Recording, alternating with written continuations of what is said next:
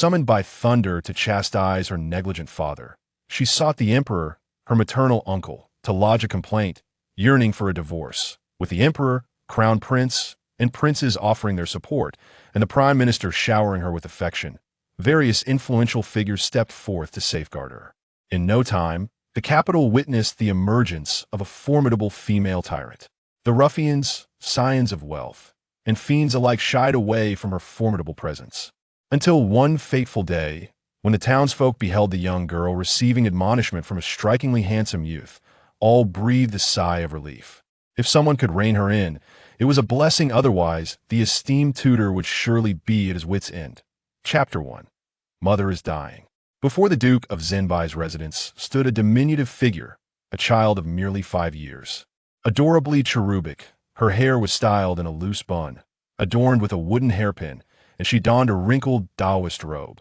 Her large, pleading eyes gazed up at the onlookers, capable of melting hearts with their innocence.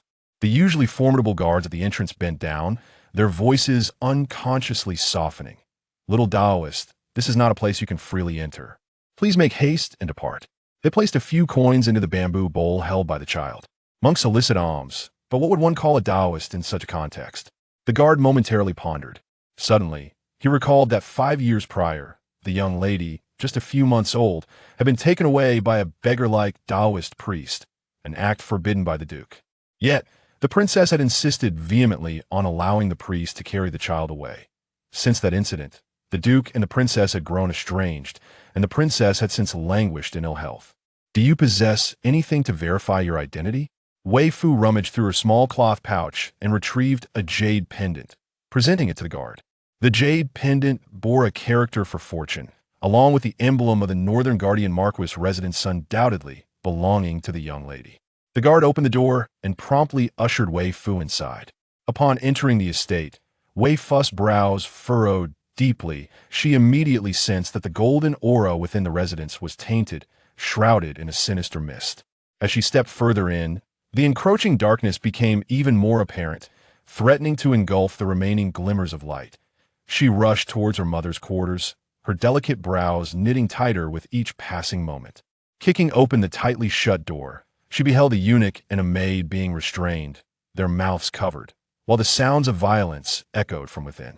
Weifoo's gaze fell upon the figure pinned to the ground, battered and bruised, her heart igniting with fury.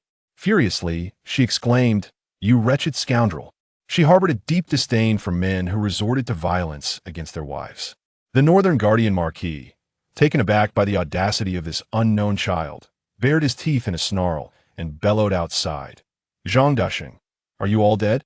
How could you allow this child to intrude? She has witnessed what she should not have. Hurry and drag her out to be silenced. Daring to invade the Northern Guardian Marquis estate and to address me as Auntie shall show you the true meaning of courting death." The woman, previously subdued and vacanted, ignited with a spark of life upon seeing Weifoo. Hearing the Marquis' words, an inexplicable strength surged within her, enabling her to break free from his grasp. She cried out to Weifoo, "Fooer, run away quickly." Weifoo remained unmoved, her clear eyes fixed upon the Northern Duke. "It is not I who seeks death, but rather you who invites it from the moment you laid hand upon my mother," she declared. With a sneer, he retorted, "I shall relish the opportunity to witness whether you and your mother perish first, or if I shall meet my demise before you." Considering that Princess Yahe had been ill for so many years, her death would raise no suspicions within the palace. As he contemplated this, he reached out to seize the prince's hair.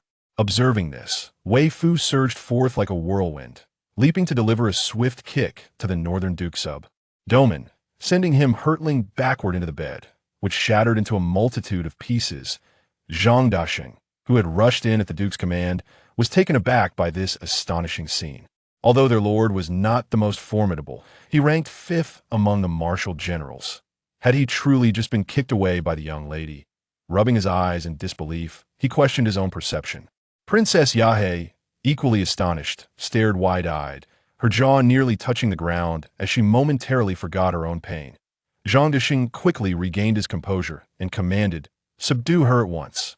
The guards of a Northern Duke lunged towards Weifoo, yet she slipped through their grasp like a slippery eel evading their attempts to seize even a corner of her clothing. Ultima Telly leaving them all sprawled upon the ground. Meanwhile, the Northern Duke managed to steady himself and rose to his feet, furiously admonishing, "Rebellious daughter, how dare you strike your father? Aren't you afraid of divine retribution?" Tilting her head in feigned confusion, Weifoo blinked and queried, "Are you truly my father?" The Northern Duke was seething with anger, casting an even harsher glare at Weifoo. Yet, as a thought struck him, his expression shifted, and he forced a smile, saying, "Am I your father? You ought to inquire about your unfaithful and despicable mother rather than me." Weifoo turned to Princess Yahe and earnestly asked, "Is he my father?" After a moment's hesitation, Princess Yahe nodded. "Indeed, he is. May I have a different father? I find this one rather undesirable," Weifoo remarked, her disdain evident upon her face. The Northern Duke, once strikingly handsome, now bore the visage of a demonic figure due to his numerous misdeeds. This transformation was imperceptible to the average observer, yet Weifoo could discern it with clarity. The innocent child's genuine expression of disapproval was far more hurtful than the Northern Duke's own grimace. "If you truly are my father, then I cannot bring myself to kill you," Weifoo said, a hint of worry crossing her features as she addressed the Northern Duke. Princess Yahe remained silent, her lips moving as if to speak, but ultimately refrained. Seeing that Weifoo recognized the taboo of patricide and that Princess Yahe was too fearful to reveal the truth, the Northern Duke smirked and then furiously commanded Weifoo, "Rebel, Liu's girl, monster, come and kneel before me." He had never encountered a child, let alone a girl, with such formidable strength. One could only wonder who had sullied Yahe all those years ago to produce such an abomination. Weifoo believed that the Northern Duke was not only unattractive but also blind. "I am a human being, not a monster. Could a monster possess such beauty as mine?" Her gaze towards the Northern Duke was filled with sympathy and pity, lamenting that such a young soul had already suffered the misfortune of blindness. Her master and fellow disciples all regarded her as the most beautiful girl in the world. The Northern Duke felt utterly at a loss when faced with Weifoo's perspective, his frustration reaching a boiling point. He cast a discreet glance at Zhang Dishing, signaling him for assistance. Chapter 2. A Fortunate Misfortune. Zhang Dishing, gritting his teeth, slowly rose from the ground, picking up a vase in silence as he stealthily approached Weifoo. Princess Yahe, noticing the impending danger, was about to utter a warning when someone suddenly covered her mouth from behind. She struggled, desperately kicking a nearby table to create a noise that might alert Weifoo. Zhang Dishing's calf trembled under Weifoo's piercing gaze. Weifoo's face was a mask of seriousness, his cold eyes fixed on the assailant who silenced Princess Yahe. The Marquis of Jinbei laughed heartily, boasting, "You better surrender obediently, or I shall take your mother's life." "Just you?" Weifoo stared at the Marquis in disbelief, questioning his audacity to presume he could commit murder under her very nose with his feeble abilities. She retrieved a piece of yellow paper from her small pouch and began to chant incantations. The Marquis laughed even more boisterously. "You don't actually believe that by following a filthy Taoist and using these trinkets, you can?" Before he could finish, the once clear sky rapidly darkened with gathering storm clouds. A deafening clap of thunder erupted, and a bolt of lightning struck the Marquis mercilessly, affecting not only him, but also Zhang Dishing and his companions. The courtyard was soon filled with anguished cries. The individual who had taken Princess Yahe captive was also struck by the lightning, releasing her as he fell, leaving her weak and collapsing to the ground. Weifoo revealed her first smile since entering the palace, helping the Princess Yahe to her feet. Shaking her head, she sweetly said, "Mother, let us go together. We shall enter the palace to seek justice, so that Uncle Emperor and Grandmother Empress can advocate for you. Then, you must swiftly divorce that ugly man, and afterward, find a handsome father for me." As she spoke, her gaze drifted toward the Duke of Northern Town, her disdain evident. The Princess Yahe felt a swirl of emotions, yet considering the Duke's intent to harm Weifoo, she nodded in agreement. In the courtyard, Jin Shan and Xiao Shan, restrained by the guards of the Duke of Northern Town, suddenly witnessed a bolt of lightning descend from the sky, splitting into dozens of strands that seemed to possess a will of their own, striking toward the Duke's men without actually harming them. Overjoyed, they felt it was a sign from heaven, seizing the opportunity to break free from their restraints and hurriedly ran towards the house. However, Just as they stood up, they saw Weifoo supporting the Princess Yahe, helping her emerge. Weifoo spotted the two and called out, "Come help me support my mother. We are heading to the palace." Given her height, assisting someone while walking proved quite challenging. The two were filled with questions. But upon hearing the princess's earlier call for Fu heir and the duke's derogatory remarks, they realized that this utterly adorable girl, whose charm melted their hearts, was indeed the young lady they had lost 5 years ago to the Taoist priest. They quickly moved to either side of the Princess Yahe, and Jin Chan couldn't help but wipe away her tears, exclaiming, "How could anyone dare to insult such a lovely mistress?" Weifoo sighed softly, offering a comforting pat on Jin Chan's hand. Some individuals are simply blind. There's no need to dwell on it. She genuinely regarded the Northern Duke with indifference, grappling with the unsettling thought that such an unattractive individual could father a daughter as exquisite as herself. Jin Chan, taken aback by the young lady's ability to console her, felt her heart melt at the maturity displayed despite her tender age. She momentarily forgot about supporting Princess Yahe and gently suggested, "Miss, would you like me to carry you?" Weifoo shook her head resolutely, affirming, "Just assist mother. I can walk on my own." Following the earlier thunderclap, many within the residence had rushed to investigate, including those guarding the back door. Navigating through twists and turns, Weifoo and Princess Yahe skillfully evaded the crowd, eventually arriving at the rear entrance. In a moment that was strikingly familiar to Jin Chan and Xiao Shun, they witnessed the petite girl lift her little foot and, with a delicate kick, send the door crashing to the ground. With her hands clasped behind her back, she adopted the quintessential gait of a grandchild doted upon by elders as she strode out of the Northern Duke's estate. Jin Chan and Xiao Shun hurriedly assisted Princess Yahe in keeping pace with her. What to do? The young lady is so fierce yet undeniably adorable, they both thought. Exhilarated. Since their arrival at the Northern Duke's residence, they had endured much hardship, and now they found themselves enamored with this unpretentious display of force. The proximity of the Northern Duke's estate to the palace meant that Weifoo and her companions soon arrived at the palace gates. Upon reaching the palace gates, Shunzi raised the insignia in his hand and proclaimed, "Princess Yahe seeks an audience with His Majesty." Weifoo stood rooted in place, gazing in awe at the majestic, spacious, and opulent palace. She had previously believed that the Duke of Jinbei's residence was grand, yet the palace surpassed her expectations.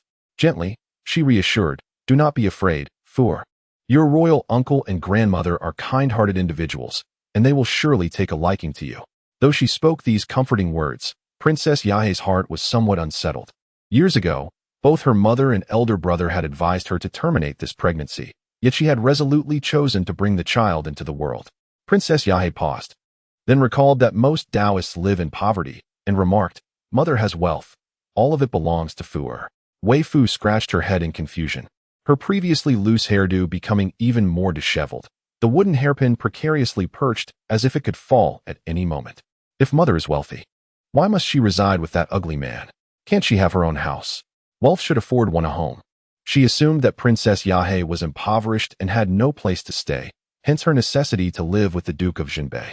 With tenderness, Princess Yahe retied Weifoo's hair into a small bun and secured the wooden pin. "From now on, we shall not live with that unpleasant man." Upon hearing this declaration from Princess Yahe, Jin Chan's eyes sparkled with immense joy, overwhelmed with tears of happiness. They had urged the princess countless times to enter the palace and seek the counsel of the emperor and empress dowager, encouraging her to divorce the duke. But she had remained resolute. At last, the princess had come to her senses. If my mother were to live with an unattractive man, would she not also have to endure the company of such a man? The very thought is disheartening. Chapter 3. The baby is distressed upon entering the palace. Weifoo discovered that the interior was even more splendid than the outside, exuding an aura of wealth that enveloped her in comfort, far surpassing her previous experience at the Duke of Jinbei's residence. As she strolled through the halls, her neck craned in awe, akin to Lu Lao Lao entering the Grand View Garden, overwhelmed by the breathtaking sights of the palace. However, the closer she approached the Imperial study, the more discomfort she felt. Yet, this seemed incongruous. Her master had taught her that the emperor is akin to the purple star, and where the purple star resides, how could one feel unease? Inside the study, the emperor was engaged in discussions with his ministers when a eunuch announced that Princess Yahe had come to seek an audience with her daughter. His expression brightened. "Has Yahe recovered? She is able to enter the palace. Quickly, summon her. Esteemed ministers, please bear with me for a moment." It has been long since I last saw my sister, he added, and the ministers expressed their understanding. The eunuch hesitated, saying, Your Majesty, please do not be angered. He then stepped out to summon the guests. The emperor found the eunuch's words perplexing, but upon seeing Princess Yahe's countenance as she entered, he struck the dragon table with a resounding blow, exclaiming in rage, Who has done this to you? Upon hearing her plight, the emperor's fury escalated. Is the Duke of Jinbei plotting rebellion? Have I already met my demise? Zhang Feng, bring the Duke of Jinbei to me at once. I shall see what audacity he possesses. Quickly, summon the imperial physician. He tenderly approached to assist Princess Yahe onto the soft sofa, his heart aching at the sight of her severe injuries. He opened his mouth, intending to inquire, yet it seemed that all words were lodged in his throat, rendering him speechless. Instead, he turned to gaze at his niece. Upon this glance, his eyes became entranced. The little girl, scarcely over 5 years of age, was a picture of delicate beauty, her dark eyes resembling a crystal-clear spring, brimming with vitality and charm, far more pleasing to behold than his troublesome sons. Her ethereal aura was soothing to the soul. Yet, this little one was intently observing his forehead, her finely arched brows nearly knitted together, conveying a sense of deep concern that elicited a quiet amusement. Noticing the mutual gaze between her uncle and niece, Princess Yahe gently encouraged, Fuer, call your uncle. In her sweet, childlike voice, Weifoo obediently uttered uncle, though the furrow of worry on her face remained. The emperor was utterly delighted by her affectionate call, immediately embracing her with great affection, softly stroking her head as he inquired, Is Fuer worried about your mother, causing you to feel troubled? The attendants in the palace were astounded to witness the emperor holding Weifoo, for he had only ever embraced the crown prince once, and never any of his other sons. Weifoo shook her head, reaching out to touch the emperor's forehead. Her gentle hand placed upon it dispelled much of the dark energy lingering there, revealing a glimmer of purple aura. Fuer is concerned for uncle, she reassured him. But do not worry, uncle. Fuer will protect you. The master remarked that the Ziwei star must not be influenced by malevolent forces, otherwise, it would lead to widespread suffering among the populace, rendering the people homeless and destitute. In such dire circumstances, she would be deprived of delicious food, delightful toys, and the vibrant scenes of bustling streets. Witnessing Weifoo boldly reach out to touch the emperor's visage, a wave of anxiety swept through the crowd, even causing a slight flutter in the heart of Princess Yahe, who feared the emperor's wrath. Yet, the emperor, upon hearing Weifoo's words, found immense amusement in the declaration of a mere 5-year-old declaring her intent to protect him. Lately, he had felt an unusual heaviness within his body and a simmering anger in his heart. However, the moment Weifoo touched him, that burdensome sensation inexplicably dissipated. He playfully pinched Weifoo's chubby cheek and, in response to her words, burst into hearty laughter, exclaiming, Very well, from now on, I shall rely on you to protect me, dear niece. The little one's heartfelt intention to safeguard him filled the emperor with great delight. Defu, draft an edict on my behalf, bestowing upon Princess Yahe's daughter, Weifoo, the title of Princess Ankang. He had long desired to confer a title upon Weifoo, but each time he sent someone to inquire at the residence of the Duke of Northern Defense, Princess Yahe would decline.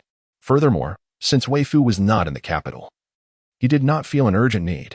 Years ago, when Princess Yahe had a Taoist take Weifoo away, he found it perplexing and sent inquiries, to which she explained that Weifoo was destined to face calamities and needed to accompany the Taoist to avert misfortune. The imperial physician soon arrived, and the emperor instructed that Princess Yahe and the physician be taken to the side hall for her examination, leaving Weifoo to converse here. Just as Princess Yahe and the physician departed, Zhang Feng arrived with the Duke of Northern Defense.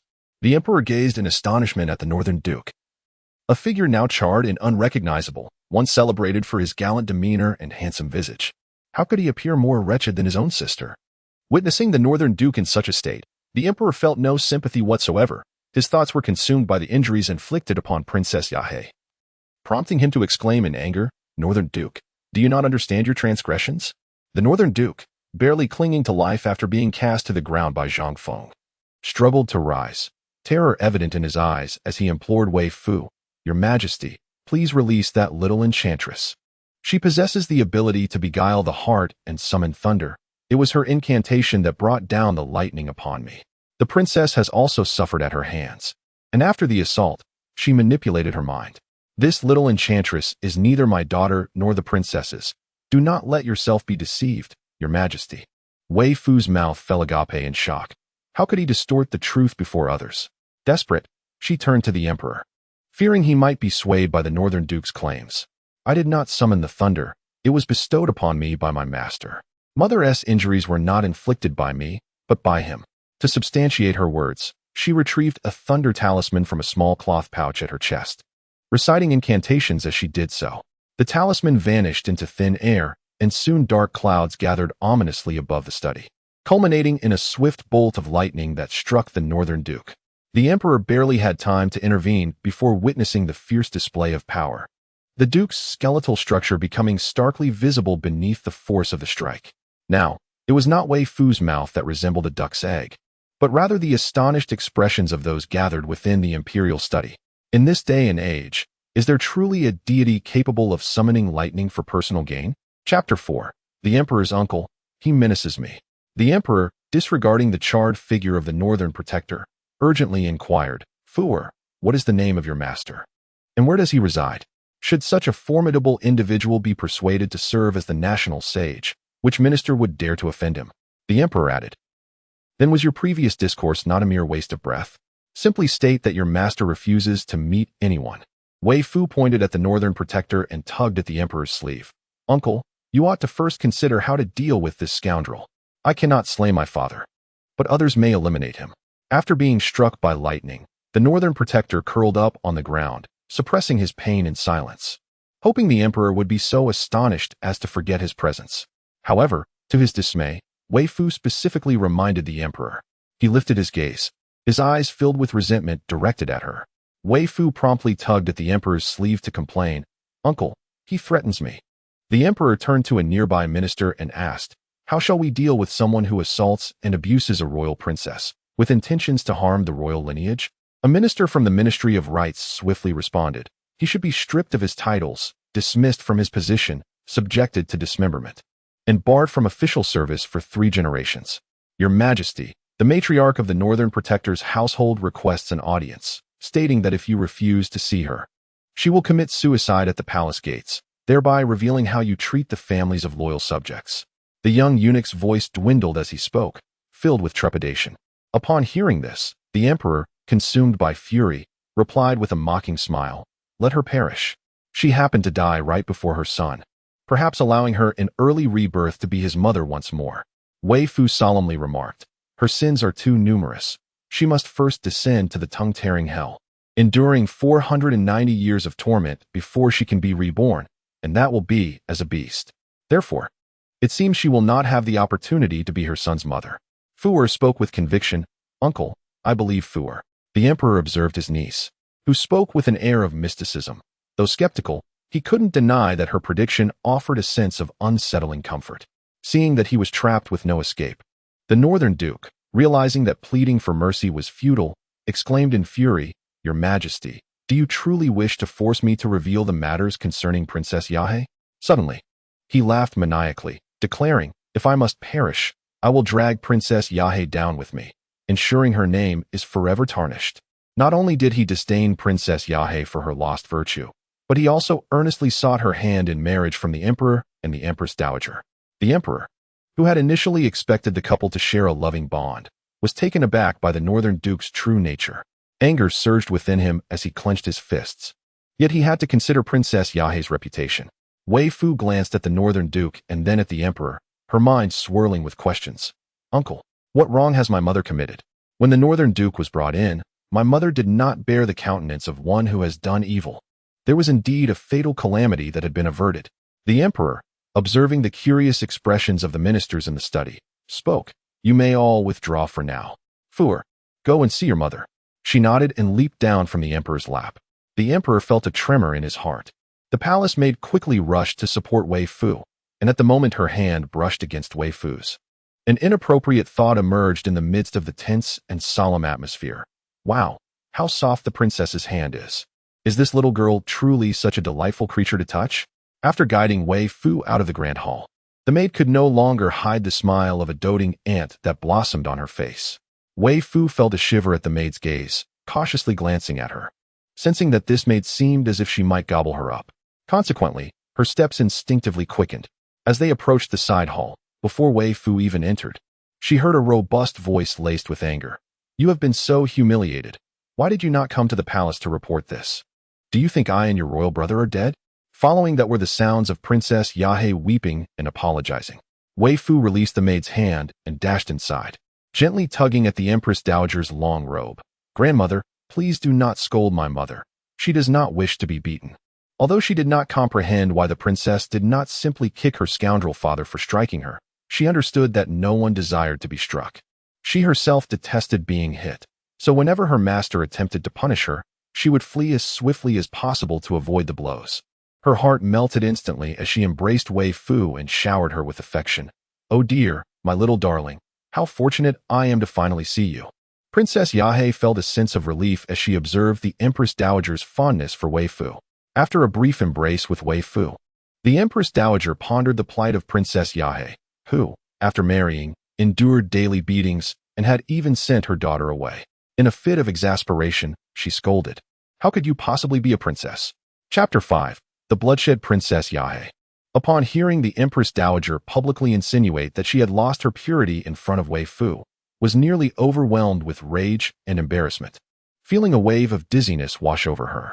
This was her humiliation, a wound she could never hope to erase. Yet, she dared not speak against the Empress Dowager for fear of inciting her wrath, and instead, she cautiously regarded Weifoo, anxious that she might detect any semblance of disdain towards her. A mother of questionable virtue, a woman of tainted reputation. Weifoo, upon hearing the dowager's words, nodded repeatedly. "Yes, yes, indeed. Discard that ugly man. I do not wish him to be my father. I have expressed this to my mother as well, urging her to find me a handsome father." Curiously, she inquired, "But, grandmother, what is aimachre? Is it a type of noodle?" Her inquisitive nature was piqued, and she realized she felt somewhat hungry, having long passed the hour for breakfast. Princess Yahe thought to herself, "Is it peculiar that my little girl is focused on such trivial matters?" The Empress Dowager, upon hearing Weifoo's remarks, found herself increasingly convinced that her granddaughter was not only beautiful, but shared a mindset akin to her own. She patiently explained, "Aimachre refers to a handsome man. If your mother seeks to find you a pleasing father, she can only look for a handsome man. However, if she chooses to take on aimachre, she may select many handsome men, and those men would not dare to mistreat either of you." Upon reflection, the Empress Dowager herself felt that seeking a consort was indeed a more reliable option. Her previous thoughts had been rather conservative. She ought to have acted thus from the very beginning, which would have spared her and her daughter from enduring so many years of suffering. Weifoo, filled with excitement, exclaimed, "Then let us find a consort. We no longer need a handsome father." How could a handsome father possibly compare to a multitude of charming gentlemen? Upon hearing their exchange, Princess Yahe could not help but interject, "Mother, how can you say such things in front of Fuer? Look, you have led her astray." The Empress Dowager, exasperated, retorted, "I should have spoken to you more often. The chastity of a woman is indeed significant, yet it is not of paramount importance. One ought to regard it as if one had merely been nipped by a dog. As for leading Fuer astray, you both hail from noble lineage, given your inherent privilege. You should not demean yourselves nor allow others to do so. I believe Fuer's understanding is more astute than yours, as she clearly distinguishes between right and wrong." Weifoo listened to their conversation, puzzled, unable to grasp the connection between handsome men and chastity, or what chastity had to do with dogs. Curiously, she inquired, "Grandmother, if handsome men are called consorts, what do we call beautiful women?" Though her grandmother was advanced in years, she still possessed a certain allure, and Weifoo wished to compliment her. This question genuinely stumped the Empress Dowager, as there was no corresponding term for women in contrast to consorts. Princess Yahe, witnessing her formidable mother caught off guard by her beloved daughter's inquiry, could not help but laugh. The Empress Dowager immediately snapped, laughing, "How dare you laugh? Do you not feel the sting of your own face, or the corners of your mouth?" Princess Yahe hesitated, acknowledging, "I almost forgot you mentioned it. What are your thoughts?" "This matter must be resolved today," the Empress inquired coldly. Princess Yahe lowered her gaze and replied, "As for the punishment for assaulting a royal princess, let it unfold as it may. I beseech you, mother, to grant me a divorce." Reflecting on her past, she had always felt a sense of guilt regarding that incident. After marrying into the Duke of Jinbei's household, she endured the old matron's relentless torment, the duke's verbal humiliations, and even physical assaults, bearing it all in silence. In truth, she had never wished to continue living. It was only upon uncovering the duke's true nature that she resolved to send Weifoo away. Believing that eliminating that man would safeguard her child's lineage, allowing them to live with dignity. The empress had been awaiting this declaration. She released Weifoo and gently caressed her head, saying softly, "Fooer, take good care of your mother while your grandmother seeks justice for you." However, Weifoo clutched the empress's sleeve, her expression grave. "Grandmother, you must not go. If you do, calamity will befall you." The empress paused, noticing her granddaughter's attire resembling that of a little Taoist priest, and recalled that she had been taken by a Taoist. Nevertheless, given her tender age of 5, such words seemed utterly implausible, and the empress remained skeptical. Weifoo pleaded anxiously, "Grandmother, you truly cannot go. Please trust Fooer. I am not speaking idly. It is what my master has foretold." Before returning home, Weifoo's master had advised her that in the event of encountering matters difficult to explain, she should cast them upon him. She was instructed that if others doubted her words, she might also attribute those matters to him. Thus, it was time to invoke her master.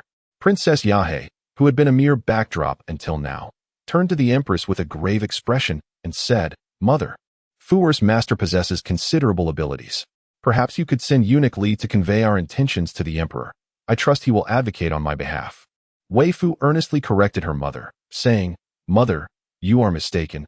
My master does not merely possess some abilities. He is extraordinarily capable." As she spoke, she animatedly gestured with her hands, her face brimming with pride and delight. The empress, unable to resist, pinched her granddaughter's chubby cheek, feeling that engaging in disputes with others paled in comparison to spending time with her beloved granddaughter. She then instructed Eunuch Li to relay their message to the emperor. Once Eunuch Li departed, Weifoo scampered over to Princess Yahe's bedside, leaning in to observe her injuries. She gently blew on them and said, "Fooer will blow for mother. Blowing will make it hurt less." Earlier, she had crafted a pain-relieving charm for Princess Yahe, though it was insufficient to completely alleviate the pain.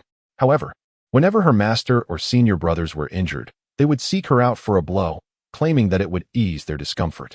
Uncertain whether it was merely psychological, Princess Yahe found that after Weifoo's gentle blowing, her pain indeed seemed diminished. She smiled and affectionately stroked Weifoo's head, saying softly, "Thank you, Fooer." The empress observed the tender exchange between mother and daughter, turning her head away to discreetly wipe away her tears. The late emperor's harem was vast, and she exerted countless schemes and immense effort to protect her beloved children. She carved a bloody path to ensure her son ascended to the throne. Yet she never anticipated that her daughter would be abducted, leading to a life of such misery after her marriage. In Chapter 6, Peach's junior disciple, she even inquired about Weifoo's culinary preferences. Weifoo, counting on her fingers, eagerly listed a variety of dishes, salivating as she spoke. The Empress Dowager suspected that Weifoo had previously served at a tavern, given her extensive knowledge of the menu. However, upon witnessing Weifoo's gluttonous demeanor, she instructed Ting Yu to procure every dish mentioned from the Imperial kitchen. As Weifoo gazed at the bountiful spread before her, her eyes sparkled with delight. While waiting for the dishes, the Empress Dowager had already heard Weifoo's stomach rumble several times. Consequently, she promptly offered Weifoo a piece of pork elbow to eat. Weifoo, unreserved in her appreciation, wasted no time diving into the feast, prompting the Empress Dowager to observe with shock as the food vanished at an astonishing rate. Weifoo's voracious appetite resembled that of someone who had long been deprived. Initially taken aback, the Empress Dowager soon felt a pang of sympathy. Realizing the hardships Weifoo must endure while accompanying the impoverished Taoist priest. After Weifoo had nearly polished off the array of dishes and felt a modicum of fullness, she noticed that the Empress Dowager had scarcely touched her own food. Curiously, she turned to her and asked, "Grandmother, do you not enjoy these dishes?" With a tender touch, the Empress Dowager caressed Weifoo's head and replied, "Grandmother has had her fill. Have you eaten enough, my dear?" Weifoo Yao shook her head, joyfully exclaiming, "Then I shall take on the rest." The Empress Dowager felt a pang of bitterness in her heart upon witnessing how such simple food could bring such delight to this little one. If it were not for their urging Iha to terminate her pregnancy, the hurried marriages would never have occurred, and the two of them would not have endured such suffering. Regret consumed the Empress Dowager. Yet, seeing Weifoo consume so much, she grew concerned for her health and summoned a physician. Feeling reassured only after hearing that there was no cause for alarm, Weifoo matter-of-factly stated, "She is not mad. She merely wishes to survive." Furthermore, with malevolent forces at play, it has emboldened her. However, those with pure intentions are impervious to evil. It is only those harboring ill will who fall prey. Upon hearing her words, Eunuch Li promptly concurred. The princess speaks the truth. Seeing that Eunuch Li believed her, Weifoo's joy was palpable as she rummaged through her small cloth pouch and produced a charm, presenting it to him. "Eunuch, this is a talisman for peace. It will ensure your safety. You must keep it close." Eunuch Li, having a history of bloodshed, was destined to attract vengeful spirits. Why were they vengeful? Because the lives he had taken were not of the virtuous kind. Good souls, upon death, transform into vengeful spirits if not reincarnated, whereas wicked souls become malevolent ghosts if not condemned to hell. Notably, vengeful spirits can be liberated, whereas malevolent ghosts must be vanquished outright. Li Gongong, taken aback by the unexpected favor, cradled the Ping and Fu in his hands and was about to kneel to Weifoo in gratitude. However, Weifoo gently supported his hands, preventing him from bowing. Li Gongong meticulously placed the talisman close to his person, though he was uncertain of its efficacy. He was indeed the first to receive a gift from the young princess. As he pondered this, a broad smile creased his weathered face. The Empress Dowager regarded Li Gongong's aged visage with increasing disdain. The manner in which the emperor dealt with the Northern Marquis's household was a matter of great interest to Weifoo, who immediately perked up to listen. The Northern Marquis and his wife were to be publicly executed at the market square the following day, while their estate would be confiscated. Those who had ever insulted the princess or the young lady would be exiled 3,000 miles, and the rest would be barred from entering the capital for life. As Li Gongong recounted these events, his expression was one of satisfaction. The next morning, Weifoo rose early, and changing her residence had little effect on her. Her early rise was to retrieve the bodies of the Northern Marquis and his wife. Despite her aversion to them, one was her father and the other her grandmother. It would be inappropriate not to attend to their remains.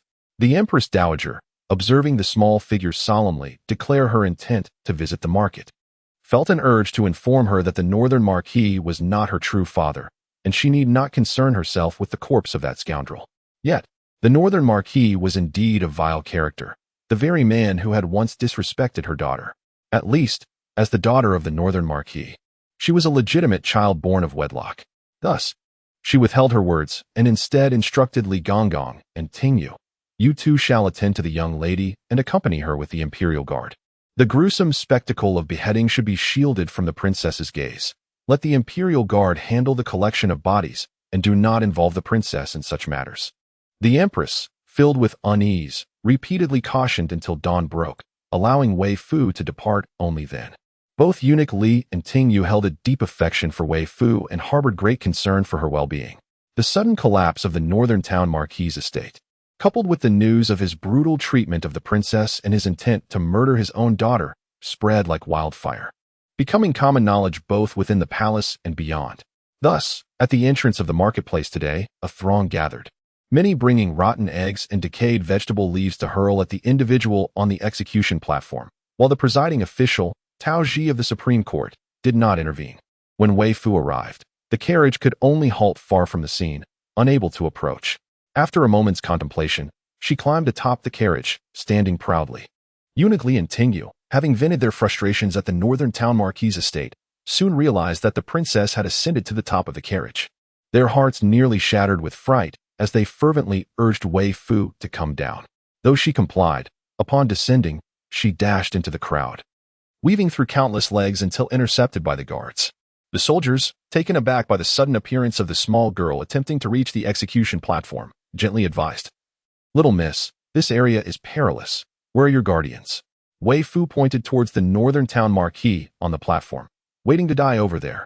The guards, regarding the lovely child with sympathy, wondered what madness had overtaken her. "If your family awaits death, then you must not approach. Otherwise, you too may be swept into the same fate." Weifoo sensed the indifference of the soldiers and anxiously called out to the drowsy Tao Ji on the platform, Junior brother, Tao Ji junior brother." In his hazy state, Tao Ji thought he heard the voice of the deadly little senior sister. Chapter 7. Not her biological father. Seeing that Tao Ji was ignoring her, Weifoo raised her voice, exclaiming in frustration, "Tao Ji junior brother, if you disregard me, I shall be quite vexed." This time, Taoji clearly heard her. Following the sound, he spotted his little senior sister, who was being held back by the soldiers, clenching her fist as if ready to strike. He awoke from his stupor and, with little regard for his image, hurriedly rolled over, bypassing the soldiers to embrace Weifoo, apologizing with a smile. I was unaware of senior sister's esteemed presence. I beg your pardon for my inadequate welcome. Weifoo, with a hint of disdain, adjusted his hat and queried, "What on earth are you doing dressed like this?" At that moment, Taoji was clad in the attire of the Minister of Justice, and Weifoo was puzzled.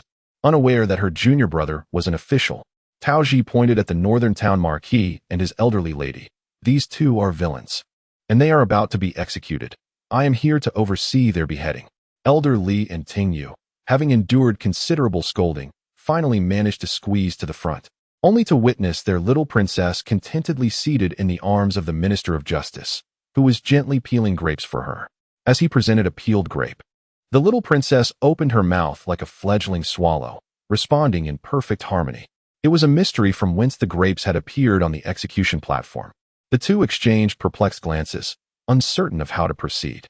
At this moment, Taoji had discerned how Weifoo had arrived here. After feeding his little junior sister a plate of grapes, he observed that the hour had come, and instructed someone to behead the two individuals from the northern town marquis' residence. He specifically cautioned them to execute the act with a deliberate slowness. It was disheartening to think that their cherished little junior sister, whom they held so delicately, had been tormented by such a grotesque figure as the northern town marquis. As the executioner raised the cleaver, Taoji shielded Weifoo's eyes, preventing her from witnessing the gruesome spectacle. He then commanded that tattered mats be used to wrap the bodies of the northern town marquis and his old wife, and took it upon himself to accompany Weifoo to bury the two. Setting aside official duties for the moment, on their way to the ancestral grave of the Wei family, Taoji continued to grumble. How can such a vile creature be worthy of having a daughter as stunning, intelligent, and endearing as my junior sister? The thought alone stirred his indignation. Weifoo nodded in agreement, expressing her own disbelief at the injustice. When she encountered the northern town marquis, she felt nothing. Yet upon meeting Princess Yahe, the emperor, and the empress dowager, she experienced an innate sense of closeness. Even when witnessing the demise of strangers, she felt a pang of sorrow, but the deaths of the northern town marquis and his wife evoked no emotion within her. Contemplating this, she could not help but ask Taoji, "Junior brother Tao, do you think I am too cold-hearted?" Taoji felt a sense of helplessness. Their little junior sister was already 5 years old, yet still could not correctly pronounce his name. He was Taoji, not Taozi. Nevertheless, there was no resemblance between her and the northern town marquis, with whom he had had dealings before. To his utter astonishment, he discovered that his own little junior sister was, in fact, the daughter taken away by the infamous Taoist from the renowned Jinbei marquis family. It was perplexing, considering how formidable her master was, entirely unrelated to the Taoist.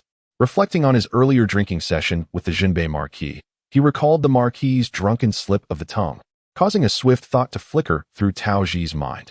Maintaining a composed demeanor, he gently smiled and remarked, "To be born yet not nurtured is a disservice to parenthood. Thus, my junior sister is not heartless. Rather, it is they who are wicked. Malefactors do not merit sympathy or forgiveness. Such sentiments would only serve to trample upon the victims and inflict further harm." Weifoo gazed at her junior brother with admiration, unable to suppress her applause. Although she could not comprehend the words, she sensed a profound cultural depth, a remarkable eloquence in his speech. Taoji recognized that his junior sister had not grasped his meaning. Even more bewildered were Lord Li and Tingyu. How had the Minister of Justice become a junior brother to a girl of merely a few years? It was indeed a curious sight, a young man in his 20s serving as a junior to a child. The Wei family tombs were not far from the capital, and the carriage journeyed for half an hour before arriving. The burial grounds were densely populated with bamboo, flourishing abundantly and casting a shadow that obscured the sun. As Li Gonggong and Tingyu entered, they were immediately enveloped by a chilling breeze that penetrated their bones. While they saw nothing, the cold was palpable. However, Weifoo and Taoji could discern the spectral forms of the Jinbei marquis and his old lady emerging from behind the bamboo, shielded from the sun. The two vengeful spirits sought to approach Weifoo, yet they found themselves halted 10 meters away, as if an invisible barrier protected her, preventing their advance. Thus, the two spirits could only curse vehemently, their words resounding with an unspeakable harshness. "Weifoo, displeased, raised his hand, causing the ghost of the Northtown Marquis to submit its neck into his grasp as if drawn by a magnet. Weifoo tightened his grip around the Marquis's throat, stating, "My junior brother Taozi mentioned that during your drunken stupor, you claimed that my mother never allowed you to touch her, implying that I am not your child, but rather the offspring of another man." Taozi observed the Northtown Marquis, whose neck was ensnared by his little junior sister, now contorted into an exceedingly grotesque posture as he knelt on the ground due to their height disparity. A fleeting pang of sympathy washed over him. When he first encountered his junior sister, she was merely 3 years old, yet she had effortlessly subdued a malevolent spirit. Under normal circumstances, humans are unable to interact with ghosts unless wielding special artifacts or incantations. However, his junior sister required none of these, as she could engage with spirits barehanded, pinning them down with ease, rendering them utterly defenseless. He had witnessed her mercilessly beating the malevolent spirit until it howled in agony, tears streaming down its spectral visage, nearly shattering its very soul. That first encounter with such a ferocious little girl left him in awe, taking 3 days to muster the courage to speak to her. The Northtown Marquis struggled desperately, while the Marquis's matron attempted to rush forward to confront Weifoo, yet neither could escape or breach the barrier. Weifoo posed a question, but the Marquis remained silent, which Weifoo perceived as discourteous. Consequently, he instinctively tightened his grip further, inflicting excruciating pain upon the Marquis, whose very essence trembled in rippling waves. Should Weifoo exert even more pressure, the Marquis would surely face the dissolution of his soul. Although it was her first time playing the role of a ghost, an instinctual sense of dread enveloped her. The Marquis of Jinbei wore a malicious grin while recounting the scandalous tale of Princess Yahe's defilement, embellishing it with vivid details. He claimed that the perpetrator was a decrepit beggar, a man who had lost his leg, and audaciously asserted that Weifoo's father was that very beggar. Listening with an impassive expression, Weifoo retrieved her small bamboo bowl from the cloth pouch at her chest, collecting both the Marquis and his wife without a flicker of emotion. Taozi, observing the calmness on Weifoo's face, expressed her concern. "Junior sister, do not take the Marquis's words to heart, particularly those concerning your biological father. They are utterly untrustworthy." Weifoo blinked innocently and replied, "I am not foolish enough to believe him. Given my looks, my real father must be quite handsome as well." She possessed this confidence, knowing that the Marquis could not possibly be her true father, which brought her a sense of relief. Chapter 8. The Violent Little Girl in High Spirits. Weifoo patted Taozi's arm and declared, "After this, let us visit the Marquis of Jinbei's residence. Once we are done, sister will treat you to a grand feast." As she mentioned the feast, she instinctively licked her lips in anticipation. Since the Marquis was not her junior sister's father, he was unworthy of her burial, prompting Taozi to summon the soldiers who had been dismissed to assist with the burial. He lifted Weifoo effortlessly, inquiring, "Why would junior sister wish to visit such an ominous place as the Marquis's residence?" Leaning closer to Taozi's ear, Weifoo whispered, "There is something amiss at the Marquis's estate, and the Imperial study also bears its own issues." Taozi shuddered at her words. If junior sister sensed something wrong, then indeed, there was something to be concerned about. The Imperial study had evidently been tampered with, potentially jeopardizing the very foundation of the nation. Taozi, with a grave expression, cradled Weifoo and ascended the carriage, heading directly to the residence of the Marquis of Jinbei. The Marquis of Jinbei's estate was now deserted, its gates sealed, as all individuals had been apprehended and taken to the Dali Temple for interrogation, awaiting their fates. Weifoo recalled the guard who had given her the copper coin, and said to Taozi, "Junior brother, that guard with the long stringy beard has never committed any wrongdoing. Please let him go." Taozi could only nod in response to his senior sister's words.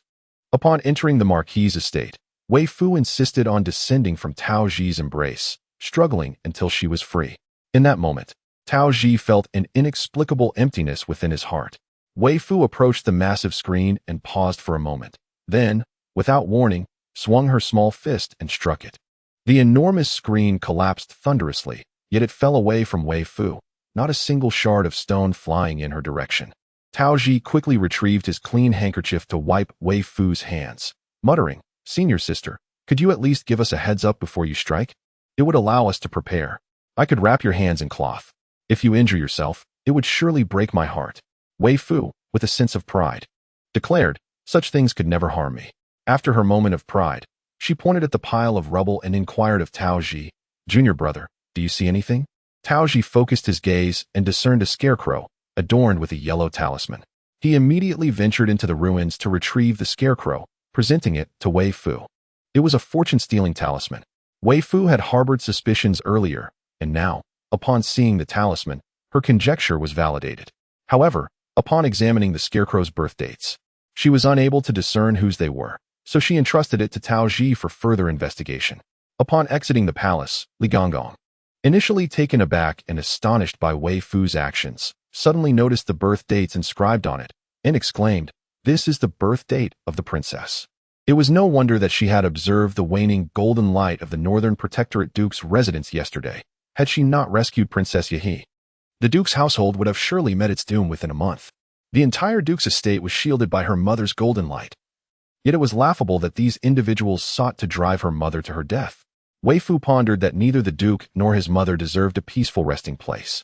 Taoji furrowed his brow and remarked, "Junior sister, I recall Master stating that such insidious talismans would not be employed by genuine Taoist priests, correct?" Weifoo nodded, then shook her head, not that they cannot, but rather that reputable priests would refrain from engaging in such practices. If the fortune-stealing talisman were to be discovered, the one who inscribed it would face dire repercussions. As soon as she finished speaking, her stomach audibly grumbled, the sound startlingly loud. Everyone turned to look at her in unison. Her face flushed crimson, and she promptly clung to Tao Ji's leg, climbing up to seek his embrace, burying her face in his chest. Oh, how embarrassing. Tao Ji, initially tense due to the presence of unscrupulous priests, was immediately amused by his junior sister's antics.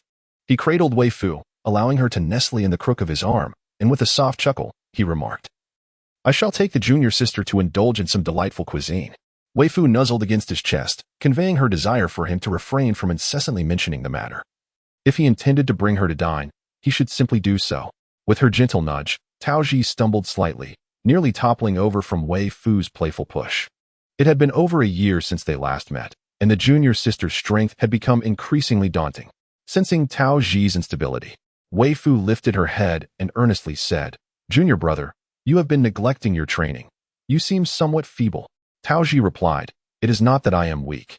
It is you who are oblivious to your own strength. If a mere ordinary person were to be nudged by you like that, they would likely suffer broken ribs."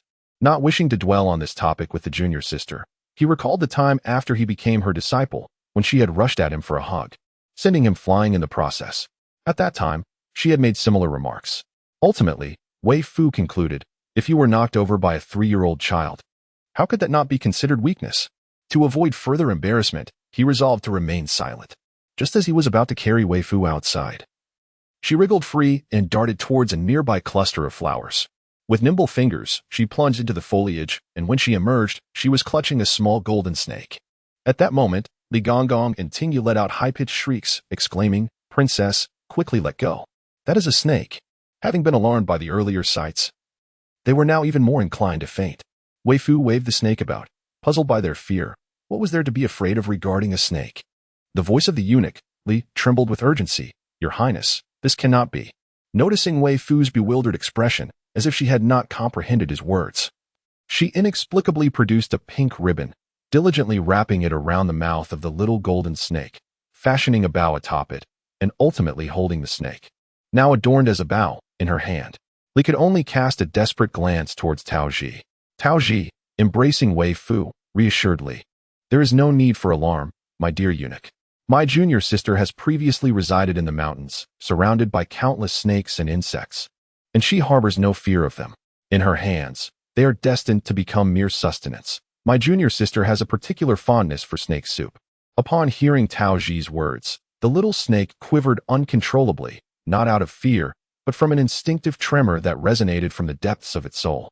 It had initially sought refuge behind the shadow wall, only to have its sanctuary shattered by the unexpected strength of a petite girl, and to its dismay, it was subsequently extracted from a thicket of flowers by her single hand.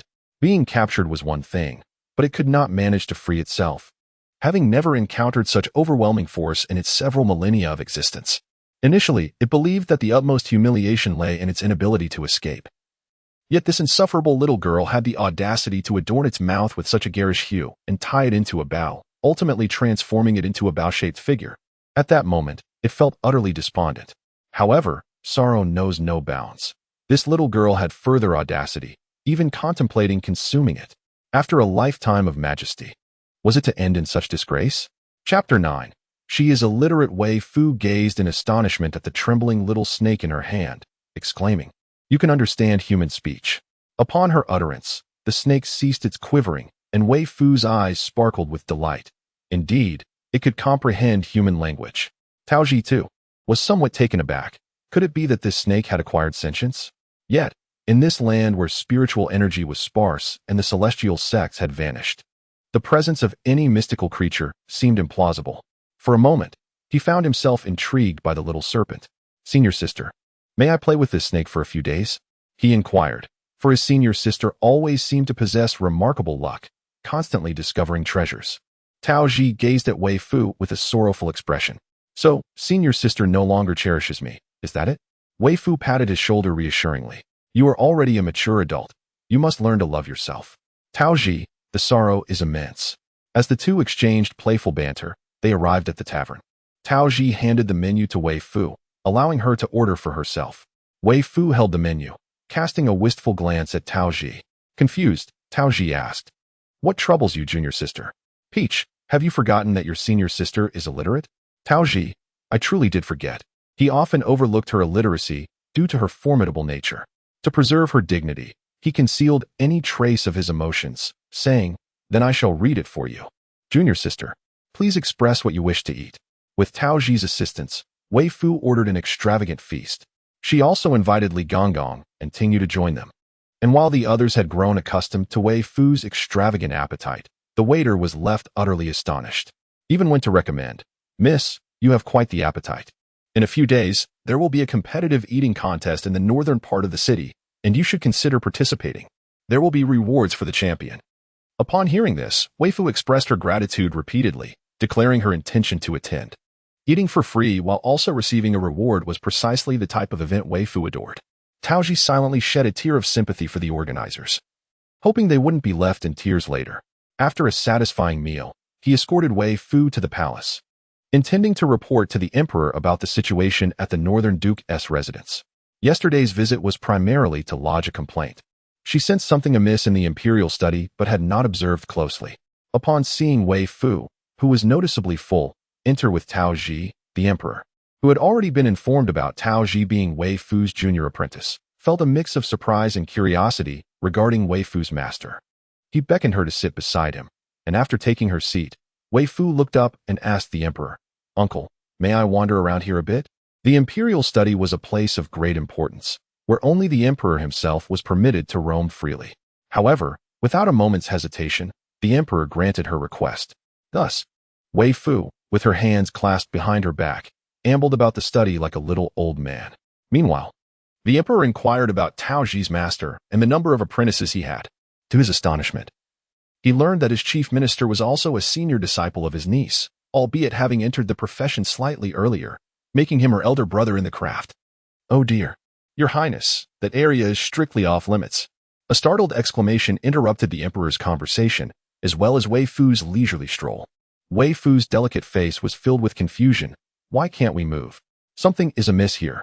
The emperor had just learned from Taoji that his little niece had received true teachings from their master. Reflecting on how he had felt heavy and burdened every day until Weifoo alleviated his discomfort with her touch, he immediately inquired with a grave expression, "Did you perceive something, Fua?" Although it seemed implausible that a 5-year-old girl could discern such matters, he believed in the capabilities of a disciple molded by a mentor who transformed a wastrel into a talent within a year. "There is something sinister at play," Weifoo declared, patting the dragon's head. "If Fua wishes to see, then let us open it." He addressed the eunuch who had just prevented Weifoo from proceeding. "Open this." The eunuch promptly called for professionals. Weifoo pointed out that the problematic area was a stone wall in the Imperial study, intricately carved with a majestic golden dragon. The wall was painted a vivid cinnabar red, resembling the scene of a golden dragon bathed in blood. The dragon's tail soared upwards, while its head extended from the stone wall, reaching directly above the emperor's bed. If the emperor were to lie down to rest, his head would be aligned with the dragon's head. It was not just Weifoo who sensed something was amiss. Even Taoji, who was not yet initiated, felt the unease. When was this stone wall constructed? The Imperial study is a place of great importance, and those who enter typically refrain from idly observing their surroundings. Moreover, this stone wall is situated within a partition adjacent to the emperor's resting place, a space where officials are not permitted to enter. About a month prior, Taoji had urgent matters to report to the emperor. At that time, the emperor was taking a short rest, thus allowing him entry. There was no indication of the current situation then. The emperor remarked, approximately half a month ago, I have been plagued by restless nights, prompting me to summon Master Wuji from Dian Temple to inquire about my condition. Master Wuji suggested that my dragon aura has diminished, resulting in malevolent forces infiltrating. He advised that only by employing a golden dragon to suppress and channel the earthly spirit could I attain tranquility. Tao Ji, with genuine concern, mentioned to his junior sister. Master Wuji from Dian Temple has many followers and is renowned as a venerable monk. Weifoo nodded in acknowledgement. Yet Taoji gazed at her junior sister with a hint of worry, uncertain whether she comprehended the significance of Dian Temple or the nature of a high monk. It must be noted that Weifoo, despite her limited understanding of Dian Temple, was aware that high monk referred to a bald ascetic, as her master often referred to them. Soon, individuals arrived to unveil the dragon head, revealing an ominous yellow talisman within. The emperor's countenance soured at the sight of the talisman, prompting him to issue several commands post-haste, to apprehend all those previously involved in the repair of the stone wall for questioning, and to summon Master Wuji to the palace. Citing that his health had been deteriorating and seeking the master's assistance, Taoji extracted the talisman and inquired of Weifoo, junior sister, what sort of talisman is this? He was entirely unfamiliar with such symbols. Chapter 10. She is not even 3 years old. Weifoo's cherubic face was etched with an expression of utmost seriousness. Typically, one might find such a countenance on a child amusing. However, in this instance, everyone present could not help but hold their breath in rapt attention. This was a talisman for the siphoning of fortune, akin to the one from the Duke of Northern Town, both seemingly crafted by the same hand. The talisman from the Duke of Northern Town was designed to siphon my mother's fortune for the benefit of the entire estate, while the one here, in the possession of my imperial uncle, aimed to extract the emperor's fortune. Yet, the intended recipient of this particular talisman remained a mystery to me. Though both talismans served the purpose of siphoning fortune, there existed notable distinctions. The Duke of Northern Town's talisman was concealed at the main entrance of his estate, while the yellow talisman was hidden within a doll inscribed with Princess Yahe's birth details, allowing her to discern to whom Princess Yahe's fortune would be diverted once extracted. In contrast, the Emperor's talisman lacked any additional clues apart from its function of extracting fortune. However, the bald Master Wuji was indeed correct. My imperial uncle's insomnia and troubling dreams were indicative of an external malevolence infiltrating his being. The siphoning of your imperial fortune has undeniably provided an opportunity for such malevolence to take root. One of the emperor's attendants, Eunuch Lu, voiced his confusion. But your majesty had begun experiencing sleeplessness and nightmares even before the construction of this stone wall. There was no need for Weifoo to respond. As her junior brother, the Peach Master, interjected, there are myriad factors that can lead to insomnia and nightmares. It is not solely due to the leakage of imperial fortune. It is likely that the emperor's previous troubles were orchestrated by someone with ulterior motives, facilitating their brazen placement of this stone wall in the imperial study to ensnare the emperor. Weifoo gave Taoji a thumbs up, indicating that this was precisely the point. Taoji proudly lifted his chin. Lu Gonggong remarked, why does this scene feel so dissonant? My dear Tao, what is there to be so pleased about being praised by a child? Shouldn't you be the one to flatter our princess? She is so beautiful and charming, a gem of a person, and yet you have the audacity to have her give you a thumbs up. Although the emperor was quite angry, he managed to contain his fury and gently inquired of Weifoo, is there a way to resolve this? Weifoo replied, simply destroy this stone wall and the talisman. And dear uncle, you should spend more time basking in the sun. The emperor exclaimed, is it truly that simple? He wished to confirm his understanding, fearing he might be hallucinating, but upon seeing her serious expression, professional and reliable, he felt compelled to trust his niece. Your Majesty, Eunuch Zhao from the Empress Dowager's side has come to request your presence, an attendant announced. The Empress Dowager immediately summoned Weifoo, feeling that her son had begun to act rather thoughtlessly, neglecting important matters and monopolizing Weifoo's time. Weifoo nodded. From her small cloth pouch, she retrieved a talisman and presented it to the emperor, saying, please wear this. Dear uncle, it ensures your safety. Though she had destroyed the talisman, there remained some dark energy within his aura, indicating impending misfortune. Tao Ji looked on with envy as Weifoo gifted the talisman to the emperor. The emperor, who had initially held the talisman casually, became more solemn under the unabashed gaze of admiration from Tao Ji. He reverently placed the talisman into the pouch at his waist, signifying his commitment to wear it with utmost care. Tao Ji gazed longingly at Weifoo, her voice tinged with a touch of vulnerability. Little senior sister, what about mine? My current position is perilous. One misstep could cost me my life, and there are many lurking in the shadows wishing to end me. Weifoo, observing the clear surroundings, reassured Tao Ji, you won't encounter any danger in the near future. However, since you treated me to a grand feast today, I shall grant you one. It baffled her why Tao Ji's younger apprentice seemed so prone to being misled. After all, she was not a mere child of 3. Ecstatic, Tao Ji accepted the talisman and joyfully lifted Weifoo, spinning her around, which elicited a delightful laugh from Weifoo. A long sigh of relief escaped Tao Ji's lips. This was indeed her little senior sister, one who should be carefree and joyous, rather than bearing a serious expression with furrowed brows. The emperor, filled with jealousy, cast a furtive glance at Tao Ji, amused by her lively demeanor, which brightened the entire Imperial study, almost prompting him to pound his chest in frustration. How infuriating! Why had he not thought of this sooner after receiving the talisman? Though confused about why Tao Durin addressed them as little county princesses, he remained steadfast in his mission, particularly since Weifoo's day had been so eventful, demanding much for the Empress Dowager to process. After a moment of bewilderment, the Empress Dowager exclaimed in anger, is it truly so easy to let those two from the northern town marquis' residence perish? It is far too lenient for them. Weifoo sweetly replied, Grandmother, do not be upset. May I participate in the eating competition? The gentle and smiling grandmother Zeng, who stood beside the Empress Dowager, remarked, Little princess, as a noble of your rank, how could you engage in such contests? The food outside is not sanitary, and I dare say the offerings in such competitions are hardly of good quality. If you wish for anything to eat, simply express it to the Empress Dowager or to us who serve you. The Imperial kitchen can prepare anything you desire. Though the Empress Dowager came from a prestigious background and had endured some hardships upon entering the palace, she had never suffered in terms of food, clothing, or other needs. Grandmother Zeng's words resonated deeply with her, prompting her to nod in agreement. Indeed, you speak wisely, Grandmother Zeng. Weifoo blinked her eyes innocently and stated, but the food outside is clean. Anything edible is good.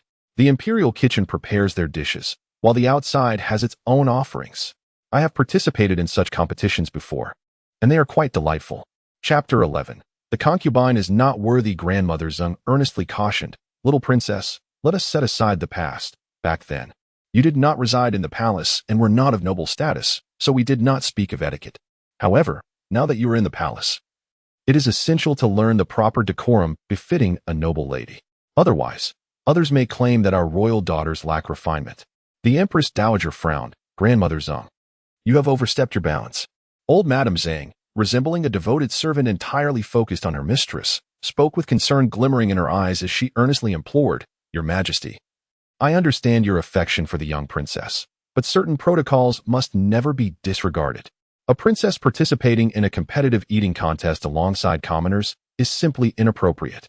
Weifoo, perplexed, tilted her head and inquired of the Empress, Grandmother, is there a rule prohibiting the princess from entering such a contest? The Empress shook her head. Upon hearing this, all present in the hall stared at her in shock. Weifoo, unable to contain herself, scratched her head, her face a picture of innocence. Why are you all looking at me like that? Old Madame Zeng was the first to regain her composure, immediately kneeling and lamenting. How could I ever harbor ill feelings towards the young princess?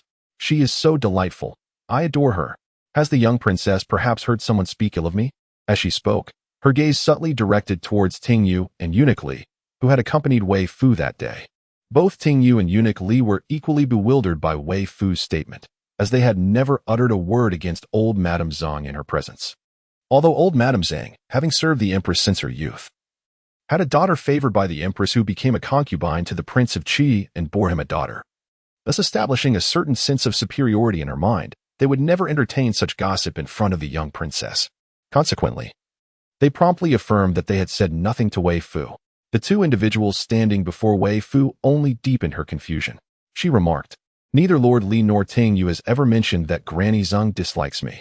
The notion that Granny Zeng harbors animosity towards Fuer was solely her own perception. However, Granny Zeng dismissed this claim, firmly believing that Weifoo had been incited and misled by Lord Li and Ting Yu. She pressed further. Since the young princess asserts that Lord Li and Ting Yu have said nothing to you, how then do you know that Her Majesty the Empress favors my granddaughter? I can discern it. Weifoo replied. Granny Zeng, your husband has long since passed, and you have but one daughter, who has been taken as a concubine in the Qi Wang's estate, where she has borne a daughter now 6 years of age, greatly cherished by her grandmother. After sharing this, she curiously inquired, Granny, what exactly is a concubine? The Empress instinctively responded, a concubine is not an object.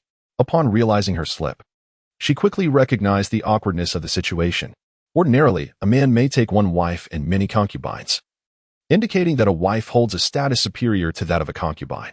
Weifoo found the matter rather intricate, nodding in a manner that suggested partial understanding. Yet, from the perspective of scarcity, it was evident that while only one wife could exist, numerous concubines could be taken, thus underscoring the greater nobility attributed to a wife. Granny Zeng felt her ire rising at the Empress's explanation.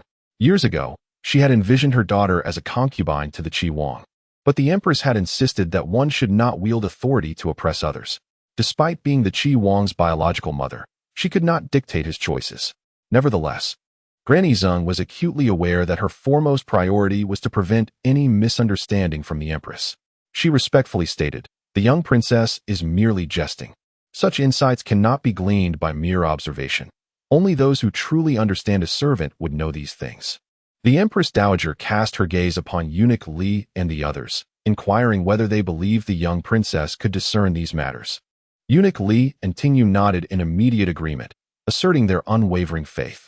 They could no longer afford to regard Weifoo as an ordinary child. Eunuch Zhao also nodded in affirmation. It was entirely reasonable for one with a celestial master to perceive what others could not. With a sigh, the Empress Dowager lamented her own selfishness, acknowledging that, having been attended by Mama Zeng since childhood, she had selfishly monopolized her.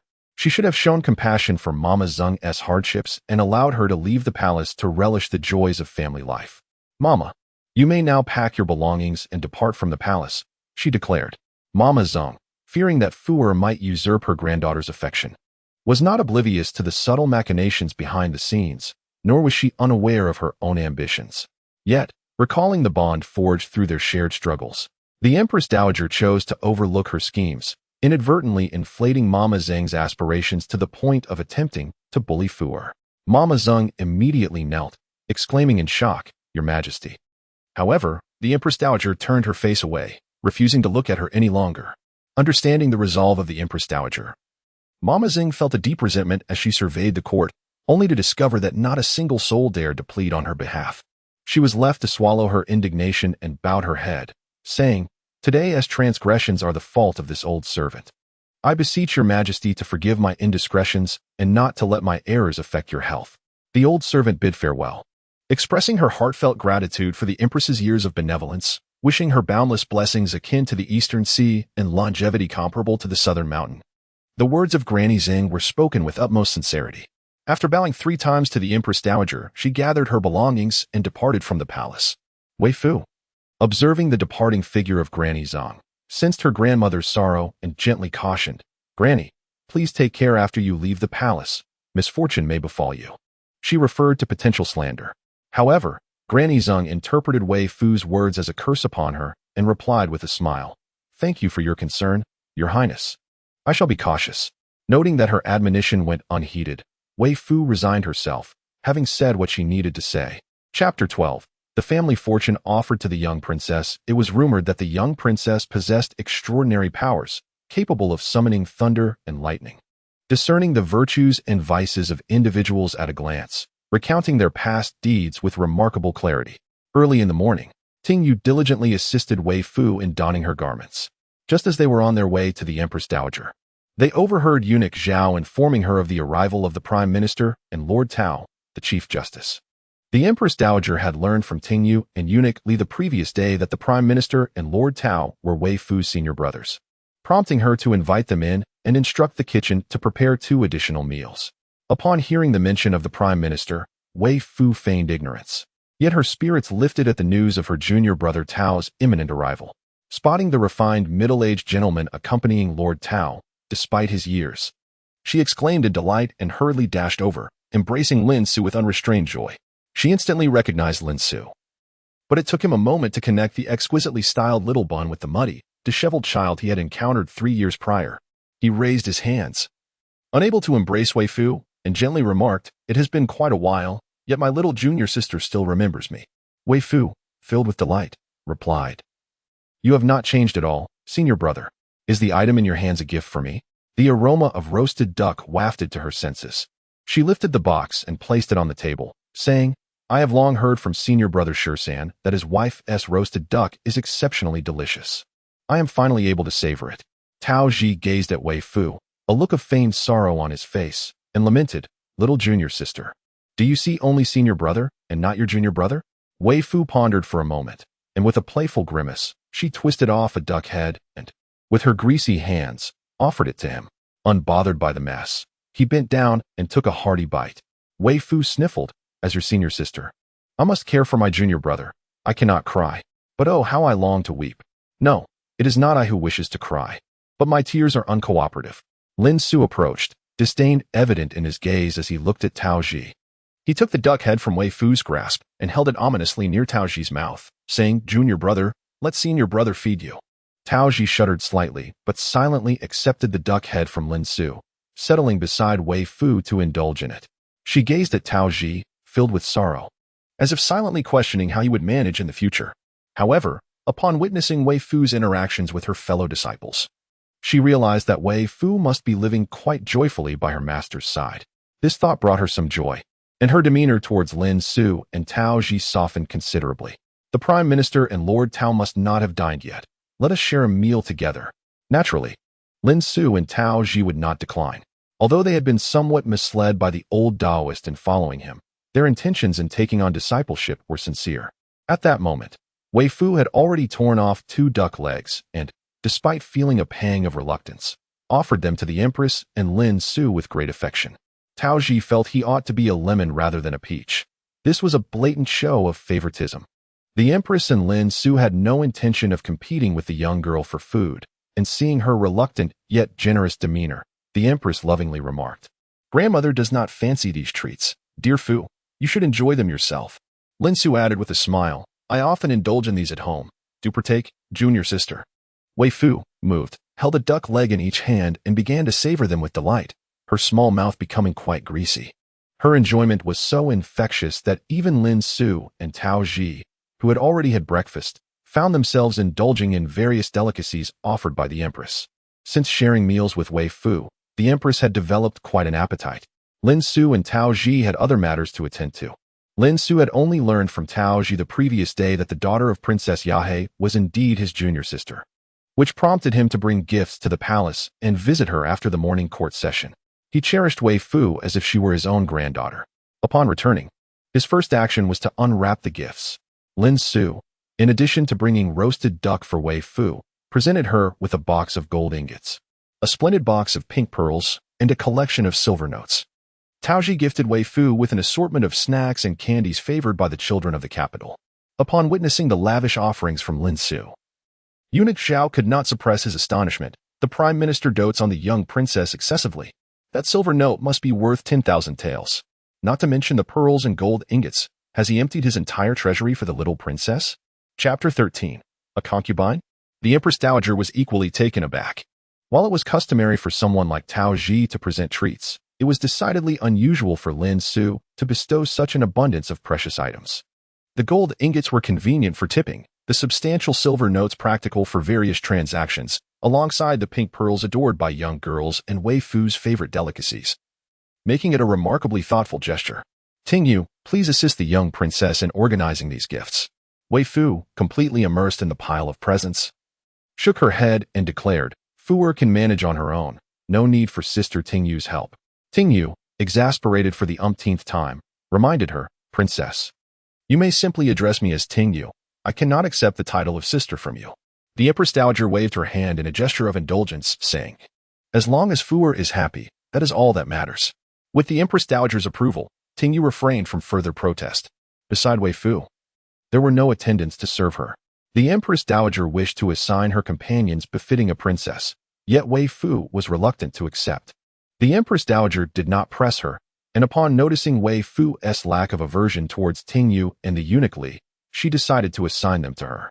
Weifoo did not immediately unpack the gifts sent by Lin Su and Tao Ji, but instead took them to visit Princess Yahi. With a tender heart, she leaned by the bedside to converse with Princess Yahi, inquiring with genuine concern about her breakfast and whether she had eaten enough. Joyfully, she shared with the princess the delightful news of her senior brother and junior brother visiting her today, presenting her with gifts, and even offered Princess Yahi a piece of cake. Yesterday, Princess Yahi had learned that Tao Ji was Weifoo's junior brother, and now she was astonished to discover that the chief minister Lin Su was actually her senior brother as well. Gazing at her daughter's fair visage, her emotions were profoundly complex. Such a wonderful daughter, yet she had never been part of her past growth. Those 5 years were a blank canvas for her.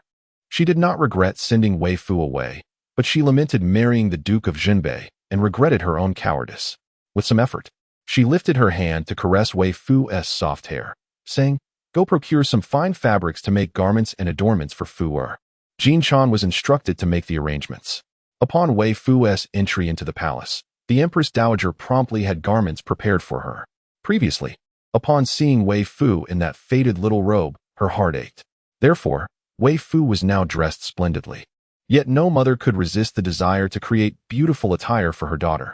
The whispers from outside eventually reached the palace, and the first to learn of them was the emperor. Upon hearing the insidious rumors that accused Weifoo, he was filled with righteous indignation and immediately dispatched someone to investigate the source of these slanders. He also cautioned those within the palace to exercise caution, forbidding any mention of these rumors to the Empress Dowager, fearing it might provoke her to a state of distress. Unaware of the turmoil, Weifoo had just finished her morning meal and spent some time conversing with Princess Yahe. Noticing her spirited demeanor, the Empress Dowager instructed Tingyu to take her to the Imperial garden for some leisure. Weifoo, restless by nature and having spent her youth dashing about the mountains with her master, was thrilled at the prospect of venturing outdoors. Hand in hand with Tingyu, she dashed off with uncontainable enthusiasm. Eagerly, Eunuch Li hurried after them, exclaiming, "Princess, please slow down. Be careful not to fall." Having grown up amidst wildflowers and grass, Weifoo found herself enchanted by the exquisite flora of the palace. The artificial hills and pavilions captivated her, and she was overwhelmed with curiosity. When she spotted a flower displaying 2 distinct colors, she exclaimed in wonder, "Tingyu, what kind of flower is this? Why is one half a deep crimson while the other half is a soft pink?" She sniffled in awe. "It must be quite precious, right?" "Indeed. But it cannot be purchased merely with silver," Tingyu replied. "Is this a pine tree? Why does it resemble half a fan?" Weifoo continued, her questions pouring forth like a waterfall. "Look at that fish. It's so beautiful. Can we eat it?" A flurry of inquiries erupted from her lips, leaving Tingyu slightly dizzy. Yet she maintained her composure and patiently answered each question. Although the young princess presents numerous inquiries, Tingyu finds her to be somewhat more manageable than the 6th prince, who tends to create a ruckus at the slightest provocation. Moreover, the 6th prince is 2 years her senior, capable of causing quite an uproar. "You must be Fu-er. How delightful you look." Upon hearing the voice, Tingyu immediately curtsies. This humble servant pays her respects to the noble concubine Da. She then gently introduces to Weifoo, "Princess, this is concubine Da." With a puzzled expression, Weifoo inquires, "What is concubine Da?" This question momentarily befuddles Tingyu, but concubine Da smiles and responds, "I am the consort of your imperial uncle." Weifoo furrows her delicate brows, increasingly perplexed. What does it mean to be the consort of my imperial uncle? Since her descent from the mountain, she has encountered an abundance of peculiar titles. "Oh, I understand." Her eyes suddenly brighten. "Everyone refers to my maternal grandmother as Empress Dowager. Just now, Tingyu called you concubine Da, and since both titles include noble lady, are you perhaps the godmother or aunt of my imperial uncle?" It is clear to her that she could not be his biological mother, as one can only have one biological mother. She knows that both her imperial uncle and her mother were born of her maternal grandmother. Feeling quite clever after her deduction, she gazes at concubine Da with a triumphant expression, as if to say, "Did I guess correctly? You must praise my insight." Tingyu feels a tumult of emotions within her. Concubine Da, on the other hand, senses that her refinement is being unraveled by Weifoo's words. Nevertheless, she grits her teeth and clarifies, "I am neither your imperial uncle's godmother nor aunt. I am his woman." "A concubine, you mean?" Without thinking, Weifoo exclaimed. And the eunuch Li could no longer maintain his composure. exclaiming, "My little princess, you mustn't speak like that." Chapter 14. The beauty's tears. She waved her hand at the Defei. Defei felt that Weifoo was looking down on her and harbored deep resentment in her heart. Yet, she did not dismiss Weifoo but continued to smile, saying, "I have heard that the little princess can discern a person's entire life at a glance. Might you assist me in this regard?" Weifoo was not particularly fond of this woman who smiled with her lips but not with her eyes. However, being a polite child, she felt compelled to give face to her since she was the emperor's uncle's concubine. With a slight reluctance, she agreed to help. She lifted her gaze, and in her clear eyes, the visage of Defei was reflected.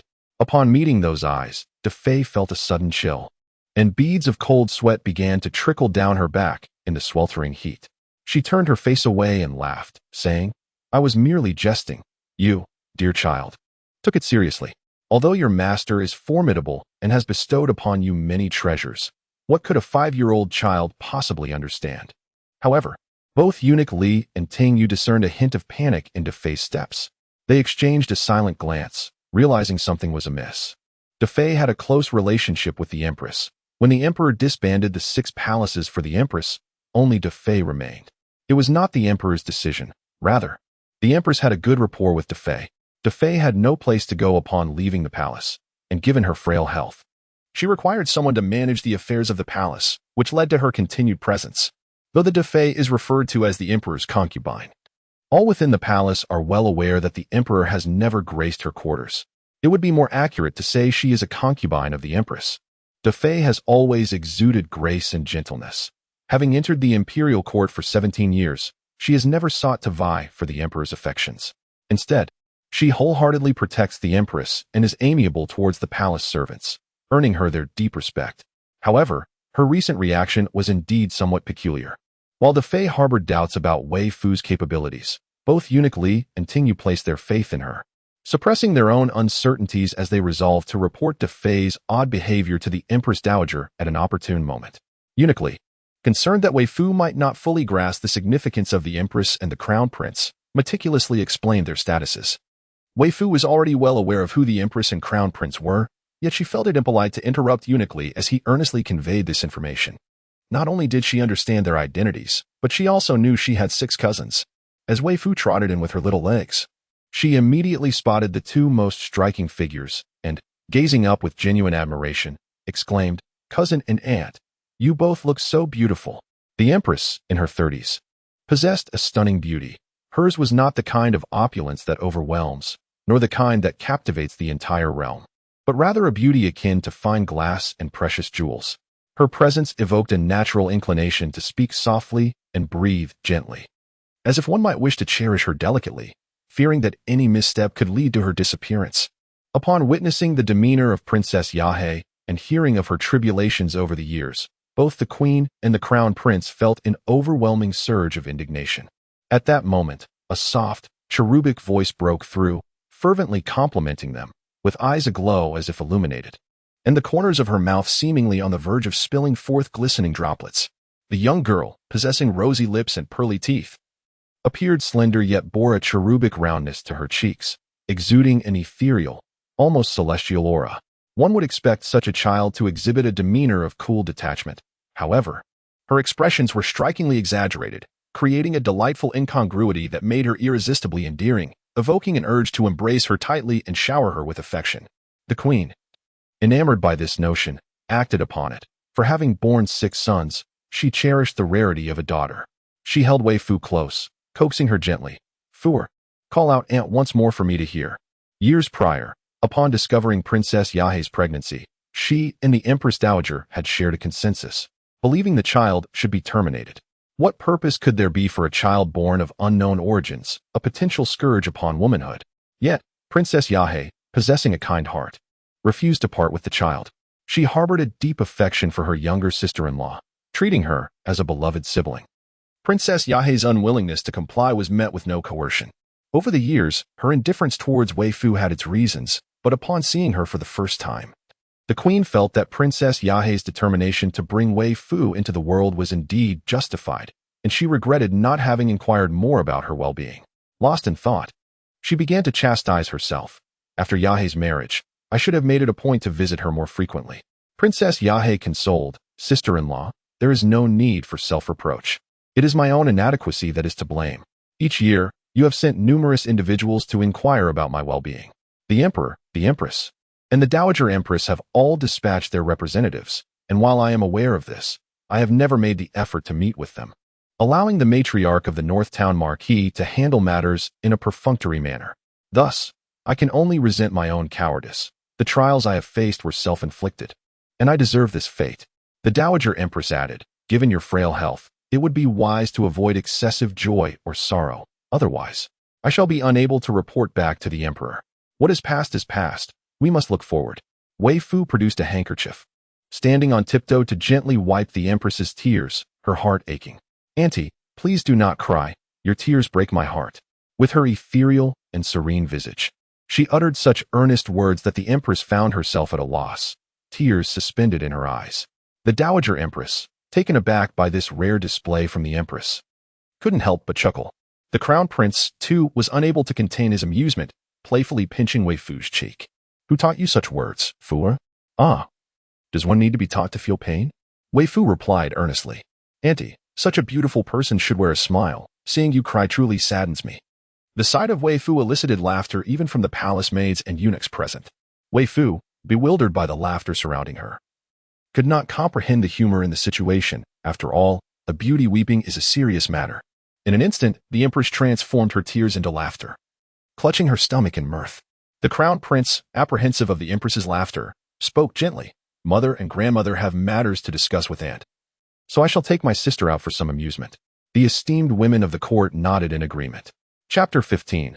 The little drunkard Princess Yahe, being a legitimate princess, naturally resided in splendid quarters before her marriage, and the Taiha Palace adjacent to Xuan was among the finest in the palace. Princess Yahe remarked, "As a married woman, it is inappropriate for me to dwell in the palace. Once I have regained my health, I shall return to the princess's residence." The Emperor had indeed arranged for a princess's residence for her outside the palace. The Empress turned to the Empress Dowager, who replied, "Then you may stay in the palace for a while longer." Weifoo, led by the Crown Prince, emerged from the side hall, her stomach growling audibly. Although she had devoured a duck and consumed 2 bowls of porridge that morning, the walk had already digested her meal. Feeling somewhat embarrassed in the presence of her handsome brother, she lamented the unruly nature of her stomach. Would the Crown Prince think less of her? Would he mention her growling belly to her aunt? Would her aunt then also regard her with disfavor? What of her other cousins, whom she had yet to meet? The more she pondered, the more desolate she felt, enveloped in sorrow. The Crown Prince, hearing the petite girl's stomach rumbling, promptly instructed those nearby, "Quickly, fetch some food for the princess." After issuing the command, he realized that the little one was so famished she could hardly walk. He picked her up and gently reassured her. "Fuer, dear, let us visit grandmother and find something to satisfy your hunger. Sustenance will be on its way shortly." This is a beautiful misunderstanding. Weifoo found that the Crown Prince did not disdain her when her stomach grumbled. Instead, he lifted her into his arms. With her small hands clinging to his shoulders, she curiously inquired, "Brother Crown Prince, do you not dislike Fuer?" "Dislike you? Whatever makes you think so? Have you heard something from others?" While conversing with Weifoo, his gaze sharply scrutinized eunuch Li and Tingyu. The two hastily replied, "Your Highness, we have never spoken ill of the princess in her presence." Weifoo pointed to her belly, saying, "It just misbehaved again, making those gurgling sounds, which embarrasses me greatly." Observing the little one's helplessness and distress regarding her unruly stomach, he found it utterly amusing, nearly bursting with laughter. Fuer's stomach was merely reminding her to eat. Thus, there was nothing to be embarrassed about. However, she had never heard the adults' stomachs grumble, not even when her master was ravenously hungry. She stubbornly believed her belly was unruly. That troublesome stomach had already caused her 2 moments of embarrassment since she descended the mountain. The Crown Prince mused that even adults' stomachs would rumble when hungry, but perhaps she simply hadn't heard it, and clearly, reasoning with a child was futile. At this moment, he had carried Weifoo to the Empress Dowager's side and instructed Tingyu to fetch some pastries. Having cared for Weifoo for several days, Tingyu was well aware of her tastes and brought forth her favorite, the fragrant lotus cake. Although Weifoo was quite famished, she first served a pastry to the Crown Prince, followed by one each for eunuch Li and Tingyu, before finally indulging herself. As the Crown Prince savored the pastry, he casually inquired, "What does Fuer usually enjoy eating and drinking?" You indulge in wine at such a tender age? The crown prince asked, astonished. Weifoo blinked her innocent wide eyes, equally taken aback. Is it forbidden to drink? I heard from my senior brother that when I was still a mere infant, my master dipped his chopsticks in wine for me to taste. The crown prince's expression, typically composed and dignified, crumbled at this revelation. How utterly unreliable, he thought.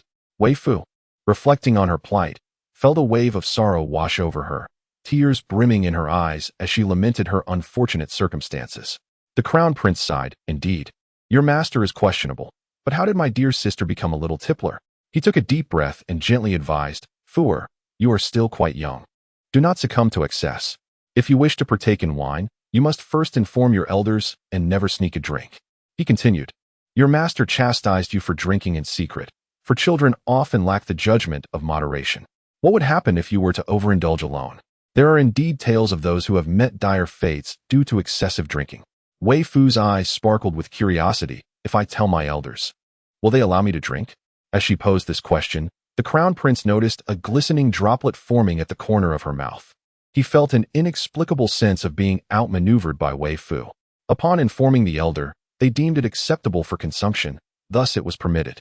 Yet he still felt compelled to inquire, does the esteemed elder brother believe I am of an age to partake in wine? Initially, he presumed that caring for a sister would be less burdensome than tending to a brother. However, he soon realized that guiding a sister is no less challenging. Whereas with a brother, one could simply discipline him if he were displeased, a sister cannot be reprimanded in the same manner, especially when faced with her earnest gaze. Imbued with trust and dependence, it becomes exceedingly difficult to utter a word of refusal. Chapter 16. The young lady's appetite nevertheless. The esteemed elder brother remained resolute against his sister's playful entreaties. However, he lamented, but I have no wine. His exasperation was palpable. Those who attended to the prince were taken aback. Could it be that His Highness is capable of such a range of expressions? Given the vastness of his residence, one would presume he possessed considerable wealth. Why then could he not afford even a bottle of wine? Weifoo, somewhat perplexed, reflected upon her upbringing in the mountains, where she held no concept of the imperial palace, merely perceiving it as an extraordinarily large dwelling. Her understanding was that those who inhabit grand abodes are invariably affluent. In her past experiences accompanying her master to perform rituals for wealthy families, a single ceremony could yield a sum as grand as 10 taels of silver, and their homes were indeed spacious. Conversely, conducting the same rites for ordinary households typically resulted in a mere 51. Furthermore, the monks' residences, albeit grand and resplendent, seemed to contribute to their plump appearances, unlike her master and herself, who were slender and lived in modest quarters. She had assumed that her uncle's expansive home was a testament to his wealth. With the matter at hand now revealed, the crown prince could only continue weaving his tale. Our family has invested significantly in our residence, necessitating the employment of numerous caretakers, whom we must sustain, thus leading to considerable expenses, leaving us with insufficient funds for wine. Weifoo reflected on the guards at her uncle's gate, the multitude of individuals encountered along the way, and the many faces seen within her royal uncle's study. In that moment, she felt a profound understanding. It is already a challenge for my master to provide for me alone. It must be even more arduous for my royal uncle to support so many. Therefore, I shall forego wine. The crown prince, witnessing Weifoo's maturity, was suddenly overcome with a deep sense of guilt. If he were to encounter Xiaolu, the latter would surely create a tumult in the entire palace if his desires were unmet. In contrast, he felt grateful for his sister's thoughtfulness, as she would not burden her brother. Yet, he was reluctant to let her down, and after a moment of contemplation, he proposed, though I possess no wine, I do have sweet fruit wine. Would you care to indulge, dear Fua? Weifoo had never tasted fruit wine, but the mere association with wine prompted her to nod in agreement, wrapping her arms around the crown prince's neck to praise him. Brother, you are truly wonderful. Fua adores you. After showering her brother with affection, she rummaged through her small cloth pouch and produced a talisman, presenting it to him. Brother, keep this talisman close. It will protect you from ill-fated romantic entanglements. The crown prince bore a distinctive mole on his nose, a sign of potential romantic misadventures, along with a looming romantic tribulation. She had calculated that her brother was soon to face such a trial. The young prince meticulously received the talisman offered by Weifoo, expressing his gratitude earnestly, before playfully pinching her little nose. My dear child, do you know what a rotten peach blossom is? Weifoo nodded vigorously, pride illuminating her face as she replied. I know, it's someone you dislike yet clings to you regardless. That is a rotten peach blossom. Ah, our little Fooer is indeed quite knowledgeable, the prince praised without reservation. With all this, can Fooer manage to eat it all? Weifoo patted her belly, affirming, Fooer can eat it. She beckoned to the prince. Her favorite dishes laid before her, and without hesitation, she began to indulge. The prince, not particularly hungry and unwilling to compete for food with a child, observed as the delicacies on the table visibly vanished. Weifoo, resembling a little squirrel, eagerly devoured everything in sight. Seeing the astonishment on the prince's face, Eunuch Li discreetly informed him of Weifoo's impressive appetite. Once Weifoo finished her meal, the prince could not resist gently patting her belly, marveling at how such a small being could consume so much. The prince held a deep respect for the virtuous consort. During his childhood, she had often protected him. Upon hearing of her misfortune, worry crept into his heart as he said to Weifoo, You play for a while, and your brother will go check on the virtuous consort. Weifoo raised her hand, exclaiming, I want to go too. Eunuch Li and Ting Yu had originally planned to inform the Empress Dowager about their encounter with the virtuous consort in the Imperial Garden at a later time. However, with the sudden turn of events concerning the consort, both were reminded of the palace intrigues they had experienced, pondering whether the virtuous consort sought to harm their princess. In the present moment, they could not afford to dwell on trivialities, as the crown prince recounted their chance encounter with Consort Da in the Imperial Garden.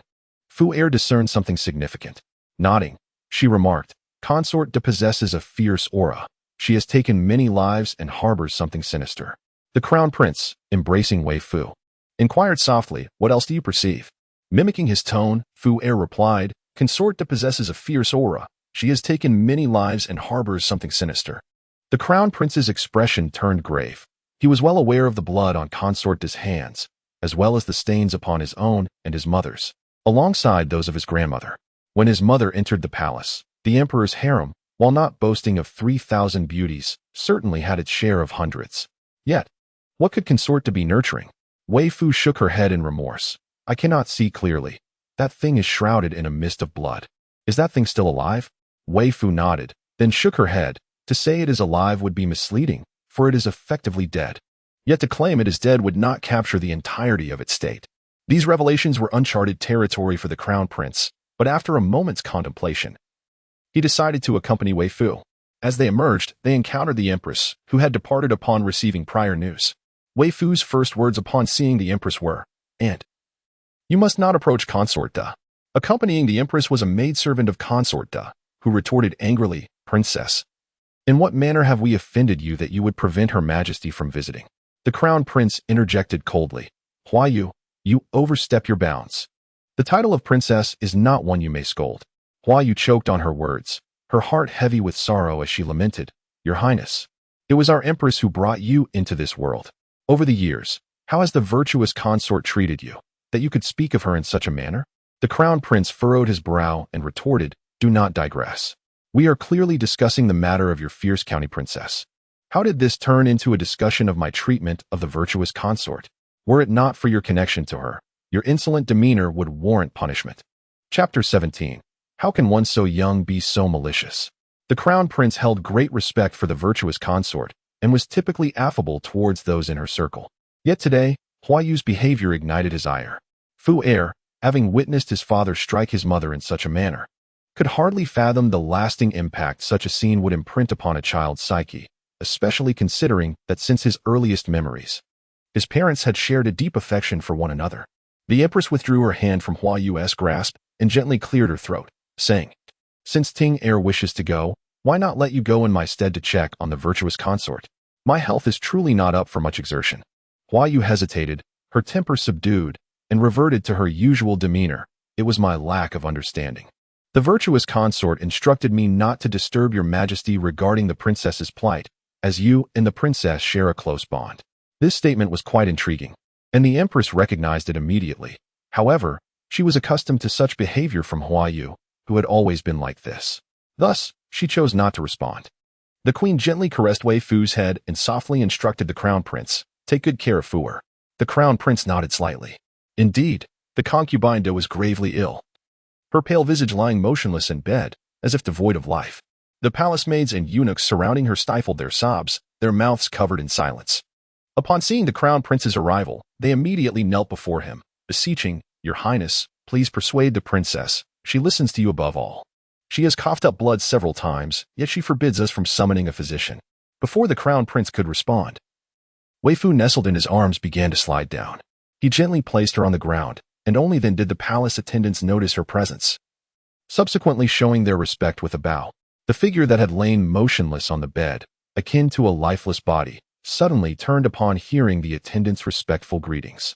Startled, she sat up abruptly, only to be seized by a fit of violent coughing, blood spilling from her lips. The crown prince could hardly fathom the severity of concubine's condition. He rushed to support her, offering a handkerchief, and anxiously inquired, "Mother concubine, what has befallen you?" As the legitimate son, he could have referred to concubine as simply a concubine, yet the queen shared a profound sisterly bond with her. And since concubine had no children of her own, she devoted herself wholeheartedly to the queen's offspring. Thus, the queen permitted her children to address concubine as mother concubine. "What are you all still doing? Hurry and summon a physician. It has become so dire." Yet you still heed concubine's wishes and refrain from calling for help. In an instant, a palace maid hurriedly rushed out to summon the imperial physician. The noble consort, eager to intervene, caught sight of Weifoo approaching the treasured cabinet in her chamber.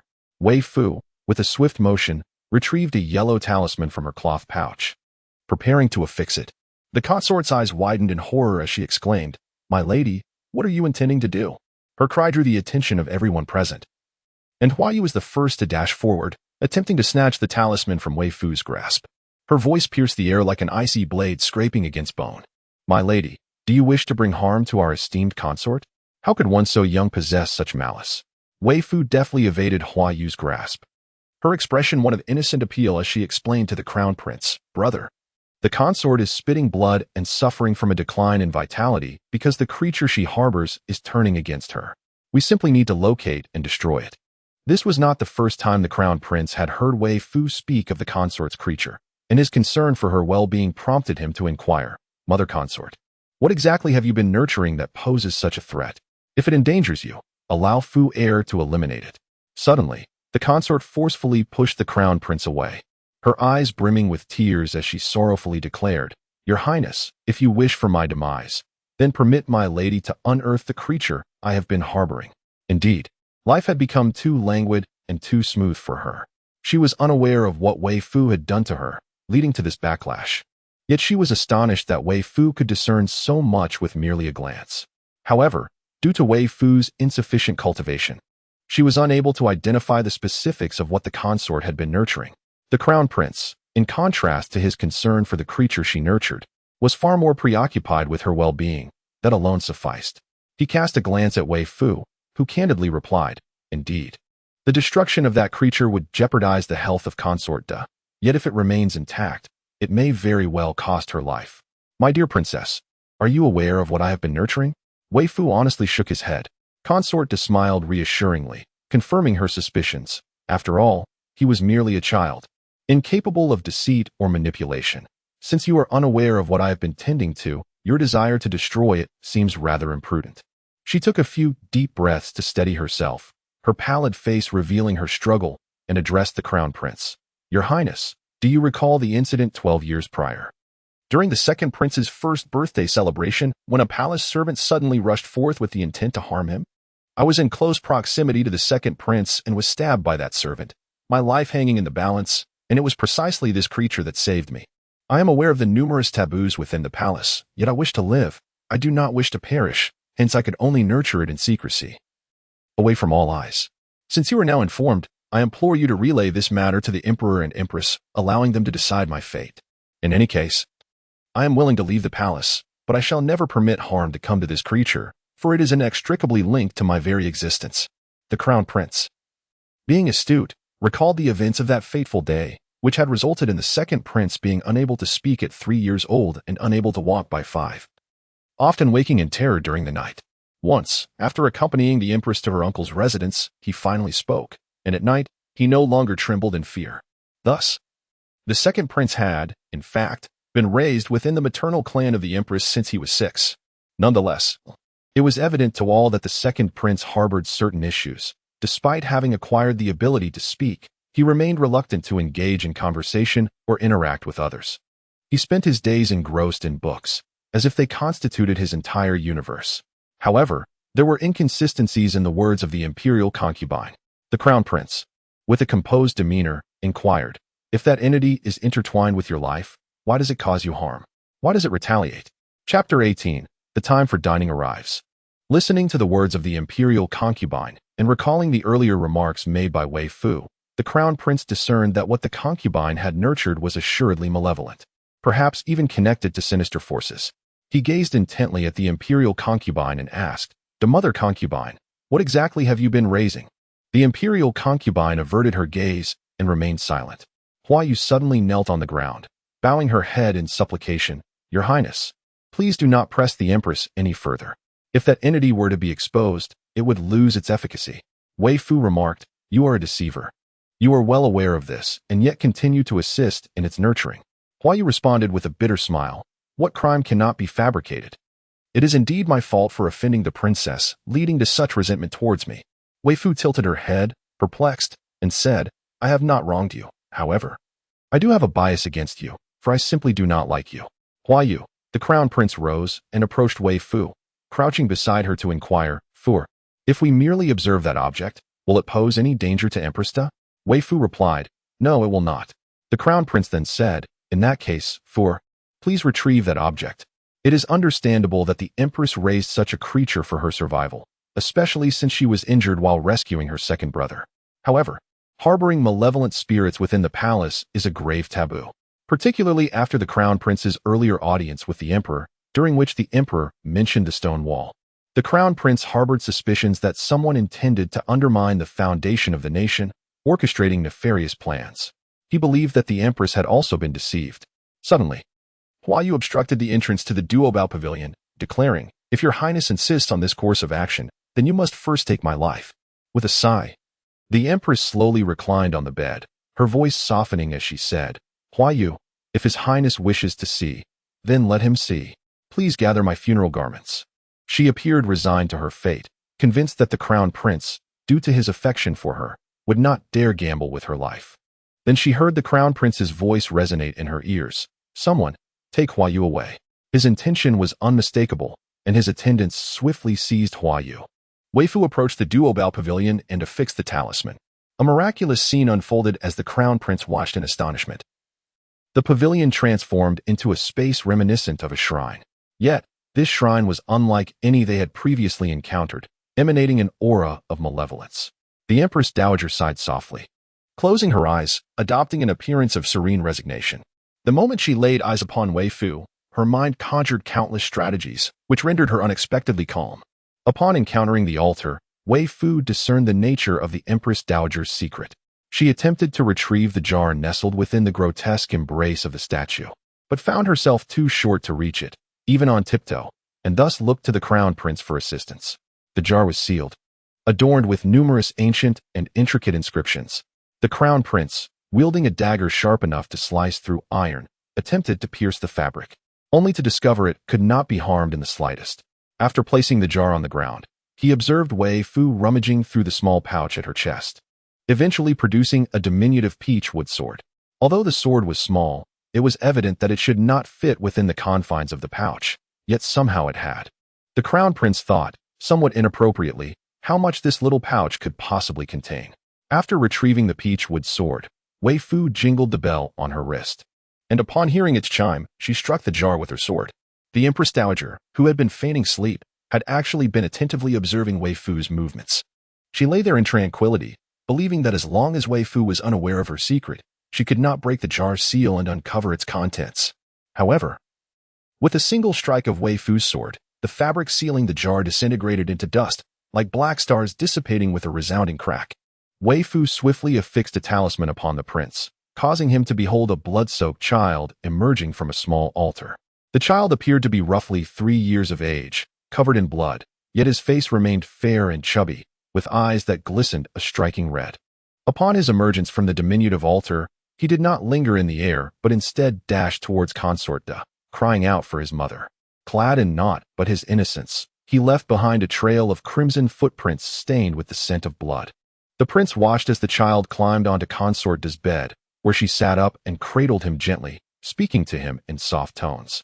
After exchanging a few words, Consort lifted her gaze towards the prince, her expression tinged with a plea. Your Highness, you and the princess must depart swiftly. Yet, in an instant, the child vanished from her embrace, reappearing abruptly before the prince, his mouth watering as he gazed at him with longing, exclaiming, "Ah, how fragrant! It is time for dinner." With that declaration, he lunged towards the prince, his once adorable visage transforming into a ghastly shade of blue-black, his rosy lips morphing into a gaping maw, revealing rows of razor-sharp teeth akin to those of a shark.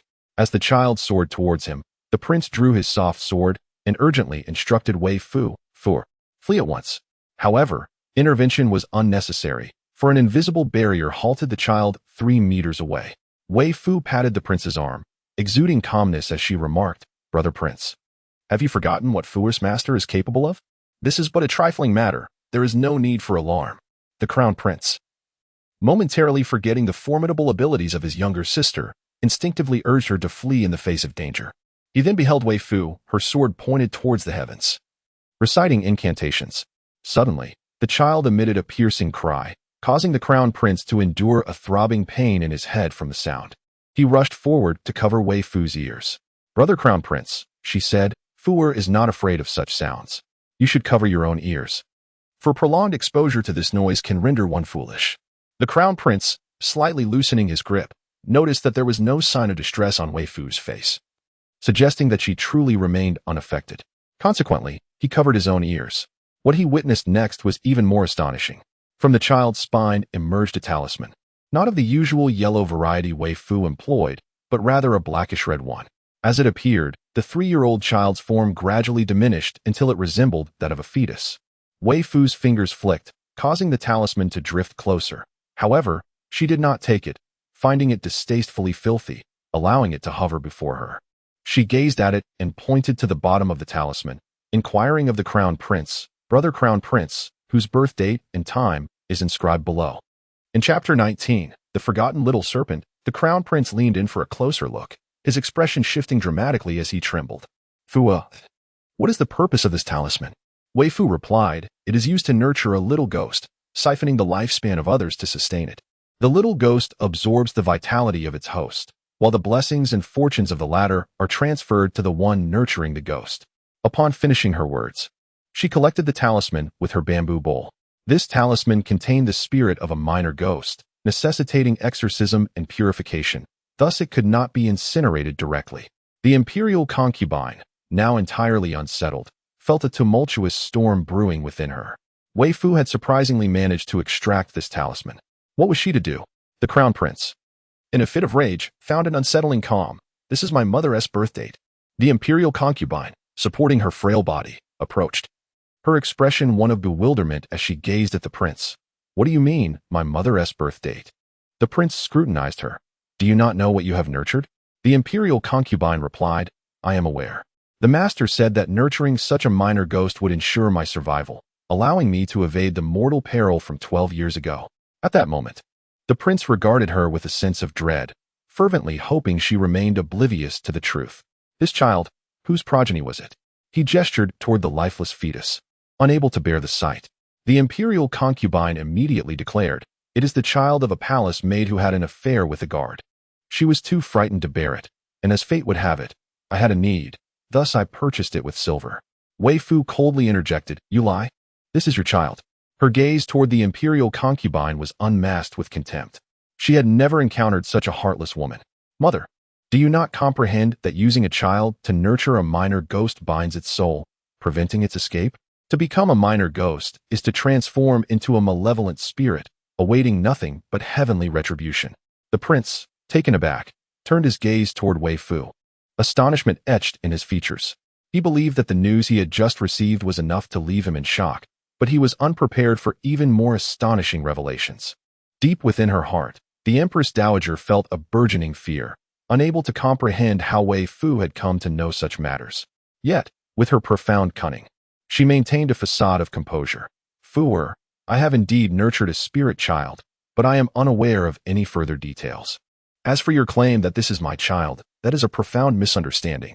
Everyone knows I have never shared a bed. How could a child come to be? The Crown Prince swiftly gathered Weifoo in his arms and inquired, Fooer, can those outside hear the commotion within? Despite the earlier piercing cries of the spirit child, no one had entered. Weifoo nodded. Does Brother Crown Prince wish for those outside to hear the sounds from within? The Crown Prince inclined his head in affirmation. Weifoo, with her somewhat clumsy fingers, attempted to snap, exclaiming with a sigh, yet it pales in comparison to when senior brother snaps his fingers. The Crown Prince's lips twitched in an inappropriate manner. She truly was a little perfectionist. He called out into the distance, Defoo. Defoo entered upon hearing the call, only to recoil several steps upon witnessing the scene within the room. At that moment, the Empress Dowager stood pale as a ghost, her countenance resembling that of a specter. Although her complexion had been ashen upon his earlier entrance, it had retained a certain fullness. Yet, in this brief span, her visage appeared as though all vitality had been drained from it. Upon witnessing the reaction of Defoo, the Crown Prince belatedly became aware of the gruesome scene before him. His curiosity regarding the nature of Defay's nurturing had diverted his focus away from this grim reality. Realizing the gravity of the situation, he swiftly shielded Weifoo's eyes and gently reassured, Do not be afraid, Fooer. Weifoo blinked, her long eyelashes brushing against the palm of the Crown Prince, and softly replied, I am not afraid. Meanwhile, Defoo, startled and retreating several steps, thought to himself, We cannot falter. He steeled himself against the terror of the scene and approached the Crown Prince, bowing respectfully. Your Highness, please give your orders. The Crown Prince instructed. Take Defay to father. Let him assign someone to conduct an interrogation. He succinctly conveyed the events that had transpired, still grappling with disbelief. Struggling to accept that the child he had raised would dismiss his explanations in favor of a mere 5-year-old's words. Xiang Yu and Gong Gong Li, unaware of the unfolding drama, were immediately struck by the overwhelming sin of blood as the door opened. They also witnessed the horrifying state in which Defay was brought out, an image that was nothing short of shocking. Others present were similarly bewildered. Yet these two individuals who had accompanied Weifoo beyond the palace walls began to grasp the underlying implications. Noticing Weifoo sitting in a daze, Xiang Yu cautiously approached and inquired, Little princess, do you feel unwell? Despite her remarkable abilities, she was still a child and should naturally feel fear upon encountering something so terrifying. Weifoo suddenly smacked her forehead, exclaiming, Oh no, I forgot about the little snake. She rummaged through her little pocket, and after much effort, finally retrieved the bow-shaped snake. Originally tied into a bough, the snake now lay limp and lifeless. Weifoo held the snake up and shook it, inquiring with a hint of concern, You aren't dead, are you? At that moment, Long Yin, who had been placed in a cloth pouch by Weifoo, was on the verge of collapse from hunger. His spiritual energy had been sealed, rendering him as ravenous and thirsty as a snake. In a daze, he seemed to glimpse a tantalizing piece of creamy cake and instinctively bit down on it. However, upon sinking his teeth into it, he was instantly invigorated, only to realize that what he had bitten was not cake, but rather a human face.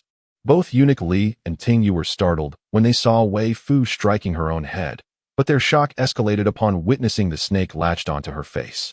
Impudent little snake, how dare you harm the princess? Exclaimed Eunuch Li as he hurried to fetch a pair of scissors, intent on snipping the snake. Yet, Weifoo raised her hand to stop him, gripping the snake firmly at its vital point. Long Yin released his hold, as he had already intended to let go upon realizing what he had bitten, but in that fleeting moment of distraction, Weifoo had seized him. Weifoo coiled the snake more tightly and admonished it earnestly. Little snake, you have yet to lose your teeth, so you must not bite anyone, understand? Once you grow a bit larger and I have removed your teeth, then it will be permissible for you to bite. Long Yin shivered throughout his entire serpentine form. Though he had mistakenly taken this human for food, it was, after all, this very human who had starved him first. Now, they even wished to extract its teeth, turning it into a toothless dragon. Indeed, the Empress was right. Human girls are fierce, terrifying, and full of cunning. Chapter 20. The Sudden Death of the Noble Consort. Weifoo noticed it shudder slightly and assumed it understood, nodding in satisfaction. Sister Tingyu, please prepare some food for the little snake. It must be starving, which is why it bit. Upon hearing Weifoo's words, Long Yin felt that this human child was rather reasonable. Eunuch Li, slapping his thigh and stamping his foot, exclaimed, Oh dear, little princess, why are you still worrying about this snake? You should let the Imperial physician examine your face first. Earlier, when Weifoo was educating Long Ain, he had hurriedly summoned the physician. Weifoo waved her hand dismissively, saying, "It's nothing, really, just a bite from the snake. It wasn't severe, just a bit painful. I can apply some medicine." "That won't do. It's on your face, and for a young lady, her face is of utmost importance. What if it leaves a scar?" Eunuch Li insisted, nearly in tears from worry. Seeing his anxious demeanor, Weifoo reluctantly agreed.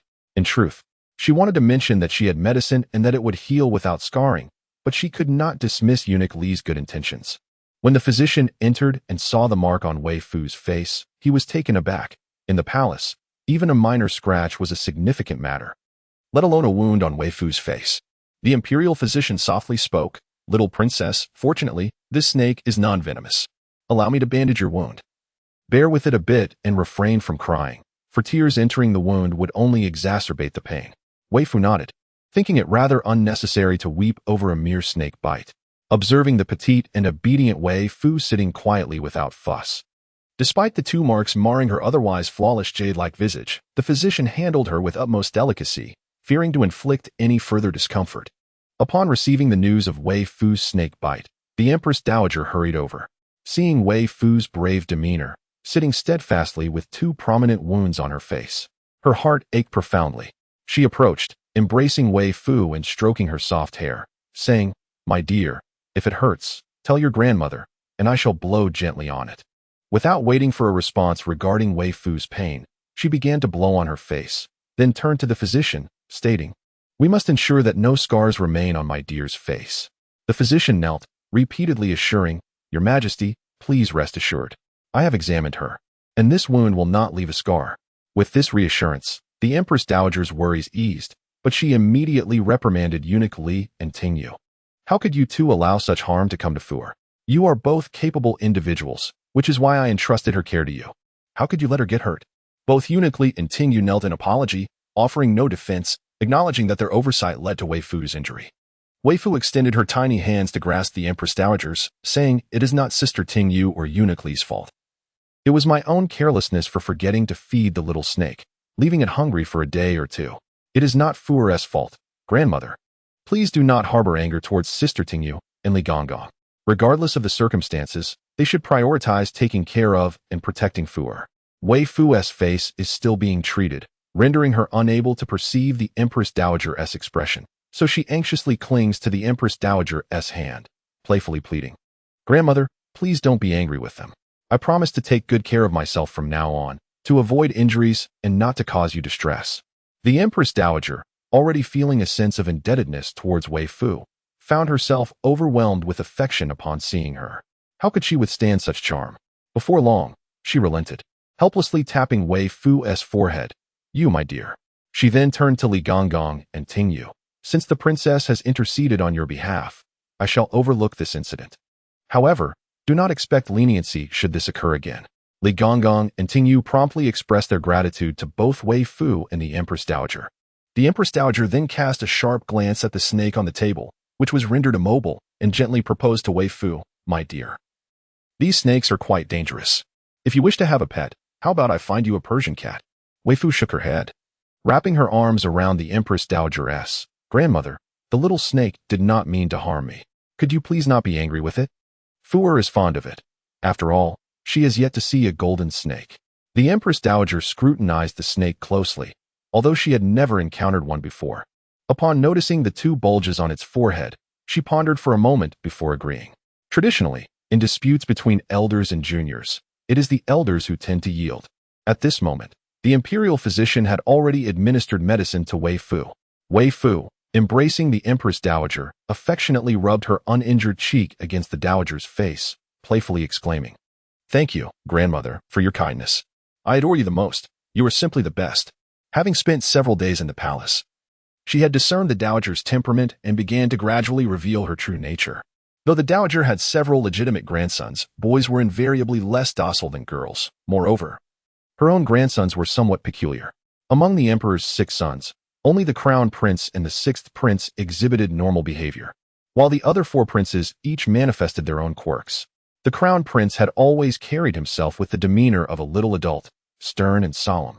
strictly adhering to rules, whereas the sixth prince was the epitome of exuberance. Unable to remain still, his speech often unrefined and blunt, akin to a simpleton, which left the dowager exasperated. Thus, despite her many grandsons, she had never truly savored the intimacy of a grandparent-grandchild relationship.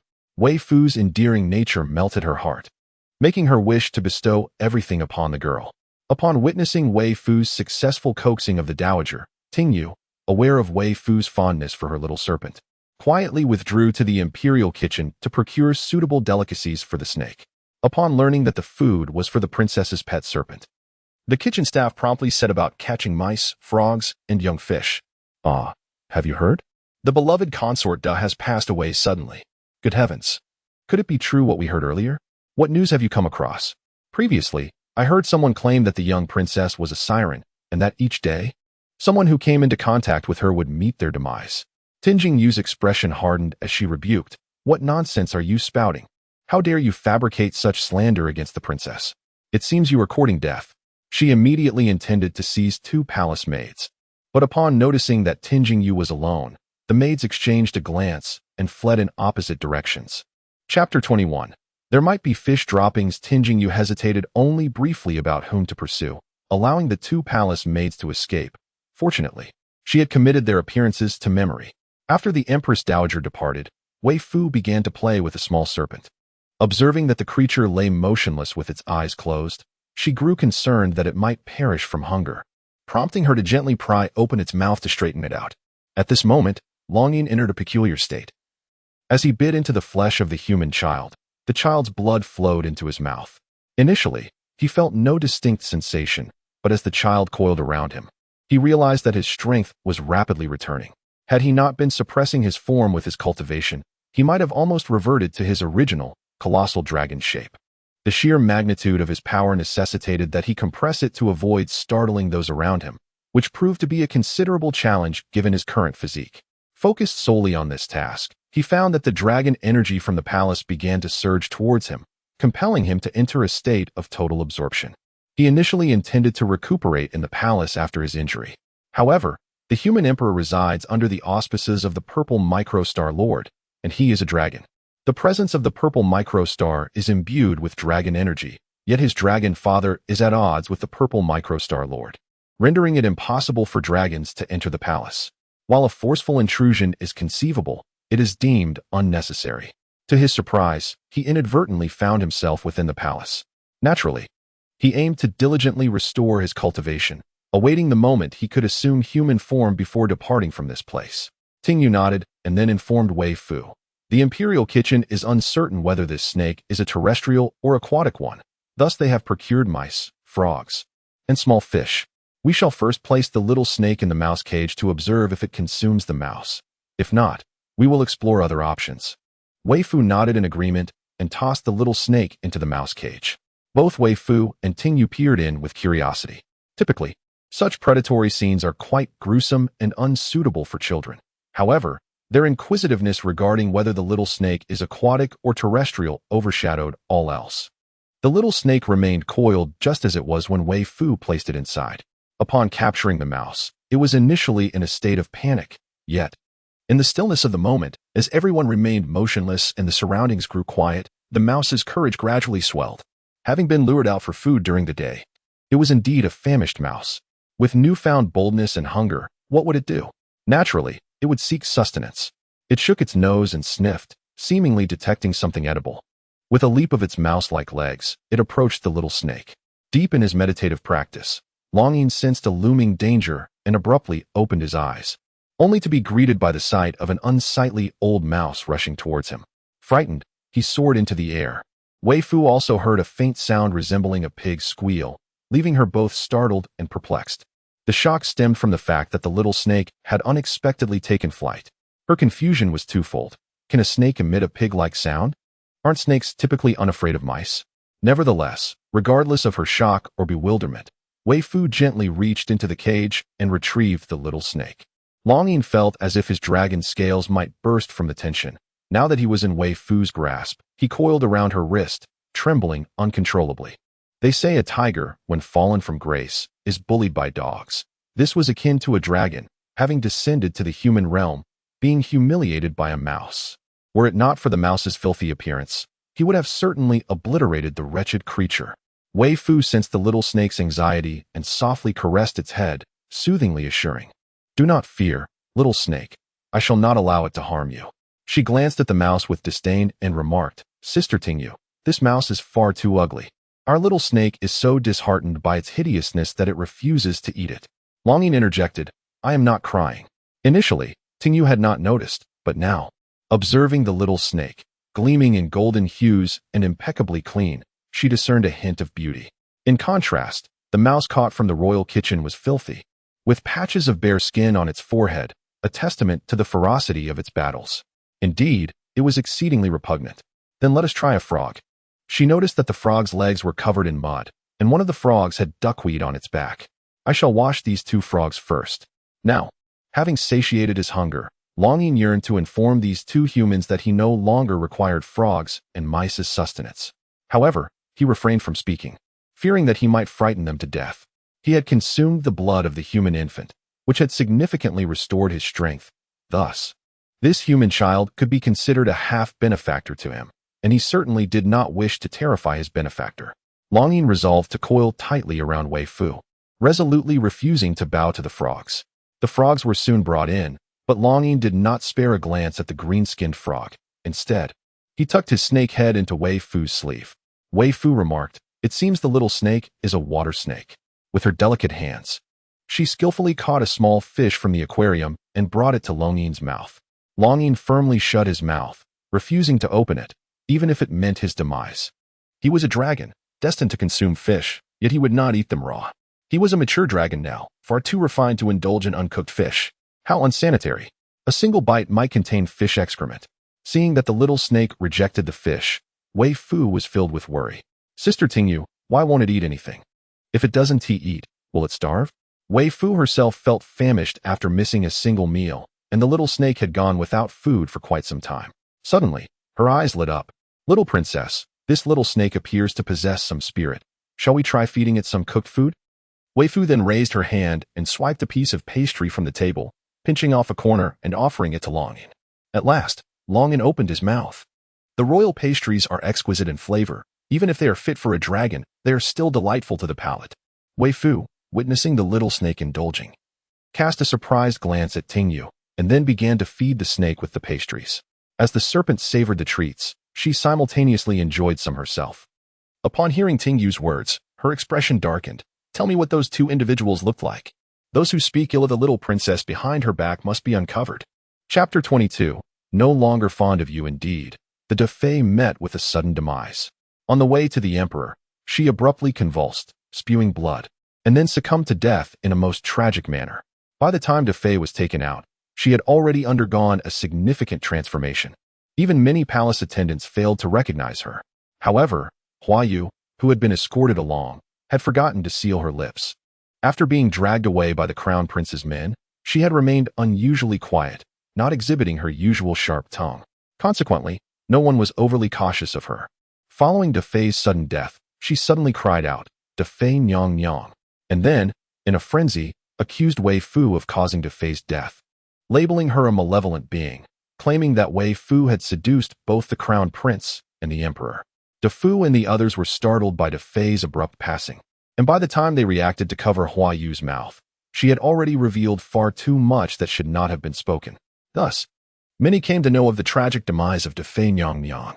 Zhang Feng investigated the scene, searched Defei's chambers, and interrogated Huayu, instructing the coroner to perform an autopsy on Defei.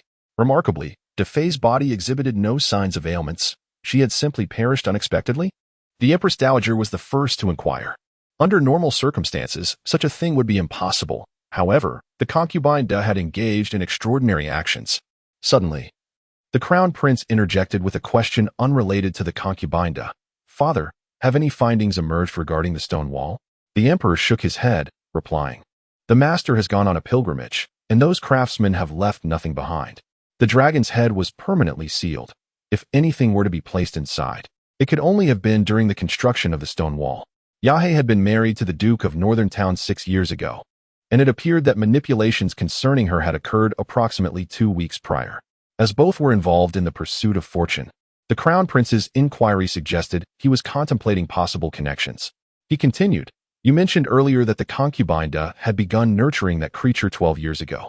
Had it not been for Fu, I fear I would have remained oblivious until my death to the fact that the concubine had been nurturing such a being, using her own child in the process, and I would have never known that she had borne a child before I gave birth to my son. The concubine had once been relegated to the cold palace. If she were to have had a child, it would have likely been during that time. I shall take it upon myself to investigate these matters." The emperor then asked the Crown Prince, "Have you inquired with Fu whether, after the talisman is removed, your mother's health will be restored?" The Crown Prince felt a pang of embarrassment, admitting, "I had been overwhelmed by a surge of information and completely forgot to ask." When they arrived, Weifoo was in the midst of naming the little snake. Since the serpent was golden, she affectionately called it Little Gold. Upon hearing this rather mundane name, Longing shook his head in exasperation. "If you do not like Little Gold, shall we call it Jean Jean instead?"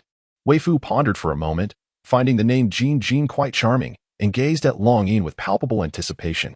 Longyin's serpentine head shook even more vehemently, its entire being radiating resistance. Weifoo was in utter distress. "Why must you be so difficult? I find both Xiao Jean and Jean Jean delightful."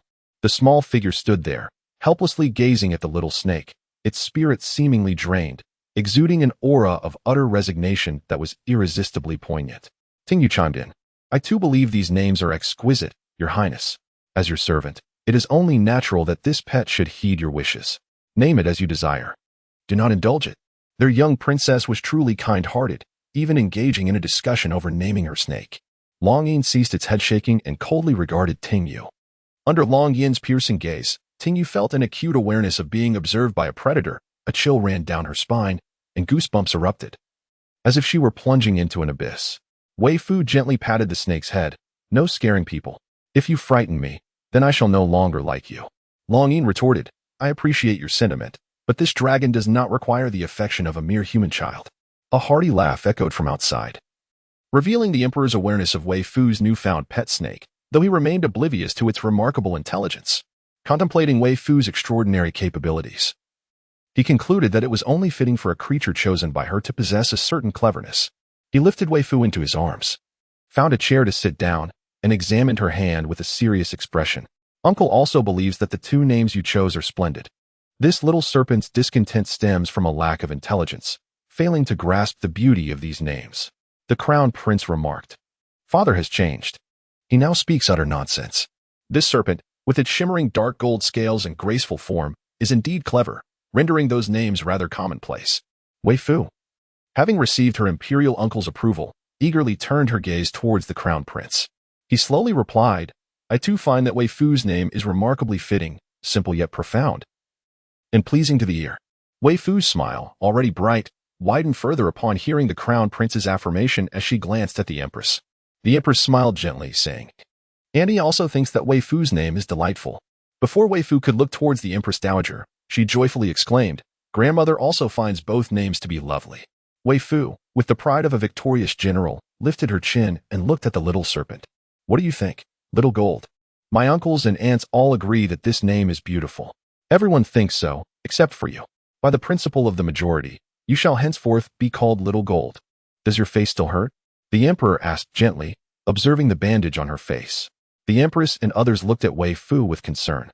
Chapter 23. The time for embraces is limited. The bandage adorning Weifoo's face appeared to the emperor like a patch on a porcelain doll, not detracting from her beauty, yet somehow jarring. Both the empress and the Crown Prince gazed at her with concern. The small child's face, swathed in a large bandage, elicited a pang of sympathy. Weifoo, unfazed, shook her head and remarked, "It doesn't hurt anymore." Little Jean was gentle. He still small, unlike Aunt Zhang's big white goose that truly bites. Upon her words, a shiver ran through her tiny frame, as if recalling a frightful incident. The emperor quickly patted her back soothingly, saying, "Do not be afraid, dear Fu. If any ill-fated big white goose dares to bite you again, Uncle shall capture that goose and prepare it for a feast." "Can Uncle really catch a big white goose?" Weifoo leaned against the emperor, tilting her face upward. The emperor, having never laid eyes on such a goose himself, was uncertain about his ability to catch one. Yet, upon witnessing the expectant gaze of his little niece, He succumbed to a royal fib, nodding slightly in affirmation.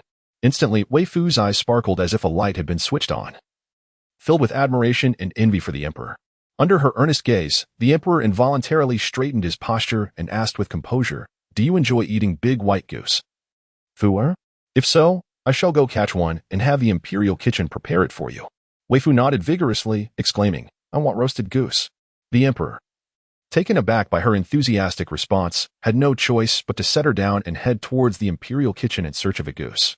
The queen and the Empress Dowager gazed upon the scene with smiles, showing no inclination to intervene. Nor did they mention to Weifoo that her royal uncle might not even recognize a goose. The emperor intended to place Weifoo on the ground, yet she clung to his arm, expressing, "Uncle, I wish to observe how you catch geese. Once I have learned, I shall no longer fear them and will be able to catch them myself." The Empress Dowager and the queen observed the emperor's reluctance to assist. He, being a mere servant, dared not intervene. The emperor cast a glance of approval at Lu Yi, declaring, "Today, I shall dine with mother. Send the food over." After giving his orders, he looked at Weifoo with an apologetic expression, saying, "Fuer, your uncle cannot avenge you today." Weifoo waved her hand dismissively, replying, "It's all right. I shall come to find you early tomorrow." The emperor thought to himself, "Children have poor memories. Surely, after a good sleep, she will forget." The crown prince stepped forward with a smile. "Fuer, come to your brother. Let me hold you, shall we?" The emperor tightened his grip on Weifoo and shot a glance at the crown prince. "I am holding her. What do you seek to take from me? Truly unfilial." The unfilial crown prince retorted, "Father, you have been holding sister for quite a while." The emperor feigned ignorance, thinking how he had longed for a daughter since the birth of the crown prince, only to have 5 sons afterward. His little niece was now over 5 years old, and the opportunity to hold her was fleeting. He must seize every moment. He was not as idle as the crown prince. The crown prince, receiving a disdainful look from his father, felt his lips twitch in response. "Prince brother, once uncle departs, I shall embrace you. We must show respect to our elders," Weifoo gently remarked. The emperor chuckled. "Indeed, Fuer is truly filial and considerate. You, prince brother, seem to lack understanding." Weifoo appeared to have adeptly navigated such situations, exclaiming with a playful shrug, "This is not the fault of prince brother. It is Fuer who is at fault for being so remarkably beautiful." Her whimsical demeanor elicited laughter from the Empress Dowager and others. The Empress Dowager repeatedly affirmed, "Yes, yes, it is indeed our Fuer who is the most beautiful young lady." The Empress, wishing to gather Weifoo into her embrace for a tender caress, could only watch enviously as the emperor played with her. She nodded slightly, realizing that the troubles with her sons were likely the doing of the scheming Defei, especially after discovering the ill health that plagued her. After satisfying her hunger, Weifoo felt drowsy. The emperor inquired about the empress's health, to which Weifoo yawned lazily and replied, "As for seizing fortunes, once discovered, breaking the talisman suffices." The current lack of response from Aunt is due to the talisman still being intact. It houses the spirit of a minor ghost. And once the hour of the rat arrives, Fuer will perform a rite to gradually restore Aunt's health. The empress interjected with concern, "Will performing such a rite adversely affect your own health? If so, it may be best to refrain." In her childhood, an incident occurred at home. A Taoist priest, while performing a ritual, coughed up blood before he could expel the malevolent entity. She witnessed him spitting out a significant amount of blood, and after completing the ceremony, he fainted, his face ashen. Weifoo remarked, "Such occurrences have no bearing on me." Upon uttering these words, she succumbed to fatigue and fell asleep in the emperor's embrace. The empress exchanged glances with the emperor, discerning an underlying meaning in Weifoo's statement. While some events may be inconsequential, others indeed carry weight. Zhang Feng approached the emperor, reporting, "Your Majesty, we have traced the origin of the rumors. They were initially spread by Grand Dowager Empress's maid, Mama Zheng. After her disclosure, the married daughters of the Marquis of Jinbei began to subtly propagate it further." The emperor replied coldly, "Lu Yi, convey my edict to reprimand Mama Zheng for her offense against the Grand Dowager Empress, and admonish the families of those who married her daughters for their lack of decorum." Louis promptly set off to execute the order. After leaving the palace, Mama Zheng, filled with indignation, indeed spoke ill of the matter outside. However, as the rumors spread like wildfire, she grew fearful. Following Lu Yi's reprimand, the weight upon her heart lifted momentarily. Yet soon after, she received word from her daughter that the Prince Qi had criticized her parenting, insisting that she allow the princess to raise her child. Overwhelmed with dizziness, Mama Zheng's heart brimmed with hatred towards Weifoo. She cursed the wretched child for not perishing outside. Chapter 24. The difficulty of learning etiquette consequently.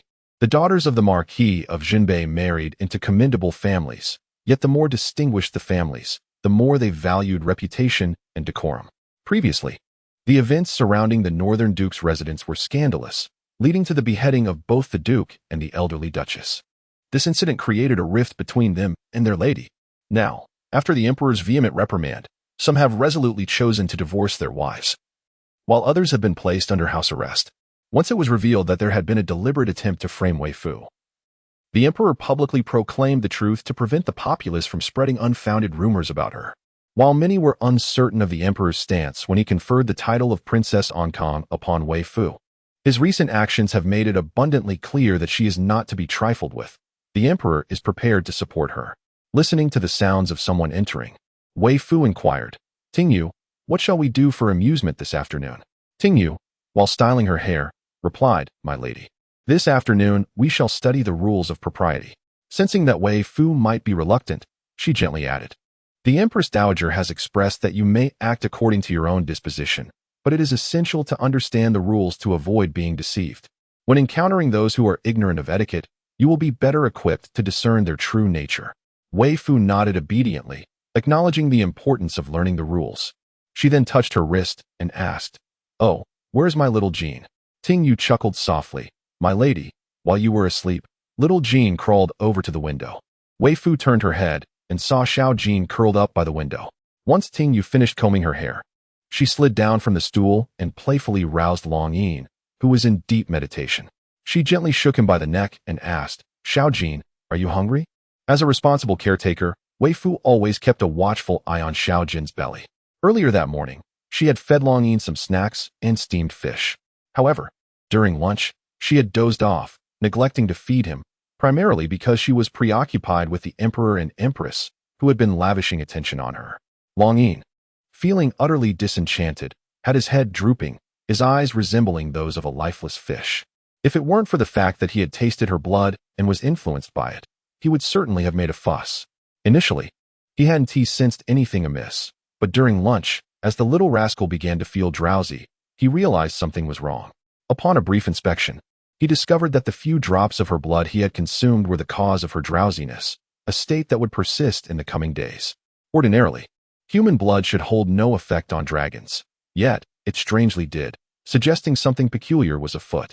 Therefore, she promptly requested Tingyu to fetch some food.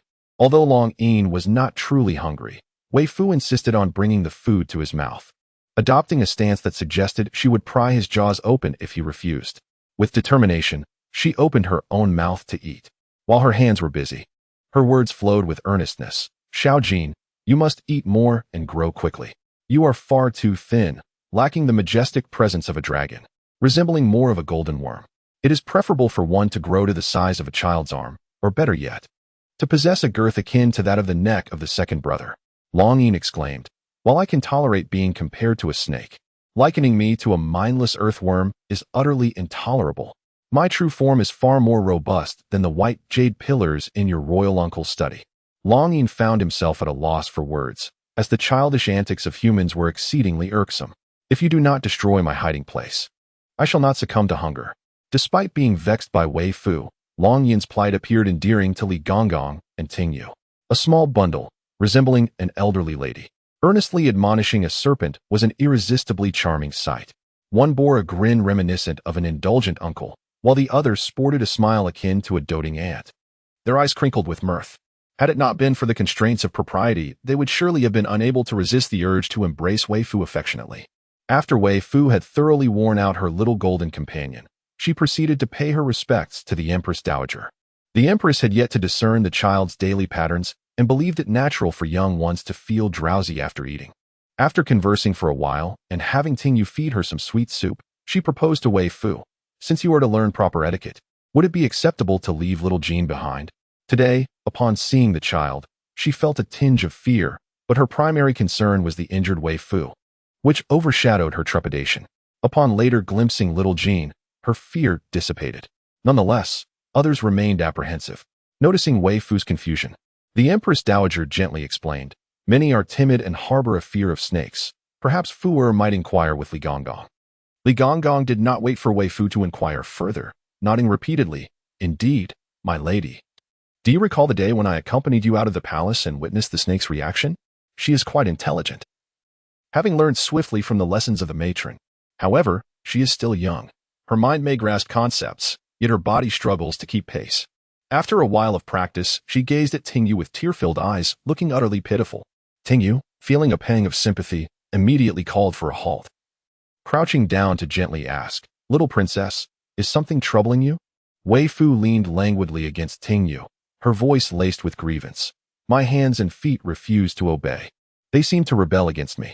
I clearly directed them thus, yet they insist on doing otherwise. Learning the rules is exceedingly difficult, even more so than writing." In Chapter 25, Meeting the Dragon, the others were taken aback by the Empress Dowager's statement. For she was the epitome of propriety and had uttered such unexpected words. Weifoo wished to discuss with her grandmother whether it would be permissible to learn just one rule each day. Given the abundance of days in a year, dedicating several years to this endeavor should suffice for her to master the rules. Primarily, Weifoo was still quite young, and her limbs were uncoordinated. Surely, as she matured, this would rectify itself. For noble ladies from distinguished families, mastering the rules requires arduous effort. Otherwise, the existence of dedicated nurturing matrons would be unnecessary. Among all the regulations, those of the palace are the most stringent. The Empress Dowager's willingness to allow Weifoo some leeway in her studies seemed to indicate that it was ultimately up to Weifoo how she would proceed, leaving no room for objection. Overjoyed by her grandmother's understanding, Weifoo exclaimed, "Thank you, dear grandmother. You are truly wonderful. I adore you the most." Dear grandmother. The Empress Dowager was utterly enchanted by the sweet words of her little granddaughter, unable to contain her joy. Weifoo, who typically lingered for a while after dinner before succumbing to slumber, appeared unusually drowsy during the evening meal. The Empress Dowager attributed this to her apparent fatigue. Once Weifoo had her fill, she instructed Tingyu to carry her down to bed. Before drifting off, Weifoo made a valiant effort to keep her eyelids open and said to Tingyu, "Sister Tingyu, be sure to call for me at midnight." Tingyu gently tucked Weifoo in, extinguished the lamp in the inner room, and lit a lamp in the outer room to engage in her embroidery while waiting. Unbeknownst to them, the dragon spirit silently coiled itself toward Weifoo. A drunken man, casually glancing in the direction of the palace, was taken aback upon seeing a golden dragon spiraling above it, causing him to drop the wine jar he held. Yet, by the time he focused, the golden dragon had vanished, as if it were merely a figment of his imagination. Meanwhile, the once alert Tingyu had succumbed to slumber at the table outside, leaving the room in profound silence. The dragon spirit furrowed its brow. Something was amiss with this human child. Why would a mere infant possess such restraints within? It was already peculiar that Weifoo's blood could aid in restoring his powers, but the presence of these restraints only deepened the mystery. In a realm of cultivation, such phenomena might seem commonplace. However, this world was evidently different. After pondering fruitlessly for a time, the dragon spirit resolved to cease its contemplation, lifting the enchantment to awaken Tingyu, while it resumed its natural form, coiled at the head of Weifoo's bed. Tingyu, who had unknowingly fallen asleep, groggily roused, suddenly recalled her task and quickly glanced at the water clock, relieved to find that she had not missed the appointed time. She took a sip of the cold tea to invigorate herself. As Weifoo prepared to exorcise the little spirit, the Emperor, Empress, Imperial grandmother, and Crown Prince regarded it as a significant matter. Except for the Empress, they instructed their attendants to awaken them when the time arrived, so they could witness the event. The Empress desired to attend, but after a day of various exertions, she found herself truly unable to endure further strain. Thus, when the appointed time came, the Emperor, Crown Prince, and Imperial grandmother approached Weifoo's side. Awakened by Tingyu at the designated hour, Weifoo rubbed her eyes, stifled a prolonged yawn, and lazily rose from her slumber. As she opened her eyes just a fraction, she retrieved a bamboo bowl from a pouch hanging by her bedside, extracting the talisman that had been embedded within the little spirit's body. Half asleep, she staggered towards the door, tossed the talisman into the air, and waved her hand, murmuring, "Away you go." The talisman shattered with a resounding crack, its fragments vanishing into the ether. The Emperor, Crown Prince, and Imperial grandmother exchanged glances, and the usually composed Crown Prince could not help but exclaim, Was it truly that simple? Following the arrival of this little sister, the Crown Prince promptly dispatched someone to seek out books on the subject, eager to acquire knowledge so as not to be at a loss for conversation with her. Although his understanding was still limited, he recognized that dispelling a spirit nurtured for over a decade would not be an easy feat. The Imperial grandmother remarked. Perhaps it is not merely simplicity, but rather, our Fuer is exceptionally formidable? The Emperor proudly affirmed. Indeed, it is our Fuer who is remarkable. Tingyu quietly inquired. Shall I summon the young princess? The Imperial grandmother and the others waved their hands, signaling Tingyu not to disturb Weifoo, and they departed in their own directions. Weifoo awoke to the sun already high in the sky, only then realizing the situation at hand. Upon hearing a commotion, Tingyu entered to find Weifoo seated on the bed, clutching a blanket, her cherubic face marked by a grave expression. Tingyu instinctively softened her breath and approached, softly inquiring, Your Highness, what troubles you? Weifoo had never exhibited such lethargy before. Typically, she rose at the hour of Chun and retired at the hour of Su, seldom taking a midday nap after turning 3. Yet, during her lunch yesterday, drowsiness began to overtake her, and it persisted through dinner, leading her to sleep far longer than usual. Long Yin, upon hearing Weifoo's words, felt an inexplicable sense of guilt. Unaware of Weifoo's previous routine, Tingyu grew anxious at her revelation and promptly reported to the Empress Dowager. Upon hearing the news, the Empress Dowager also became alarmed and immediately summoned the Imperial physician. After the Emperor's morning court session, he frequently inquired of Lu Yi, Has the county princess arrived yet? Lu Yi's response remained consistently the same, Not yet. The answer was always no. Lu Yi had never realized the Emperor held such affection for the young lady. The previous day, after agreeing to the county princess's request to catch geese, the Emperor even instructed him to seek out an expert in the art of goose catching, subsequently delegating official matters to the Crown Prince while he diligently learned the techniques, eagerly anticipating the opportunity to showcase his prowess before the county princess. Yet, to his dismay, she had not appeared. Lu Yi felt a twinge of embarrassment for the Emperor and pondered whether he should discreetly send someone to remind the county princess when his own apprentice rushed in, urgently informing him that the Shoan Palace had summoned the physician, hinting that something was amiss with the county princess. Upon Luisen's mention, he promptly entered to inform the Emperor of the matter. The Emperor commanded, Proceed to the Shoan Palace. By the time the Emperor arrived, the Imperial physician had already taken Weifoo's pulse, declaring her health to be sound. The Empress Dowager, somewhat irked, remarked, One and all assert there is nothing amiss. Yet why has my dear Fuer become more lethargic than before? Chapter 26. Such a pungent aroma. The physician thought to himself, It is quite normal for a child to exhibit occasional drowsiness. However, he dared not voice this, opting instead to kneel and declare. Based on the pulse examination, the young princess is in perfect health. Weifoo herself felt no discomfort, yet the timing of her sleep seemed off. Observing the physician's reprimand, she felt a twinge of guilt and spoke up, Grandmother, Fuer is perfectly well. My excessive sleepiness yesterday was merely a result of wanting to rest. Regardless of Weifoo's reassurances, both the Empress Dowager and the Emperor correlated her condition with her actions from the previous night. They exchanged glances, and the Empress Dowager instructed, Fuer has yet to partake in her breakfast. Let her go and eat first. Indeed, Weifoo was hungry and obediently allowed Tingyu to guide her away. The Empress Dowager turned to the Emperor, suggesting, Should we summon Tao Ji or the Chancellor for their insights? Neither of them possessed the requisite knowledge, but those two at least shared the same teacher as Fuer, and surely they would have some information to offer. Lin Su, as the Chancellor, was perpetually occupied. Thus the Emperor called for Tao Ji to enter the palace. The Emperor regarded Tao Ji with an odd expression, inquiring, How is it that your official robe is in such a state of disrepair? It is quite evident that it has been torn by someone. Tao Ji, filled with indignation, remarked, Your Majesty, did you not reprimand those who spread false rumors? Sister Wei Ju has been cast off by her family, and yet she somehow learned of my amicable relationship with the young mistress.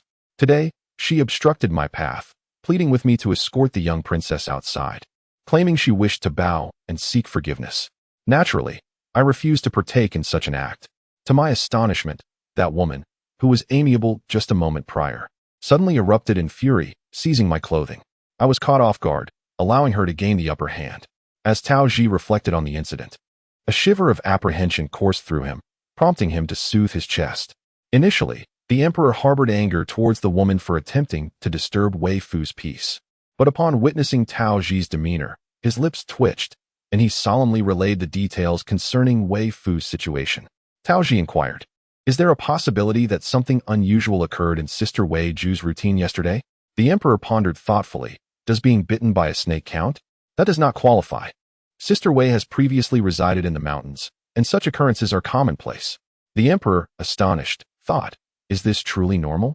How rough must those people have been with his little niece? No wonder she did not cry when bitten by a snake. It is said she remained remarkably composed." Seizing the opportunity, Tao Ji expressed his desire to visit Weifoo. The emperor, with a leisurely tone, replied, "I still have some matters to discuss with you. Louis, summon the young princess." Lu Yi bowed in obedience, perceiving the emperor's cunning. He clearly wished to see the young princess, yet chose to disguise his intentions under the guise of others. Upon hearing that her junior, Taozi, was seeking her, Weifoo joyfully followed Louis to the Imperial study. There, the two, Taozi and his senior sister, caught sight of each other from a distance, and with unrestrained delight, they dashed toward one another. Weifoo skillfully embraced Tao Ji's neck, while Tao Ji adeptly lifted her, spinning her around twice before raising her high. In fits of laughter, Weifoo recounted her struggles with drowsiness to him. As Tao Ji carried her inside, his gaze was instantly drawn to the glimmering little snake coiled around her delicate wrist. Inquisitive about the snake that had bitten his junior sister's face, he asked, "Junior sister, did it draw blood?" At this question, even the seemingly lethargic Long Yin perked up. Recognizing that this seemingly simple human had some depth, Weifoo nodded in response, prompting Tao Ji to shift her into one arm as he attempted to catch a closer look at the snake. Noticing that its golden hue appeared somewhat altered since their first encounter, in a swift motion, Long Yin darted away to coil around a nearby pillar. Indignant at the notion of a man's hand reaching for him. After all, it was imperative that males maintain a respectful distance from one another. Tao Ji gently set Weifoo down and, rubbing his hands together, exclaimed, well, look at me." Weifoo playfully slapped Tao Ji's arm with a serious expression, embodying the role of a senior sister as she admonished, "Taozi, I am who I am.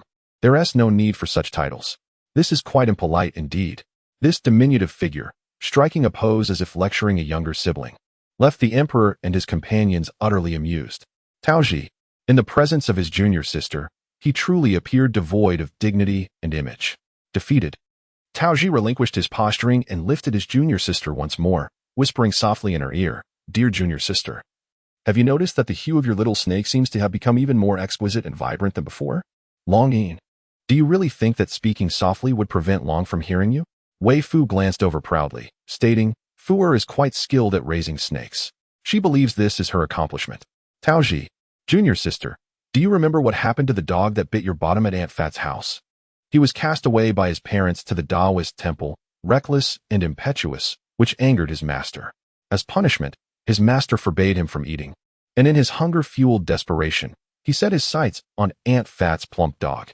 However, his martial prowess was woefully inadequate, and he could not triumph over the rotund canine.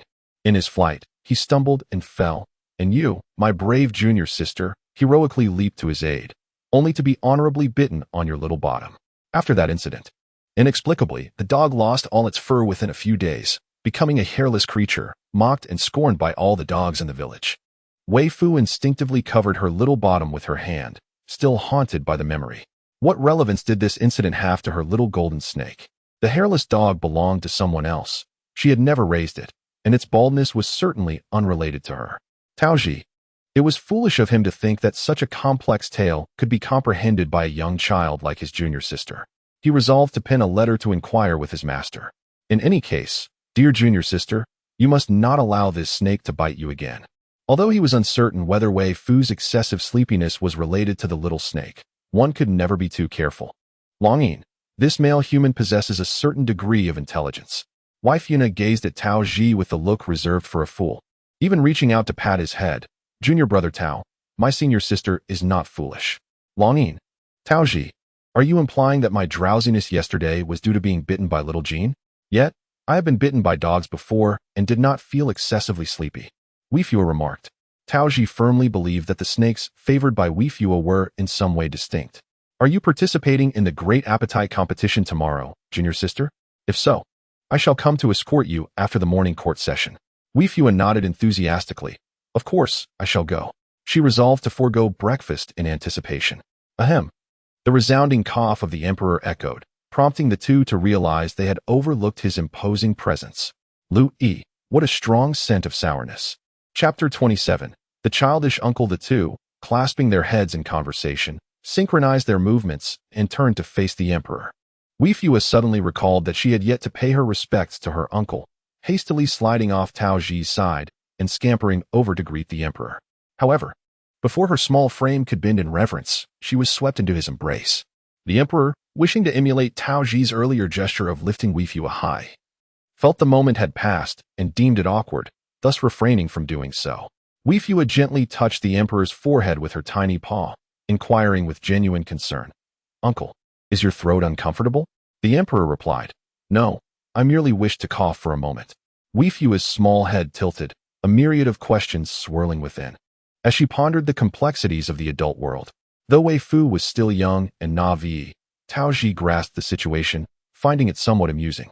The emperor, catching sight of his smile, remarked lightly, "Ah, Tao Iching, the efficiency of the Dali Temple in handling cases has been rather lacking of late. The culprits remain at large, leaving the people in unrest and my heart troubled as well.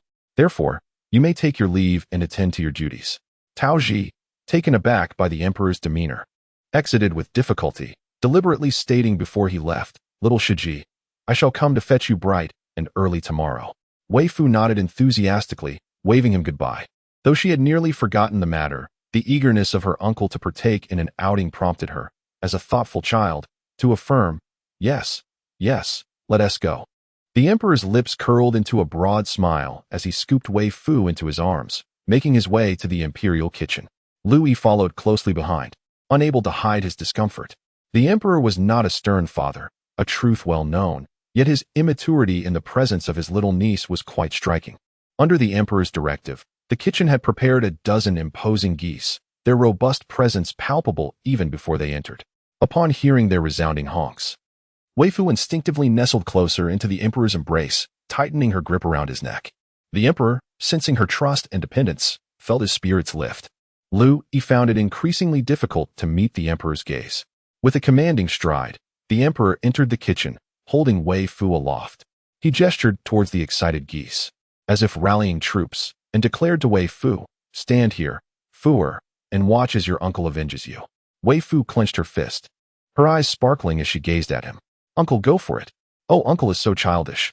After turning 3, Fooer understood that this is a game only little children enjoy. As a 5-year-old, she no longer chases geese, yet her uncle, at 35, still delights in such pursuits. Encouraged by her little niece, the emperor boldly stepped into the circle of geese. The moment the geese spotted him, they reacted as though they had encountered a nemesis, stretching their necks, flapping their wings, and scampering forward on their tiny legs. With every flap of their wings, they surged towards the emperor. Amidst the flock, the emperor precisely targeted the largest and most boisterous white goose, seizing it by the neck with a firm grip, and deftly leaped out of the chaos. Weifoo, witnessing this spectacle, felt her blood surge with excitement, clapping her hands and exclaiming, "Uncle is amazing. Uncle is the best." She scampered over to greet the emperor, who, delighted by his niece's joy and praise, inquired, "How would you like it prepared, Fooer?" With enthusiasm, Weifoo replied, "Roast it. I want roast goose." The emperor handed the goose over to the royal chef, instructing them to prepare the dish. Rubbing her hands together in excitement, Weifoo added, "I also want to catch a goose. Even though I'm a big kid now, a little playtime is still permissible, right?" The emperor hesitated to refuse, but upon seeing the gleam in Weifoo's bright eyes, he found it impossible to speak the word of denial. He simply nodded, resolved to keep a watchful eye, ready to intervene should anything go awry. Then he witnessed a scene that left him utterly astounded. Weifoo, upon entering, burst into laughter as she charged towards the geese, sending them scattering in all directions. Even the emperor could sense the geese's palpable fear of Weifoo. Despite her short legs, she ran with surprising speed, seizing one of the geese by its wing and plopping herself down upon it, compelling it to take flight. The emperor covered his face in amusement, observing the plight of the geese. The limits of human patience are finite, and so are those of the geese. Eventually, one goose decided to fight back, prompting the entire flock to rise in rebellion. They began to chase after Weifoo, who, frightened, sprinted towards the emperor, crying out for help. "Uncle, save me." Her playful retreat, coupled with her endearingly timid demeanor, elicited hearty laughter from the emperor. With a deft use of lightness technique, he swiftly embraced her and whisked her away, leaving a dozen geese honking in protest. Weifoo, touching her little backside, raised her fist defiantly at the geese, proclaiming, "Humph, I am not afraid of you." The heat of the day had taken its toll, and the emperor noticed the beads of sweat forming on her brow after her spirited escapade. As he carried her outside, he reassured her, saying, "Indeed, Fuer is not afraid of them. She is merely tired from playing." Weifoo nodded in agreement. Reluctantly, the emperor handed her over to Tingyu. Having run about, Weifoo felt a bit overheated and expressed her desire to walk on her own. The emperor interpreted this as a sign that Fuer preferred his embrace over that of others. In high spirits, he set her down, gently wiped the sweat from her forehead, and instructed Tingyu to lead Weifoo through the shaded areas, ensuring she did not get sunburned, before cheerfully departing with his hands behind his back. As Weifoo noticed the Empress Dowager's displeasure, she hurriedly approached her, taking her hand and playfully coaxing, "Grandmother, it was not Uncle who took me to catch geese. He was merely seeking vengeance for me. I also wish to indulge in some fun. Please do not remain angry with Uncle, all right?" Due to her exertions, Weifoo's cheeks flushed a delightful crimson, rendering her even more exquisitely adorable. Such a tender display of affection melted the dowager's heart, leaving no room for resentment towards the emperor. Instead, she embraced Weifoo with joy, exclaiming, "Very well, for your sake, I shall forgive your uncle. You are the best. Grandmother, how is it that I hear you proclaiming your uncle to be the finest?" With a twinkle in her eyes, Weifoo replied, "Uncle is indeed the best uncle, while grandmother is the best grandmother. These sentiments are not contradictory. Oh dear, my little Foo's sweet tongue, have you been secretly sipping honey?" The attendants surrounding them wore expressions of affectionate amusement as they observed the charming exchange. In Chapter 28, still a baby, as Weifoo bathed, she felt an incessant nagging sensation that she had forgotten something. Glancing at her wrist, she suddenly recalled, "Oh dear, I left Xiao Jin with Uncle." Only then did she feel reassured, justifying to herself, "It's not that my memory is poor. Rather, Xiao Jin is just too small and lacks presence." Listening to the little one's earnest defense, Tingyu felt an overwhelming urge to laugh, yet managed to suppress it, responding solemnly, "Indeed, once Xiao Jin puts on some weight, he shall be harder to overlook." She, too, harbors a fear of snakes. However, due to her affection for her beloved, she has now grown accustomed to the little creature. The Empress Dowager, perceiving the emperor as unreliable, decided to accompany Weifoo when he went to dine with the emperor at noon. The empress, awakening that morning feeling considerably better, resolved to diligently investigate matters concerning concubinage from years past. Upon learning that Weifoo would be joining the emperor for the meal, she decided to attend as well. Thus, a considerable number of individuals gathered at the emperor's table for lunch. Weifoo tugged at the emperor's sleeve, whispering a suggestion, "Uncle, neither my elder brother the crown prince nor my mother have had any goose. Could you perhaps arrange for some to be sent to them?" The crown prince, overwhelmed by the irresponsibility of his father, felt a warmth in his heart upon receiving the goose meat. Princess Ye also yearned to recover swiftly to accompany her daughter. After sharing the goose with her elder brother and mother, Weifoo glanced at the little Jean, who remained steadfastly clinging to the pillar, utterly unmoved. She continued her conversation with the emperor. "Uncle, little Jean is hungry as well. May I invite it to join us for the meal?" Lu Yi was about to protest against such irregularity, but the emperor discreetly gestured for him to remain silent, leading him to believe the emperor indulged the young princess to an extraordinary extent. The emperor and empress had previously heard tales of Weifoo's clever little snake, which, like a person, partook of food, yet witnessing it in reality remained somewhat astonishing. Weifoo offered the little serpent vegetables with her own chopsticks, but it disdainfully turned its head away, resolutely refusing to eat even when the food was presented right at its mouth. Not only is she particular, but she is also somewhat finicky. She refuses to eat goose, and shows little inclination towards vegetables, though she does partake in fish, shrimp, and meat. After a meal, the emperor expressed his discontent towards the little snake, cradling Weifoo in his arms to wipe her mouth. "Fuer, little Jean is so clever, from now on. Let it feed itself. Shall we not have you serve it?" It was rather disheartening for him, as the uncle who had yet to be fed by his little niece. He cast a disdainful glance at little Jean, Long sensed the emperor's disapproval and pondered why his father, the dragon, had not gotten along with the Star Lord Ziwei. The human emperor's displeasure was palpable, even without any direct labor on his part. Weifoo shook her head. Little Jean is still very young, just a baby, she began, but before she could finish her sentence, she leaned against the emperor's embrace and drifted into a light slumber. Observing this, Long Yin's expression turned somber. The emperor shook his head and softly remarked, "It is quite hot outside. Let Fu sleep here with me." Naturally, the Empress Dowager delighted in her brother's affection for his niece. When Weifoo eventually awoke from her nap, she faintly heard voices outside. More than one, in fact. She sluggishly rose, trying to make as little noise as possible as she slipped out of bed, padding barefoot towards the door. Arriving at the screen, she cautiously peeked out, only to meet the gaze of her 13th senior brother. Lin Su, with his keen ears, had detected the movement and turned to see his little junior sister poking her head out from behind the screen. Though her hair was tousled, it only added to her charm, rendering her quite adorable in appearance. He instructed the courtiers to wait momentarily before he approached and embraced Weifoo, proceeding to call for Ting Yu to assist in her grooming. He adeptly picked up Weifoo's tiny shoes and skillfully helped her put them on. As a father to 6 children, the emperor was quite proficient in such matters. Noticing that the emperor was patiently waiting while many ministers lingered outside, Ting Yu swiftly attended to Weifoo's washing and arranged her hair into a simple bun before handing her over to the emperor. Having just awakened, Weifoo's cherubic face glowed with a rosy hue, crowned with a delicate pink bun, resembling a pristine lotus blossom, evoking joy in all who beheld her.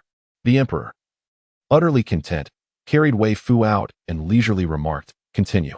The ministers who had been interrupted earlier resumed their reports. The content of their discussions was largely incomprehensible to Weifoo, who found herself idly gazing around until her eyes landed on Lin Su, to whom she beamed a radiant smile. Although initially wandering her gaze amidst the sea of middle-aged officials, her attention was drawn to a particularly youthful and ethereal-looking official, who unwittingly caught her eye. Upon closer observation, she noted a shadow of gloom hovering above him. Liao Qing, attentively listening to the adults, found himself at the end of the line, now advancing to the second row, still awaiting his turn to speak. Suddenly, he felt a piercing gaze fixed upon him. Lifting his head slightly, he met Weifoo's clear, penetrating eyes. Recalling the rumors that the young princess possessed the uncanny ability to glimpse into others' pasts, a chill ran down his spine. Surely, the young princess would not uncover the embarrassing tale of his childhood, when he had been bested by Ergo from the village, resulting in tears and disgrace. The emperor also noticed that Weifoo was intently observing Liao Qing. Contemplating something, he inquired, "Fu, what troubles you?" Leaning close to the emperor's ear, Weifoo whispered, "Uncle, is that person a good person?"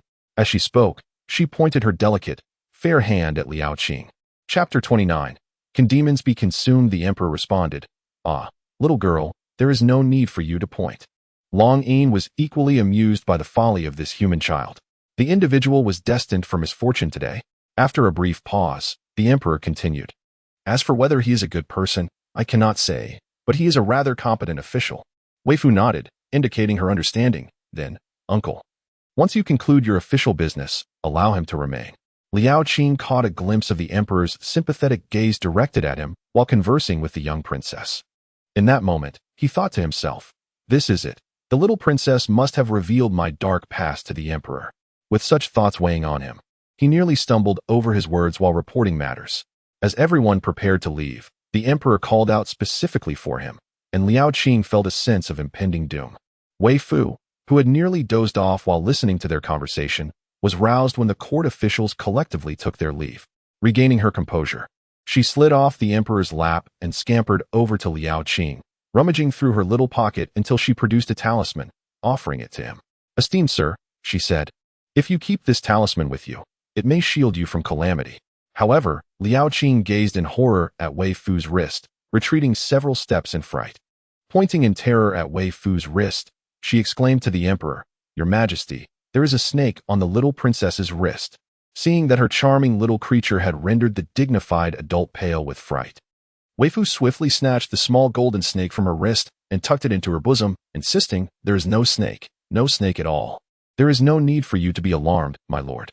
Dragonine, buried beneath a pile of belongings, felt an overwhelming urge to swat Weifoo away with his tail. Why should he endure such indignation when others were afraid of him? It was that timid human who was at fault for his cowardice, not him. Liao Qing regarded Weifoo with an expression that clearly conveyed, "Do you take me for a fool?" Although Weifoo acted swiftly, Liao Qing had indeed seen her grasp the snake and conceal it within her front pocket. The emperor had never before witnessed such a range of expressions from his little celestial official. Maintaining his composure, he remarked, "Liao Qing, your fear seems rather excessive. How can you be frightened by such a diminutive snake?" Liao Qing retorted, "Your Majesty, you cannot genuinely care for the little princess if you think a snake is not frightening. A snake coiling around a child's wrist is indeed quite alarming, is it not?" Though Liao Qing said nothing further, the emperor understood. This was merely a pet that Fu Heir had raised herself, and there was no need for alarm. Realizing that her uncle had inadvertently revealed her secret, Weifoo retrieved the small golden snake from her pocket, fashioned it into a delicate bow, and cheerfully assured Liao Qing, "Little Jean does not bite. It is very gentle, you need not be afraid." Liao Qing could only muster a stiff smile, replying, "I assure you, my lord, I am not afraid. It was I who lost my composure. I beg your pardon, your Majesty and the princess. Whose child is so bold as to play with a snake?" Weifoo graciously waved her hand and once again handed over the charm. Liao Qing cautiously accepted it and sincerely expressed her gratitude. "Thank you, little princess." Nowadays, rumors circulate throughout the capital, claiming that the little princess's master possesses some mystical arts, and that the princess herself also harbors certain abilities. Previously, the emperor had dispatched Louis to reprimand Granny Zhang and the girl marrying the Lord of the North for slandering Weifoo, but he did not deny her talents. The emperor desires that the populace holds Weifoo in reverence, not merely due to her title as a princess, but also for her inherent capabilities. Having lost her father, it is inevitable that some will gossip about the two of them, mother and child.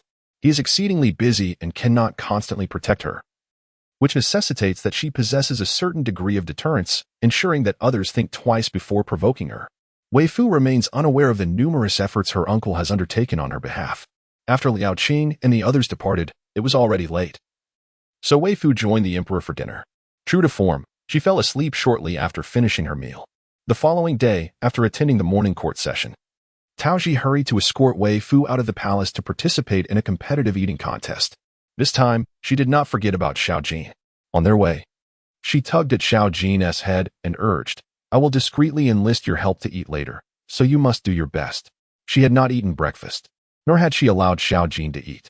In the past, when she accompanied her master to banquets or such complimentary feasts, this was her customary practice. Moreover, the master competes with the elderly women to hastily fill their pockets with vegetables. Each time, she skillfully opens her bag at the opportune moment, and the master promptly pours in the contents, their movements harmoniously synchronized, surpassing the speed of most of the elderly women. Long Yin, with his eyes closed, chose to ignore her. Last night, while Weifoo was asleep, he had attempted once more to probe Weifoo's body, but was thwarted several times. Although he harbored disdain for this human child, if her excessive drowsiness were indeed a consequence of his actions, he would bear the blame. Ignoring Weifoo, she seized his head and shook it incessantly, compelling him to reluctantly open his eyes and nod weakly. Just moments ago, he felt a pang of guilt. Yet now he found himself distracted by this mischievous little imp. It was uncertain who was more unfortunate in their encounter. Taoji, harboring suspicions, observed Long Yin's human-like actions and conjectured that it had consumed the blood of his junior sister, thus gaining sentience. Seemingly casually, he inquired, "Little junior sister, did the master teach you how to capture ghosts? Did he also instruct you on how to catch demons?" Weifoo scratched her face in contemplation. "Is that something that needs to be learned?" Taoji was momentarily defeated by the seemingly innocent yet piercing words of his junior sister, momentarily forgetting that she was a prodigy. They struggled to grasp the basics, while she seemed to master it with but a glance. "Have you ever seen a demon or captured one?" He had only witnessed the master capturing ghosts and had never encountered a demon. Weifoo shook her head. "The master said that there are no demons left in this world. Taozi, if you happen to see a demon, do remember to inform me. I would like to go and take a look." She suddenly swallowed, pondering whether demons could be consumed. After all, demons are beings that have cultivated from animals or plants. So theoretically, they should be edible. Taoji observed his little junior sister, her eyes sparkling with desire as she envisioned the succulent flesh of the demon. "Little junior sister, perhaps we should exercise some restraint. These demons have lived for countless years. Their meat must be tough and unpalatable. However, we could certainly stew something like ginseng essence. If we encounter malevolent demons, we shall eliminate them. He glared at Long Yin, his eyes brimming with menace. Long Yin retorted, "Have you lost your sight? I am no demon." Chapter 30. Rendering people dazed, Weifoo diligently raised her hand, and Taoji dutifully lowered his head. She, resembling a caring elder, gently patted Taoji's head, speaking with heartfelt gravity. "Junior brother Tao, we must not be so ruthless. If we encounter benevolent demons, we shall leave them be, but if we face malevolent ones, we shall capture them. Now, let us cease this frivolous chatter and turn to the matter at hand." Weifoo commanded with a serious expression, instructing Tingyu and the elder to step outside the carriage, warning them not to eavesdrop. Then, she leaned closer to Tao Ji and whispered, "Junior brother Tao, earlier we speculated that my father was not the one whose head was severed. Do you not think we should earnestly seek out my father, whom I have yet to meet?" Tao Ji felt a pang of regret. He should not have spoken so thoughtlessly. He delved into the events of that year, discovering that after Princess Yahe was abducted, the Duke of Northern Town rescued her from a beggar, as recounted by an elderly confidant of the Duke. The appearance of the beggar remained unclear to him, but he was certain of the man's death, for the Duke had specifically ordered that the body be discarded in a common grave, a task he had personally undertaken. Thus, he was convinced that the beggar was unequivocally deceased. Weifoo, noticing Tao Ji's silence, gently patted her shoulder. Tao Ji hesitated and remarked, "Little senior sister, given that your so-called father never cared for you or your mother, should we not abandon the pursuit of someone like him?" Weifoo furrowed her brow and replied, "How can we not search? At the very least, I must ascertain the true nature of my biological father. Once located, I can settle any grievances or vendettas. There is no contradiction in that. You must have uncovered something. Share your findings with me." Seeing Weifoo's unwavering determination, Taoji sighed and disclosed all that she had learned. Upon hearing it, Weifoo's delicate features contorted in dismay, her small mouth pouting. "Mother is so pitiable." Taoji embraced Weifoo tenderly, reflecting, "Oh, my little senior sister, you are the one who deserves sympathy. Yet you have us to cherish you. And whether or not you have a father is inconsequential." The 100 coins entry fee effectively deterred many who sought to indulge without merit, ensuring that only those genuinely aspiring to be competitive eaters participated. Consequently, the 100 tables remained only partially filled, accommodating perhaps 30 or 40 individuals.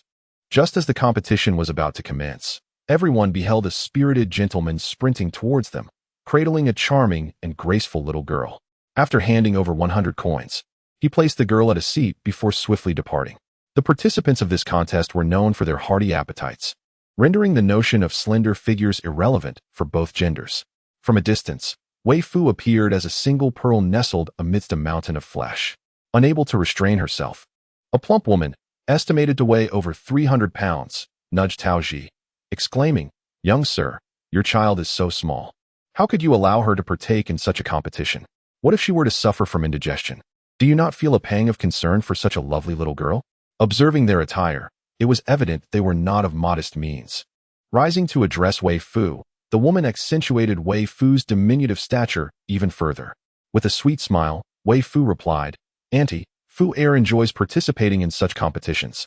Nearby, a burly man chuckled and remarked, "This is merely a child from a wealthy family seeking amusement. Why engage her in such discourse?" Weifoo merely smiled in response, choosing silence as they were unaware of Fu Air's remarkable appetite. Soon, the gong sounded, signaling the start of the event. The first dish served was a large bowl of plain noodles, which, in reality, resembled a substantial basin, making it appear as though the little sister from Taoji's family had been inverted into the bowl itself. Because Weifoo was the last to arrive, being a charming child of petite stature, she attracted considerable attention. The little one swiftly finished a bowl of noodles and, clutching her stomach, let out a satisfied belch. Immediately, someone brought forth 20 meat buns, and the onlookers witnessed the buns vanish at a remarkable pace, unlike the others who devoured their food with reckless abandon, splattering broth as they slurped their noodles and stuffing their mouths to the point of distortion. Weifoo's eating demeanor was remarkably refined. She savored each bite, yet the food on her table disappeared at a rate that far surpassed that of the voracious eaters around her. As she ate, she whispered to Xiaojin, "Hurry. Xiaojin, if we finish this meal, we need to eat for the rest of the day." Long Yin longed to interject, suggesting that her family was not impoverished and did not lack for food, but he refrained, fearing her reaction. Under Weifoo's insistence, he assisted her in devouring the buns. The only solace was the bun's acceptable flavor, otherwise, he might have wept. The 20 meat buns before Weifoo disappeared with astonishing rapidity. The aunt who had previously conversed with her had only consumed 5 buns, while the uncle had managed 10, with many still beginning their meal.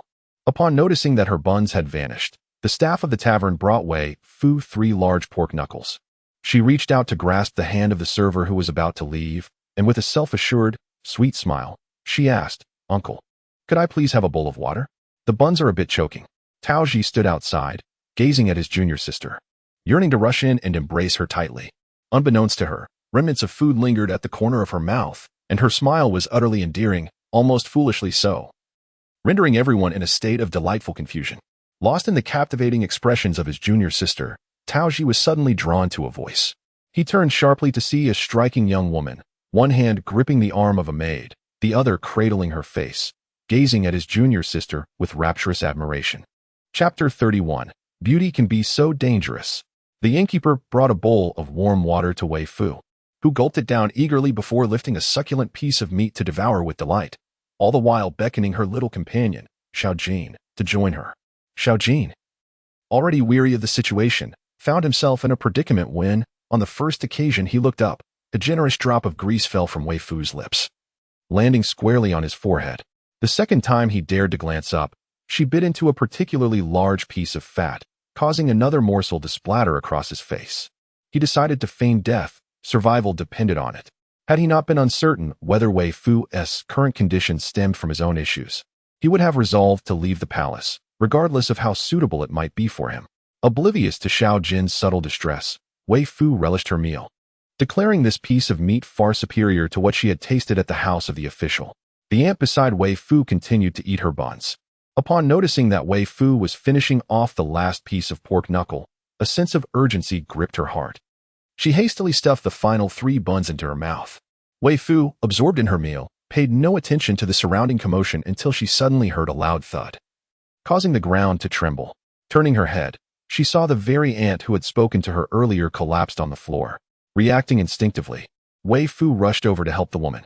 The staff of the tavern quickly responded, tearing down a door panel in their haste to lift the ant away. Weifoo flailed her small hands, anxiously exclaiming, "Don't move her. She must stay here." Like a little bee, she obstructed the tavern staff. Although they were anxious, they remained polite, saying, "Little girl, we must take her to the doctor. If she dies here, it will be disastrous for us." At that moment, Taoji squeezed through the crowd, presenting his official badge. "I am an official from the Dali Temple, and this young lady is a doctor. You must heed her." The common folk held a natural reverence for officials, and upon hearing Taoji's words, though hesitant, they ceased their insistence on moving the woman. Seeing that her fellow disciple had managed to calm everyone down, Weifoo finally stopped her frantic gestures. With great effort, she crouched down, gently lifting the ant's head. Grabbing a bowl nearby, she applied pressure to a specific acupoint at the back of the ant's neck, prompting the woman to begin retching. After a while of this, the ant continued to expel the contents of her stomach. She gently laid the elder down once more and retrieved several gourd-shaped porcelain vials from her small pocket. Selecting one sealed with a crimson cork, she poured a single pill into the elder's mouth. Then, reaching into her pocket once again, she produced a roll of needles.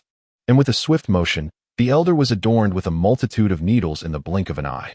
The onlookers, coming to their senses, were unable to contain their astonishment, with one person exclaiming, "Little girl, are you truly a doctor?" The sight of such a young physician, particularly a girl, was indeed remarkable. Weifoo shook her head, insisting, "Fu is not a doctor." The crowd erupted into a clamor. The patrons of the tavern, who had initially refrained from intervening due to Taoji's identity, now rushed to assist the elder. The bystanders could not help but voice their concerns. "This little girl is not a doctor. How can you, sir, allow her to act recklessly?" They continued, "Just because a child is unaware, does that mean you, an adult, are also ignorant?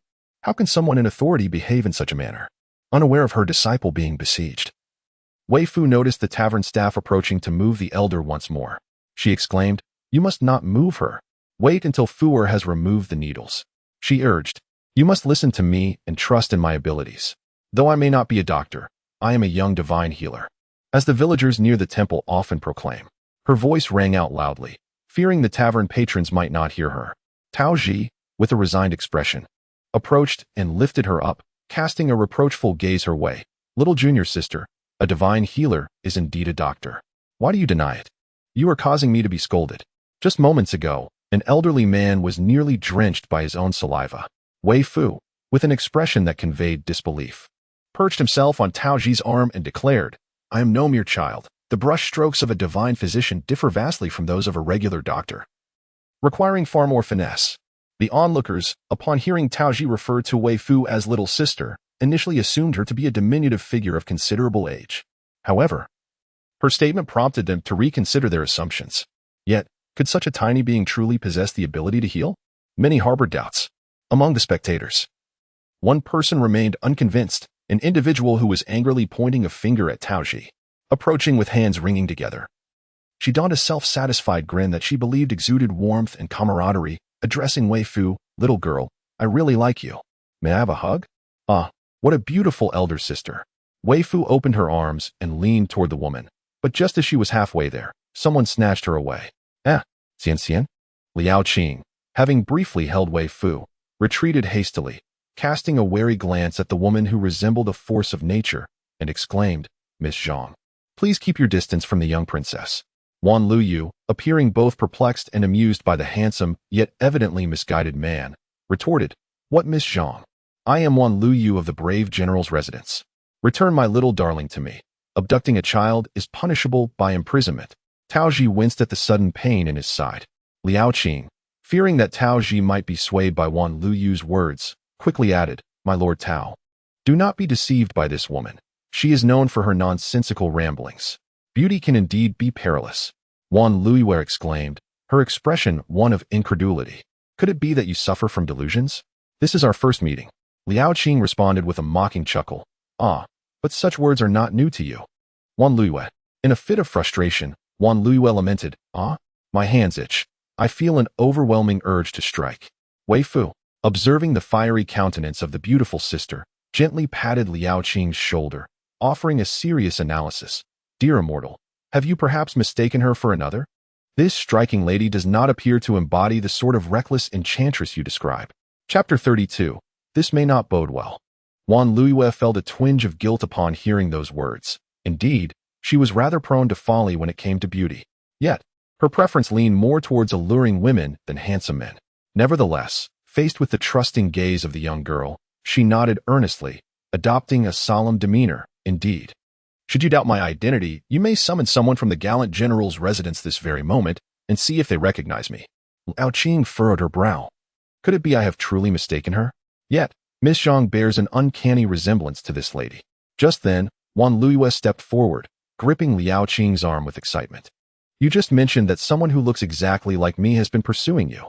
Startled by Wan Liyue's sudden advance, Liao Qing instinctively attempted to retreat, but being held fast, she could only helplessly respond, Miss Wan, please release me.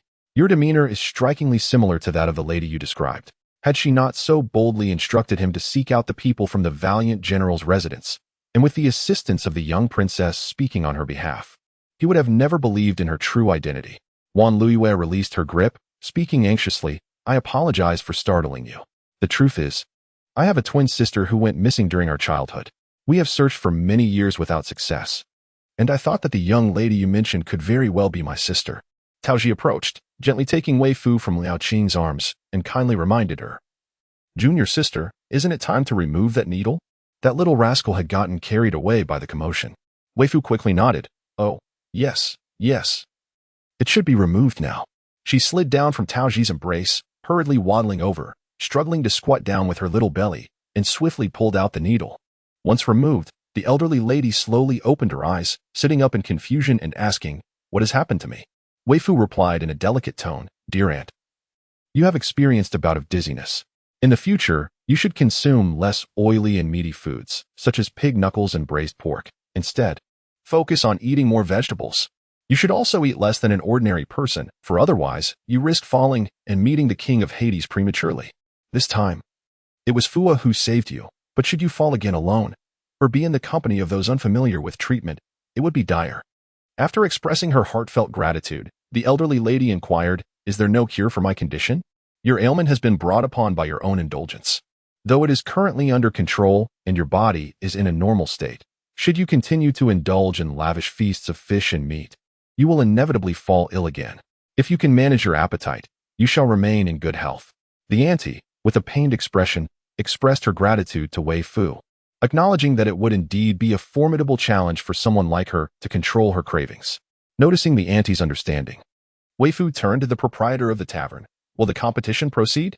The proprietor, gazing at Weifoo with warmth, remarked, "Dear princess, your brave act of saving lives has rescued our establishment. Henceforth, your meals here will be complimentary for life." In that brief moment, he had discerned her identity as the Onkong princess, bestowed by the emperor himself, reputedly a disciple of an immortal and possessing divine talents. Complimentary for life. Upon hearing those words, Weifoo's eyes sparkled with delight, and she shyly replied, "Oh, that seems rather excessive." The proprietor smiled and said, "It is our honor to serve you." Weifoo's eyes curved into crescent moons as she inquired, "May I bring friends or family to dine as well?" The proprietor's smile remained unwavering. "Of course. It is a privilege for us to host the friends and family of the esteemed princess." Gratefully, Weifoo proclaimed, "You are truly a benevolent soul." Feeling fortunate, she gifted him a talisman for peace and safety. The proprietor knelt to accept it, for this was no mere trinket from a charlatan. He has indeed heard that the young princess previously summoned lightning to strike the Marquis of Jinbei. The handsome gentleman had just mentioned that he narrowly escaped disaster thanks to the princess's talisman. This is not merely a talisman. It has granted him a new lease on life. The shopkeeper believes that this capital city is truly his land of fortune. Upon witnessing the shopkeeper kneel, Weifoo was so startled that she leapt onto Tao Ji's body, clinging to him with both hands and feet, twisting to the shopkeeper and saying, "Oh, please rise. This is a fair exchange. You allowed Fu to dine at your expense, and in return, I shall grant you a talisman. There is no need for such kneeling." There was a hint of guilt in her voice, for after all, a piece of yellow paper for talisman drawing could be purchased for merely a couple of silver coins, and creating one took but a moment. She felt she had secured a significant advantage. After all, she had quite a number of people she wished to assist: her mother, grandmother, uncle, aunt, the crown prince, and her master, as well as her fellow disciples. She feared that the shopkeeper would be overwhelmed by her requests. Meanwhile, Liao Qing had already informed Wan Luiyue of Miss Zhang's situation. He considered that if Miss Zhang truly belonged to the Wan family, his own peril would only increase. Seeing Weifoo so generous, he mustered the audacity to approach her. "Princess, I would like to request additional talismans. Might there be an exchange? Or is there something I could do for you in return for a talisman?" Just as Weifoo was about to respond, Tao Ji swiftly covered her mouth. Recalling how when his senior sister was with their master, talismans were sold for merely 5 silver coins each. He feared that Weifoo might only accept 5 silver coins as well. If that were the case, his little junior sister might find herself with no time for anything else aside from drawing talismans in the future. Taoji covered Weifoo's mouth and gently set her aside, whispering, "Senior sister, would you be willing to grant a talisman to Lord Liao?" Weifoo nodded. "I am willing. Then, when the time comes, you need only provide the talisman. I will handle the negotiations beforehand." As a competent senior sister, she naturally wished to afford her junior the opportunity to engage in negotiation. Seeing her agreement, Taoji sighed in relief and took Weifoo back over. "Lord Liao, shall we discuss matters in detail at the tea house? I was rather impulsive earlier. Please, allow me to lead the way." The three of them soon found a nearby tea house. Taoji spoke first. "Lord Liao, are you truly engaged in courtship?" Liao Qing was momentarily taken aback, clearly not expecting such a question from Taoji. With a smile, she continued, "Please do not misunderstand, Lord Liao. Whether or not you are courting determines how many talismans you will need to purchase. From your earlier brief remarks, I gathered that the lady has been persistently pursuing you and possesses a strong sense of possessiveness. If you are indeed courting her, it is likely that not only you are in danger, but also the lady you are courting, or your future wife, may be at risk." Weifoo's small face was earnest as she interjected, "It is wise to pause." Chapter 33. Who is foolish? Taoji, wasn't it agreed to remain silent? Little junior sister, do you understand what courtship entails? Such a petite figure, yet you respond to everything. Weifoo looked at Taoji with a bewildered expression. Isn't courtship simply about finding a wife? Peach, my dear junior, did you stay up all night last evening, causing your mind to become rather dull? Youngster. Such late nights are ill-advised. They can lead to baldness, physical weakness, and even sudden death. Weifoo expressed her concern, lamenting that her junior, despite his age, still exhibited such foolishness. If he did not exert himself, he might find it difficult to attract a suitable partner in the future. Liao Qing could not help but stifle a chuckle, for Tao Ji, renowned for his astuteness in the court, now found himself being chided by a young one in a manner reminiscent of an old mother, which was quite amusing. Weifoo's thoughts were plainly written on her face, easily discernible to anyone with eyes. Tao Ji gently draped an arm around Weifoo's slender shoulder, leading her aside. Sister, we are currently engaged in business. Could you kindly extend me a modicum of grace? Weifoo, ever obedient, nodded in agreement. As a senior, it was only natural for her to indulge her junior's unreasonable requests to some extent. With a composed nod, she remarked, "It carries a weight of responsibility. Are there not many charms of the princess available? How many do you desire?" Weifoo inquired. "The more, the better," came the reply. "You, Weifoo's mouth was once again covered by Tao Ji, who was at a loss for words. Wasn't it agreed that he would handle the negotiations? "Yeah, my good sir. Having utilized these charms yourself, you are well aware of their potency. Such a remarkable item." He gestured as if counting money. Liao Qing interjected. "Just state a price, Tao. If it's merely about money, that can be arranged. 1,000 taels each, fixed price." Tao Ji declared. "This is also considering that you, Liao, possess an appealing visage. My sister's mood brightens in the presence of attractive individuals. Others shall not be afforded such a price." Weifoo's eyes widened in astonishment. Could it be that her junior disciple was indeed the kind of person her master described? One with a heart as dark as the deepest abyss? 1,000 taels. How could he not resort to theft? Such an inconceivable bargain. Liao Qing rose and bowed slightly to Weifoo, expressing his gratitude. "Thank you, Your Highness, and thank you, Lord Tao." Weifoo thought to herself, "This celestial gentleman seems a bit dim-witted. Are all of my uncle's subordinates as navii, as junior brother Tao, and this celestial being? My poor uncle. I would like to purchase 20 talismans. If you have that many available?" Liao Qing inquired, a hint of embarrassment in his voice. He was aware of his own greed, yet his fear of that young lady, who had once disguised herself as a maid and attempted to drug him, lingered. Had it not been for his vigilant classmate, he could have lost his innocence. Weifoo nodded vigorously. Even if there were not enough, she could easily fabricate more. At 1,000 taels apiece, 20 talismans, how much was that? Her little mind struggled to compute, only recognizing the vast sum that would surely suffice for her master's coffin expenses. She rummaged through her small pouch and produced 21 talismans, gently patting Tao Ji's hand, which was covering her mouth. Once the transaction was finalized, Tao Ji released her.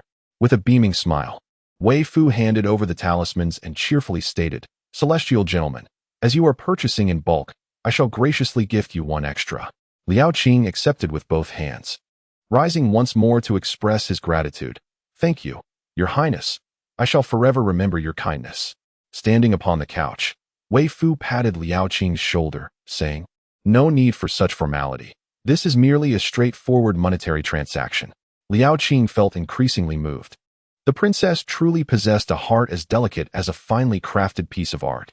Not wishing to exacerbate his feelings of guilt, she offered him such comforting words. Liao Qing and Tao Ji were not idle individuals. After a brief exchange, Liao Qing took his leave. Weifoo gazed at Liao Qing's retreating figure with sympathy and remarked to Tao Ji, "TSK. Lord Xian's unfortunate romantic entanglements are even more alarming than those of Prince Brother. Although Prince Brother has many, they lack such devastating potency. Lord Xian, on the other hand, has numerous entanglements, several of which are quite formidable." Tao Ji, exasperated, lifted Weifoo and carried her toward the palace, thinking it best for the palace staff to educate her sister. After parting ways with Tao Ji, Weifoo produced a banknote and handed it to him. "Take this to buy some snacks." "How generous." Tao Ji swiftly accepted it, tucking it into his purse, and raised Weifoo high in gratitude, exclaiming, "Thank you, sister. You are the best." Weifoo affectionately ruffled Tao Ji's hair. The Empress Dowager, observing this, mused, "Didn't they say Tao Ji was not a frivolous child? Yet he appears rather unreliable." After Tao Ji joyfully departed, the Empress Dowager turned to Weifoo and inquired, "My dear, where did you acquire this banknote?" Though she seldom ventured into the common folk, she was aware that even a grand eating competition would not yield such a sum. Weifoo led the Empress Dowager to Princess Yahe's side, vividly recounting Liao Qing's predicament, and concluded with a sigh, Lord Xian is truly foolish, both pitiable and naive. The Empress Dowager exchanged a knowing glance with Princess Yahe, reflecting inwardly, Child, it is not Lord Xian who is foolish, but you who are naive. Such talismans are so coveted that one could sell them for a fortune of 10,000 taels of silver. The Empress Dowager could not restrain her curiosity and inquired, Fuer, how many talismans has your master bestowed upon you? Weifoo clapped her hands and exclaimed, Oh dear, it seems I have run out of peace talismans. I must create some more. Tingyu, please assist me in procuring yellow paper and vermilion. The yellow paper should be purchased from that white goods shop. Tingyu glanced at the Empress Dowager, who nodded in affirmation, heed the princess's request. Tingyu promptly withdrew to fulfill the task. Princess Yahe observed her spirited daughter and asked with a smile, Can Fuer draw peace talismans herself? Weifoo nodded enthusiastically, Fuer is quite capable. Do not fear, mother. I will protect you in the future. Princess Yahe, her eyes brimming with tears, nodded in gratitude. Then I shall thank you, Fuer. From now on, I too will guard you. In the past, everyone had urged her to terminate the pregnancy, and she had contemplated it. The thought of carrying a child that would serve as a constant reminder of her tarnished purity, a living testament to her shame, haunted her with nightmares. Yet, this child is still hers. She could not bear to harm her own offspring. Thus, despite the anguish, she chose to bring her into the world, yearning to provide her with a rightful identity. Perhaps this child was not merely a symbol of her disgrace, but rather her salvation. She should not wallow in her suffering, nor remain stagnant, neglecting the wonders around her. The Empress Dowager stroked Weifoo's soft hair and praised her. Fuo is a wonderful child, concerned for your mother as solitude, and has specifically invited me to partake in your conversations, fearing that something might be overlooked. The events of that year were a lifelong agony for her. Yet one must always look forward. Chapter 34. Fear not the end. Weifoo, having indulged in a hearty meal earlier, succumbed to slumber once more after a scant few bites of her lunch.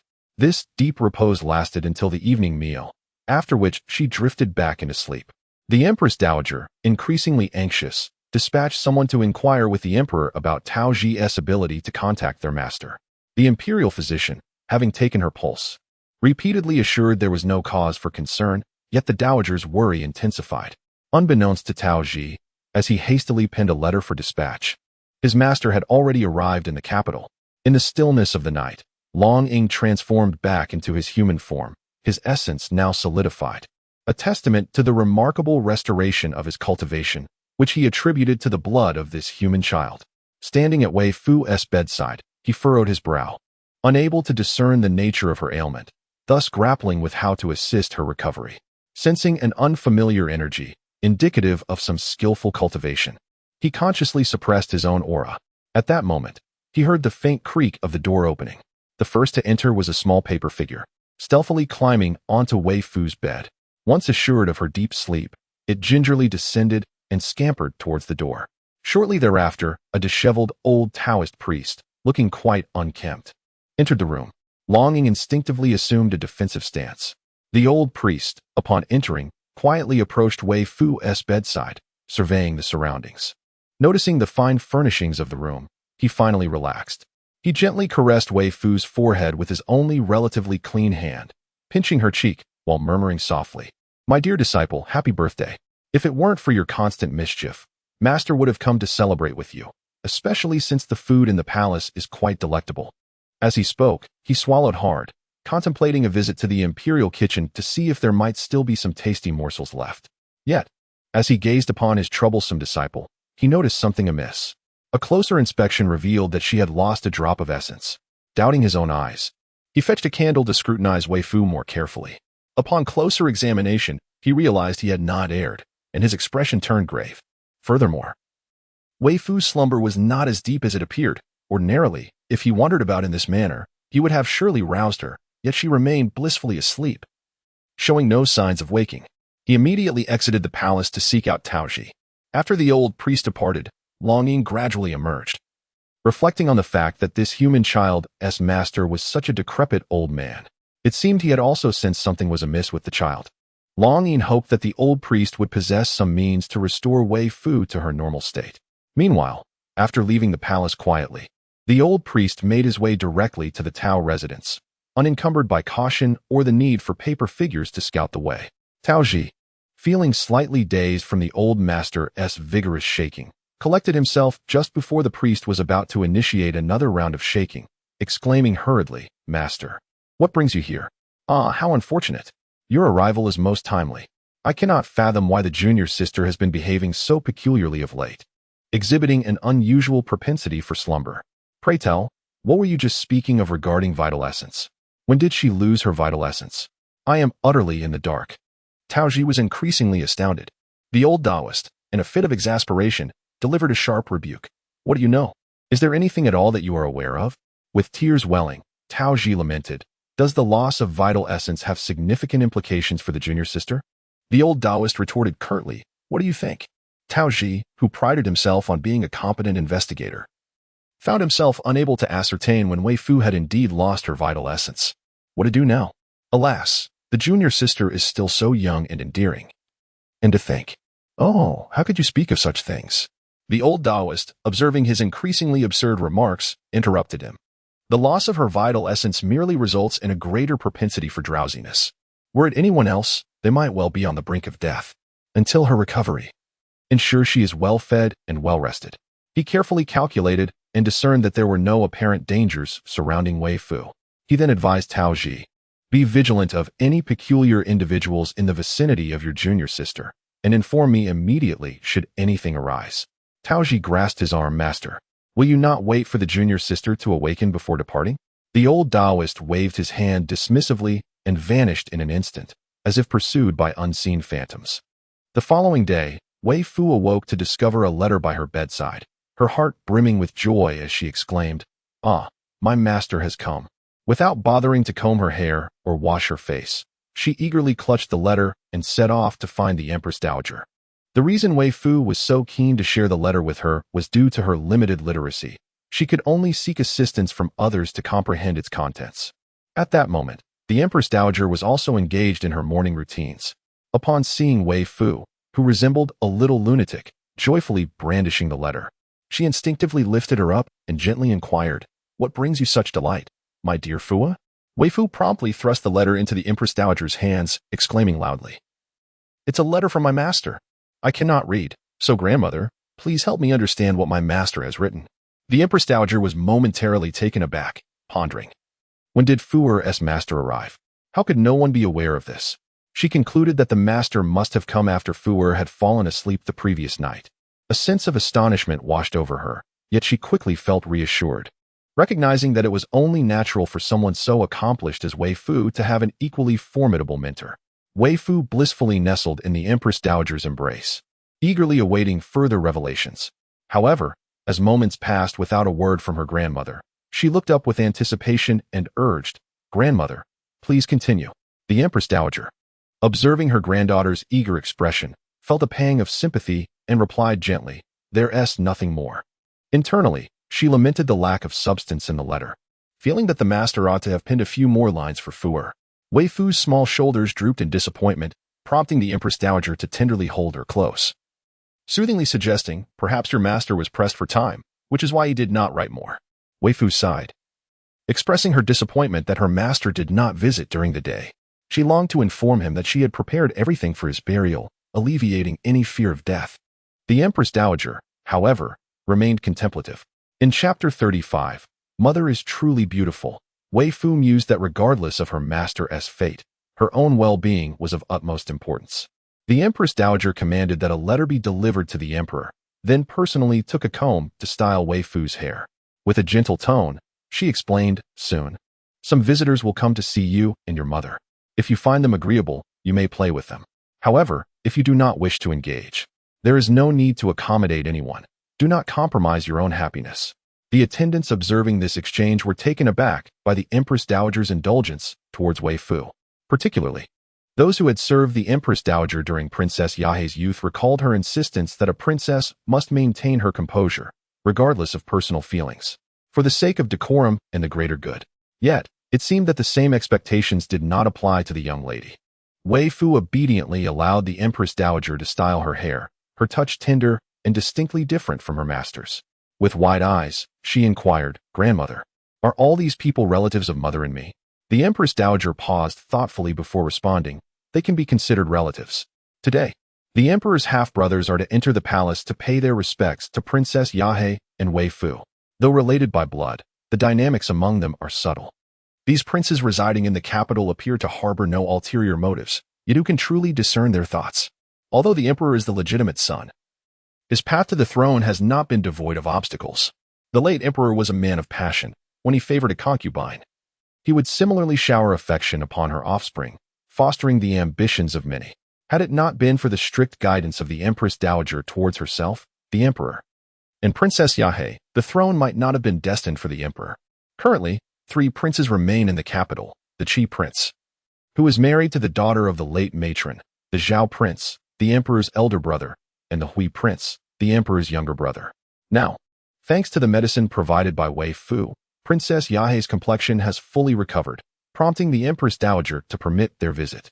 After the Empress Dowager and Weifoo finished their grooming, Princess Yahe came to pay her respects. She was able to rise and move about yesterday. Although her injuries have not completely healed, they are no longer a significant concern. The fresh wounds have healed entirely, leaving only a few old injuries that require gradual care. Previously, Princess Yahe had languished in bed, her face smeared with medicinal ointments, so Weifoo had not clearly seen her mother's visage. Today, however, Princess Yahe presents herself anew. Adorned in a pristine palace gown, her hair elegantly styled into a graceful high bun, embellished with 12 gold hairpins, and crowned with a resplendent hibiscus flower. The little imp, Weifoo, was rendered speechless at the sight of her mother, too intimidated to call out mother. Clinging to the Empress Dowager's leg, her small mouth agape, she found her meager vocabulary utterly inadequate to describe her mother's beauty. Previously, she had thought her aunt was the epitome of beauty, but now, upon seeing her mother, she felt her experiences were woefully limited. Princess Yahe and the Empress possessed distinct styles of beauty. Logically, the Empress, with her strikingly fragmented allure, seemed more aligned with the public's image of a princess, whereas Princess Yahe's elegant and affluent appearance was more fitting for the role of a queen. Her beauty was not merely superficial. Her entire demeanor exuded grace, making it clear that she was the daughter of a cultured and wealthy family, well-versed in literature and propriety. The Empress arrived a moment too late to witness the delightful scene and approached to pinch Weifoo's cheeks. Delighted by their softness, she playfully squeezed them again and remarked, "What is this? Has Fu forgotten her own mother?" Weifoo, with innocent sincerity, nodded and proudly proclaimed, "Mother is so beautiful." The Empress, enjoying the moment, mischievously inquired, "So, who is more beautiful, Fu's mother or her aunt?" Weifoo was taken aback. Was there truly such a daunting question? She racked her brain. Her small face contorted in concentration, yet she could not conjure an answer. The Empress Dowager chuckled and said, "All right, let us first have our meal." Weifoo quickly agreed. Yes, let us eat first. I hope that after the meal, Aunt will forget about it." The Queen was to attend the Empress Dowager during her meal, and the Empress Dowager, with a hint of resignation, remarked, "You may sit and dine with me. I am not so old that I cannot move, nor do I require your service." The Queen smiled gently and obeyed, taking her seat. Observing the smile that lingered on Princess Yahe's lips, she thought, "It is wonderful that my sister has recovered. From now on, with Fuyo, this little source of joy, by our side, we shall have nothing but happiness." Weifoo nodded vigorously, echoing her sentiments. Indeed, happiness. Upon saying this, she cast a furtive glance at Princess Yahe. The princess pinched her cheek and, with a playful tone, said, "What is wrong, Fuyo? Today you seem distant from your mother, not leaning towards me nor engaging in conversation." Weifoo shook her head earnestly, responding, "Today, mother looks exceptionally beautiful. It's as if she has stepped out of one of those exquisite paintings of noble ladies. She is so stunning that a rough person like me must maintain a safe distance, lest I ruin her elegant appearance with clumsy hands." The Queen burst into laughter, bemused by the wit of her daughter and the unexpected vocabulary that had emerged. "If I am a painting of a noble lady, then you, my dear Fuyo, as my daughter, should also be a part of this artistic tableau, shouldn't you?" Princess Yahe found the exchange equally amusing, and the praise for her beauty from her daughter filled her heart with joy. Reflecting on this, Weifoo exclaimed, "Then I shall be a little noble lady in the painting." With uncontainable joy, she leaped into the embrace of Princess Yahe. unable to resist the urge to touch her face with her tiny paws. After a delightful caress, she exclaimed, "Mother Fu is truly beautiful. When I grow up, I will surely be just as lovely."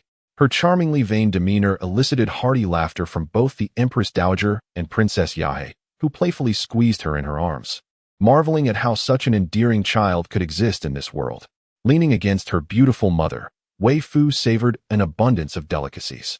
Soon, a messenger arrived to announce the visit of the princess consort of Qi, accompanied by the young prince and the sixth miss, who happened to be the granddaughter of Granny Zhang. Chapter 36. Sister, where is the fragrance of the cricket? Steward Zhao whispered to the Empress Dowager after returning home. Princess Qi sent the sixth miss to be raised by the princess consort.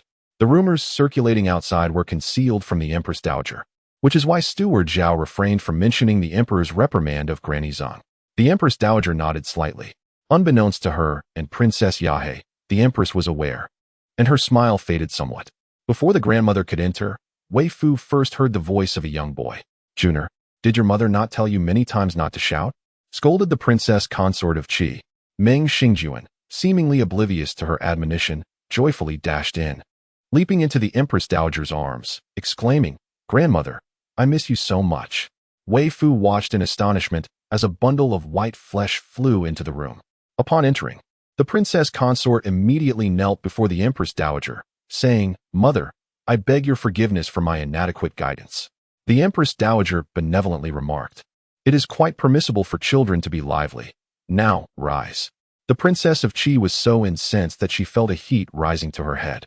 Yet, mindful of the occasion, she restrained herself and led the sixth young lady to once again pay respects to the Empress Dowager, the Empress, and Princess Yahe.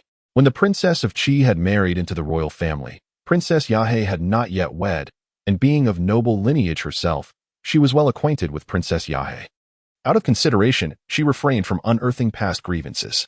After the formalities, she turned her gaze to Weifoo, who sat beside Princess Yahe, and with a warm smile said, "Is this little Fua?" Weifoo obediently nodded. Princess Yahe then instructed her, "This is your seventh aunt. Fuer, go greet your seventh aunt." Weifoo slid down from her stool and, with her small legs, walked up to the Princess of Qi, offering her respectful greetings. Fuer pays her respects to seventh aunt. The Princess of Qi had no daughters of her own, only a son, Meng Xingjuan. Weifoo peeked into the small box, discovering a set of 12 zodiac ceramic whistles, a gold 9-linked ring, and a jade-inlaid peace necklace, all of which were thoughtfully chosen. Satisfied, Weifoo nodded appreciatively. "Fua likes them. Thank you for the gifts, seventh aunt." The ceramic whistles were crafted with exquisite detail, and the necklace was exceptionally fine, not to mention quite weighty. Although she had outgrown playing with the 9-linked ring, she still cherished it. Seeing Weifoo's delight, the Princess of Qi let out a small sigh of relief and took the sixth young lady by the hand, introducing her. "Fuer, this is Zhang Mama's granddaughter, my sixth young lady, who is just a few months older than you." Weifoo tilted her head and gazed over, while Meng Si, feeling anxious, allowed Weifoo to scrutinize her. Although Grandma Zhang appeared quite intimidating, her granddaughter was indeed strikingly beautiful. Upon seeing someone captivating, Weifoo instinctively broke into a smile. In the Empress Dowager's embrace, Meng Xingjuan was fuming, pointing at Meng Si and the Princess of Qi, exclaiming in anger, "You are both so cunning. You prepared gifts for my little sister without informing me, leaving me utterly unprepared." After indulging in some playful antics with the Empress Dowager, he noticed the two unfamiliar faces in the room. The elder one he recognized as his aunt, and he found her remarkably lovely. The younger one, undoubtedly his sister, also possessed an enchanting beauty that instantly endeared her to him, distinctly different from the scheming girls in their residence. Earlier, when he saw the Princess of Qi presenting gifts, he felt a pang of anxiety, but thought he could rely on Meng Si to cover for him. Now that Meng Si had also mentioned preparing a gift, he could no longer remain composed. The Princess of Qi, exasperated, remarked, "I told you beforehand, but you were so engrossed in your cricket fights that you paid no heed to my words." Meng Si, smiling, chimed in to support the princess. "Brother even said that my sister's charm surpasses that of crickets." Meng Xingjuan, looking forlorn, gazed at Meng Si with a sense of betrayal. "Sixth sister, you have changed for the worse." The Empress Dowager tapped his forehead lightly, saying, "It is clearly your own laziness, yet you blame others." Today, Meng Si entered the palace, her heart filled with trepidation. Her grandmother had been dismissed from the palace, purportedly because Princess Kong took a disliking to her.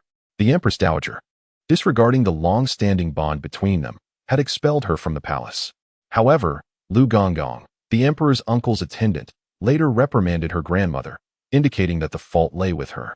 A wave of anxiety washed over Meng Si, fearing that the Empress Dowager might harbor ill feelings towards her due to this incident. Yet, the Empress Dowager's demeanor remained unchanged, which provided Meng Si with a measure of reassurance. She genuinely respected the Empress Dowager, who had imparted numerous lessons to her during her visits to the palace. Enough of this children's play. It is rather dull to linger here. While the weather is still pleasant, let's see take her younger siblings out for some fun. Meng Si cautiously reached for Weifoo's hand, and, upon sensing no resistance, felt a flicker of joy. She then attempted to grasp Meng Xingjuan's hand, only to find him turning away, refusing her grasp. In a swift motion, he darted over to Weifoo, eager to take her hand. Yet, just as he approached, a snake emerged from beneath Weifoo's sleeve, causing him to shriek in terror and scurry behind Princess Qi, trembling with fear. Meng Si witnessed this scene and, though frightened herself, remained composed. "Do not be afraid, sister. Stay still," she reassured Weifoo. "Grandmother, the snake has ensnared my sister. Please summon someone to capture it." Her voice trembled as she spoke, her grip on Weifoo's hand tightening. Weifoo, unfazed, gently patted Meng Si's hand and chirped in a sweet voice, "Sister, there is no need to fear. This is a pet I have raised. It won't bite." "Little Jean," she called, but the creature remained still. Weifoo furrowed her brows and admonished, "Little Jean, are you being disobedient again?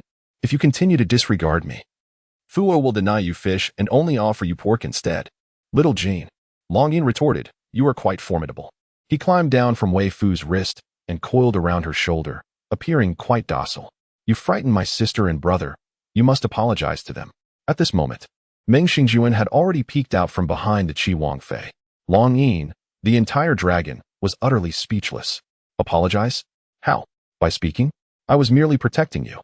That chubby fellow was about to grab you with his unwashed hands after digging his nose. If you fail to appreciate my efforts, that is one thing. But to repay kindness with malice is another." Chapter 37, Unreasonable. Meng Si had regained her composure. Seeing that Weifoo truly recognized the little serpent, she no longer felt afraid. She gently said, "Sister, it is our own timidity that is to blame. Your little serpent needs not apologize to us." Little Jean thought that this human child was far more sensible than the one he was coiled around. He suddenly felt that his esteemed general seemed less formidable, and he himself, who spent all day in the company of the general, felt less imposing as well. Weifoo's small face was filled with confusion. Does owning a snake equate to bravery? Snakes are not frightening. Snake soup is the most delicious. I adore it. After saying this, she smacked her lips, realizing that it had been a while since she had last tasted snake soup. She couldn't help but glance down at little Jean in her hands. With such a splendid hue, the broth must be exquisite. However, little Jean was too slim. Perhaps it would be best to reconsider. Longyin sensed a fleeting danger. Meng Xingjuan increasingly admired Weifoo, his mouth watering at the thought. "I have yet to taste snake soup." He felt that his life was somewhat incomplete. Weifoo generously remarked, "Next time I catch a snake and prepare the soup, I'll invite you to join." Meng Xingjuan chuckled, his flesh quivering with delight. "Thank you, sister. You are truly kind." Meng Si tugged at Weifoo's hand, saying, "Sister, let us go out and play. It's hard for adults to converse in here." Weifoo nodded, and as Meng Si led her outside, she no longer reached for Meng Xingjuan's hand. Meng Xingjuan longed to grasp Weifoo's hand, yet hesitated, intimidated by the small golden creature coiled around her shoulder, trailing behind them at a distance. Weifoo whispered to Meng Si, "Your brother is quite timid. He is afraid of such a feeble little thing. I have encountered snakes as thick as a person's neck and felt little fear." Meng Si nodded in agreement. Indeed, brother lacks a bit of courage. Seeing the camaraderie between Weifoo and Meng Si unsettled Meng Xingjuan. He called out loudly to Weifoo, "Isn't it infuriating that Meng Si's grandmother has spoken ill of you? Shouldn't you be angry?" This was not how he had envisioned things unfolding. Before entering the palace today, he had prepared himself for a potential quarrel between the two, ready to play the role of the conciliating older brother. Yet here they were, hand in hand, appearing quite chummy. It was simply unreasonable, especially since he had yet to hold the hand of this beautiful sister, while Meng Si had already done so. A twinge of envy gnawed at him. Meng Si looked nervously at Weifoo, who, puzzled, inquired, Did Uncle reprimand Grandma Zeng? Are you unaware? After leaving the palace, Granny Zeng has been spreading malicious gossip about you, and this matter has reached the ears of the Emperor's uncle. Consequently, the Emperor's uncle instructed Liu Yi to reprimand Granny Zeng. This incident has greatly displeased Father, who fears that Granny Zeng might corrupt Meng Si, leading him to decide that Meng Si should henceforth accompany my mother, Weifoo. She was genuinely unaware of these happenings. If Granny Zeng speaks ill of her, she ought to be admonished. Weifoo perceives no wrongdoing in this, yet it ultimately affects Meng Si. Feeling somewhat ashamed, she inquired, "Does sister dislike Fu'er? If so, she would refrain from playing with them. Master has taught that one should distance themselves from those who harbor dislike, for there is no need to seek their approval." Meng Si quickly shook her head. "Not at all. This situation is not the fault of my sister. Although grandmother acted out of concern for me, her greed was unwarranted. The Empress treats me well, and thus grandmother should also extend kindness to you. The Empress has been generous to both grandmother and me, and we should likewise honor those dear to the Empress. If grandmother has erred, she must face the consequences, and the Emperor's uncle and Empress have already shown mercy. As for myself, Father acts with my best interests at heart, so I will not blame him, nor grandmother, and certainly not think this is due to Fu'er." Weifoo chuckled, revealing a small smile. "Then Fu'er harbors no resentment towards sister, for it is Granny Zeng who speaks ill of Fu'er, not sister. Thus it bears no relation to you. Sister is a person of reason, and Fu'er holds affection for her." Meng Si's previously anxious heart finally settled. She had long worried that Weifoo did not harbor feelings for her, yet upon seeing her, Weifoo exhibited no negative emotions. She had believed that Weifoo was indifferent to such matters. However, when Meng Xingjuan inquired, Weifoo surprisingly seemed unaware of what her grandmother had been up to since leaving the palace, which caused her immediate distress. Now that everything was laid bare, she felt completely at ease. Her sister also cherished Fu'er, who was a child of clear principles and discernible loyalties. Similarly, her sister was also a child of integrity. The two of them beamed at each other, filled with unrestrained joy. Meng Xingjuan pondered, how did things spiral so far? The two sisters happily clasped hands to frolic, while Meng Xingjuan trailed behind, feeling a sense of gloom. Meanwhile, on the adult side, the Princess of Qi, hesitant to broach the topic of Princess Yahe, turned her inquiries toward the matter of concubine Da. Concubine Da has suddenly passed away, and now there is much speculation surrounding this incident. How does the Empress plan to proceed? In the wake of concubine Da's untimely demise, it was customary to hold funeral rites, for she was indeed a legitimate consort. However, as Yingyu had overheard palace maids gossiping about it, uniquely discovered that many palace attendants were already aware of the situation. Consequently, the Emperor decisively ordered the confinement of those in the know, intending to release them only after a thorough investigation, given that concubine Da had wronged others. The Emperor and Empress naturally would not grant her a grand funeral. However, due to the mysterious nature of the events and the many unclear aspects, it was deemed unwise to hastily disclose the details. Thus, the matter was temporarily set aside. The Empress remarked, "With concubine Da's sudden death and the truth yet to be uncovered, we shall act accordingly once the facts are established." The noble consort of Prince Qi expressed her concerns to the Empress. "Yesterday, whilst I was out shopping, I overheard people on the streets claiming that you, esteemed sister-in-law, are envious and have caused harm to consort Da."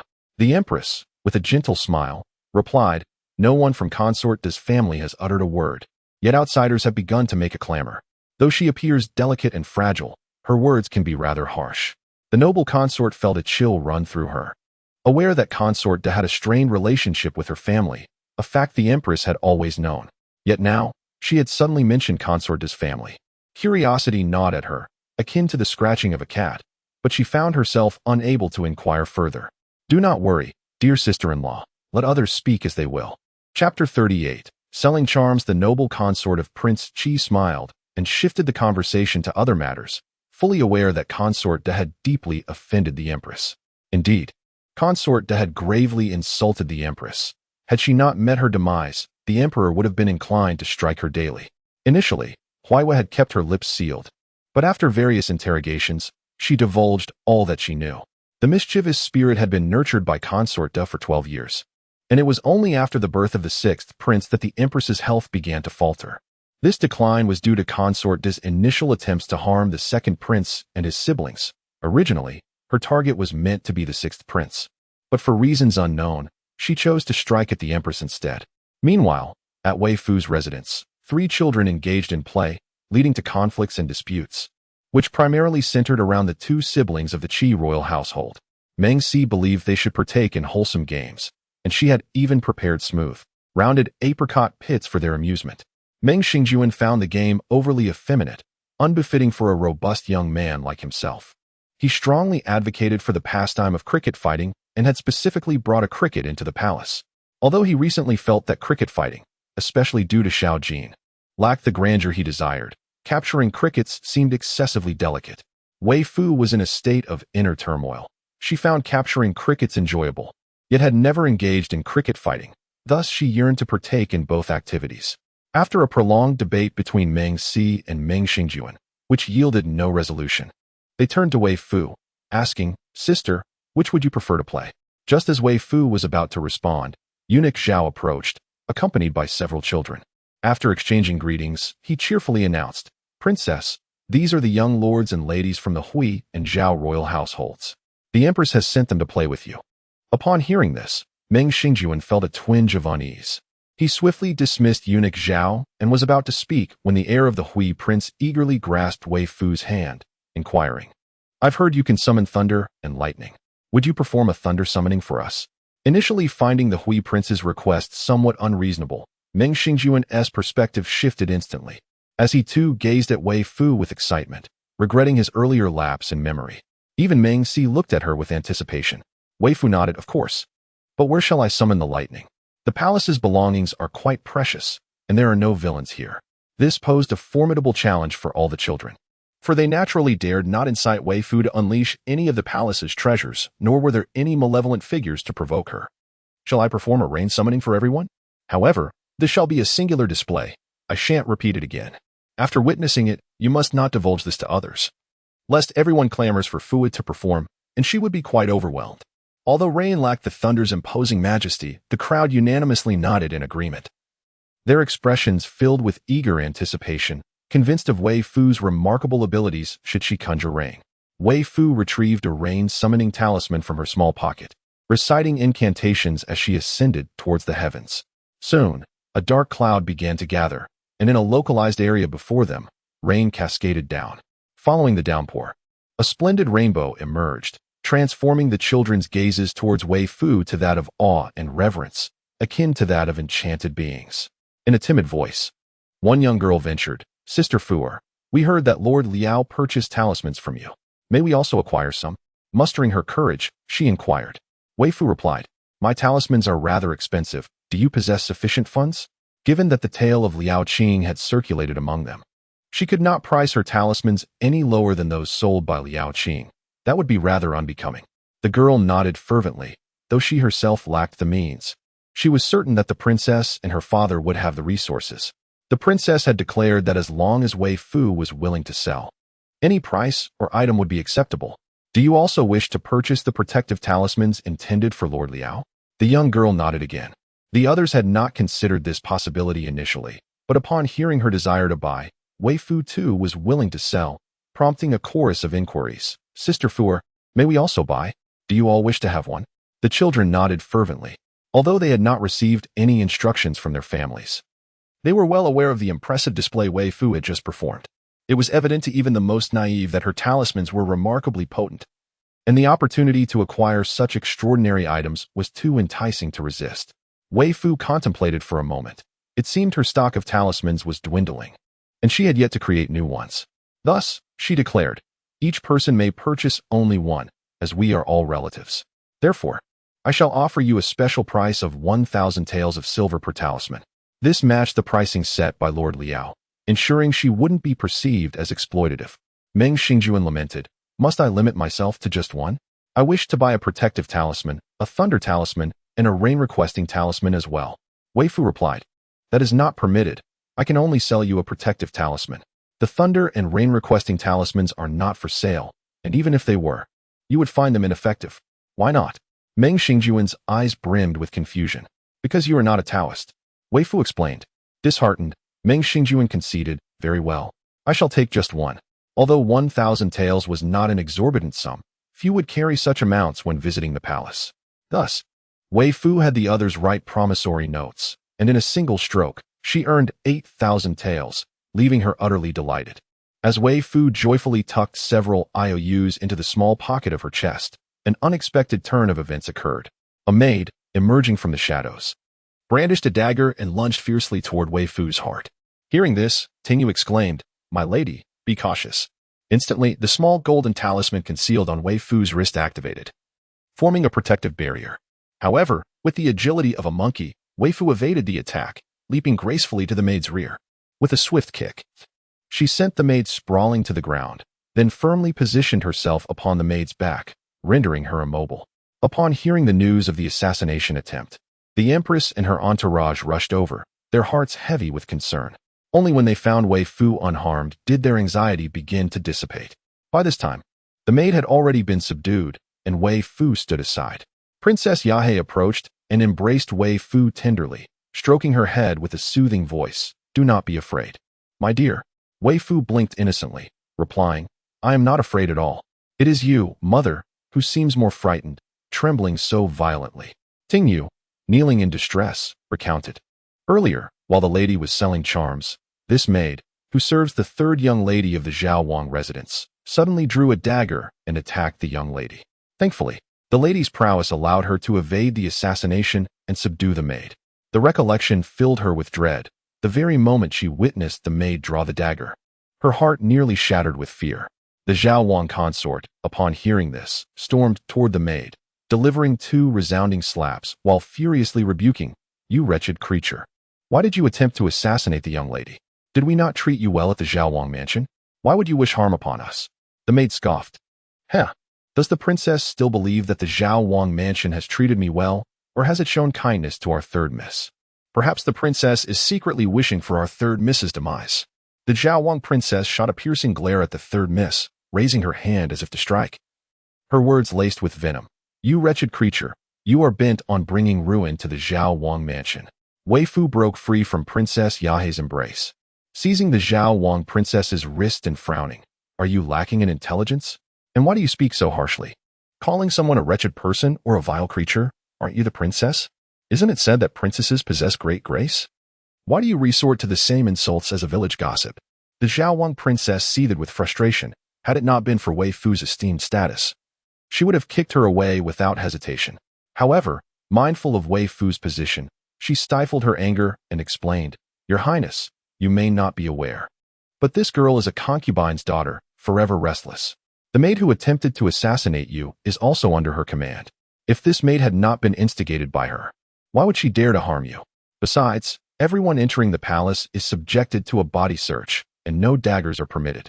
The fact that this maid managed to injure you with a dagger indicates that someone assisted her in concealing it." The third young lady of the Zhaowang mansion, Meng Sang, observed her stepmother's disbelief and felt the sting of unjust accusations, as if a bucket of murky water had been thrown over her. Despite her tender years, she managed a sorrowful smile, knelt before the Empress Dowager and the Empress, and proclaimed, "Indeed, it was I who aided in bringing the dagger into the palace. Shuai warned me of the dangers within, and I thought it prudent to carry it for self-defense. However, I assure you, I did not instruct her to harm the county princess. I beseech the Empress Dowager and the Empress to place your trust in me." Turning her gaze towards Weifoo, she added, "I also implore you, dear sister Fu, to believe in my innocence." Weifoo nodded in agreement. "I trust you. If this maid truly had your best interests at heart, she would not have uttered those words just now. It is evident she seeks to frame you." Tears welled in Meng Sang's eyes as she gazed at Weifoo with gratitude. "Thank you, Sister Fu, for believing in me." The Empress Dowager then turned to Lady Zhaowang, expressing her discontent. "Lady Zhaowang, I am aware of your grievances towards her and her mother, but one must not distort the truth. Should I hear you refer to the royal ladies as wretches again, I shall have a serious discussion with Zhaowang." Lady Zhaowang quickly knelt to apologize. The Empress Dowager instructed the eunuch Zhao beside her, "Take this maid away for interrogation and uncover who instigated this." Although Lady Zhaowang faced the Empress Dowager's reprimand, she felt a sense of relief that the Empress Dowager harbored no suspicion towards the Zhaowang mansion. Initially, she thought bringing Meng Sang into the palace would ease matters, but little did she expect such turmoil. Had she known, she would have preferred to let Tonger enter the palace instead.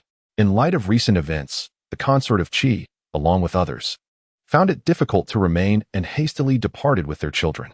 Weifoo sighed, lamenting, "I have yet to play with my brothers and sisters, and now they are gone." The Empress Dowager comforted her, saying, "In due time, your grandmother will invite them back to play with you, won't she?" Weifoo could only nod in agreement. Before lunch, eunuch Zhao Pride opened the lips of the maidservant, revealing that her attempt to assassinate Weifoo was not instigated by Meng Sang or those of the Zhao royal residence, but rather by her master, an undercover agent planted within the Zhao estate. However, she remained oblivious to the identity of her master, having never met her, and did not know how to establish contact. This was her first assignment in many years. The Empress, gritting her teeth in anger, declared, "Someone believes that Weifoo obstructed their path. We have implicated her." Overwhelmed with guilt, she cradled Weifoo in her arms. Indeed, in just a matter of days, she had transformed from a woman requiring assistance to walk into one capable of holding Weifoo tenderly. Seeing the sorrow etched on the Empress's face, Weifoo felt a pang of sadness herself. Gently patting the Empress's back, she offered words of solace, "Auntie, it is not your fault that Weifoo is in this predicament. It is those wicked individuals who seek to harm our family. Naturally, we cannot stand idly by when our loved ones are in danger. A family must support and assist one another. Therefore, Auntie, there is no need for you to feel guilt or sorrow." Upon hearing such heartfelt sentiments from the little one, the Empress's heart melted, and she could not resist planting a kiss on Weifoo's forehead, uncertain of how best to convey her affection. The Crown Prince and the Emperor also received the news of Weifoo's assassination attempt. The father and son, initially engaged in state affairs, hurried over upon hearing the news, their brows glistening with sweat in the sweltering heat. After quenching his thirst with a cup of tea, the Emperor seized Weifoo from the Empress's grasp. Mimicking the playful gesture of Taoji, he lifted Weifoo high to examine her. Noticing she was unharmed and unperturbed, he breathed a sigh of relief and praised, "Uncle has heard that Fu has subdued the assailant. You are indeed courageous and remarkable." Weifoo, with pride, lifted her chin and declared, "I also believe I was very brave and impressive." At that moment, Sister Dingyu and Eunuch Li turned pale, and Ming Xingjiwen even cried, but I did not fear. Nor did I shed a tear. That maid was merely a weakling. Even if there were 10 of her, I would not be afraid. The little one proclaimed such bold words, amusing the adults in the room, who couldn't help but smile indulgently. The Crown Prince leaned closer, a smile adorning his typically stoic face. "I have heard that Fu has subdued the enemy with a single move." Weifoo puffed out her small chest and recounted how she triumphed over the foe. The Crown Prince, thoroughly entertained, applauded and remarked with admiration, "Fu is truly astute and clever, with remarkable skills. It is no wonder you turned peril into safety. Had it been an ordinary child, they would likely not know how to react in such a situation." The Emperor gazed at his eldest son with a fish-eyed stare, perplexed. "Aren't you supposed to embody a demeanor of cold seriousness? How have you transformed into this?" Chapter 40. Brazen disregard. The Crown Prince, ignoring the gaze of his father, smiled as he addressed Weifoo. "Come here, dear brother. Allow me to embrace you. I shall take you out to play." As he spoke, he extended his hand toward Weifoo. The Emperor, turning away, evaded the Crown Prince's gesture and said to the Empress Dowager, "Mother, I find myself somewhat peckish. Might I dine with you today?" Long Yin observed the two men vying for attention with a sense of incredulity, feeling increasingly that the retinue of the Purple Star Monarch was indeed rather unsophisticated. The Empress Dowager, feigning ignorance of her grandchildren's competition for favor, commanded the servants to prepare the meal. At that moment, individuals from the Empress's entourage arrived to investigate the situation. Meng Sang promptly divulged the names of those who were typically friendly with Xue Er and mentioned that Xue Er had a mother and a younger brother residing in Yodo village on the outskirts of the capital. She eagerly accompanied the Empress's people to search Xue Er's quarters. Furthermore, she informed them that the princess consort of the Zhao prince had initially intended to bring her biological daughter to the palace, but on the eve of their arrival, Meng Ruidong had angered the Zhao prince, prompting the princess consort to substitute her with Xue Er. Unlike the princess consort of the Qi prince, who bore no daughters herself and treated all concubines' daughters equally, attending various functions with them in tow, the Zhao princess consort was quite different. In any case, Meng Sang meticulously shared every detail she knew with the Empress's entourage, hoping to ensnare those who sought to harm Weifoo. The useful information she provided was quite substantial, and the Zhao princess consort harbored deep resentment toward Meng Sang's obsequious demeanor toward the empress's people, in stark contrast to the turbulence surrounding the Zhao Wangfu. The Qi Wangfu and the Hui Wangfu exuded a serene tranquility. To the surprise of the Hui Wang and his consort, their 3 children procured 3 talismans of safety, each receiving generous rewards in return. The Hui Wang promptly dispatched silver notes to the palace and presented numerous charming trinkets to alleviate Weifoo's anxieties. Meanwhile, the Qi Wangfei lamented not having brought more children to the palace, yet she too found joy in having acquired 2 talismans. Swiftly sending silver notes to the palace and preparing gifts to soothe Weifoo. Upon awakening, Weifoo discovered herself the fortunate recipient of unexpected wealth. Her delight evident as her eyes sparkled with joy, observing her newfound obsession with riches. Princess Yahe had Jin Shan present her with a chest full of silver notes for her amusement. When informed that the entire chest was indeed meant for her, Weifoo trembled with excitement as she reached out to count, losing track of the numbers in her eagerness, counting repeatedly without ever arriving at a conclusion. She hurriedly approached Princess Yahe, tugging at her skirts, and inquired, "Mother, how many silver notes did you give to Fu Heir?" Princess Yahe replied, "This amounts to 1,000,000 taels. Whatever Fu Heir desires, she may procure with this money, and when it is spent, I shall provide more." Weifoo swallowed hard, slowly realizing that she was no longer the impoverished child who had to fight for scraps while following her master. She was now a fortunate child, indulging in luxurious delights alongside her mother, replete with wealth. She couldn't help but exclaim with genuine gratitude, "How wonderful it is to be with mother. There is money to spend and meat to eat." Princessia and the others were profoundly grateful to Lord Fengtu. She inquired of Weifoo, "My dear, do you have a way to send silver notes to your master?" Weifoo shook her head, replying, "I am uncertain, but I can ask Brother Taozi tomorrow." Thus, the following day, Weifoo rose early, aware that Taozi would attend the morning court, and having inquired about the usual conclusion of the morning assembly from Tingyu, she enjoyed her breakfast before leisurely making her way to the Imperial study. Knowing that Weifoo intended to wait for Taozi, Princess Ye instructed Jin Shan to inform the emperor in advance. As the emperor concluded the morning court, he summoned Taozi to accompany him to the Imperial study, along with several other ministers who had matters to discuss privately with the emperor. A grand procession approached, and there, on the steps leading to the Imperial study, sat a little girl, resting her chin on her hand, right in the center. Dressed in green, she appeared from a distance like a tiny seedling, utterly adorable. Then, someone noticed the emperor quicken his steady pace. He ascended the steps and lifted the seated girl, frowning as he asked, "Why are you not inside, Fu? Why are you sitting out here?" He glanced at the palace maids and eunuchs at the entrance, suspecting they had obstructed Weifoo's entry. Weifoo hastily replied, "I merely wished to see my uncle, the crown prince, and brother Taozi sooner, which is why I am waiting here at the door. The palace maids have not hindered me at all." Understanding Weifoo's intentions, the emperor could not help but chuckle as he remarked, "Fu, you are truly considerate.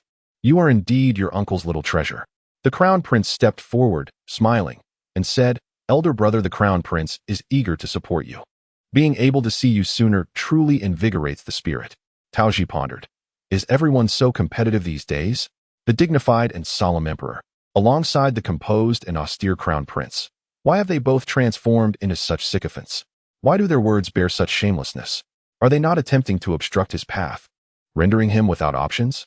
While Taozi was lost in thought, an elderly gentleman with a slight limp swiftly approached, gazing at Weifoo with fondness and exclaiming, "Ah, so this is the little princess.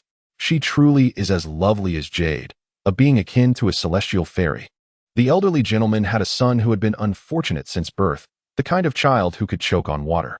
Just yesterday, he witnessed Liao Qing's remarkable ability to turn peril into safety. After escaping, he took out a talisman from his pocket, which had already turned to ashes. The elderly gentleman had been in the nearby tea house and saw clearly that the horse, which was originally about to trample down, inexplicably veered away at the last moment. Chapter 41. Elbows Turning Outward. After all, this was someone who could prompt the emperor to take action. With this newfound attention, many became aware of Liao Qing's transaction of talismans with Weifoo. The elderly gentleman too wished to procure a talisman from Weifoo, not out of greed, but simply one would suffice. Although not everyone shared the elderly gentleman's misfortune of having an unfortunate son, many desired talismans. After all, who would not want an additional chance at life? Thus, the adults behind her, unwilling to be outdone, surged forward, surrounding Weifoo.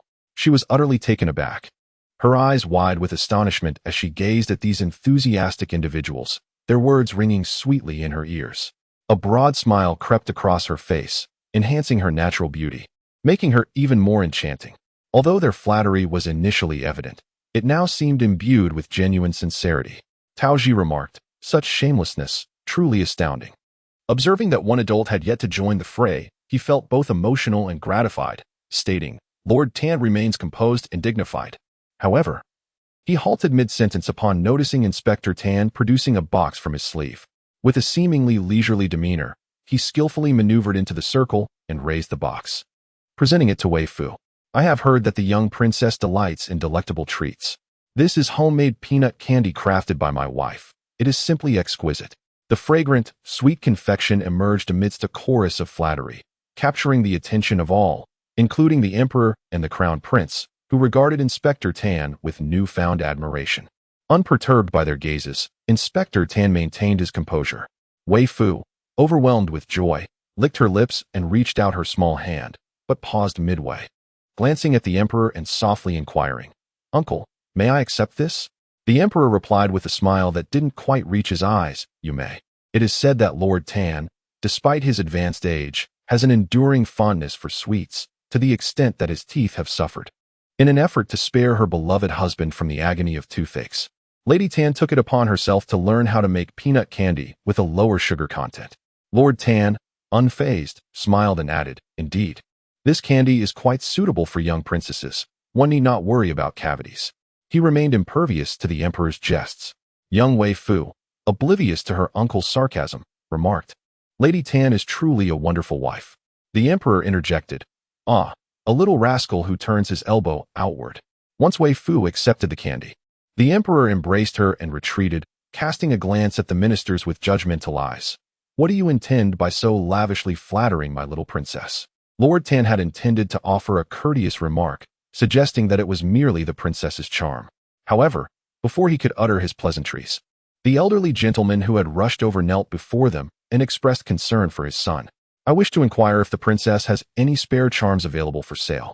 Though he desired them greatly, he did not press the issue, and thus Weifoo felt no aversion towards him but rather sympathy, generously responding, "I shall sell." The elderly gentleman was overwhelmed with joy. His son, brimming with knowledge and talent, had unfortunately been plagued by misfortune. His youth was marked by a series of minor calamities that did not hinder his outings, yet each examination was marred by health issues or ill-willed interference. Now, however, he dared not venture outside, as calamities seemed to befall him even within the safety of his own home. The emperor was aware of the circumstances surrounding the elderly gentleman's household. Previously, he had merely perceived the man as unfortunate. However, at this moment, he suddenly recalled the cursed talismans. Weifoo noticed that the other dignitaries were gazing at her with keen interest, so she inquired, "Would you like to purchase some as well?" Everyone nodded in agreement. Weifoo promptly called out, "Junior brother Taoji, come here quickly." She was uncertain about the appropriate price to set. Taoji, who had been at the back of the crowd, finally found an opportunity to stride forward with his head held high as the others made way for him. Weifoo slid down from the emperor's embrace, taking Taoji's hand and retreating behind the screen to whisper excitedly. The assembled ministers looked on in astonishment. Lu Yi, observing the scene, adopted a detached demeanor, indicating that he saw nothing. Customs were meant for others, not for the young princess. Was it not said that maternal uncles were cherished? The emperor clearly treated the young princess as if she were his own daughter. Feeling that he had private matters to discuss with Weifoo, the emperor also moved behind the screen. The crown prince remained silent. After a brief exchange behind the screen, the three emerged. The emperor resumed his seat with Weifoo in his arms, and she sweetly announced, "Since you are all servants of my maternal uncle, assisting him, I shall offer you a special price of 1,200 taels of silver for each talisman." Although this amount was slightly higher than what they had anticipated, it was not exorbitant. Those fraudulent Taoists typically charged several hundred taels, and even the grand talismans from the master of Wuji at Dian Temple were quite costly. Thus, the ministers sincerely expressed their gratitude, saying, "Thank you, young princess." Weifoo swiftly counted out 8 charms, her inventory now plentiful, having taken the time yesterday to create additional ones. She slid down from the emperor's embrace and distributed 1 charm to each of the dignitaries. "If you have sufficient cash, please hand it to Tingyu. If not, Ensure that someone delivers it to the palace after you depart. Those with means promptly produced their money, while those without assured her that arrangements would be made for the silver to be sent post-haste. The elder statesman, who was the first to request a charm, realized that the young princess had overlooked him, which caused him to feel a pang of urgency. The emperor then said, "Lord Shu, please remain calm. Your family's circumstances are unique. I suspect there may be something peculiar at play, hence I thought it prudent for Fuer to accompany you to your home for a visit." Lord Shu had never anticipated such a favor and immediately knelt in gratitude, exclaiming, "Thank you, Your Majesty. Thank you, Princess. I am deeply grateful for the immense kindness shown by both of you." The emperor interrupted his lengthy expression of thanks. "Enough. If you have matters to discuss, do so now, and once you have finished, take Fuer with you as you leave the palace." Taoji bowed in acknowledgement. He had no issues to present. So after Lord Shu conveyed his matters, he eagerly took Weifoo from the emperor's arms and followed Lord Shu to his residence. During their journey, with nothing much to occupy them, Weifoo turned to Lord Shu and inquired, "Sir, has your son been unfortunate since birth? Or did his misfortunes begin at a certain point? Some individuals suffer misfortune due to external forces, while others are simply born under an unlucky star." Chapter 42. Your son is truly fortunate. In the later part of the narrative, he would sit at home only to have dead birds inexplicably fall from the sky or be bitten by venomous insects. Yet, our household is not devoid of merit. It is always kept immaculate and tidy, thus one would presume there should be no poisonous creatures lurking. As the elder spoke, tears welled in his eyes, for his son had indeed endured a life of considerable hardship.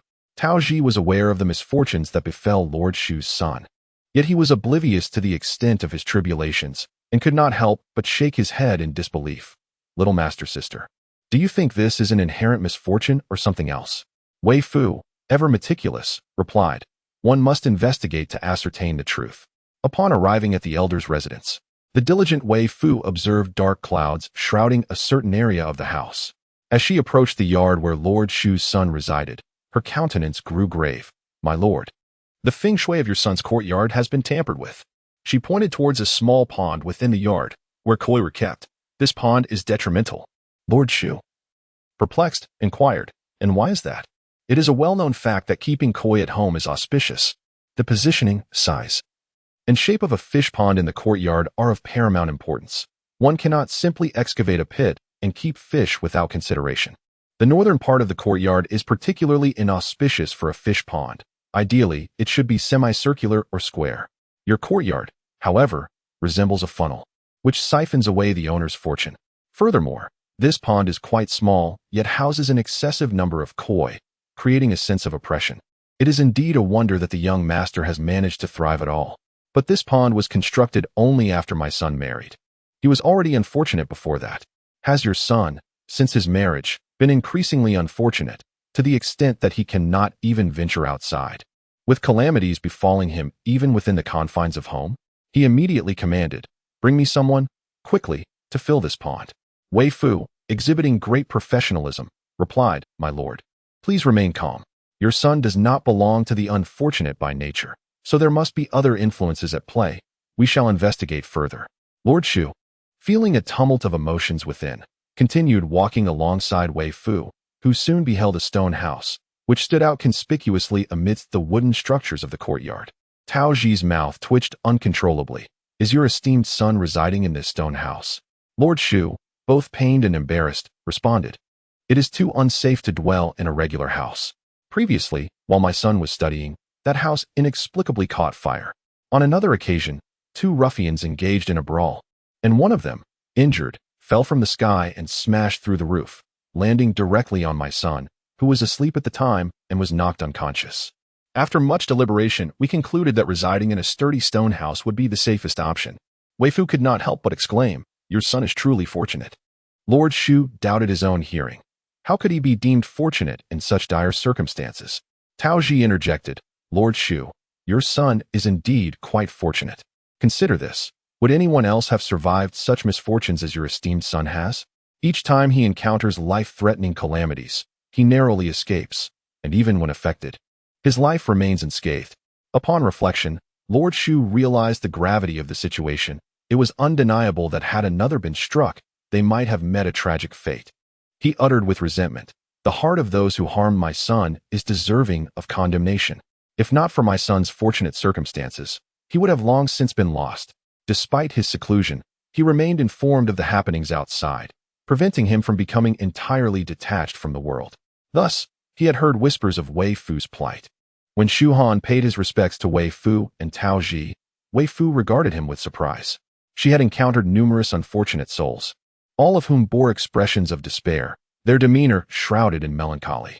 Yet this gentleman exuded a gentle tranquility, as if misfortune had never touched him, his calm demeanor betraying no sign of suffering. Furthermore, his handsome appearance and refined aura suggested an educated man, as Weifoo, despite her limited literacy, could discern. Shu Han inquired with a smile, "Is there something on my face?" Weifoo shook her head and replied, "You are simply handsome." His countenance brightened. Such a candid compliment was a rarity. Even if this young princess could not alleviate his misfortunes, his spirits were lifted for the day. Weifoo ambled about the modest stone chamber, her small legs carrying her as she posed a question to Shu Han. "Is there an object you have carried with you since your entrance into the academy? Something you take wherever you go?" Shu Han pondered, and a change crossed his face as he retrieved a box from a compartment of his desk. Inside lay a jade pendant, which Lord Shu recognized immediately, his expression shifting as he remarked to Weifoo, "This is the jade pendant my son exchanged as a betrothal token with his fiancée. Shu Han and his wife were bound by a childhood betrothal. Thus, ever since Shu Han gained admission to the Royal Academy, the esteemed Mr. Shu deemed his son mature enough to take possession of the jade pendant for safekeeping." Weifoo received the pendant and tapped it thrice, causing a dark red talisman to emerge from the translucent jade. The expressions of the Shu father and son were a blend of bewilderment and despair upon witnessing such an extraordinary revelation concealed within the seemingly innocuous pendant, lamenting the betrayal they had suffered from those they trusted for so many years. Indeed, both believed this treachery was orchestrated by the Yu family, relatives of Shu Han. Weifoo raised her hand and incinerated the talisman effortlessly, despite the absence of any flame.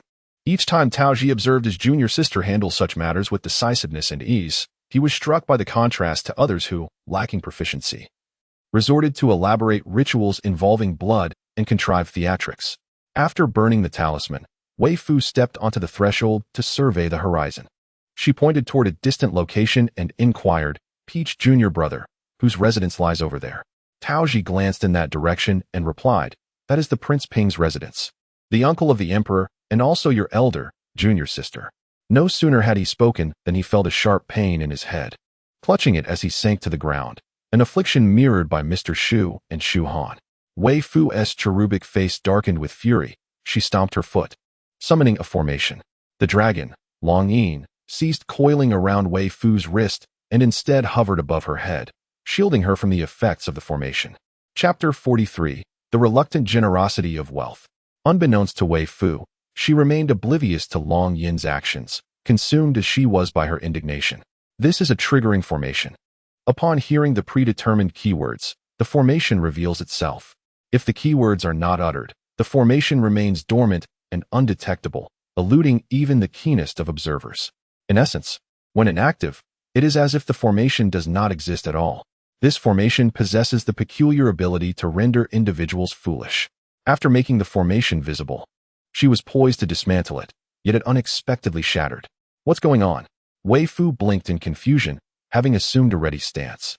Just moments ago, a guardian had circled above Weifoo, safeguarding her, and inadvertently shattered the formation with a flick of its tail. It was only then that Weifoo noticed the commotion at her wrist. She raised her hand and rolled up her sleeve, glancing at the small golden creature, still only partially understanding the situation. With the formation dismantled, Tao Ji and the others regained their senses. Immediately upon recovery, Tao Ji approached Weifoo and inquired, "Senior sister, what just happened?" The father and son of the Shu family gazed at Weifoo with similar curiosity. They had endured such excruciating pain that it felt as though 1,000 needles were piercing their brains, rendering them incapable of perceiving the formation earlier. Weifoo explained the situation, and the three intelligent individuals exchanged knowing glances, collectively directing their attention toward the direction of the Prince Ping Manor. If any words had hinted at a specific location, it would have been that. However, they refrained from speaking, fearful of triggering another occurrence. Weifoo waved her small hand dismissively, saying, "There is no need for caution now. This type of formation cannot be stacked. It was likely when junior brother Tao mentioned the Prince Ping manner that the formation was activated. Master Shu, how have you offended Fuer's relatives? The uncle's great-uncle, Weifoo, was at a loss as to how to address the matter, thus opting for the term relatives as a substitute. Both Master Shu and Shu Han were equally perplexed. I have never wronged Prince Ping, the minister stated. When I began my service, Prince Ping scarcely attended court. He only made appearances when royal family matters arose. Even if I wished to offend him, I would find no opportunity to do so. Shu Han added, I do not know Prince Ping, nor do I have any acquaintance with those from the prince's residence. He is generally unfortunate, and few choose to associate with him for fear of being tainted by his misfortune. Weifoo scratched his head, pondering, could it possibly be someone from your family? Master Shu contemplated, I shall have someone investigate this matter thoroughly. His household was small, and due to his son's ill fortune, few invitations were extended, whether to males or females. However, this jade pendant was sent by the family of the in-laws, leading Master Shu to wonder whether they had offended the prince's residence. Long Yin, overhearing Weifoo and Master Shu's conversation, was rendered speechless, concerned about the intellect of this human child. Her uncle had sent her here, and the talismans were indeed capable of seizing one's fortune, likely originating from a single source. How could she not connect these events with her family's affairs? Weifoo nodded and shared her insights. Even if your family has offended the prince's residence, they have certainly repaid the debt by putting you in such a predicament. As long as it does not involve life-threatening matters, such as seizing a spouse or child, you no longer owe them anything. Master Shu, thank you very much for your guidance, princess, he sincerely expressed. Now, you should find someone to fill in that pond in the courtyard. Remember to release those koi, and have that stone house demolished. She pointed towards the door. Do you know why I inquired about whom the previous residents of this direction were, Brother Taozi? Master Shu boldly speculated. Could it be that the orientation of the door points towards the direction of the person who has taken away my son's fortune? Weifoo cast an appreciative glance at Master Shu. Indeed, the door serves as the breath of the house. Hence most of Xiao Shu's luck has been seized by the people of the prince's residence. Master Shu and Shu Han felt a mixture of emotions upon hearing this. Master Shu immediately summoned someone to follow Weifoo's instructions to demolish the house and fill the pond. Xiao Shu has endured misfortune for far too long, so it is essential to perform some good deeds, bask in the sun, and walk under its rays. Gradually, luck shall be restored. At this moment, Shu Han realized that Weifoo referred to him as Xiao Shu, a little child not even reaching his waist, and yet she called him Xiao Shu. It was quite endearing indeed. He bowed to Weifoo in gratitude. Thank you for your rescue, princess. Should you ever require my assistance, Shu Han shall certainly serve you dutifully. Having resolved the trouble for others, Weifoo felt quite pleased and cheerfully waved her delicate hand. No need for that. Just payment will suffice. She tilted her face and asked Brother Taozi, how much should we charge? The fees we collected at the temple earlier have no relevance in the capital now. When Weifoo posed her question, her eyes sparkled with excitement, radiating the essence of a little money enthusiast. Tao Ji, reflecting on the unfortunate life of Shu Han, tentatively suggested, what if we settled on 2,000 taels? Lord Shu responded with incredulity. What? So inexpensive? Shu Han could not help but express his thoughts candidly. Why not ask for a bit more? 2,000 taels is exceedingly low. This gentleman is truly benevolent. Lord Shu's perception of Tao Ji shifted significantly. He had previously heard tales of Tao Ji's frivolity. When the emperor appointed him as the Minister of Justice, many, including Lord Shu, deemed it ill-conceived, considering Tao Ji's lack of official experience and questionable reputation. To suddenly elevate him to such a prestigious position seemed utterly implausible. At this moment, Lord Shu reflected on his own superficiality, saying, Your Highness, you may indeed request a larger sum. Weifoo and Tao Ji were left speechless, astonished by the unexpected eagerness to part with money. In her previous days at the temple, the local matrons would haggle over even a single coin for an eternity. Nevertheless, Weifoo was a considerate individual. Having received such generous words, she boldly proclaimed, extending her hand, Then let it be 5,000 taels. The Shu father and son presumed that the young lady had little grasp of monetary value, thus refraining from further dispute. Lord Shu promptly instructed his attendants to retrieve the silver and advised them to select items that young girls would appreciate from the storeroom. When Weifoo received the 5,000 taels in banknotes along with a small chest of gifts, she felt that the Shu family was remarkably generous. Not one to take advantage of others, she graciously gifted Lord Shu and Shu Han a talisman for peace and safety. The Shujia father and son gratefully accepted the situation, accompanying Weifoo to the door. As they reached the entrance, Taoji spoke up. Lord Shu, I must trouble you to accompany me back to the palace. Lord Shu immediately replied, Look at me, so overjoyed that I forgot to return to the palace to express my gratitude to His Majesty. He turned to give a few instructions and then followed Weifoo and the others into the palace. Taoji, you've misunderstood. Chapter 44, once again. That wicked monk Weifoo did not connect the Shujia family's affairs with those of the emperor, but Taoji, being a mature adult and a natural representative of the Dali Temple, certainly did not overlook such matters. The Master Wuji of the Dian Temple claimed to be traveling, but the timing of his departure was suspiciously coincidental. Weifoo promptly informed the emperor about the Shujia family's situation, his eyes sparkling with excitement as he looked at the emperor. The emperor, perceptive as ever, responded, Our Fuwa is truly remarkable. It is said that Lord Shu sought many esteemed monks and Taoists without success in lifting his son's calamity, yet Fuwa resolved it with just one visit. Weifoo, with an air of pride, held his head high like a flamboyant little peacock. Indeed, Fuwa is quite impressive. Therefore, if similar matters arise in the future, Uncle may still send Fuwa. If any officials wish to purchase talismans, Fuwa could certainly provide them as well. Weifoo had now realized that her relatives were quite affluent, and her uncle's ministers were also wealthy. She had not only earned her master's funeral expenses, but could also amass funds for her senior brothers, and perhaps even for her junior brothers. There is no remedy, for she is the youngest, and in due time, these elder brothers will rely on her for their support in old age. The emperor smiled and remarked, Very well, should such matters arise again, your uncle shall seek Fuwa. After conversing with Weifoo for a while, His Majesty turned his gaze towards Lord Shu. Is it true that your esteemed in-law is Du Hong? He was apprehensive that the emperor might summon his relative, Du Hong, to the palace. The thoughts of Lord Shu were just beginning to take shape when he heard the emperor's decree. Prince Ping, being the eldest elder of the royal family, is addressed as uncle even by the Empress Dowager, and the emperor held great respect for this venerable uncle. Now that the matter was entangled with Prince Ping, it was certain that the emperor would conduct a thorough investigation. Previously, he had been so absorbed in joy that he had overlooked this detail, thinking it sufficient to inquire privately.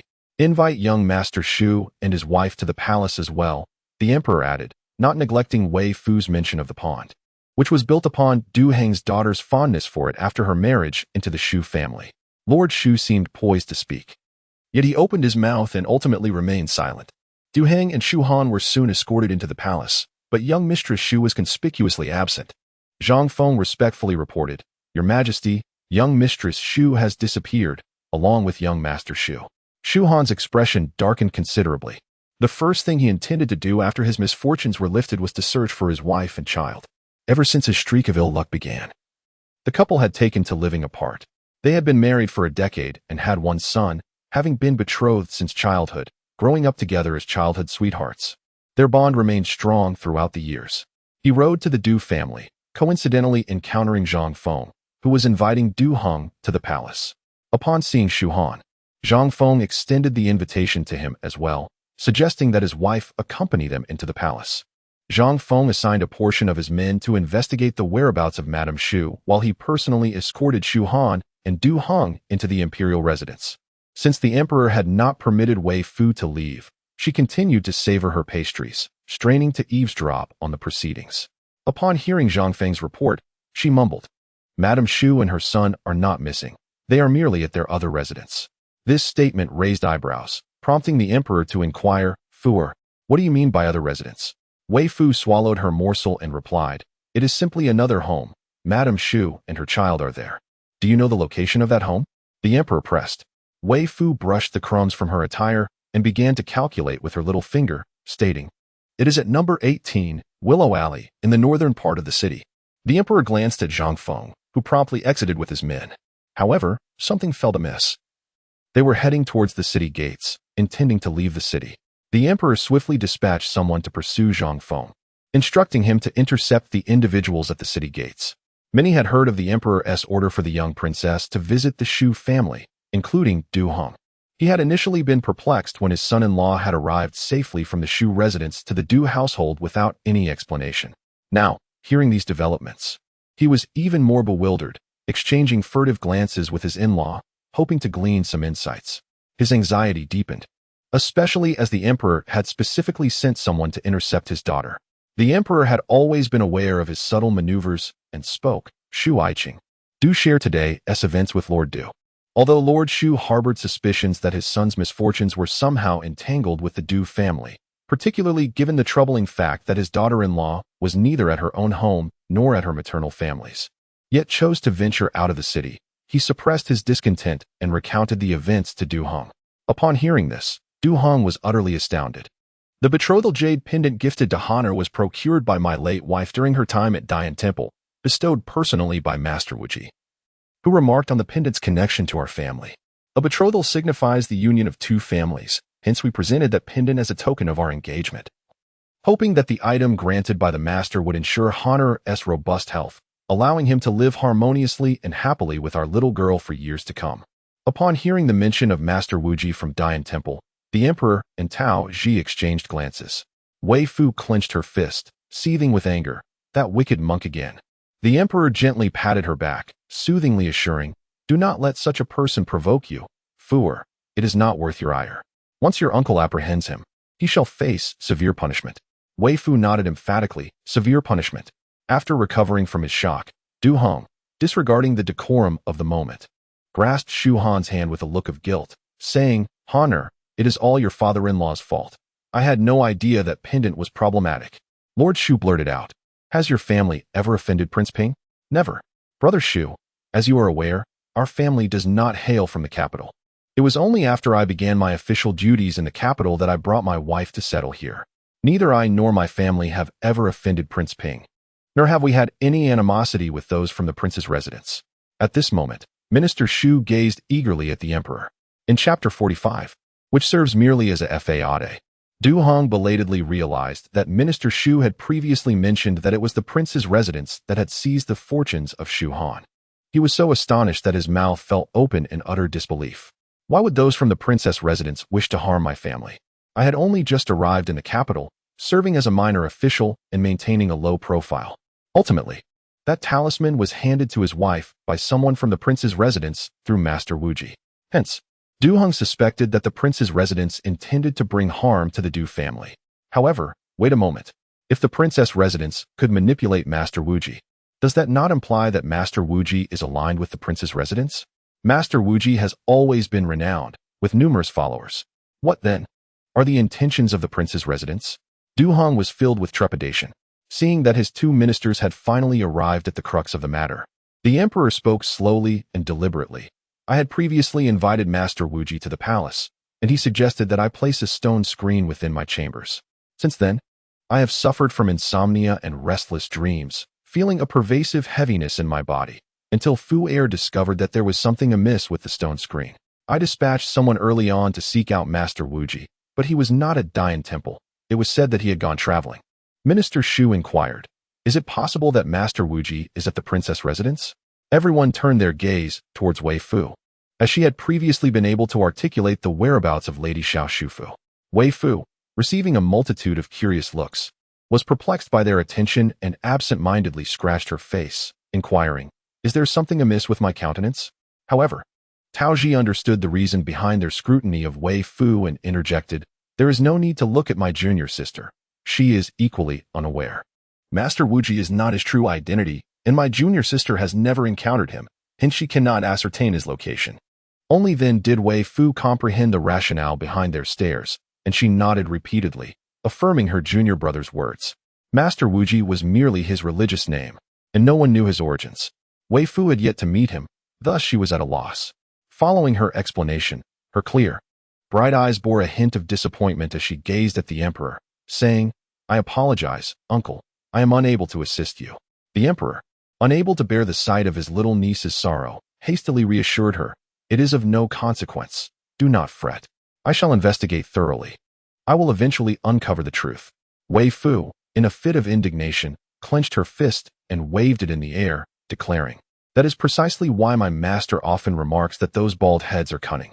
They possess names yet choose to adopt peculiar titles, and although they are emaciated, they endeavor to bloat themselves, making it arduous for anyone to deceive them. Their inflated appearances obscure their true nature, leading others to perceive a different visage, which can cloud judgment. The emperor replied, "If memory serves me correctly, your master's name is likely not his true name either. Who would ever be called Old Fathead?"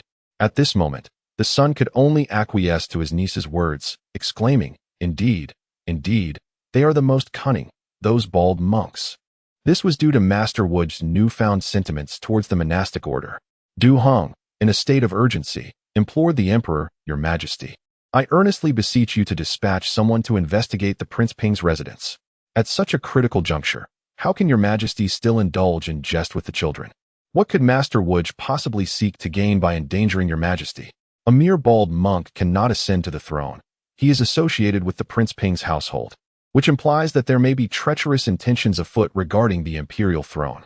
If they have already harmed us, their subjects, that is one matter. But threatening your Majesty is tantamount to undermining the very foundation of the state. Who shall be sent?" The emperor inquired. "Your loyal minister?" "Without concrete evidence. Even the Prince Ping's estate is not something I can investigate lightly," the emperor replied. As the eldest and longest-lived member of the royal family, the Prince Ping commanded a modicum of respect from all. Moreover, it was he who had supported the late emperor's ascension, without the Prince Ping's assistance. The late emperor's rise might have been perilous. Although the Prince Ping had seldom appeared in recent times, he always regarded the emperor with a benevolent demeanor. Years ago, when the late emperor sought to elevate a palace maid to the rank of consort and declare her son as the heir apparent, it was the Prince Ping who rebuked the late emperor for disregarding propriety, thus preventing the late emperor from acting on his whims. While he did not directly intervene in the emperor's rise to power, one could argue that he had indirectly aided both the emperor and the empress dowager. Setting aside these considerations, the Prince Ping remained the head of the Ming clan. Taoji, with a smile, suggested, "Your Majesty, if direct inquiries are unfeasible, perhaps one could conduct discreet investigations." Du Hong, having been rebuffed by the emperor, nodded in agreement repeatedly. Weifoo found the character of Lord Du quite intriguing. As she spoke, Zhang Feng arrived, escorting Lady Xiao Shufu and her son. Lady Xiao, having been forcibly bound by Zhang Feng, was brought in with little dignity. Upon witnessing this, Du Hong exclaimed in anger, "Zhang Feng, what is the meaning of this?"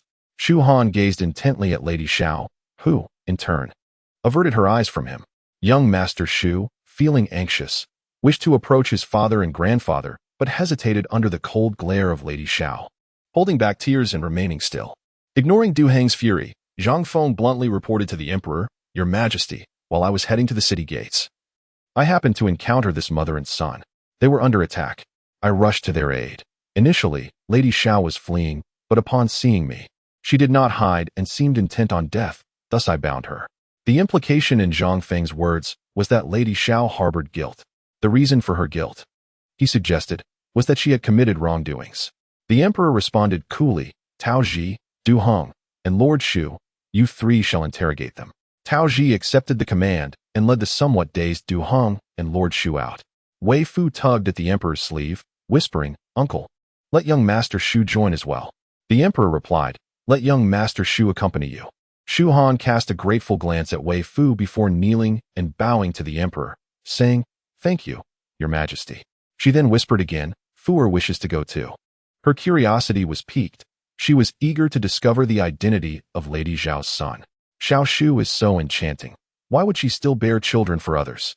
The emperor, with a touch of helplessness, gently patted her head and said, "Go ahead." After all, keeping her close was his way of ensuring she learned more about the world. Previously, he had refrained from involving Weifoo in his investigations to protect her from the ensuing turmoil.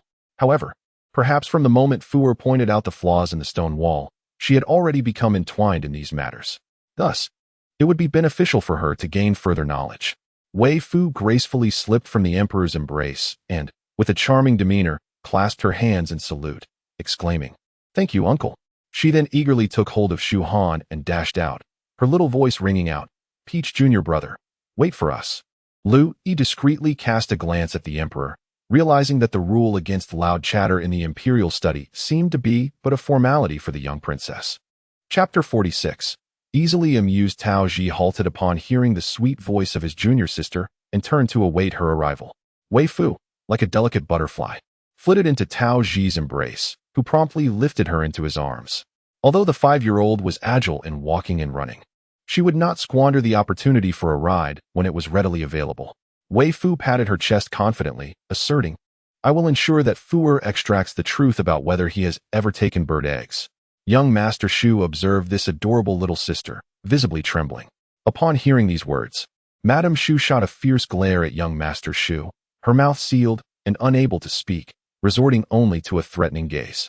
In the heart of Lord Shu, a chilling sensation obstructed the gaze of Lady Shu as she looked toward young Master Shu. Du Hong, observing her daughter, could not help but shed silent tears.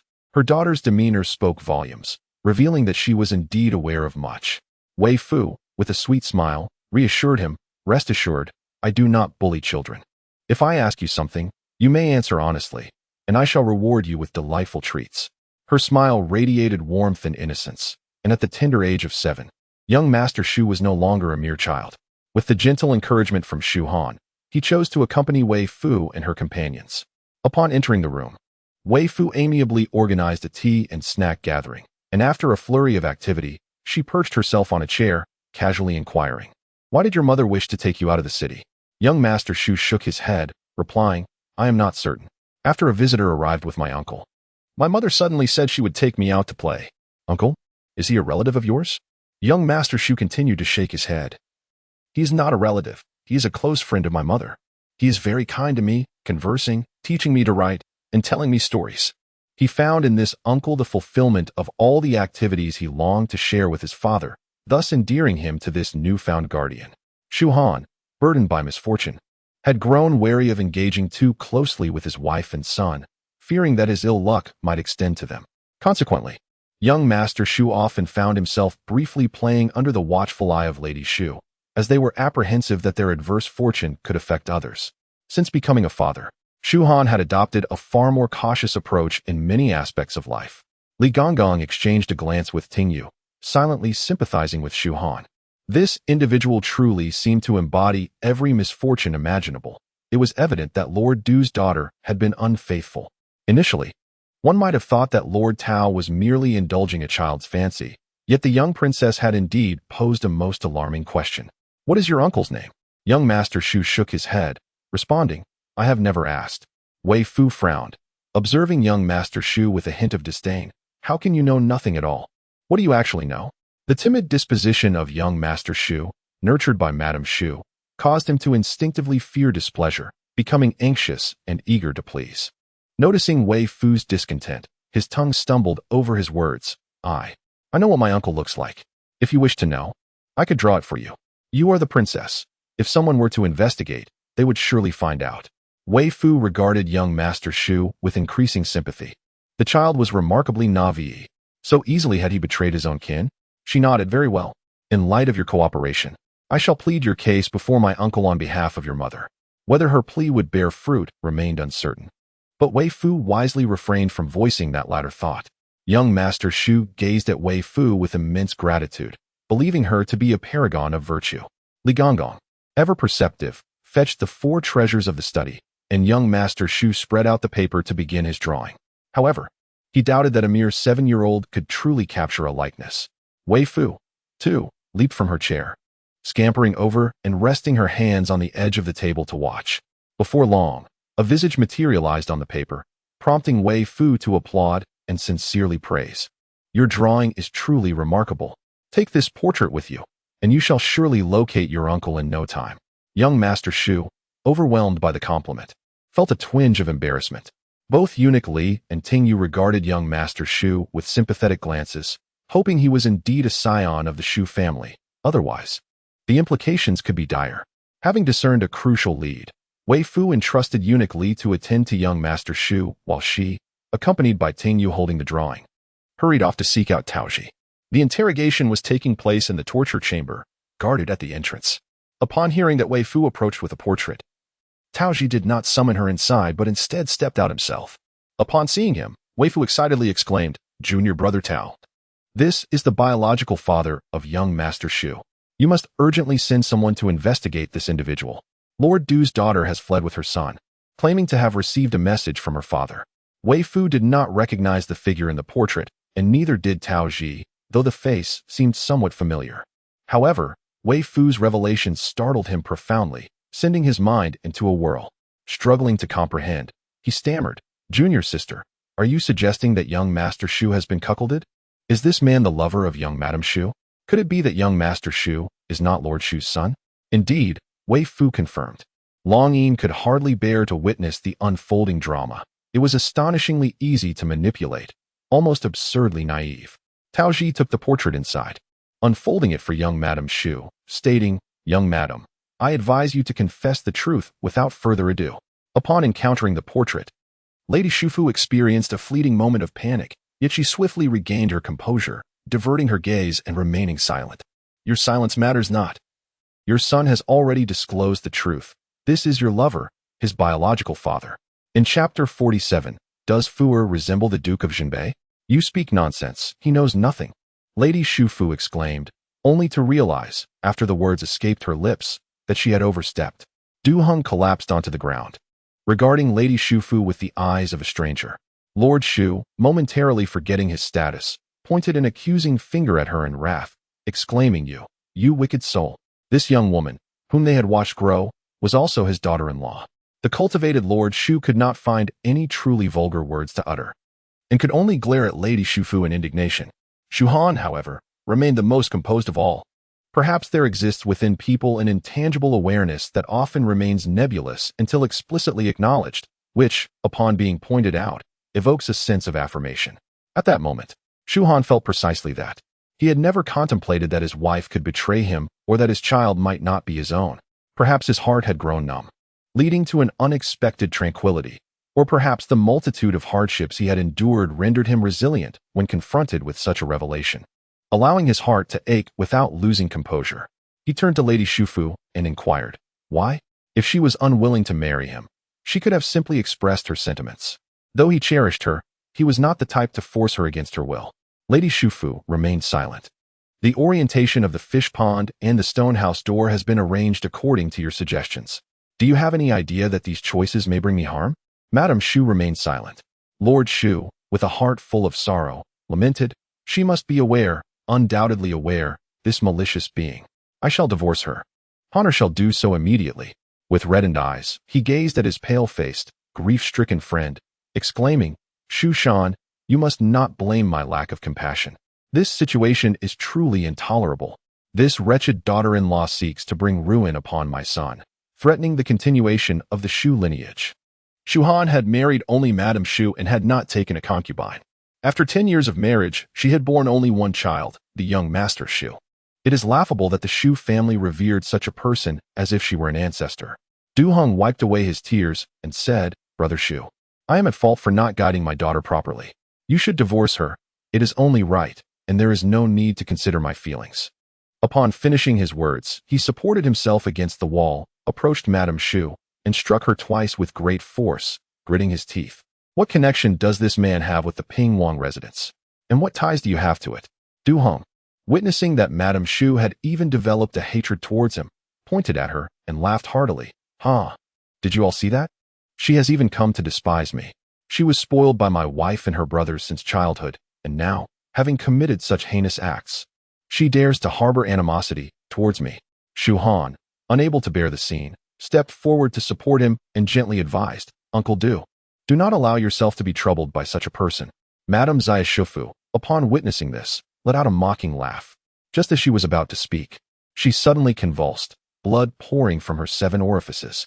Taoji was taken aback and immediately instructed someone to carry Madame Zia Shufu towards Weifoo.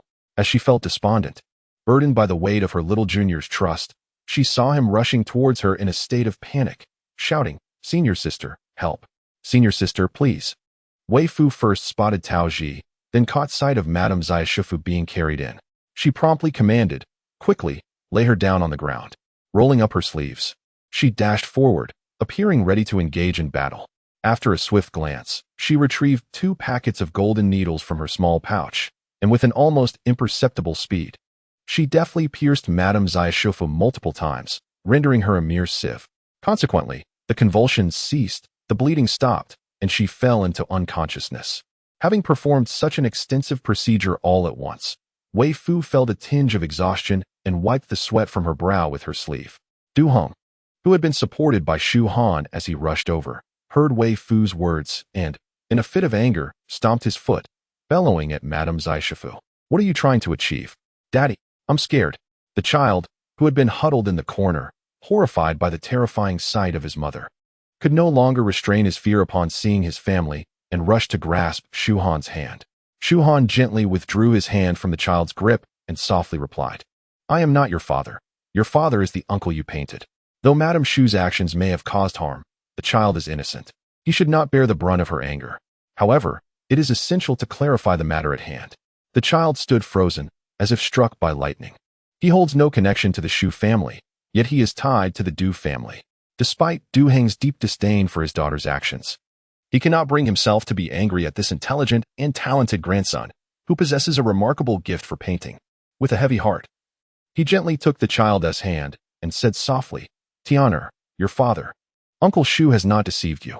Weifoo, realizing the situation, remarked, "Come to think of it, you do bear a resemblance to the person in the portrait." Previously, she had overlooked this detail while observing the painting. Shu Han, his voice trembling, asked Tao Ji, "Sir Tao, may I borrow the portrait for a closer look?" Tao Ji handed the portrait to Shu Han, feeling an immense sympathy for him. It was indeed a tragic situation. As Shu Han unfolded the portrait for comparison, he couldn't help but chuckle. Indeed, there was a semblance, not an exact match, but at least a 30% resemblance. Although many suspicions had already been confirmed in their hearts, there was still no concrete evidence. They could only wait for the man in the portrait to be found and for the Du family daughter to awaken, hoping she might reveal something. Chapter 48, The Indecent Dragon. Long Yin. This human child has finally remembered this detail. The child is abnormal, yet his mother is just an ordinary human, without any peculiarities. Thus, the child's strangeness is likely connected to his biological father. Long Yin had been contemplating how to prompt her to investigate this matter, as it was crucial for him to ascertain the true nature of the entry. However, it now seemed that no reminder was necessary. Although Ting Yu had previously served in the presence of the Empress Dowager, she belonged to the second tier, while the likes of Granny Zong and others were in the first tier. When the Northern Marquis was beheaded, his appearance was utterly disheveled, resembling a figure struck by lightning. Thus she had never laid eyes on him and could only truthfully respond, "Your Highness, this servant has never seen the Northern Marquis." Weifoo looked eagerly at Eunuch Li, who was an old retainer by the Empress Dowager's side and privy to the intricacies of past events. He had indeed seen the Northern Marquis. He contemplated lying, but faced with Weifoo's innocent and clear gaze, he recognized that she did not embody the sentiments of the Northern Marquis's offspring, and the deceitful words seemed to falter on his lips. How pitiable the young princess was, having a biological father who was a beast, with the Northern Marquis also being a creature of the same ilk. She was aware of the Northern Marquis's appearance and understood her own, yet she had never compared them side by side. With a firm resolve, Eunuch Li stated, "This old servant believes there is no resemblance." "Eunuch, do you know something? Before my mother married the Northern Marquis, was there not already a fooer?" Before Eunuch Li could respond, Weifoo continued to murmur to herself, "It seems my earlier conjecture was indeed correct. Tao Zi, my junior, is utterly useless, having conducted an investigation that yielded no results." Eunuch Li, hunching his back, dared not engage further. Both sides of the argument aligned perfectly, leading everyone to believe that Weifoo is the child of a beggar. However, at this moment, Li Gonggong gazes at Weifoo and cannot reconcile the notion that such a clever, adorable, and formidable young lady could possibly be the offspring of a beggar. It is often said that dragons beget dragons and phoenixes beget phoenixes. Weifoo cradles her face in distress, pondering where to begin her inquiry, for such matters are beyond her expertise. Long Yin observes Weifoo's bewildered expression and, without hesitation, emerges from her wrist, burrowing into her fabric pouch. Amidst the mountains of contents, he skillfully uses his tail to retrieve the bamboo bowl and tosses it out to Weifoo. Previously, he had nearly starved while forgotten within the pouch, constrained by the weight of its contents due to his insufficient strength. Now, however, empowered, he can move freely within the confines of the pouch. Upon spotting the bamboo bowl, Weifoo's eyes gleam with realization, and she smacks her forehead. "Oh dear, I nearly forgot that I still have the spirit of the Northern Marquis." With the Northern Marquis present, she can directly consult him. Seizing Long Yin, she pouts and plants a kiss on his serpentine head. "Little Jean, you are truly clever. You are a good friend to Fooer." Long Yin struggles fiercely, seething with indignation. Ah, this audacious little human dares to violate a dragon. Does she not comprehend the nature of her kiss? It is upon a dragon. At this moment, Weifoo is quite fond of him, clinging tightly as she releases the northern marquis from the bamboo bowl. Within this bowl, there are not merely the spirits of the northern marquis. As a child, she often captures spirits but forgets to perform the necessary rites, resulting in a multitude of malevolent entities residing within her bowl. The vengeful spirits shall not forget their transcendence, yet there is no need to dwell upon the malevolent ghosts. Consequently, the Duke of Northern Town, having spent several days in a bamboo bowl, found himself besieged by these wicked apparitions. Now, confronted by Weifoo, he could no longer exhibit his former arrogance. Instead, he regarded her with a gaze akin to that of a desperate soul seeking salvation. Fooer, for the sake of our blood relation, please grant me my freedom.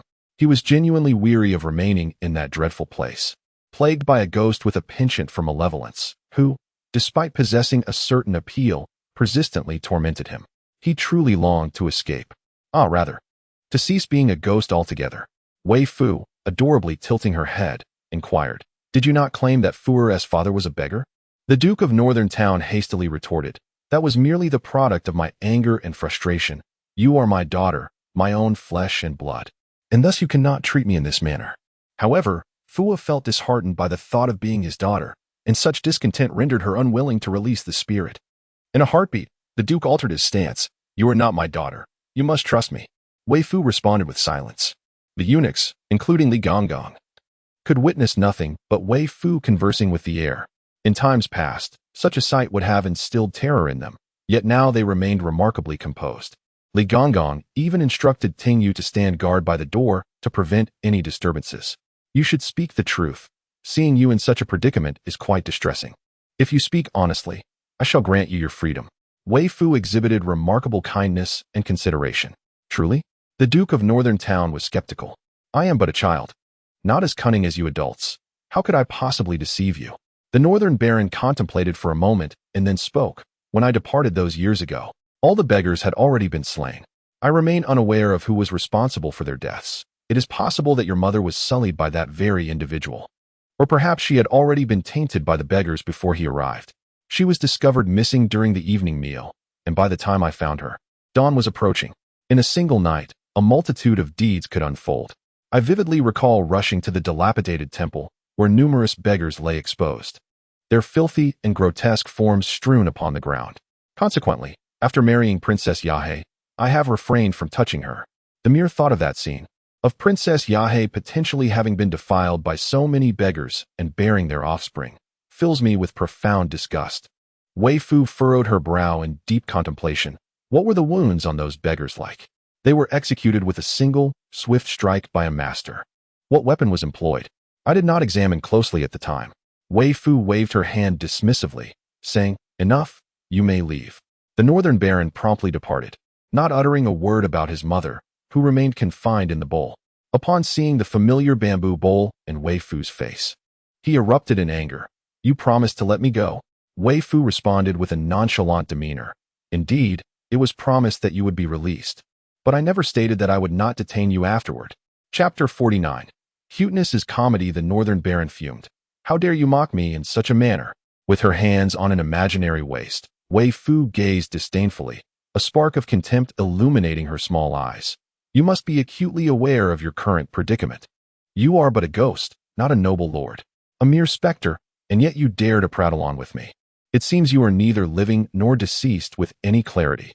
With a swift motion, Weifoo dismissed the thoroughly vexed Northtown Marquis as one would swat a fly, sending him back into the metaphorical bowl. The audience could only hear the words of the eunuch Li and the attentive Ting Yu. Even Long Yin, who had grasped the entirety of the situation, found himself lost in contemplation. The term ghost in the human realm did not seem to fit this context. Nevertheless, Weifoo's antics were undeniably amusing.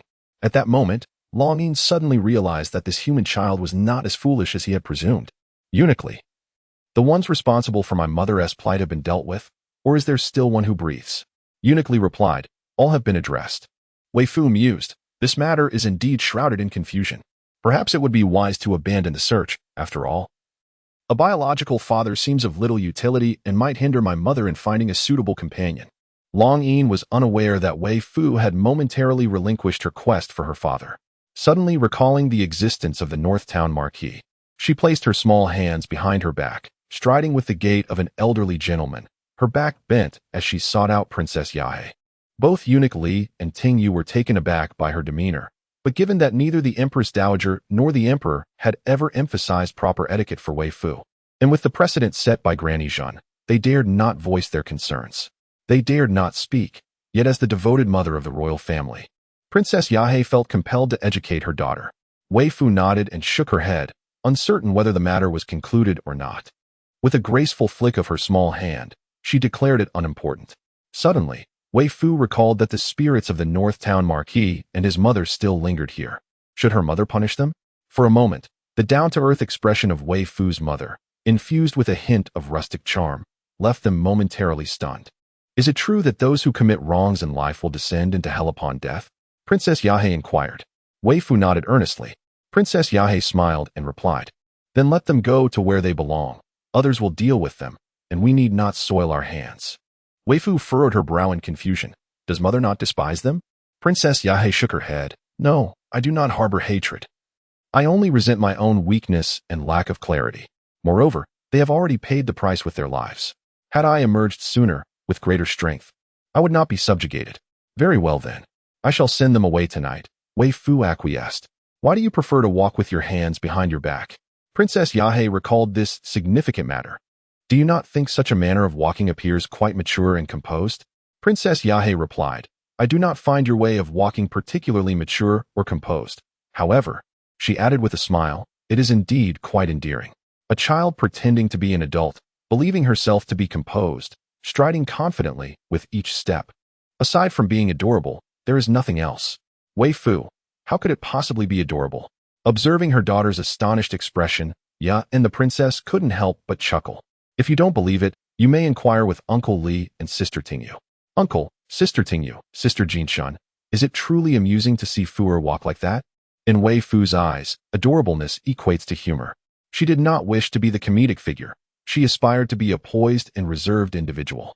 Uncle Li also burst into laughter, remarking, the little princess walks in a most endearing manner, not in a comical one. Tingyu concurred, with tears welling in her eyes. Weifoo indignantly exclaimed, then why didn't my masters give me any warning? Seeing her distressed, Ya and the princess quickly offered comfort, saying, perhaps they found you so charming that they felt no need to caution you. To Weifoo, this sounded like, they must think she is too amusing. Reveling in her folly, with a pout, she became even more sorrowful. Although Ya and the princess had given birth to Weifoo, she had little experience with children, and upon realizing her attempts at consolation only deepened her daughter's sadness, she began to feel guilty for broaching the subject. Children should walk however they please. She is perfectly fine. Why bring this up? Failing to comfort her, she forcibly shifted the topic. Have you asked your junior brother Tao if he could assist in delivering something to your master? At this moment, she had learned from the Empress Dowager that Tao Ji had connections with his master, and the Dowager had remarked that she seemed foolish. How could a living disciple not know how to contact his master? Princess Ya and Weifoo both felt that they had lingered too long in their own worlds, leaving their minds somewhat dulled. In an instant, the cloud that loomed over Weifoo's face dissipated as she exclaimed, oh dear, I completely forgot. She momentarily set aside her sorrow about being the comedic relief and waved farewell to Princess Ya before hastening back to the Emperor, fervently hoping that her junior disciple, Taozi, had not yet departed. Fortune favored her, for upon her arrival, Tao Ji had just reported to the Emperor and was preparing to inquire if he could seek out his senior sister to ask about her intentions, when he heard the palace servant announce the arrival of the junior sister. Upon learning that Princess Ya wished to deliver silver to her master and inquired if he could assist in this task, Tao Ji readily accepted the responsibility. Weifoo looked up at the Emperor and asked, Uncle, are you planning to capture that wicked monk? The Emperor nodded in affirmation. Is my junior brother, Taozi, to be sent for this task? I fear he may not be the most suitable choice. Weifoo shook her head, expressing her concerns. I am unaware of the capabilities of your other subordinates, Uncle, but I am well aware of Taozi's abilities. He is far too weak to contend with that nefarious monk. A frown crossed her face. Seizing the moment, Taozi interjected, Sister, simply provide me with some useful talismans. Weifoo, not one to be stingy, carelessly gathered a handful for him. The emperor felt a surge of envy and desire for such resources, yet he could not shamelessly act as Tao Ji did. The rest of my people are preoccupied with their own matters, hence I must rely on this rather feeble disciple. He sighed. Although Tao Ji had not formally entered the field, he possessed a certain understanding. Having been involved from the outset in the discovery of the talisman at the residence of the Northern Marquis to the current affairs concerning the Shu family. As a member of the Dali Temple, it was his duty to oversee these matters. Chapter 50. Your Majesty. Has been betrayed. Tao Ji audaciously inquired. Your Majesty, if I find myself in need of assistance, may I seek the help of my senior sister? The emperor had yet to respond when Weifoo, having been raised with a sense of independence, confidently proclaimed, rest assured, junior brother Tao, you can always come to me for help. I will certainly assist you.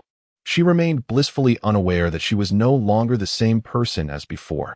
Now she had guardians and was no longer under the care of her impoverished master. Tao Ji's gaze furtively sought the emperor's, noting a flicker of embarrassment on his face.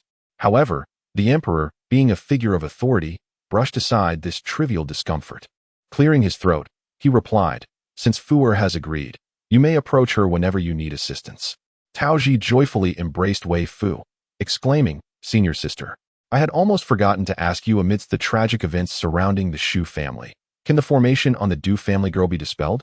Weifoo nodded, reassuringly stating, it can indeed be resolved, but the wayward woman must pay a price for undoing that formation, regardless of the cost she must incur. As long as it does not affect you, Fuer, would you assist in dispelling the formation? The emperor, too, harbored disdain for such infidelity in marriage. The woman's betrayal was one thing, but to thrust someone else into the role of a father was utterly unacceptable. The most outrageous thing is that she even assists outsiders in seizing one's fortune. The emperor believes that the women in the harem, who are embroiled in fierce battles, lack the ruthlessness of this girl from the Du family. Alas, no, Fuer, where did you learn this audacity of straying from marital fidelity? Moreover, you seem to comprehend it quite well. You are merely a 5-year-old child. Weifoo pondered carefully. It was from accompanying my master to perform a ritual at a wealthy man's residence, where the wealthy man's concubine was caught sleeping with his son. Upon discovery, the wealthy man exclaimed that his concubine had strayed. My master remarked that the wealthy man was under a green cloud. I observed it too, and indeed, it was very green, the kind of green akin to the grass by the riverside. Uncle, you too have a hint of green atop your head. The emperor tumbled off his stool. Initially, he found the gossip amusing, but Weifoo's sudden twist left him utterly shocked and sprawled on the ground. What? He lost all imperial composure, pointing at his own nose, exclaiming, you mean me? Weifoo nodded. Uncle, please do not be agitated. It seems many men have such a hue atop their heads. She scratched her head, looking at her junior brother Tao Ji with confusion. Is that not strange? Tao Ji hated himself for being so foolish as to hear such astonishing news. The emperor has been cuckolded. But the emperor's harem consists of only the empress. Could it be that the empress? Your Majesty, the empress has arrived. Louis, holding his breath, forced himself to speak. He too felt a sense of resentment, only wishing he had not been endowed with ears. Why must one possess such appendages? Weifoo, while assisting the emperor, expressed her concern in a tone reminiscent of a little adult. Uncle, you are already a grown man. How can you not sit steadily on a stool? The emperor replied, wasn't I startled by you? Upon entering, the empress noticed the peculiar atmosphere. The emperor appeared dazed, while Tao Ji and Lu Yi wished fervently to bury themselves in the ground, and little Weifoo was enveloped in her own worries. Observing her expression, the empress felt her own gloom lift slightly. She approached and lifted Weifoo into her arms, playfully pinching her cheek, and with a beaming smile, said, what troubles you, my dear? Tell your aunt, and she shall assist you. Weifoo began to chatter. How can my uncle, such a grown man, still fall off a stool? The empress, taken aback, replied, while the emperor may not be the most reliable, surely he is not that unreliable. What were you discussing just now? As someone well acquainted with the emperor's nature, the empress inquired further. Weifoo recounted the incident regarding the green hair. The empress sympathetically patted the emperor's shoulder and sighed. It is true, what Weifoo says. The emperor, his eyes reddened, looked at the empress with profound sorrow. Without mercy, the empress struck him lightly, saying, what are you thinking? Have you forgotten how many women were in your harem back in the day? She regarded him with a condescending gaze. Weifoo watched in fascination, wishing she had a sweet melon to nibble on at that moment. She never expected that behind her handsome and imposing uncle lay such fragility, while her seemingly delicate aunt exuded such authority. The emperor was left in shock. Realizing he had indeed forgotten, he suddenly came to life, realizing that it was not simply the queen's infidelity that mattered. Years ago, he had dispersed the harem, ensuring that those women were well compensated. They had perished. The queen sat down and stated, "It is indeed Defei. I have just discovered that Defei was entangled with someone from the Pingwang residence, although the specific individual remains unclear." Again, the Pingwang residence? Weifoo concluded. "There are significant issues there." The assembly responded, "No need for your input, Bauer. We have long been aware of the problems, yet we lack concrete evidence." Nevertheless, everyone continued to cherish her. Observing her solemn summary, they stifled their laughter in support. The emperor, with a grave expression, concurred, "Indeed. The Pingwang residence must be under suspicion. Fua is remarkably astute." The queen gently caressed her little arm, saying, "Our Fua speaks with such piercing clarity." After all that time, the aunt could not articulate this point. Tao Ji added, "The wisdom of our junior sister is ever present."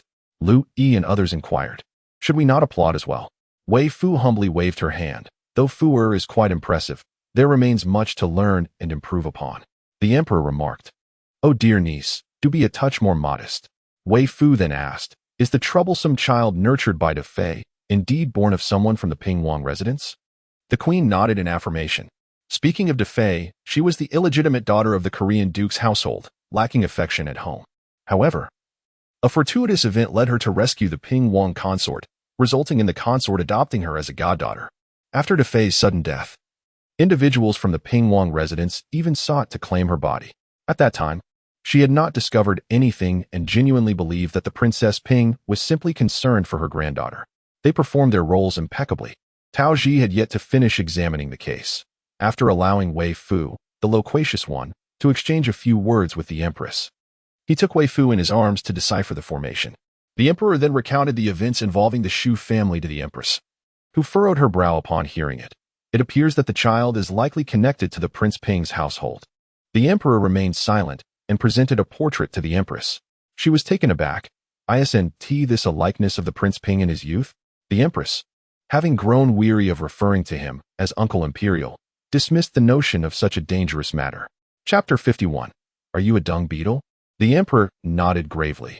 The grandson of the Du family mentioned that the person in the painting often played with him, and the Du family girl asked him to call this individual uncle. The empress had a remarkable memory. Every year during the Qingming and New Year festivals, she would visit the ancestral temple to pay her respects. Thus, she remembered the appearances of all the male descendants of the Prince Ping's household, none of whom bore a strong resemblance to the prince in his youth. She recognized this as a portrait of the prince in his younger days because she had seen it while sorting through the late emperor's belongings. An absurd hypothesis formed in the empress's mind. "Your Majesty, I recall that the Prince Ping is already 88 years old, making him the longest-lived member of the Meng family in history. It should be noted that while it is not uncommon for people in the common folk to live into their 70s or 80s, such longevity is a rarity within the Meng royal lineage, as no one has lived past 70 since the dynasty's founding. Thus, the Prince Ping is revered not only due to his lineage within the Meng royal family, but also because he is regarded as a talismanic figure by them. The prince has witnessed 5 generations of emperors, from his grandfather, father, and brothers to his nephew, the current emperor." Before the emperor could nod in agreement, the empress continued, "Could it be that the prince's longevity stems from having usurped the fortunes of others, while the children of the noble consort Da and the daughter of the Du family are all his?" The emperor replied, "I too have harbored such suspicions. We await the moment when Taoji manages to extract the truth from the Du family daughter."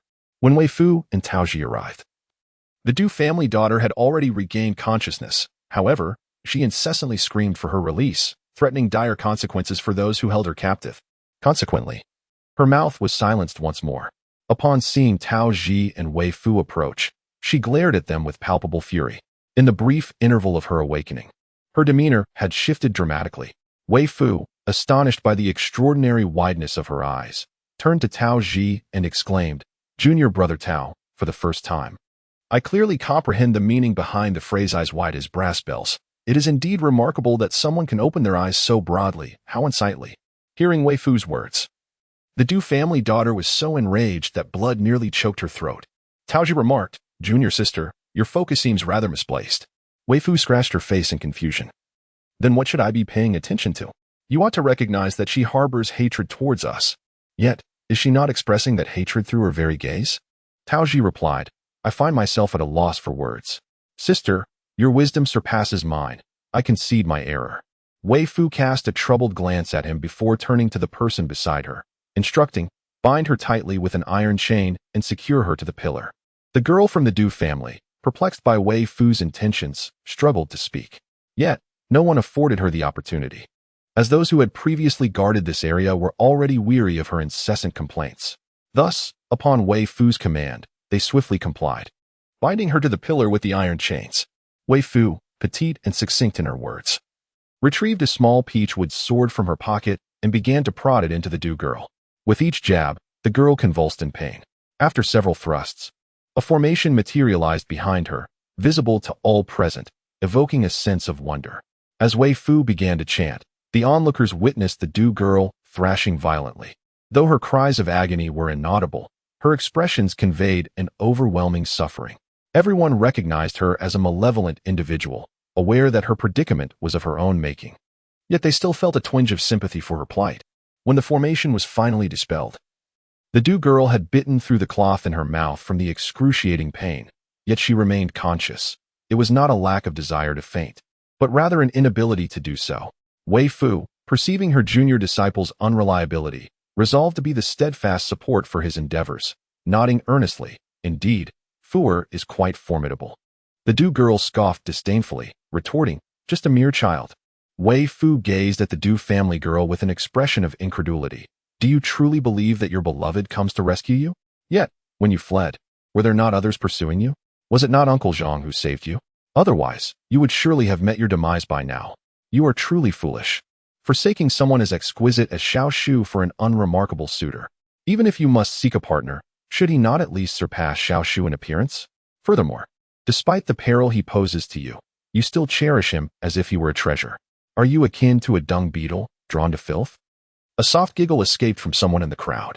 A dainty and well-mannered young lady chastised with such delicate language and precise imagery that it was utterly endearing. Weifoo turned, her expression grave as she addressed the one who had laughed. Young sir, it is inappropriate to express laughter in such a solemn gathering.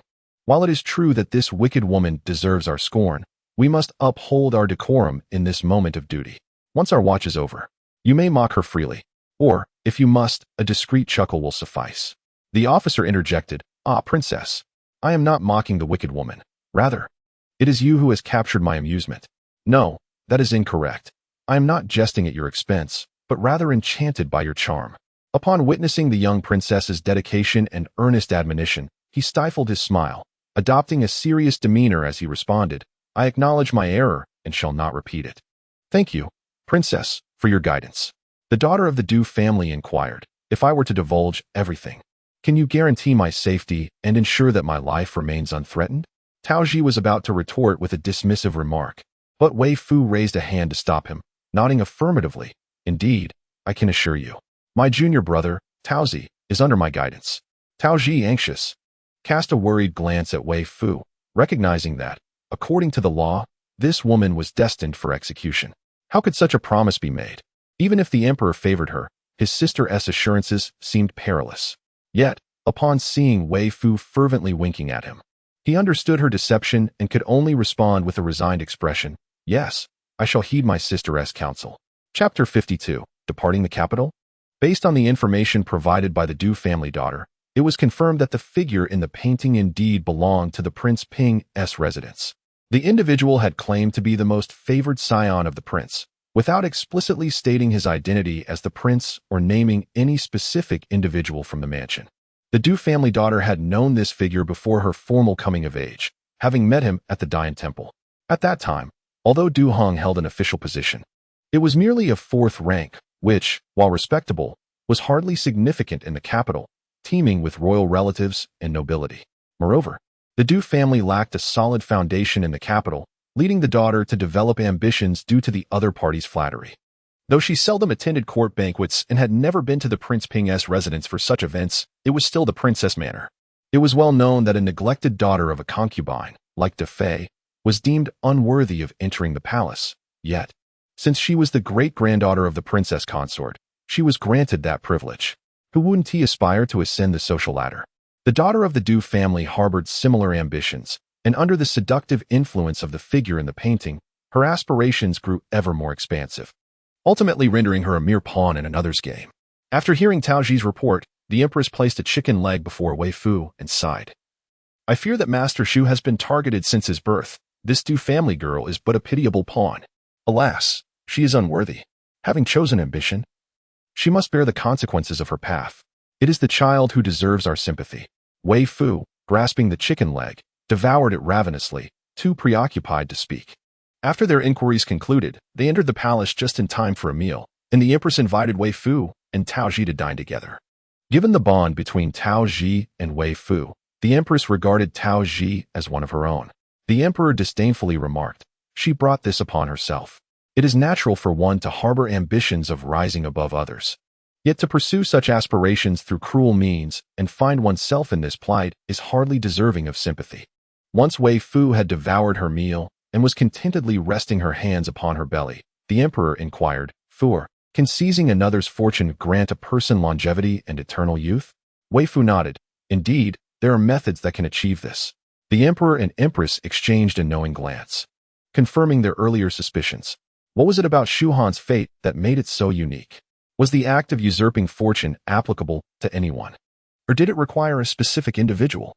Young Shu was exceptionally learned, belonging to the elite echelon, thus possessing the fortune bestowed by the literary star. Every individual possesses their own fortune, unless one happens to be marked by the god of misfortune, in which case they will perpetually encounter adversity.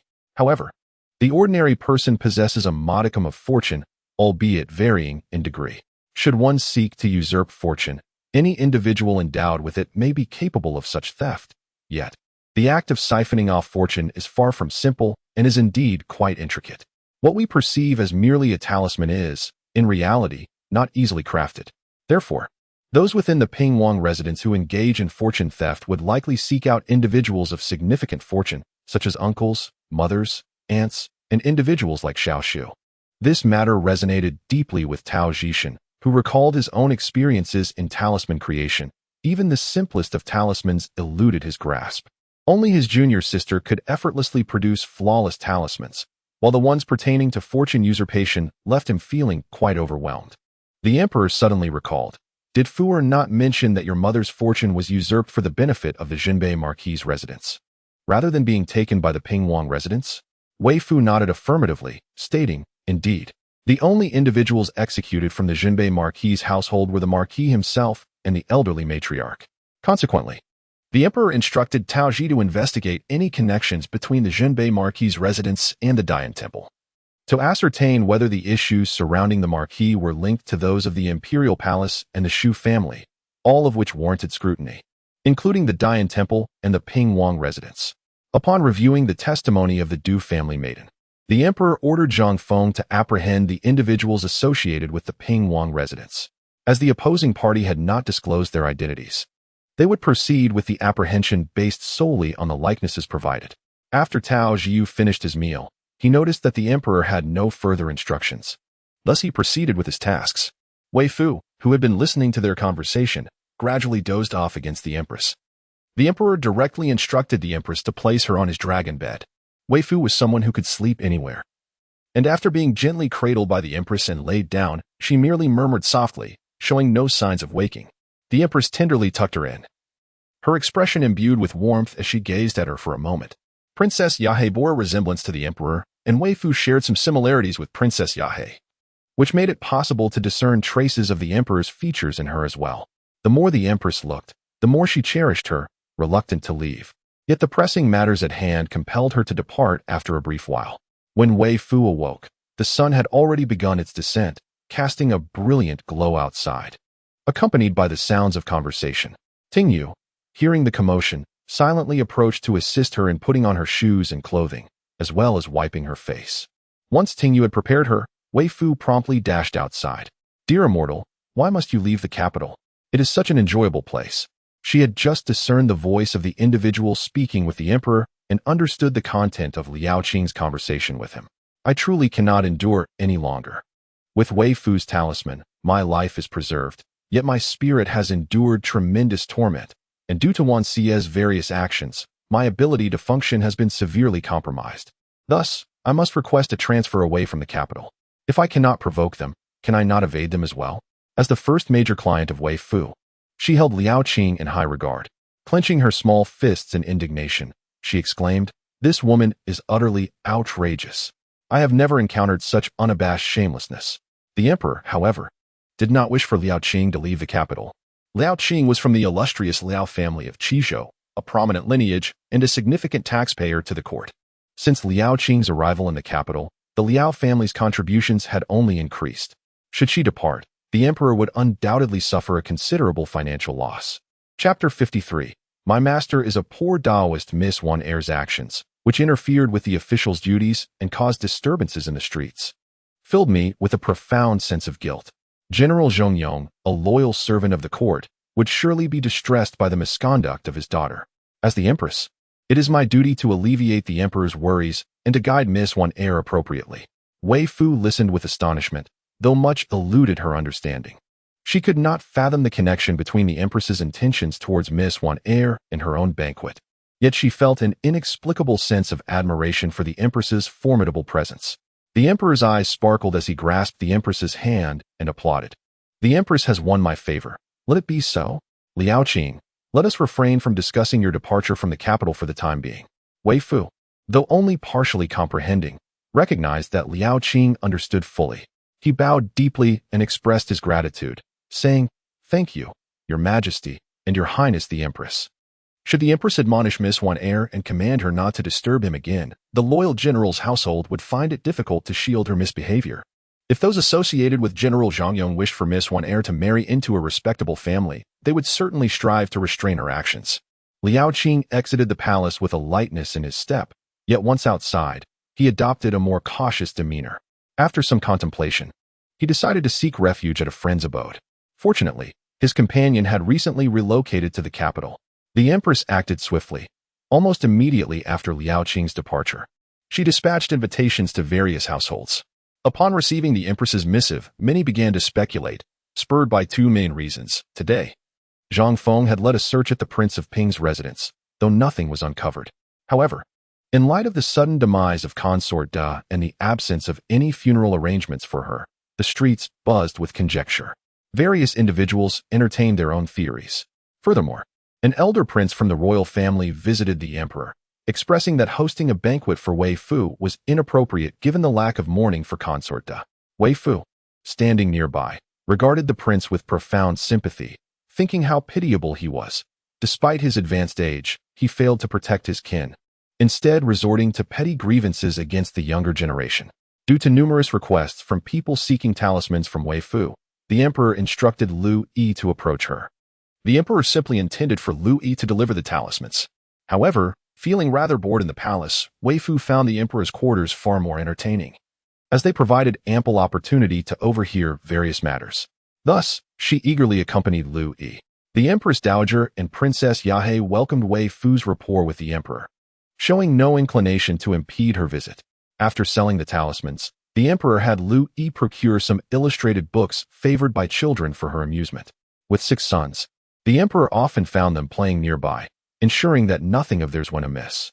Weifoo was engrossed in her little book, thoroughly enjoying it, when she heard an old man, self-proclaimed as the head of the family, begin to chatter incessantly. In a fit of anger, she set aside her book and began to retort. The emperor struggled to suppress the smile threatening to escape his lips, finding his young niece to be an excellent mouthpiece for his thoughts. Being a grown sovereign, he felt it inappropriate to interject against elders, yet a child could speak freely, and their words could be dismissed as innocent folly. The old man, Duke Zhong, grew irate and pointed a finger at Weifoo, declaring, as a mere child, "You not only neglect to pay respect to your elders, but also dare to rebut their words. Is this the manner in which you were raised?" Weifoo gazed at him as though he were a fool and replied, "Dear sir, you must understand that I was raised in a temple. I have never encountered you before, nor have you introduced yourself to me. How could I possibly show you respect? Furthermore, my master is but a poor Taoist priest, struggling for sustenance. We lack the means to afford lessons in etiquette. If you desire me to conduct myself with propriety, Why did you not send someone to teach me during my upbringing at the temple? You did nothing, yet expect me to be well-mannered. It is clear you are unconcerned about my welfare. You simply wish to bully me while masquerading under the pretense of guiding the younger generation. You are nothing more than a self-righteous critic. Duke Zhong was taken aback by Weifoo's retort, momentarily bewildered by her words. Although he was unfamiliar with the term critic, he was still sharp enough to grasp the essence of her rebuke. The responsibility of upbringing lies with the father. It is his duty to nurture you, not mine. After all, he is not my child. Weifoo shrugged, exuding an air of helplessness. Even if you are correct, grandfather, Fua's father is a notorious villain. Have you forgotten? A man who met his end by beheading. As a family, we should be grateful he did not impart his teachings upon me. Had he been a diligent mentor, I would certainly have turned into a wretched girl, notorious for tormenting men.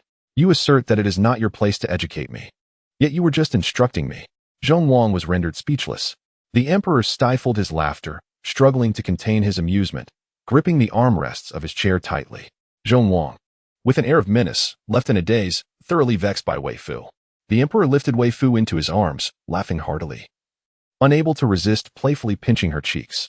Fuer is truly remarkable. Having sent him away, Weifoo giggled, brimming with pride. Fuer is indeed formidable.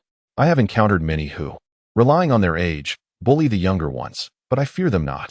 In the village, I have engaged in verbal duels with numerous elderly women, and none have triumphed over me. The old men are no match for the prowess of the elderly women. Their fighting spirit pales in comparison. The emperor silently gave Weifoo a thumbs up, adopting a serious tone. In light of your impressive abilities, dear Fuer, your uncle shall reward you with a plate of delicacies. After spending several days with Weifoo, the emperor has come to a clear understanding. Weifoo's appetite is insatiable, as if she can devour anything. Elated, she playfully shook the emperor's head and expressed her gratitude. Thank you, uncle.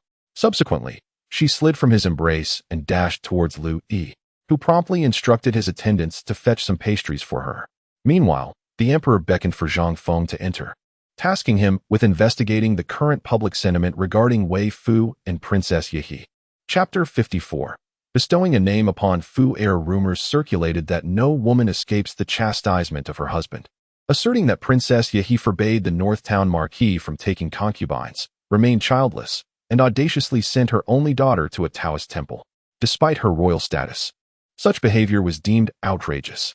Accusations suggested that Princess Yihe intended to sever the line of the North Town Marquis, labeling her a cruel princess deserving of punishment.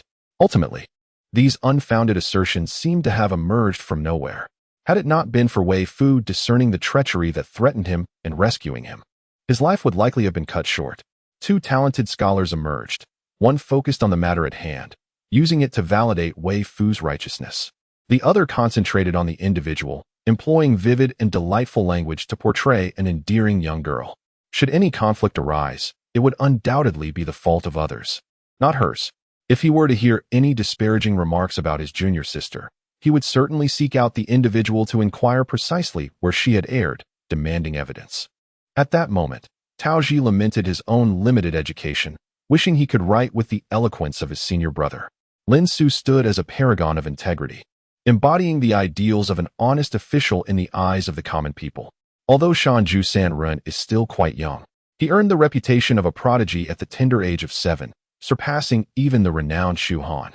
By the age of 13, he was personally invited by the emperor to teach at the Royal Academy. However, hailing from a humble background, he resonates deeply with the common folk, who feel a particular kinship with him. If Xu Han and Liao Qing represent the aristocracy, then Lin Su and Shanju Sanren embody the ideals of the people. Moreover, observant individuals have noted that Lin Su refers to Weifoo as his junior sister, while Shanju Sanren addresses her as his senior sister. This revelation has left many astonished. What exceptional young lady could possibly be the junior sister of the Prime Minister? What extraordinary girl could be the senior sister of Shanju Sanren? If not for his youth, it would be entirely fitting to call him a great scholar.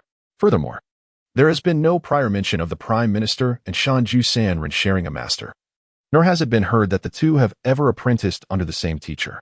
What kind of extraordinary figure could have served as a mentor to both? The discourse has shifted dramatically, with public speculation now entirely diverted. Upon hearing this, the emperor felt a sense of delight and remarked, "Our dear Fuer, such a charming young girl. deserves nothing less than universal praise. Those who spread rumors surely could not have anticipated that the emperor would remain passive while others elevated Fu's reputation. As for Princess Yahi, there was no further discussion regarding Weifoo, and naturally, the same silence enveloped discussions about Princess Yahi. Weifoo was not particularly bothered by those who spoke ill of her without knowing anything about her. Rather, she felt a twinge of pity for them. Lacking their own capacity for thought and judgment, her master had advised her to be somewhat tolerant of such individuals. However, she was quite pleased by the protection offered to her and cheerfully inquired of the emperor, "Uncle, may I visit that person known as Sanren, who is said to be my junior brother?" She had no recollection of this junior brother and noted that none of them bore the surname Shan. Furthermore, she mentioned that his jade pendant had been bestowed by Master Wuji of Dian Temple to the Du family. Chapter 55. Shame the Emperor, somewhat speechless, instructed Lu Yi to admit those individuals. The courtiers flattered Weifoo, and while he found joy in this, after all, who wouldn't want their child to be well-liked? He also perceived the duplicity of his ministers. In the court, when faced with him, they would oppose him on various matters. Yet, when it came to decisions about dismissing the harem or selecting consorts, they displayed unwavering resolve. But when they knelt, their spines softened, revealing their true intentions with a lack of dignity. It seemed inappropriate to have a princess attend to them, as it contradicted the established hierarchies. Yet, if she were not permitted to do so, they would be anxious. The emperor, displeased, remarked, "Your requests concern Fu. Thus, you ought to inquire of her willingness, rather than addressing me." The courtiers felt a chill in their hearts, interpreting the emperor's words as a rejection. They assumed that Weifoo, being a young girl, would likely only be inclined to play, yet they had come nonetheless. An elderly minister, his hair gray and sparse, mustered the audacity to soften his voice and summoned a smile he believed would not frighten the child. "Little princess, I find that the circumstances in my household bear some resemblance to those of the Shu family. Moreover, the women in my family frequently visit the Dian Temple. Therefore, I humbly request if you might consider visiting my home to discern any issues we may have. Might it be convenient for you, dear princess?" Children often revel in flattery, and Weifoo's eyes sparkled with anticipation as she gazed at the old minister. Though his smile was somewhat unappealing, she could endure it, for it was praise directed towards her. The old minister. Observing the minister's animated countenance, the emperor felt an inexplicable joy swell within him. He playfully pinched his niece's hand, thinking to himself that his daughter was indeed a considerate little darling, having avenged him so directly. With a cheerful demeanor, she replied, "Very well, Fu will accompany you to your home and help you take a look." The previously embarrassed old minister suddenly brightened, expressing his gratitude profusely. "Thank you, Your Highness." Weifoo found these individuals remarkably impressive, and for the first time, she deeply appreciated the vast array of flattering words one could employ. It astonished her that none of the ministers repeated their compliments. Each phrase was unique, leaving her profoundly amazed. Consequently, what Weifoo heard were entirely distinct praises. In truth, she was quite easy to please. As long as someone approached her with a kind demeanor, she would readily assist them. The ministers were elated upon hearing Weifoo's agreement. Wherever there exists an injustice, Weifoo now spends her days either learning a new rule or indulging in the pleasures of eating, drinking, sleeping, and playing. Having completed her daily lesson, she cheerfully informed the emperor and then bounced off to the home of the venerable elder. Observing Weifoo's vivacious demeanor, the elder could not help but break into a broad smile. The elder, a minister of rights and a high-ranking official, resided within the inner city, not far from the palace. Upon alighting from the carriage, Weifoo's brows furrowed slightly. He inquired, "Little princess, does this residence present any issues?" Weifoo nodded but refrained from elaborating, striding boldly into the premises. The elder hurried after her, but Weifoo insisted on leading the way herself. Approaching a particular courtyard that appeared long abandoned, its gates securely locked. With the elder accompanying her, no one dared to obstruct her entrance into the secluded area, though it did attract considerable attention. Among the onlookers, a few, upon seeing Weifoo standing before the gate, silently withdrew from the crowd. At that moment, all eyes were fixed upon Weifoo, and none noticed the subtle movements around them. She pointed at the gate, ready to speak, but suddenly realized she did not know the elder's name. "What is your surname?" she asked. The elder promptly replied, "I am surnamed Rome. Lord Rome, could you arrange for someone to open this gate?" she requested. Although she could easily kick it open, She was concerned about the potential damage and the liabilities that might ensue. Lord Rong swiftly summoned someone to unlock the door. In the courtyard stood a desolate well.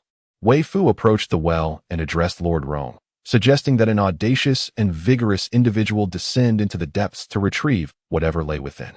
Lord Rong, hastily acquiescing, could not resist inquiring, "My lady, is there indeed something in this well?"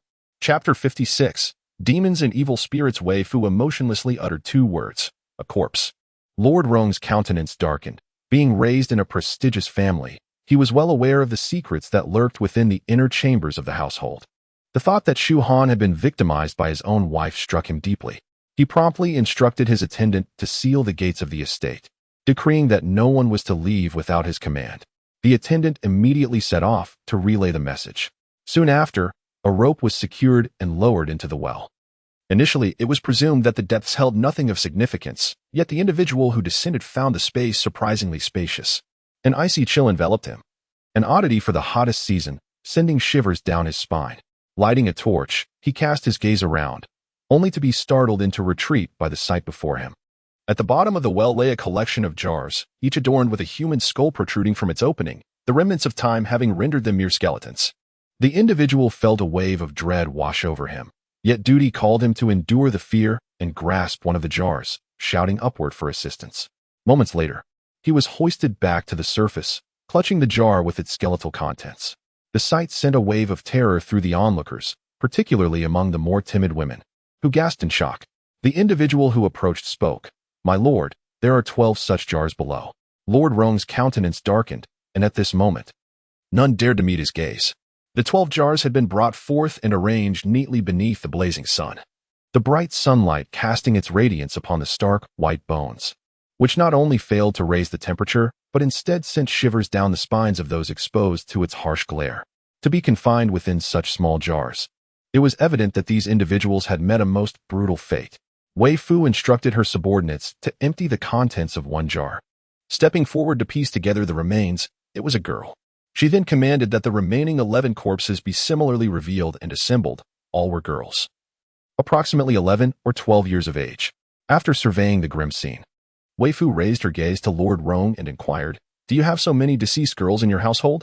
Suddenly, one woman surged forward, violently colliding with an elderly lady, crying out in anguish and fury, "You wretched old hag!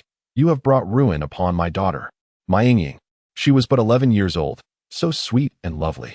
The elderly woman, caught off guard, was knocked to the ground. The younger woman seized the elder and dragged her toward the skeletal remains, her demeanor resembling that of a madwoman. "Old hag, go apologize to my Ying." This elderly woman was Lord Rong's wife, while the younger woman was his eldest daughter-in-law. Witnessing the scene unfold, he coldly commanded, "Seize the madam and take her away. She has lost her senses." Weifoo furrowed her brow and addressed Lord Rong, stating, "Though it is not my place to interfere in your family matters, since you have summoned me today, it is only fitting that we see this through to the end. The madam is not deranged. Should you dismiss her without allowing her to express her pent-up fury, your Rong family will inevitably face ruin." As her words hung in the air, a middle-aged gentleman with a refined demeanor and a goatee stepped forward, gravely admonishing, "Your Highness, despite your esteemed status, it is prudent to exercise caution in your speech." Weifoo lifted her gaze, casting a cool glance at him. Then, with a sudden burst of aggression, she lunged forward, delivering a fierce kick that sent him tumbling to the edge of a well. She then pressed his head down, forcing him into the depths below. The spectators were taken aback by her unexpected violence. Only when the man emitted a harrowing scream from the abyss did they comprehend the gravity of the situation. "Surely, you do not believe that once these bones are unearthed, all will be well. Do not assume that everyone is indifferent to their fate, that they will simply reincarnate without consequence, avoiding the fate of becoming vengeful spirits. If you are willing to forsake your grandson's life, I shall take my leave at once." Madame Rong, who had been compelling the elder matriarch to bow before the remains, was struck by Weifoo's proclamation. In a fit of despair, she clawed at the elder's face and crawled towards Weifoo, beseeching, "I implore you, noble princess, to seek justice for my daughter. I beg you to assist her in attaining peace. I vow to chant prayers daily for your well-being if you grant her mercy. Every night, I am haunted by dreams of my poor daughter, who calls out for me, pleading for rescue from a frigid confinement. She is but a child. How terrified she must be. It is my foolishness as a mother that I remained oblivious to her plight, trapped at the bottom of a well, subjected to such cruelty. I should have sought a divorce back then, rather than compromising my principles for the sake of societal expectations. As she spoke, her emotions swelled, and her hatred became palpable, her voice akin to a cuckoo lamenting in blood.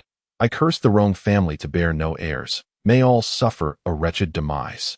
At this, the assembly erupted in indignation, rising to denounce Lady Rong.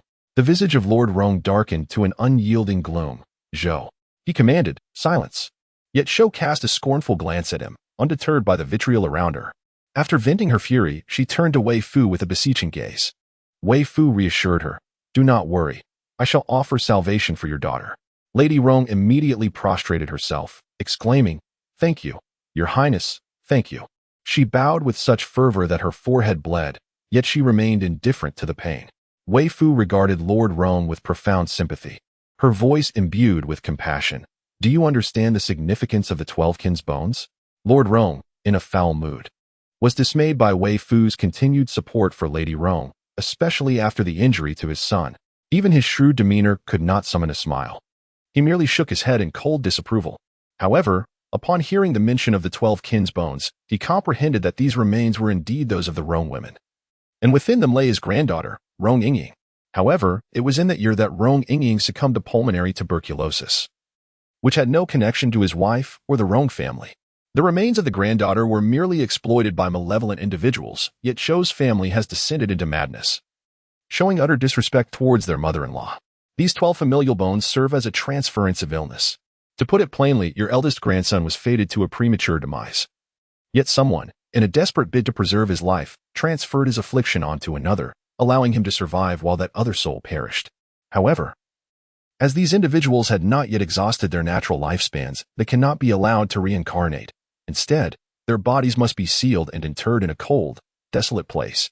If one possessed even a modicum of compassion, they would use a simple coffin to lay these souls to rest, ensuring that upon your eldest grandson's demise, these individuals would find their liberation.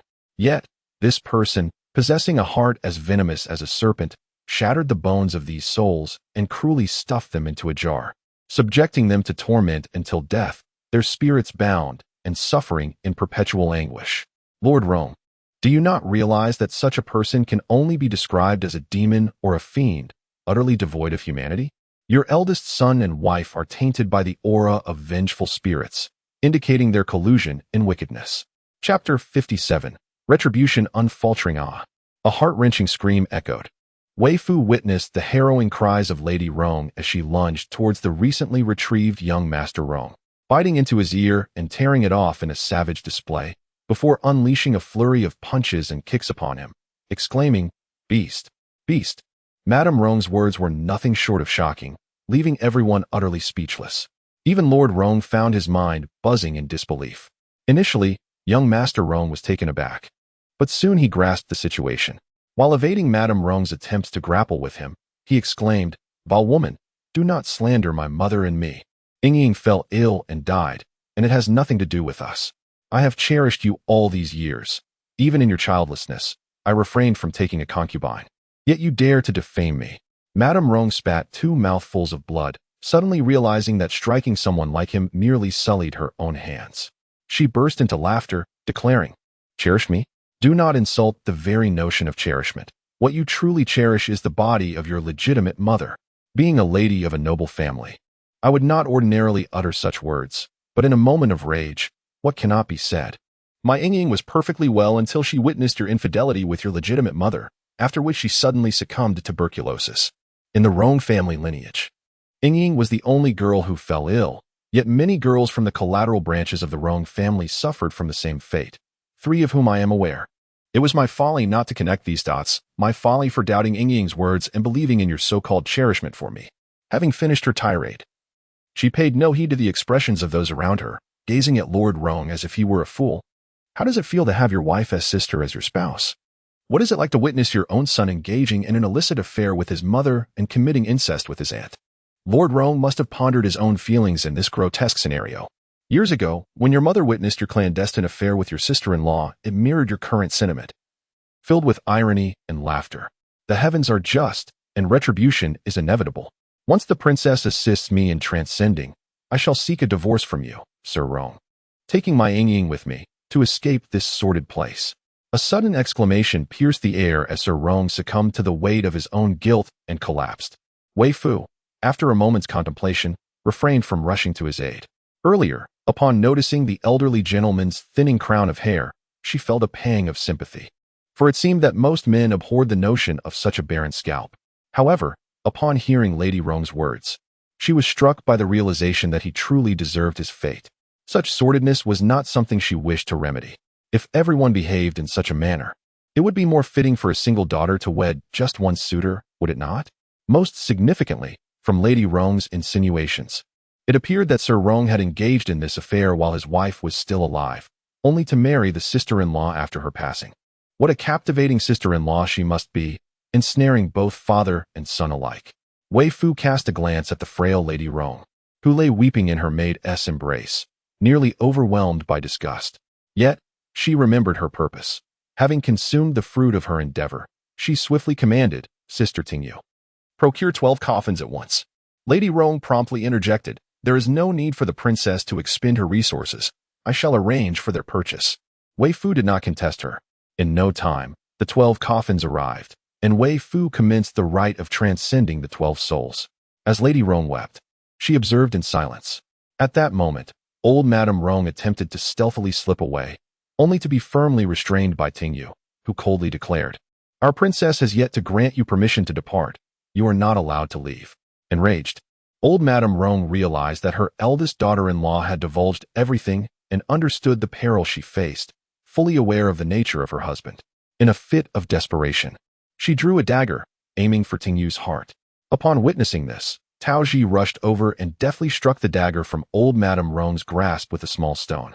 Grateful to have survived, Tingyu retaliated by forcefully kicking old Madame Rong to the ground, exclaiming, vile woman. Fearing further mischief from the old matron, she swiftly tore off her belt to bind her, disregarding her current state of disarray. Given the gravity of the situation, Eunuch Li had already dispatched someone to notify the court of judicial review. Although Lord Rong instructed the doorkeepers to prevent members of the Rong family from entering, he did not command the same for those from the palace, and the Rong family lacked the authority to intervene, allowing Weifoo's associates to exit unimpeded. In a fit of anger and disgust, Tingyu felt as if she had seen a ray of light upon Taoji's arrival, and immediately began to recount the sordid affairs of the Rong family. Despite Taoji's extensive experience with shocking revelations at the Court of Judicial Review, she had never encountered such absurdities, liaisons with a wet nurse, infidelities with a father's concubine, yet never a situation involving one's own aunt, nor a father and son both entangled with the same individual. He forcefully wiped his face, instructing others to detain the elderly Lady Rong and the young Master Rong. Their involvement in a homicide case had escalated beyond the scope of private resolution. He had them apprehended. Meanwhile, Weifoo had completed the rites for the departed. Lady Rong appeared to hear her daughter bidding farewell, her eyes blurred with tears as she stumbled towards Weifoo, kneeling in gratitude and respectfully inquiring, may I ask, esteemed princess, which of these remains belongs to my daughter? With compassion, Weifoo gently patted her shoulder and pointed to the third corpse. She sighed and remarked, the Rong family shall face their own retribution. Madam, since you have resolved to depart from the Rong family, it is best to leave promptly. If you wish to cultivate a connection with your daughter in the next life, engage in good deeds rather than merely reciting scriptures. At that moment, the people around her were habitually chanting scriptures, neglecting to pay homage to their ancestors. Lady Rong's eyes brightened at these words. The tears she shed were now tears of hope. She bowed her head once more in gratitude to Weifoo. I shall first take these children to their final resting place and shall not linger any longer with the princess. She felt an urgent desire to find a blessed burial site for her child and these unfortunate children, followed by a separation from her past, and then to commit herself to virtuous acts. Having failed to protect her Ying, she could only wish to safeguard her in the next life. Lady Rong was well aware of many things, while Taoji had numerous questions lingering in his mind. However, witnessing her profound sorrow weighed heavily on his heart, leading him to postpone his inquiries and refrain from obstructing Lady Rong's departure. Chapter 58: The most ruthless backlash with the departure of Madame Rong. The affairs of the Rong family quickly spread like wildfire. The current Madame Rong no longer felt compelled to preserve the family's so-called dignity. She intended to reveal to all the true nature of Master Rong and old Madame Rong, how repugnant and terrifying they truly were, how cruel and malevolent their hearts had become. While Lord Rong remained unconscious and old Madame Rong had been apprehended, Madame Rong had left, and Master Rong was also captured. The key figures of the Rong family were absent, leaving the rest of the members feeling like scattered grains of sand. Although everyone remained, the atmosphere was heavy with discontent. They had heard far too many secrets today. Those who had some knowledge experienced a sense of closure, while others, oblivious to the unfolding revelations, wore expressions of numbed bewilderment. Particularly affected were the children of old Madame Rong. They could hardly fathom that their gentle, kind-hearted mother could be a seducer of brothers-in-law, engaging in scandalous affairs with nephews and stepsons. They were equally shocked to discover that their warm, refined, and devoted elder brother harbored such depravity and moral decay. In contrast to the heartache, shock, and embarrassment felt by the sons, the daughters-in-law displayed a wider range of emotions. Some were relieved, others wore mocking smiles, while a few appeared utterly confused. Yet, none of this concerned Weifoo. She was a responsible young girl, wondering, where does the bald grandson of Rong reside? Bald grandson? Everyone was taken aback. Was there truly such a person in the household? Taoji could already foresee that the Rong family would soon become the subject of ridicule and gossip in the capital. Perhaps those collateral relatives who had lost their children would come knocking, seeking an explanation. He gently cleared his throat, offering a subtle reminder. It was indeed Lord Rong. His junior sister was known for her clear distinctions between affection and disdain. When she favored someone, she would bestow upon them a nickname. For instance, she adored Liao Qing, hence addressing him as Xian Xian de Ren. Similarly, she had affection for the junior sister Shu Han, whom she called Little Shu. For those she felt indifferent towards, her treatment mirrored that of others. However, for those she loathed, she would also assign unflattering monikers, such as the derogatory nickname for Lord Rong, which struck at one's vulnerabilities. The members of the Rong family exchanged glances, turning their attention to the eldest grandson of Lord Rong. Lord Rong had 4 sons. His eldest, born of his first wife, had only one daughter, Rong Ingying, who was now deceased. After the passing of his first wife, he wed her sister, who bore him 3 more sons. The eldest grandson was the illegitimate child of the second son, yet the second son now harbored doubts about the child's paternity. More anxious than the second son were the third and fourth sons. The second son had clandestinely fathered the child with Lord Rong and the matriarch while his sister was still alive, publicly declaring it to be a premature birth, a claim that everyone accepted without question. Yet at this moment, the second son felt a peculiar sense of relief. He had made a conjecture, but at the very least, it indicated that the child was indeed his. Both young Master Rong San and young Master Rong Si were born when old Lady Rong was in her 30s, at a time when the eldest son, Rongda, had already reached adulthood. The eldest young master was exceptionally astute, having listened attentively to the entire conversation. He was now acutely aware of certain revelations. He was merely 3 years younger than young Master Rong Si. His uncle treated him with kindness, and his grandmother showered him with affection. Although he was a son born out of wedlock, his legitimate mother had never dared to mistreat him. As for his biological mother, he had never laid eyes on her. It was said that she abandoned him immediately after his birth. With a countenance fraught with anguish and sorrow, he stood forth, a subtle hue of self-reproach evident upon his features. Upon hearing this disheartening news, one might think that a heartless fool could find solace in ignorance, as they would not inflict pain upon themselves. Yet, young Master Rongda was not of such ilk. He had been nurtured in the virtues of kindness, humility, and propriety, instilled with the ideals of a true gentleman. Furthermore, he was perceptive enough to comprehend that Rong Ingying and the others had met their untimely demise because of him. Weifoo looked up at him and inquired, "Can you take me to your residence?" Young Master Rongda nodded and silently led Weifoo to his courtyard. Being a son of lesser status, certain aspects of his life were afforded some leniency, while others required a degree of discretion, especially since young Master Rongda's father held a position in the Ministry of Rites. Thus, his quarters were typical of a son born out of wedlock. Yet the furnishings were of fine quality, and his provisions were equally splendid. Weifoo, with her small hands clasped behind her back, wandered about and discovered an inverted golden bowl in the treasure cabinet of young Master Rongda's study. However, the bowl was positioned too high for her to reach, even when she stood on her tiptoes. In response, Taoji attempted to assist her, but found it too heavy to lift. Turning his head, he beheld his junior sister, arms outstretched towards him, a sight he had been observing for some time. There was a hint of worry in her gaze. Weifoo had initially intended for Taoji to carry her to retrieve the golden bowl, yet to her dismay, Taoji had gone to fetch it himself. She couldn't help but think how foolish her junior brother was. Had he been capable of lifting it, she would have simply asked him to do so. Why would she need to be carried? Taoji, in silence, lifted his junior sister into his arms. Weifoo, with her tiny hands, began to pry open the golden bowl, only to find it filled with an inky darkness. From her small pocket, she retrieved a talisman, affixed it to the bowl, and muttered a few incantations, causing the darkness within to dissipate. After completing this task, she looked up at young Master Rong with a puzzled expression. Do you not have any questions for me? Young Master Rong shook his head. Taoji, too, felt a sense of bewilderment.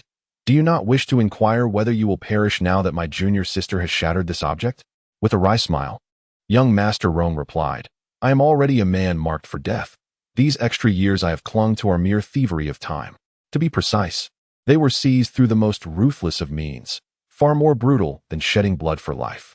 Rest assured, you will not meet your demise just yet. In truth, after the old witch and that despicable individual executed this deed, they ensured the proper burial of the victim. Thus, you would not suffer any backlash. However, their cruelty has led to your suffering over the past 2 years. You find yourself waking in terror each night, sometimes unwittingly drawn toward perilous situations, engaging in self-destructive behaviors.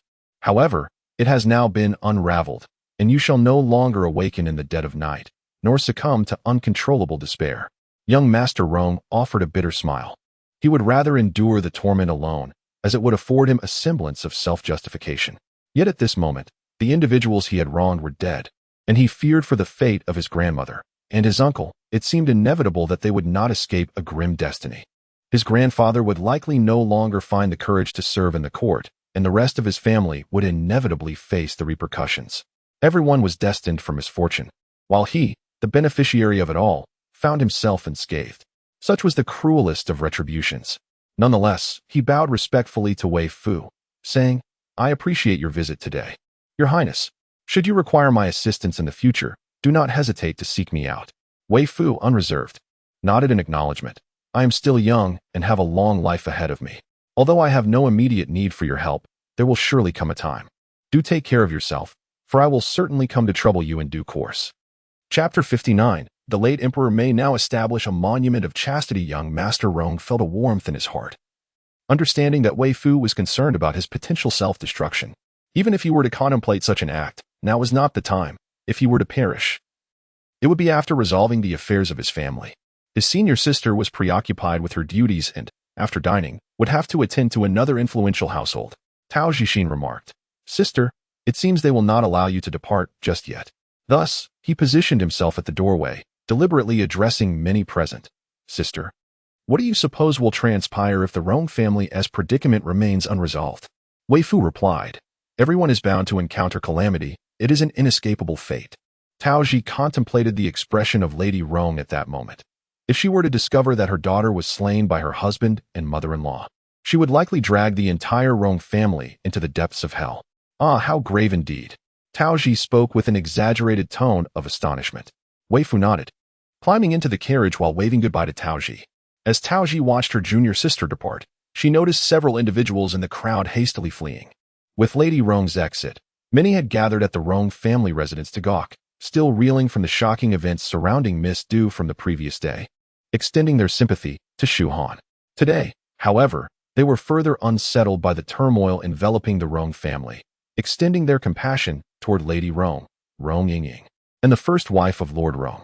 There were also those who felt pity for Lord Rong himself, particularly as he bore the shame of infidelity from his own son. Though such sentiments were few, given that he had been the first to engage in indiscretions with his sister-in-law. Upon her arrival at the Rong estate, those who had previously accompanied Lord Rong to the palace for an audience began to monitor the situation closely. With the scandal erupting within the Rong family, a sense of unease settled among them, as they worried whether there were undisclosed matters within their own households. Fearing that Weifoo's arrival might unearth further scandals, they contemplated dispatching someone to inform her that they wished not to trouble her. Yet, upon hearing Tao Ji's inquiries at the entrance about Weifoo, they resolved to investigate their own domestic affairs first. If no peculiarities emerged, they would then extend an invitation to Weifoo. Particularly, the dignitary who followed closely behind Weifoo was the first to enter the palace to express his concern, urging her to rest for a few days before visiting them, as they were distressed by her exertions. In truth, I am contemplating utilizing these few days to thoroughly investigate whether there are any unsavory matters within my household that remain unbeknownst to them. Such a considerate and kind-hearted adult. Weifoo immediately responded, I am not weary. I can come to your residence. Weifoo, having momentarily overlooked this matter, quickly nodded, you are correct. I had completely forgotten about this. Thank you for your reminder. You truly are a wonderful adult. The individual, repeatedly expressing their humility, left, wiping the perspiration from their brow. Previously, the Empress had dispatched someone to inquire about where Weifoo dined at noon, thus learning that she had left the palace. She subsequently conveyed her grievances to the Emperor, deeming him rather unreliable. While she could comprehend the Emperor's earlier request for Weifoo to visit the Shu family, as they sought to uncover the unseen manipulator, it now appeared that they were well aware of who the true antagonist was. Yet, the Emperor still insisted on having Weifoo busily engaged in matters. She believed that once the identity of the puppeteer was established, it fell to them, the adults, to devise a means of dealing with them. Why should her Weifoo be burdened with such tasks? She chastised the Emperor, who dared not retort, ultimately resorting to appeasing the Empress to quell her anger. Upon seeing Weifoo, the Empress immediately expressed her concern. Our Weifoo has grown thin and weary. Weifoo gently patted her round belly. Not at all. I have been enjoying hearty meals every day. The Empress replied, while you may be well fed, my dear, you are overburdened with so many responsibilities daily. Weifoo blinked her clear, bright eyes and said, not at all. In the Taoist temple, I used to rise before dawn to chop wood, fetch water, study, learn Taoist arts, accompany my master on hunts, set up stalls, draw talismans for people, and help with funerals or even dig graves. Today, I merely took a look after someone's house. The Empress exclaimed, my dear little granddaughter was so busy every day. She was aware of Weifoo's life in the Taoist temple, but she had assumed these tasks were occasional rather than daily. Chopping wood and carrying water every day? Weifoo, your master must have been quite harsh on you. Previously, the Empress had felt sorrow for Weifoo's hardships, believing that her daughter was unambitious and that Lao Fotu was a wise man who never complained.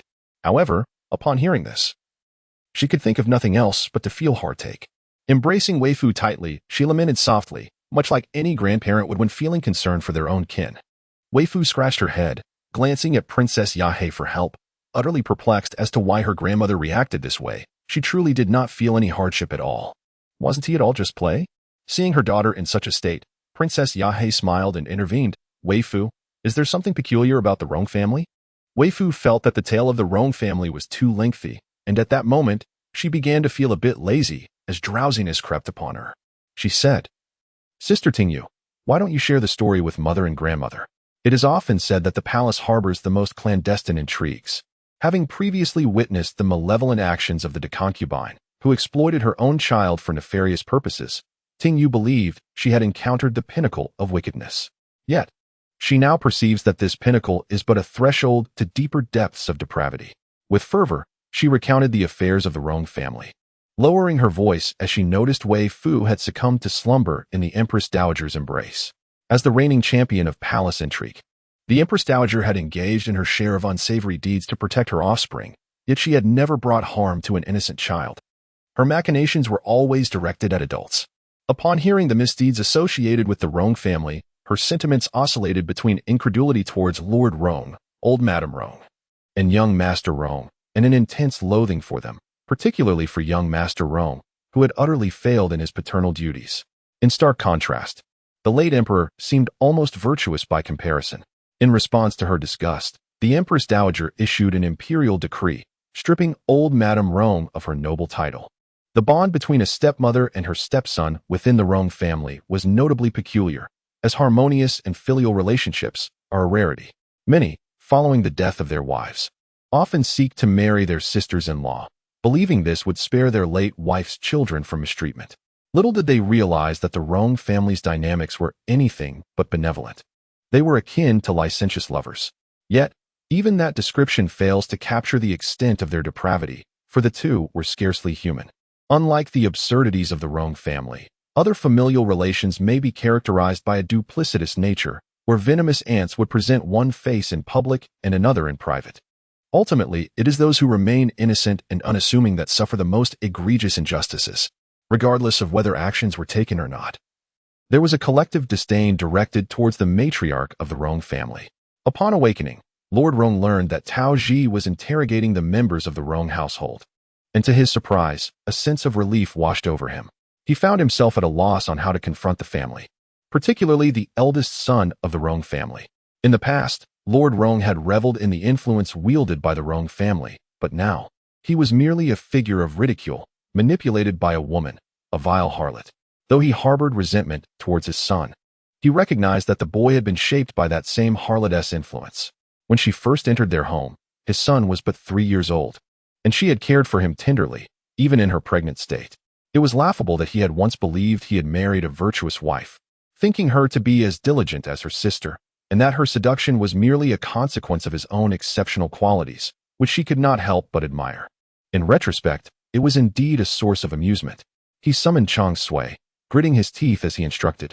Please inform Lord Tao to casually inquire whether Yun Yang was a victim of that harlot's schemes. Furthermore, after Lord Tao has conducted his inquiries, I would appreciate it if he could clarify which members of the household are genuine and which are but phantoms, so he need not show any mercy.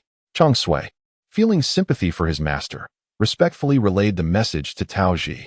Tao Ji, however, had not yet involved himself in the Rong family's affairs. His primary focus was to ascertain which individuals had frequented Dian Temple and colluded with the two conspirators. After Weifoo departed, he gathered all the members of the Rong family together, only to realize that one person was conspicuously absent, the individual from the courtyard of the second young master of the Rong family. Although Weifoo asserted that this matter was inextricably linked to the old matriarch of the Rong family and the eldest young master, upon questioning the two, neither had ever visited the Dian Temple. The scandalous affairs were indeed true, yet they bore no connection to Dian Temple. The methods employed were merely hearsay. The eldest young master of the Rong family was the sole offspring of the eldest son, who had been frail since birth. At that time, the old matriarch was already of advanced age, and the eldest son was acutely aware that if this child were to perish, it would mean the end of his lineage. Thus, he became frenzied in his desperate attempts to ensure the child's survival. The old matriarch, having many children, did not feel the loss of one would be significant. Yet she feared the eldest son might go mad over the loss of his child, potentially exposing their family secrets. Consequently, she too exerted great effort to keep the child alive. The method she employed was suggested by the midwife who assisted in her delivery. During her pregnancy with the eldest young master, the eldest son was away on official business, rendering the child unable to be registered under his name. She had to retreat to the village, coincidentally at a time when the second young master of the Rong family had a young concubine who was also expecting. She brought the concubine to the village and subsequently killed her. After giving birth, she informed the second young master that the concubine had fled after delivering the child. Although young Master Rong found the escape of the concubine somewhat peculiar, Madame Rong was exceedingly pleased. The concubine had become pregnant before her, usurping her husband's affections, which infuriated her. At that moment, her mother-in-law appeared and took the concubine away. Overwhelmed with gratitude, she felt her mother-in-law truly embodied the kindness that was often spoken of. In any case, it was clear that the elderly matriarch of the Rong family had no prior connection with young Master Rong or the Dian Temple. Thus, Tao Ji dispatched someone to locate the midwife while interrogating the other members of the Rong family one by one. Outdoors, the festivities continued unbeknownst to Weifoo, who awoke to find it quite late, though earlier than the previous day. Upon waking, she joyfully skipped off in search of food, exuding an air of carefree bliss. Long Yin, observing her, felt a pang of worry. He was certain that this human child had forgotten all about her quest to find her father. As she had not mentioned it at all, how could he remind her? Long Yin pondered the idea of casting her a dream. He deemed this a splendid plan, and once Weifoo fell asleep, he attempted to project a dream for her. Initially apprehensive that her physical constraints might hinder his efforts, he was pleasantly surprised by the ease with which it succeeded. Weifoo found herself dreaming of a large chicken leg, only for it to vanish into thin air, leaving her to bite her own hand in confusion. Enraged, she pointed skyward and shouted, "Who stole Fuer's chicken leg? If you have the audacity to snatch it away, then come forth and face me." Meanwhile, Long Yin, hidden among the clouds, could hardly contain his laughter as his lips twitched uncontrollably. Longing's words were mere fabrications. Yet he recognized that this young human, despite her tender age, possessed a profound sense of responsibility. If he suggested that her father awaited her rescue, she would undoubtedly take this matter to heart. However, what he heard instead was, "My biological father doesn't care for me or my mother. I cannot discern whether he is a good man or a villain. Why should I rescue him?" Longing mused, "I truly hope your father is a scoundrel. If he were a good man, he might be overwhelmed by filial piety." The truth was, her father had left not by choice. He had been abducted and confined against his will. With the conversation underway, he continued to weave his tale. Weifoo, contemplating, realized that children, by nature, still hold affection for their parents, and thus inquired, "Where is my father?" "The secrets of fate cannot be divulged. You must earnestly search, and you shall surely find him," he replied in an ethereal tone, his voice fading to the point where the last word was barely audible. Having completed his task, Longing, content, stepped into the moonlight outside to resume his cultivation, unaware that his words had indeed struck a chord with Weifoo. Consequently, her dreams transformed, yet the narrative continued. Chapter 61. Just find her another father. At that moment, she found herself in a realm she had never encountered before. Beneath her feet lay an abyss. Yet it was also a vast expanse of starry galaxies. It appeared as though there was no solid ground to stand upon. Yet it felt as though she tread upon every star beneath her. Gazing upward into the night, surrounded by a multitude of twinkling stars, their brilliance seemed both near and distant, accompanied by a winding river of the Milky Way, equally elusive in its proximity. She lifted her gaze to the vast expanse of the starry sky above. Here, silence enveloped her. There was no whisper of wind. In this realm, it felt as if even the most tranquil demise would evoke no emotional surges or fluctuations, rendering her a mere husk, devoid of thought and vitality. Weifoo wandered aimlessly forward, oblivious to her destination, propelled solely by instinct. Time lost its meaning. It felt as though she had traversed an eternity or perhaps several lifetimes. At last, the scenery before her shifted, revealing a dark vortex, its immense gravitational pull threatening to engulf her. In a moment of instinctual alarm, Weifoo sensed danger and attempted to retreat, yet the force was overwhelming, rendering her attempts futile. Just as she was on the verge of being drawn into the abyss, a tremendous power enveloped her, gently pushing her away. In that fleeting moment, she glimpsed a figure being torn apart by the swirling darkness. The visage strikingly resembled her own reflection in the mirror. In that brief encounter, Weifoo recognized the figure as her biological father. As she witnessed the demise of the Northtown Marquis, she felt no reaction, not even the faintest stirrings of sympathy for a stranger. Yet, upon seeing that figure disintegrated by the black vortex, an unexpected pang of sorrow pierced her heart, and tears began to flow uncontrollably. Longin was the first to notice something amiss with Weifoo. Upon witnessing Weifoo's anguished struggles in her sleep, he promptly shattered a teacup on the ground, rousing the night watchman, Tingyu. As Tingyu entered, she beheld Weifoo desperately writhing, crying out for her father, her face awash with tears. While comforting her, Tingyu hastily summoned Princess Yahe and the Empress Dowager. Princess Yahe, who was adjacent to Weifoo, had already awakened at the slightest disturbance. On her way, she encountered a palace maid called by Tingyu, who swiftly relayed the situation. Upon arriving, Princess Yahe was heartbroken to see Weifoo, tear-streaked and hoarse. Calling out for her father, she enveloped Weifoo in her embrace, softly whispering, "Fooer, wake up." She was aware that Weifoo had witnessed the beheading of the Marquis of Jinbei, yet after the event, the girl exhibited no signs of distress. Seemingly indifferent to the Marquis' demise, Princess Yahe had assumed that Weifoo was unaffected, perhaps shielding her mother from sorrow. However, it now appeared that the child had merely masked her feelings, fearing it would cause her mother pain. Indeed, what child does not cherish their parents? It was her failing as a mother. The Empress Dowager, arriving a moment later, was equally pained by the sight of Weifoo's torment, her eyes glistening with tears.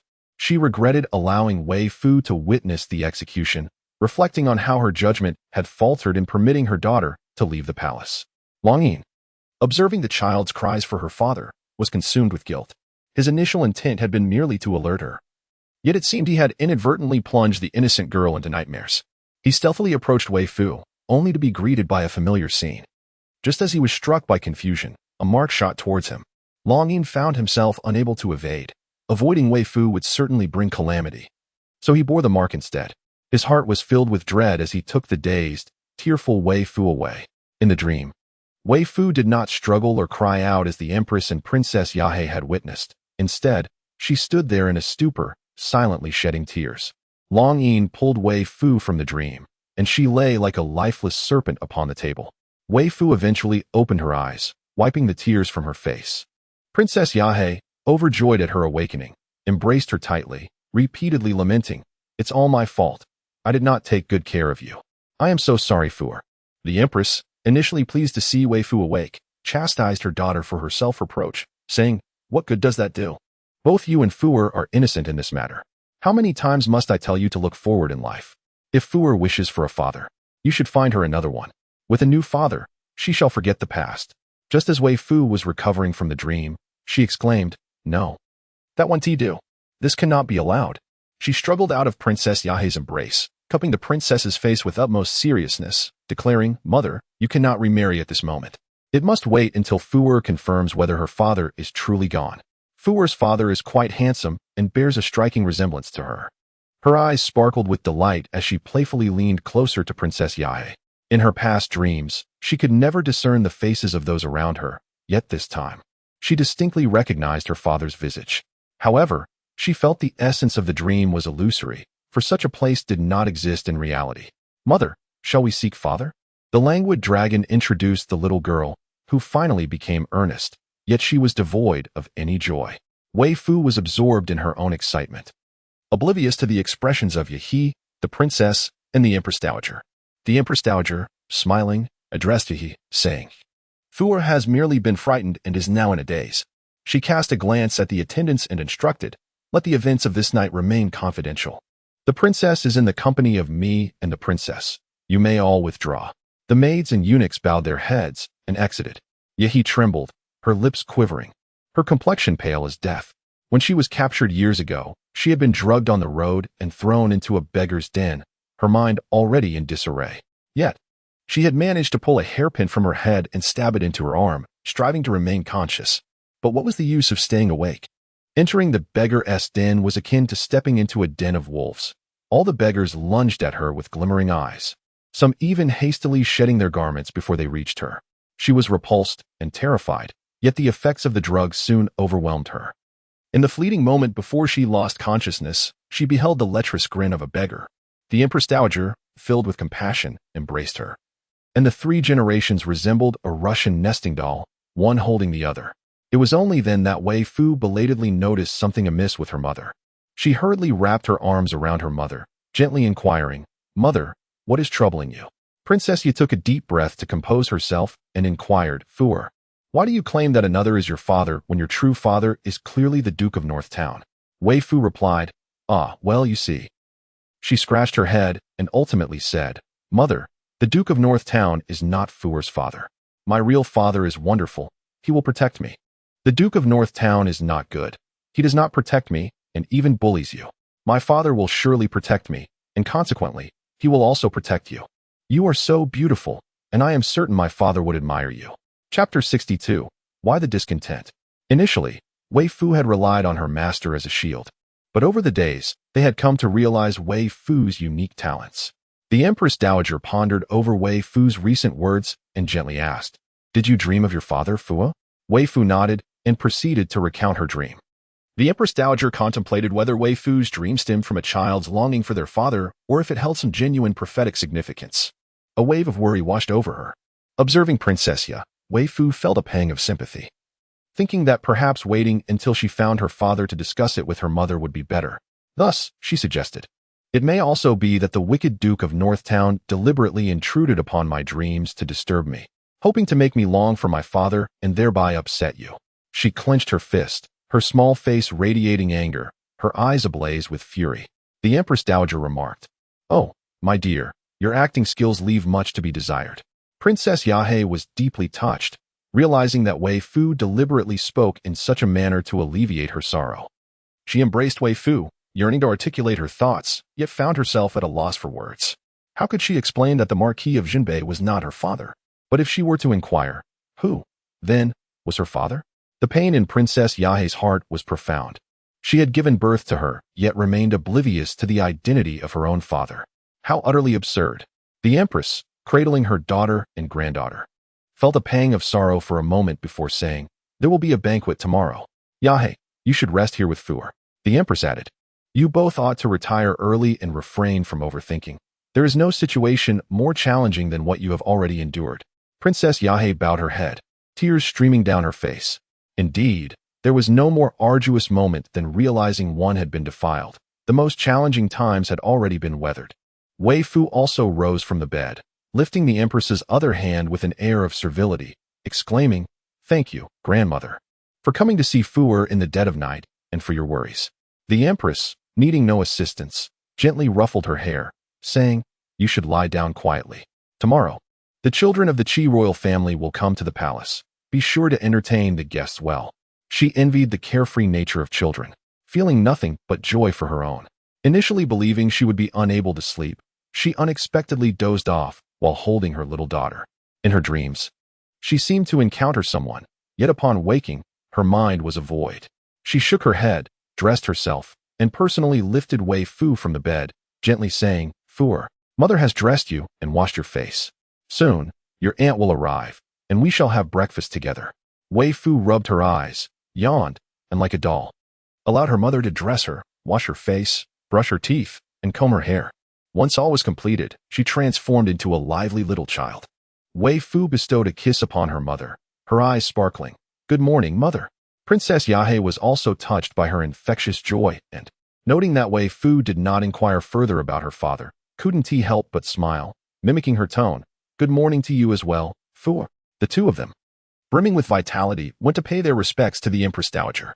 The Empress Dowager had anticipated encountering two individuals as weary as herself, yet was surprised to find that only she appeared fatigued. With a smile, she remarked, "Alas, it seems I am growing old. Everyone is equally troubled. Yet how is it that you two are so full of energy, while I can barely keep my eyes open?" Weifoo immediately dashed over, gave the Empress Dowager a kiss, and softly said, "Grandmother, you are not old. It is merely that Fuer had a bad dream, causing you concern." Yet Fuer, with her carefree spirit, soon forgot the nightmare after being comforted by her grandmother, falling into a fragrant slumber, unaware that her grandmother continued to worry for her. The Empress Dowager, upon seeing her daughter and granddaughter, was naturally filled with joy. At this moment, her granddaughter's playful antics only heightened her delight as she embraced her and exclaimed, "Oh my, our Fuer has such a sweet tongue. Before you came over, did your mother feed you honey?" Weifoo chuckled and replied, "Fuer is naturally sweet. I don't need honey." Amid their laughter, the Emperor and Empress approached. Weifoo quickly paid her respects, but before she could bend her little body, the Emperor lifted her up. Clinging to the Emperor's neck, she inquired with concern, "Uncle, why did you dismiss court so early today?" The Emperor replied, "There is a banquet today, hence the early adjournment." She leaned out to look and asked, "Oh, why haven't I seen my elder brother, the Crown Prince?" After pondering, she realized she hadn't seen him since yesterday. Gifts. Weifoo's eyes sparkled as she declared, "Fuer is happy." However, the matter of raising children was something the Empress took upon herself, despite her frail health. Therefore, even though the princes were close to Consort Da, they did not neglect their own mother. Yet, the Empress, who had known the truth for many years, felt sorrowful, and it was only natural that the children would feel the weight of this as well. The Empress Dowager sighed softly. The first to enter the palace was Princess Qi. Upon seeing Weifoo, Meng Si was delighted, and Weifoo discreetly exchanged glances with her. Today, Meng Xingyuan appeared rather dispirited and did not come to curry favor with the Empress Dowager. Thus, the Empress Dowager allowed the three children to play freely. Weifoo exclaimed, "Sister, let us go play tag." Meng Xingyuan, feeling dejected, inquired, "Fuer, are you not curious as to why I am unhappy?" Chapter 63, Abduction. Since someone had approached her so earnestly, Weifoo felt it would be impolite not to respond. Thus she inquired, "Brother, why are you unhappy?" Referring to him as brother was not something Weifoo relished, yet his seniority left her little choice. Having been struck by the imprint from the previous day, Long Yin lay despondently like a lifeless dragon coiled around Weifoo's wrist. Upon hearing Meng Xingyuan's words, he suddenly perked up, peeking out from Weifoo's sleeve. His eyes filled with longing as he gazed at her, silently imploring her to release him. Should Weifoo grant his wish, it would not be deemed a breach of his promise. Long Yin had lived for 9,999 years, and his only prior regret was that he should not have sought vengeance on behalf of the female dragon from his clan, which led him to this predicament. However, he now harbored two regrets, the original one, and a newfound regret for having encouraged Weifoo to seek out her father. After all, having consumed Weifoo's blood, there appeared to be no adverse consequences. Why had he felt compelled to dig deeper, thus provoking a formidable figure? Long's father had previously advised him against wandering the chaotic realms. As a dragon of merely 9,999 years, having been incubated by his mother for 5,000 years, he had only truly witnessed the world for 4,999 years. In the context of dragonkind, he was but an infant. There are no children devoid of mischief, which is why Longing often sneaks away to frolic in the chaotic realm. Despite his numerous escapades, he had never encountered a formidable figure, until now, when he unexpectedly found himself face to face with a powerful individual who subsequently abducted him. This formidable figure, having sired offspring yet neglecting to attend to them, demanded that Long Ing remain by Weifoo's side for a decade, with no chance of escape. The mere thought left Long Ing seething with frustration. Thus, upon hearing that Meng Xingjuan desired his company, he gazed at Weifoo with eager anticipation. Although Meng Xingjuan appeared to be less impressive than Weifoo, if Weifoo were to entrust him to Meng Xingjuan, it would provide a splendid opportunity for escape. Yet, in response to Long Ying's hopeful gaze, Weifoo resolutely shook her head, declaring, "No, your snakes are surely not as charming as Little Jean." Before Meng Xingjuan could voice another objection, Meng Si interjected, "Brother, Fu is a sister. How can a brother ask a sister for something? We must cherish and care for our sister. If you are discontent with your snakes, simply let them be captured." She continued, "However, it would be wise to release those you dislike. Should the Empress discover an overabundance of snakes, you would certainly face punishment." Meng Xingjuan instinctively rubbed his ample posterior. With sparkling eyes, Weifoo chimed in, "Oh no, brother. The snakes you find unappealing could be brought into the palace for us to brew snake soup or roast for a feast." As she spoke, she slurped in anticipation. Although Meng Xingjuan had never tasted snake, seeing Weifoo's greedy expression led him to believe it must be delectable. He nodded, "Tomorrow, I shall send someone to bring the snakes. We shall feast together." "Excellent. How delightful." Three little ones engaged in conversation while seeking out an open pavilion. Meng Xingjuan found himself rather bored as he watched his two younger sisters play, yet his ennui did not last long. One by one, others began to arrive, prompting him to join the other children in their games. Meng Si, embodying the role of a responsible older sister, took Weifoo by the hand and introduced her to various acquaintances, detailing who belonged to which family. Weifoo listened attentively to her introductions. All the children, having received cautionary advice from their families prior to entering the palace, were instructed to avoid provoking Weifoo and to play amiably with her. They were told that if they did not wish to engage with her, they could always play alone, but under no circumstances should they tease Weifoo. Should anyone dare to provoke her, they would face expulsion from their homes. Consequently, the children behaved quite obediently. The bolder ones would approach Weifoo to play, while the more timid ones refrained from doing so, fearing they might inadvertently upset her. Thus, the atmosphere remained largely harmonious. Suddenly, while playing, Weifoo spotted a familiar face and dashed over to greet her. Sister Luyu. To her surprise, the young princess, who she had only met once, could distinguish her from her sister. However, considering the young princess's remarkable abilities, it was not entirely unexpected. Luyu swiftly scooped Weifoo into her arms, smiling as she said, "Little princess, I am Xia, not Sister Luyu." As she spoke, she discreetly exchanged glances with Weifoo. Although puzzled by Luyu's actions, Weifoo chose not to confront her and merely nodded in acknowledgement. "Shall I take the princess to play over there?" Weifoo nodded once more. The affair between Wan Xie and Liao Qing is well known among many, and the shameless antics of Wan Xie have drawn widespread disdain, particularly because Liao Qing is regarded as an ideal match by many. Initially, there were discussions of marriage, but due to Wan Xie's interference, those talks have ceased, inciting considerable resentment among numerous noble ladies. However, out of concern for appearances, none have dared to voice their displeasure, merely donning forced smiles.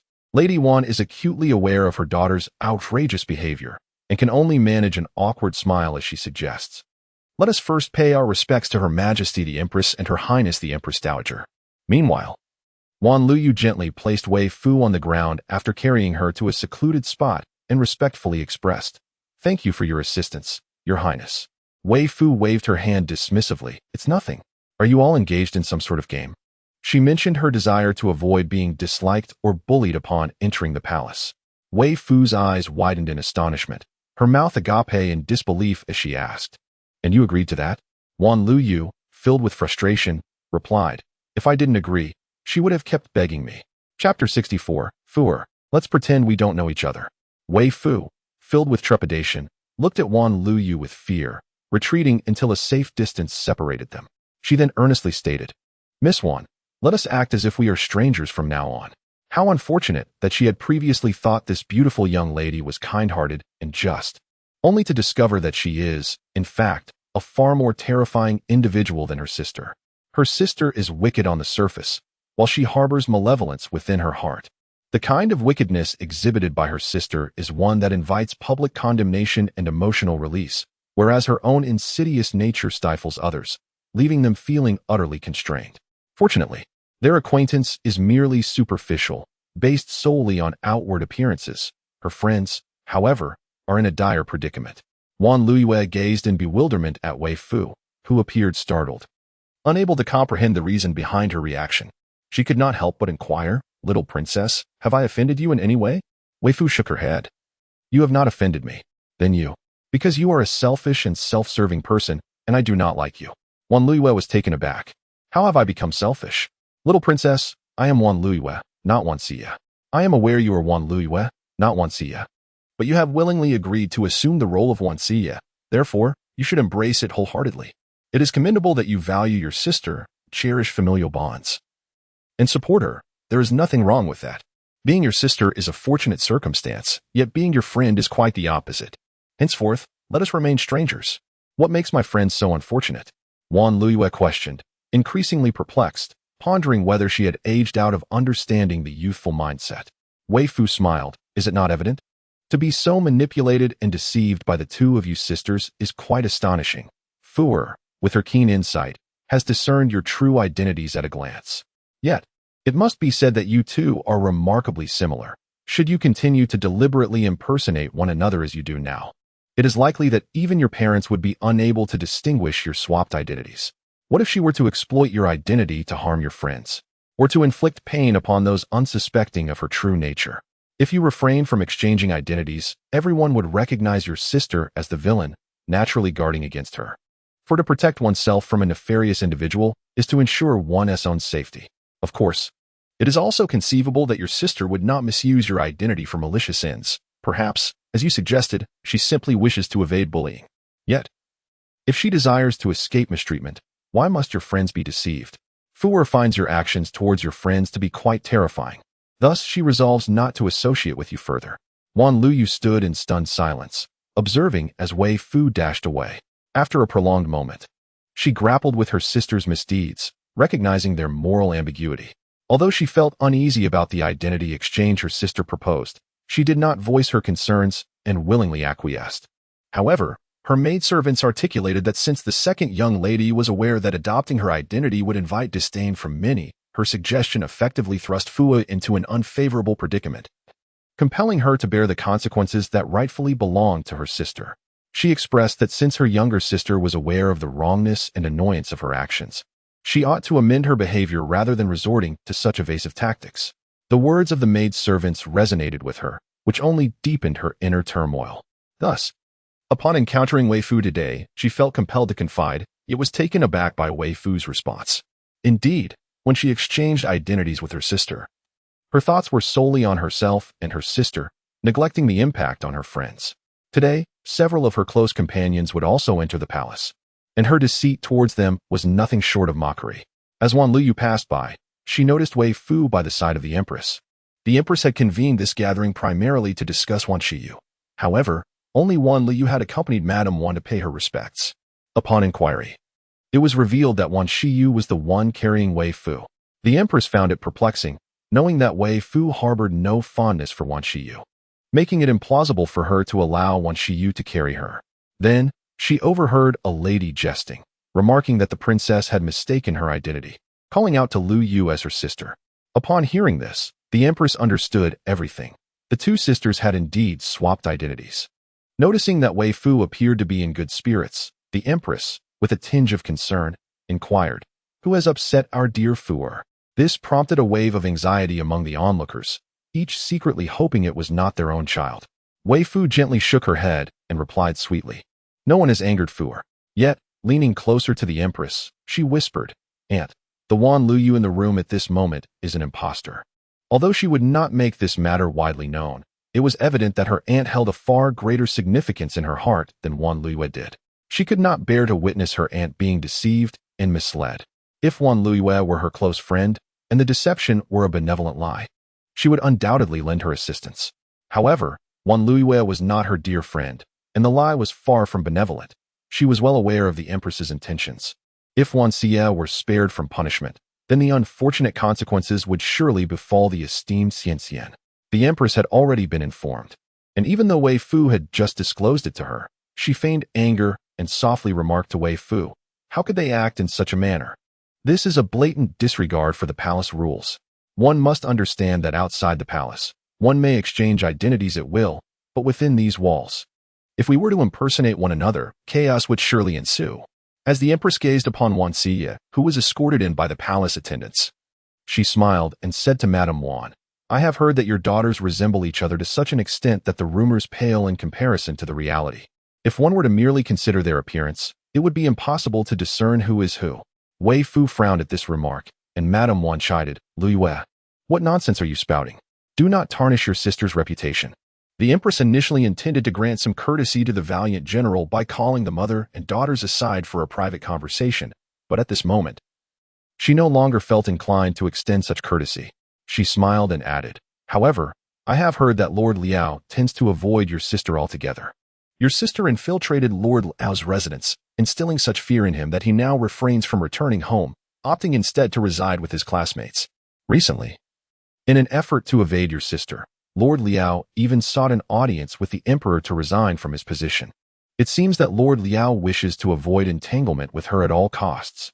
Particularly those families who hold a fondness for Liao Qing and desire him as a son-in-law harbor great disdain for her. Now, witnessing that even the empress shows no favor towards Wan Xie, some have scoffed, subsequently expressing sympathy. Lord Liao is indeed pitiable. The empress likely remains unaware that previously, families were discussing potential matches for him. Due to the affection of Miss Wan Er, Lord Liao no longer dares to entertain such proposals, fearing the repercussions for other young ladies. This Miss Wan Er appears to be someone whose worth is deemed so high that it could lead to ruin. Yet, Miss Wan, with a mere phrase about fate, attempts to brush it aside. While she may be a good sister, is your sister not considered a person as well? The empress, taken aback, exclaimed, "Is this truly the case?" Others quickly chimed in to affirm, "Indeed, such events have transpired. We can attest to it." In that moment, the gazes directed at Wan Xie were as sharp as blades. Wan Luyu, under such scrutiny, wished fervently to burrow into the earth. She had never anticipated her sister would utter such words in front of an audience. Was it not enough that she tarnished her own reputation? Now must she also drag hers down with her? While she may not be overly concerned with how others perceive her, she certainly has no intention of willfully destroying her own honor. Madame Wan took a deep breath, pulling Wan Luyu forward, and knelt before the empress, saying, "Your Majesty, it was my daughter who spoke thoughtlessly. She acted out of a genuine affection for her sister, and I beseech your forgiveness."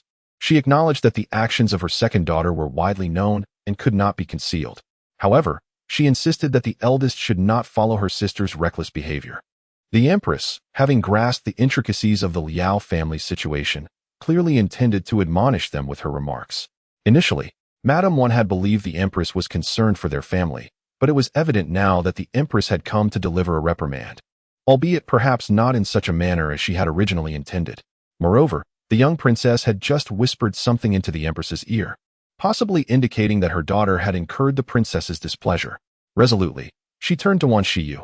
"Xiyu, come quickly and kneel to apologize to the empress." Wan Liu obediently knelt. With an air of authority, the empress declared, "Madame Wan, the esteemed general of loyalty and valor has attained his current standing through relentless effort.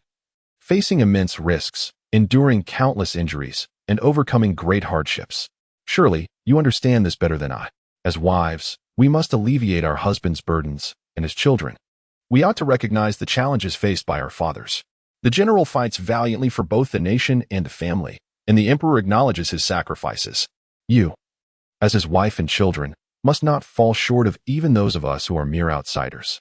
Madame Wan felt a mix of guilt and elation at the empress's words. It is with a heavy heart that I acknowledge my failure to manage the affairs of our household and to guide my daughter properly, which has brought shame upon the esteemed general's residence. The emperor and empress, however, express their gratitude for my husband's contributions. I sincerely vow, your highness, the words you have spoken today shall be etched in my heart. Wan Luiyue followed suit, bowing deeply. Her eyes glistened with unshed tears as she reflected on her recent decisions and the leniency she had shown towards her sister's misdeeds. Many matters do not hinge solely upon one's inaction. Merely being an observer as events unfold already constitutes a misstep. Weifoo gazed at her aunt with wide, admiring eyes, recognizing her impressive ability to chastise others with such effectiveness, a skill she herself lacked, often leading her to become flustered and flee in frustration. The empress, noticing the little one pressing her tiny hands together in a bid for self-control, could not help but smile at the sparkle in her eyes. How delightful it is that this young one admires strength. Henceforth, I shall strive to embody that strength. Your Majesty, since you are aware of my father's significant contributions, might I beseech you to grant my sister a marriage to Lord Liao? If you bestow this union, I am certain he shall not oppose it. Wan Luiyue's words left everyone in stunned silence. Once considered a reliable eldest daughter of the Wan family, albeit somewhat overly spirited, she was now perceived as someone who had seemingly lost her grasp on reason.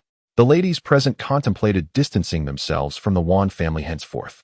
Emotions run deep. Yet an entire family is compelled to sacrifice for the sake of one individual's marriage. What a misfortune it is for any family to bear such a daughter. Lady Wan was infuriated, her head buzzing with anger. She could not restrain herself from delivering a sharp slap to Wan Luiyue, exclaiming, "Luiyue, have you lost your senses? I understand your concern for your sister, but how could you utter such words? How could you dare to pressure the empress?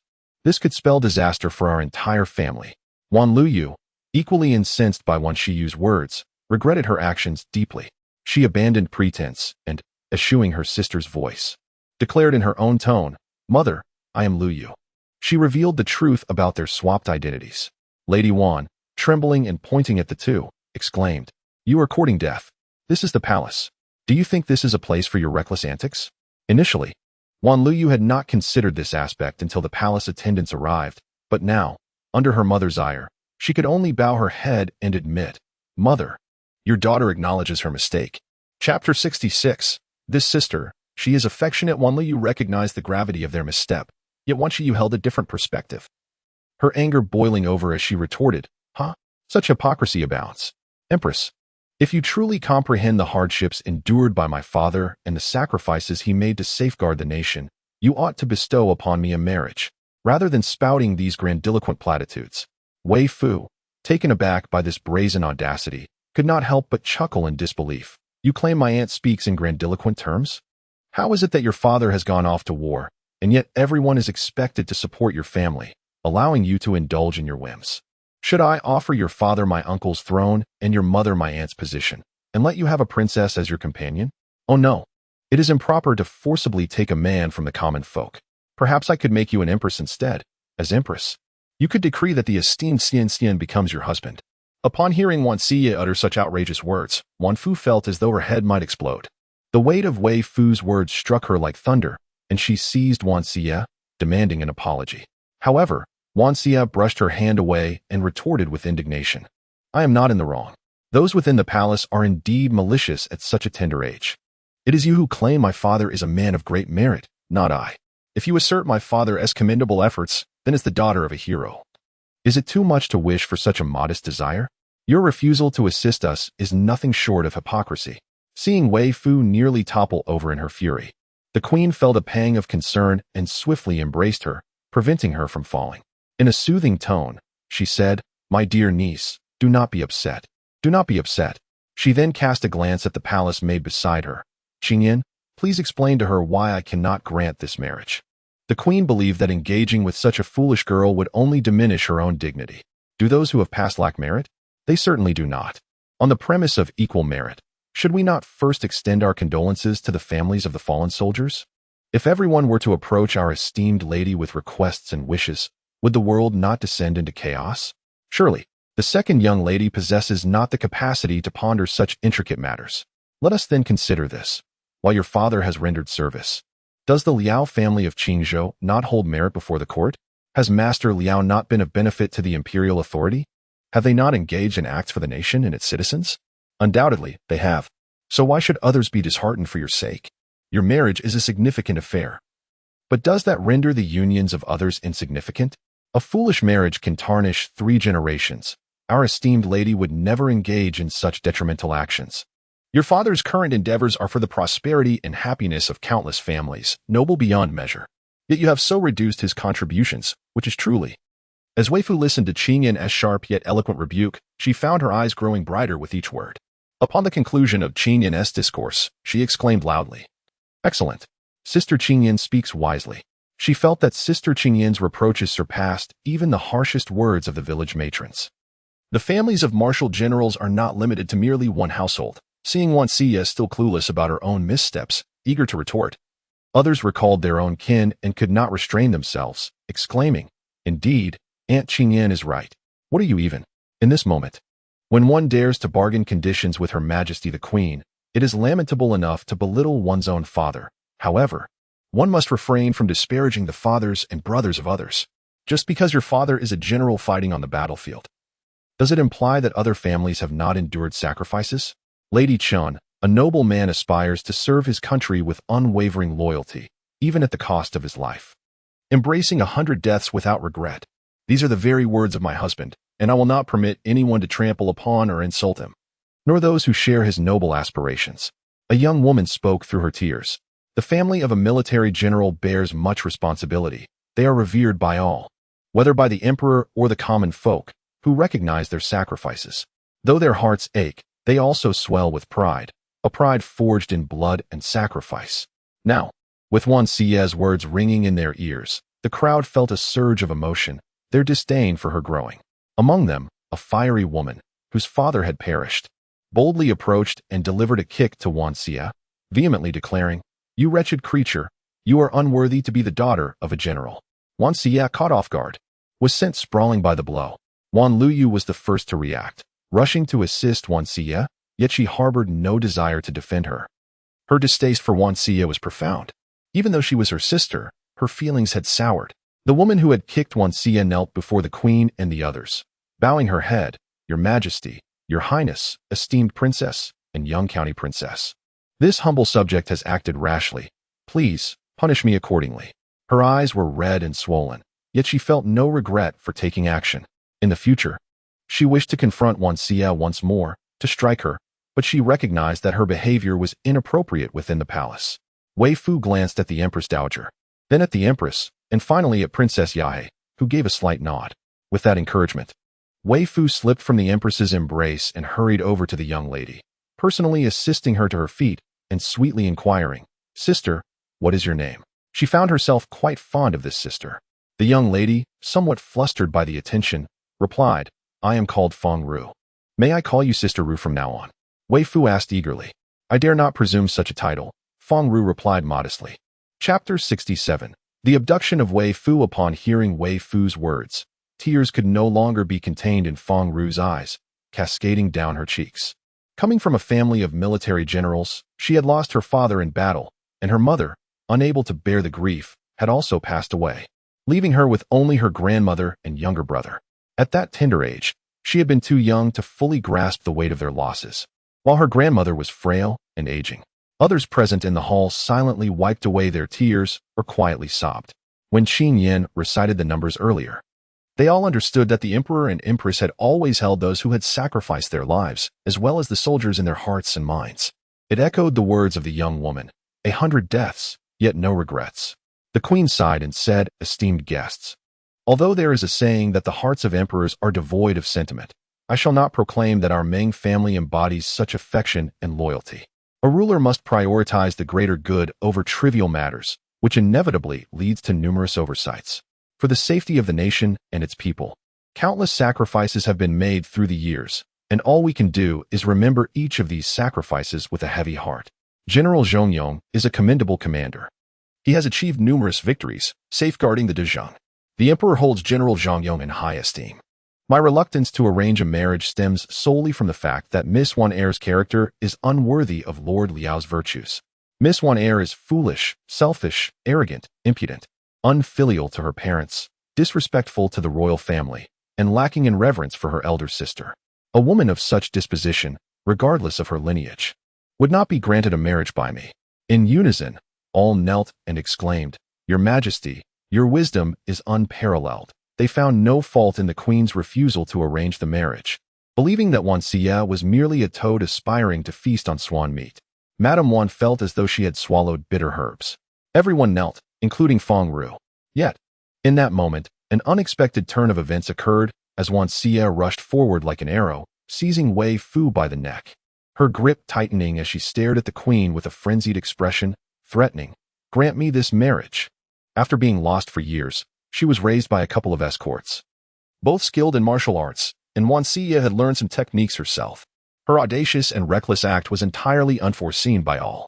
Upon witnessing Weifoo being held hostage, the Empress Dowager was so astonished that she rose from her seat, exclaiming in anger, "Release Fu Er." The queen declared, "Very well, I shall grant you a marriage. Release Fu Er first."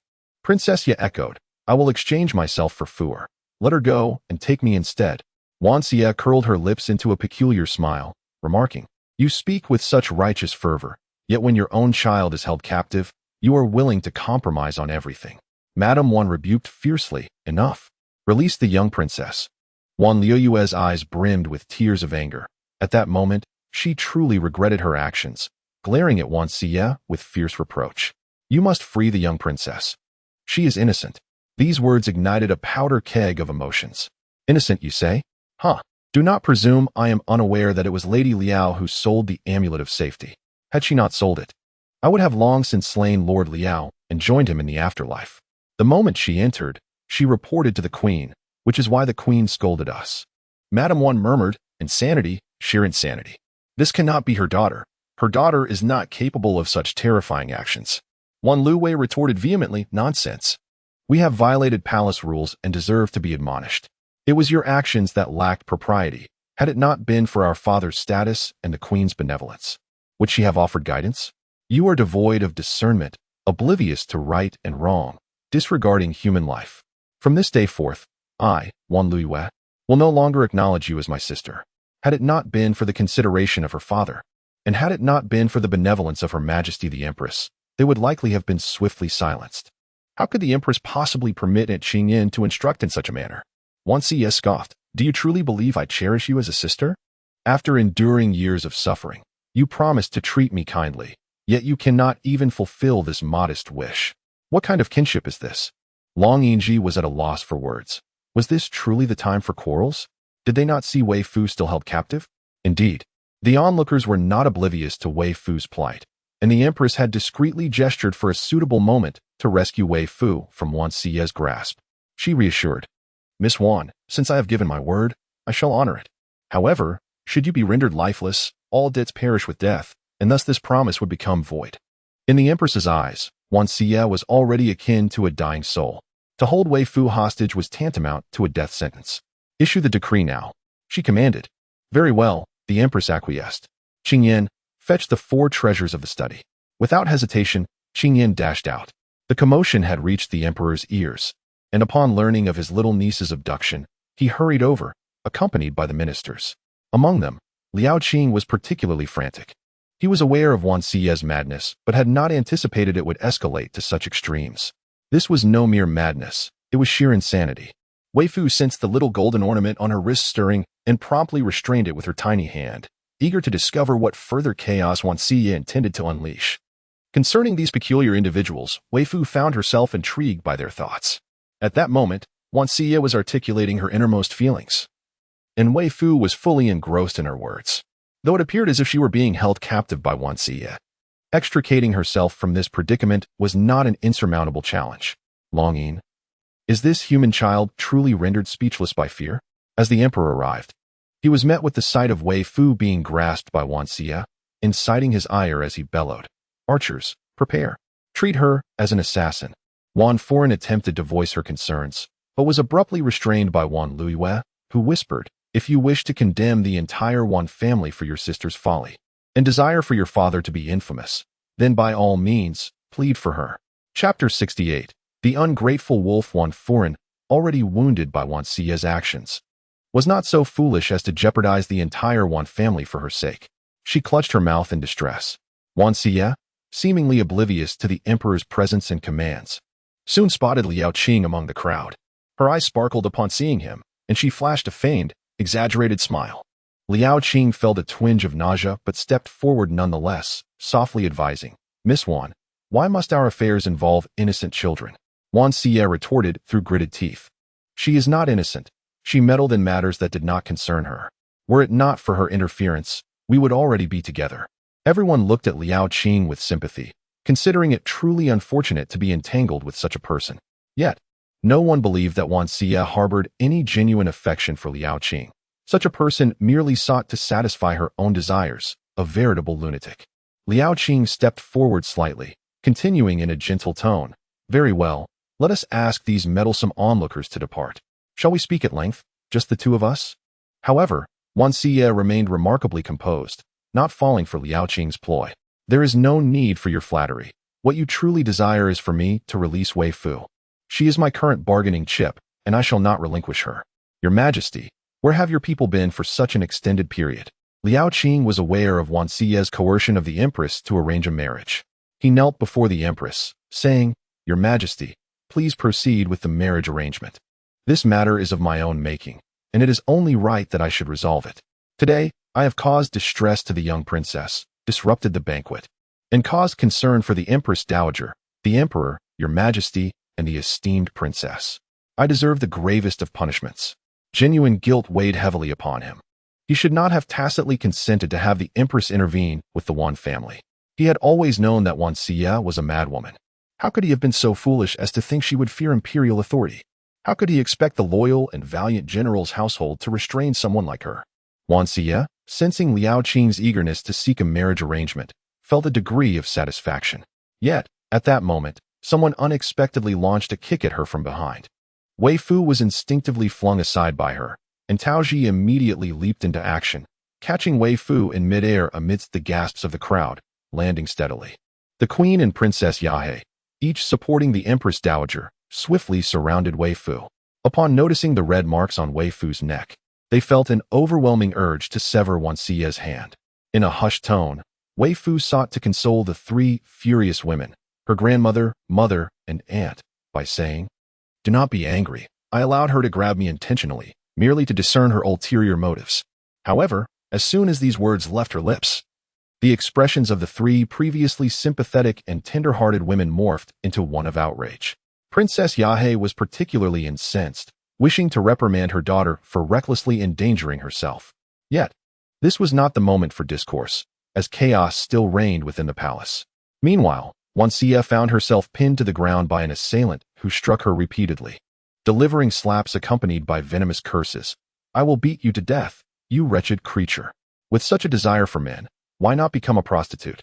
Liao Qing cast a swift glance at the emperor and, clearing his throat, softly cautioned, "Brother Su, refrain from uttering such vile language." However, Su Shiyun's hand did not cease its assault. To speak kindly to this wretch is to tarnish noble words. She deserves nothing but scorn. She infiltrated the academy to poison you, and had I not discovered her plot in time, your family would have been utterly ruined by her machinations. You are well aware that she caused the death of the elder brother of the family that took her in, drove her adoptive parents to despair, and prevented her second brother from continuing his studies at the academy. With Zhang's talents, had it not been for this vile woman, he would have long since achieved academic success. Madame Wan believed that after witnessing Wan Xie's abduction of Weifoo, nothing could disturb her composure. However, upon hearing Su Shiyun's words, a tempest of emotions surged within her heart.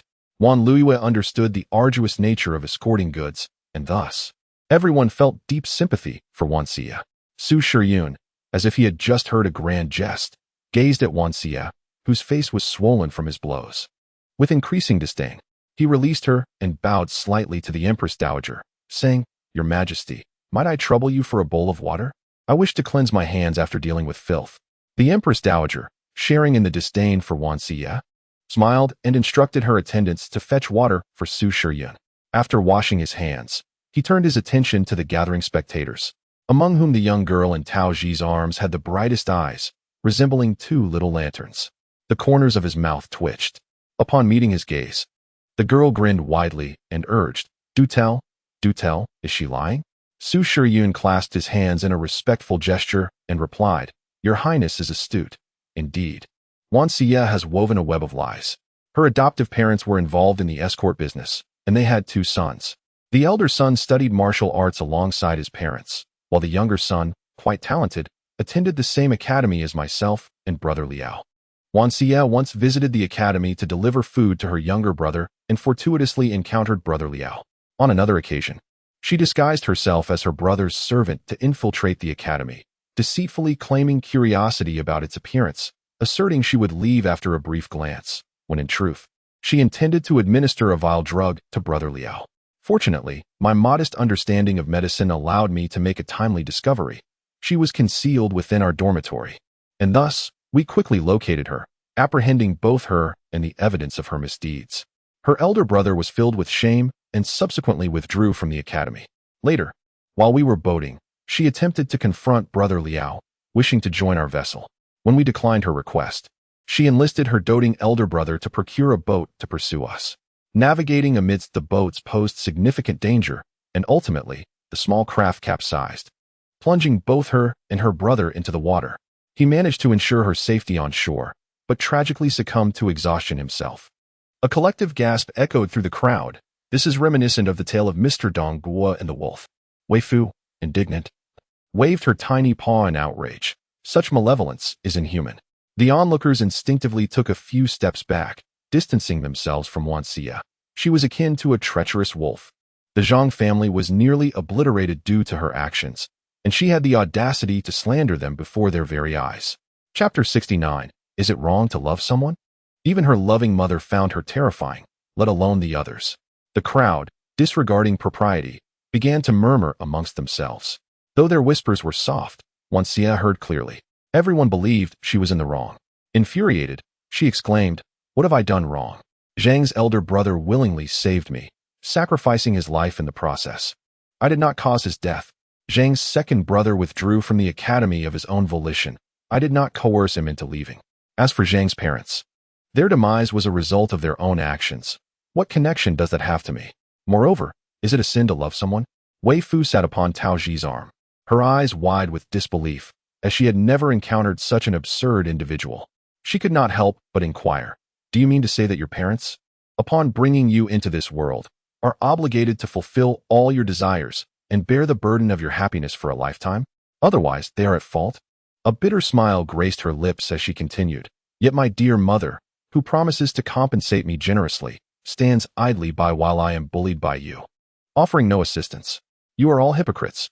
Wan Xie harbored not only disdain for those who obstructed her union with Liao Qing, but also resentment towards Liao Qing himself for his reluctance to marry her, as well as animosity towards the loyal and valiant Marquis's household.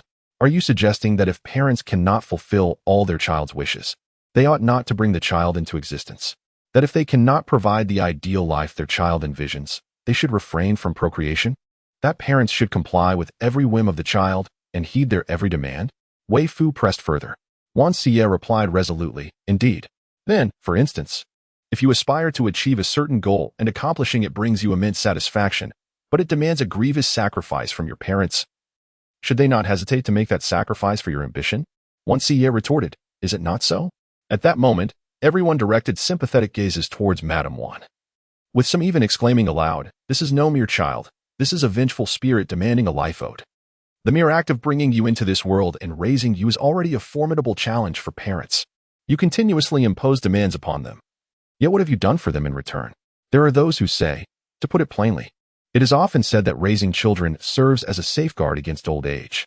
The very act of bearing offspring is intended for the assurance that, in times of our own inadequacy, our children will be by our side. I nurture you in your youth, and you care for me in my old age. If we were to follow your reasoning, then what purpose do we serve in bringing children into this world? Wan Xie replied, Then you need not have children. Madame Wan. Very well, it is my fault.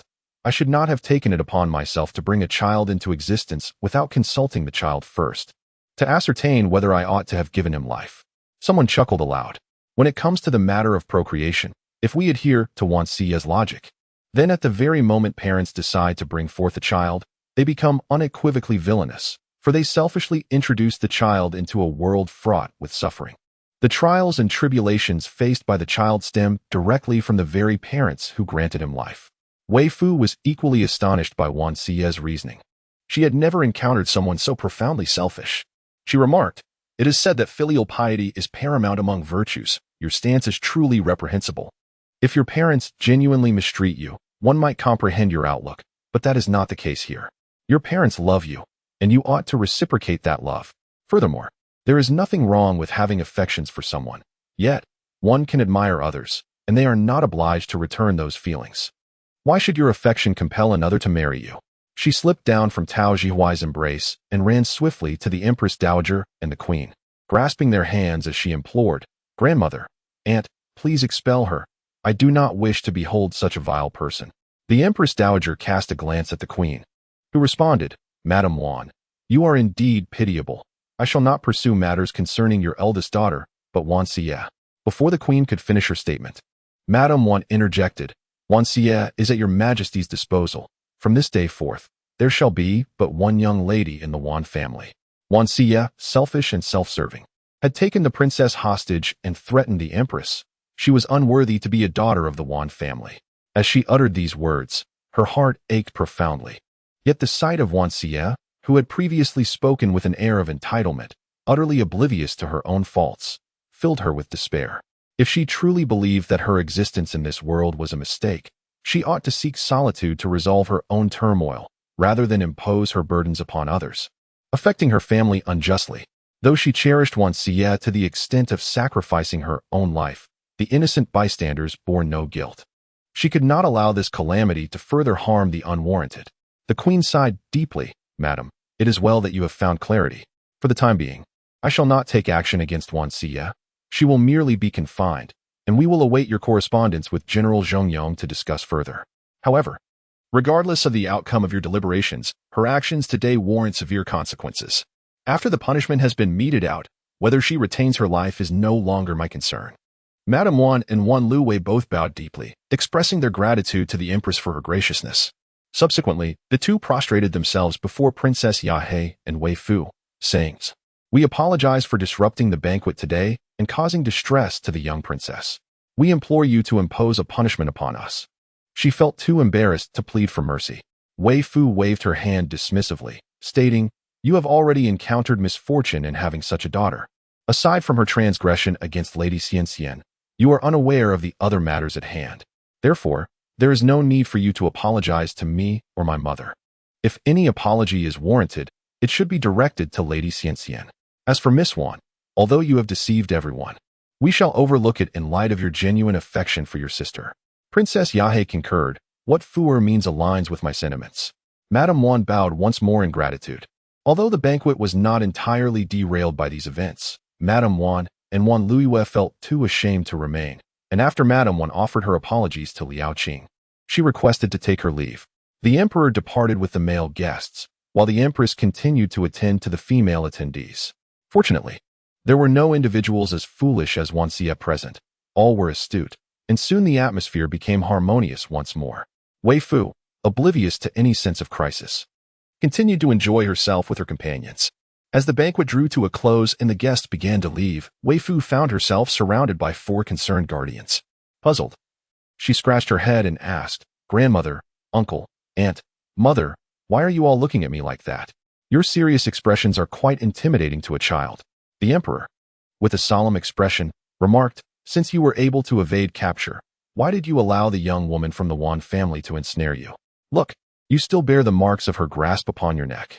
In Chapter 70, titled Lack of Education is Not Dreadful, Weifoo recounted her previous explanation once more. The Emperor, still serious, inquired, "Are you aware of the saying, 'A gentleman does not stand beneath a perilous wall'?" Weifoo shook her head. "I do not know, Your Majesty." The Emperor, at a loss, turned to the Empress Dowager and the Empress for assistance. The Empress Dowager cast a disdainful glance at the Emperor, thinking how inept he was. Had not Fu's master and fellow disciples taught her the importance of avoiding danger? Weifoo pondered for a moment, then replied earnestly, I have not. The Empress Dowager, similarly defeated, looked to the Empress. The Empress, with a serious tone, urged, Weifoo, think more carefully. Weifoo again turned her little mind to contemplation, and after a moment, replied with conviction, I truly have not encountered any danger. Whenever someone provokes me, it is they who suffer misfortune. Moreover, she added, my master has told me that I am the village bully. No one dares to bully the village bully. The Empress, touched by her adorableness, felt at a loss for how to reprimand her further. It seemed quite incongruous for such a small girl to declare herself a village bully. Should not a bully be a towering figure? The Empress could only look to Princess Yahe, entrusting this challenging educational task to her. Princess Yahe held Weifoo's hand earnestly and said, since no one has spoken to you about this before, allow me to enlighten you now. You must not place yourself in peril. Rather, you must ensure that you never fall into the hands of others. Do you understand how deeply your grandmother, your uncle, and I worried when you were captured by those wicked individuals? The young girl gazed at her mother in astonishment, exclaiming, Mother did not realize my prowess. Previously, when I brought you into the palace, I was capable of kicking down doors and could summon thunder to strike down evildoers. Therefore, even if I were captured, surely you should understand that it was intentional. She wore a look that conveyed, how could we be so out of sync? The Emperor nearly succumbed to laughter at his little niece's audacity, yet he refrained from expressing his amusement in such a serious moment of education, stifling his laughter with great effort. Princess Yahe, however, was not inclined to jest. She continued to impart wisdom to her daughter. Have you ever heard the phrase care breeds confusion? We all recognize your exceptional abilities, yet our deep concern and affection for you lead us to worry and become flustered when we witness such events. Weifoo pondered her mother's words thoughtfully, finding them to be quite reasonable. Thus, she obediently replied, I understand, mother. I shall be more careful from now on. Finally, the Emperor could no longer contain his affection and enveloped Weifoo in his embrace, showering her with love as he declared, Our Fuer is truly wise. She is the most sensible child in the world. Weifoo proudly declared, Certainly, if I have erred in any way, you may bring it to my attention. Should I find myself in the wrong, I shall make amends. My master has often said that lacking education is not the true fear. The real danger lies in an inability to heed the words of others. Though this sentiment may appear somewhat crude, its truth is undeniable. As soon as Princess Yahe and her entourage departed, Weifoo sprang from the bed and stealthily approached the table. With a furtive motion, she pulled the small golden object from her wrist, smoothing it out and laying it flat on the table. In a hushed tone, she inquired, Little Jean, are you a serpent spirit? Longing replied, I truly appreciate your concern. I am a dragon, not a snake, let alone a serpent spirit. Was it you who deciphered the formation at the Shu residence that day? And did you intend to make a move today as well? She wore an expression that suggested she was privy to all secrets, her face glowing with confidence in the light. Longing responded, If you choose to ignore me, I shall roast you and feast upon you. I have long desired snake meat. Very well, little imp. You have successfully threatened me, he retorted. Yet, as a proud dragon, how could he react like a timid mouse? Just as Weifoo was preparing to indulge in the thought of roasting snake meat, she noticed that the small golden object had transformed into a handsome boy of about 7 or 8 years old. Longing observed the drool trickling from the corner of Weifoo's mouth. Her eyes glazed over as she gazed at him, and coldly remarked, Have you been so frightened that you were rendered speechless?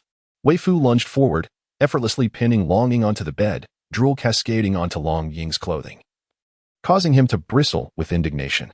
He raised his hand to push Weifoo away, but she deftly blocked his attempt, cradling his face in her hands. Snake spirit brother, you are truly captivating. Are all your kind so striking? Longing was exasperated. How could this little rascal be so lecherous at such a tender age? He disdainfully pushed her hands away. Keep your distance.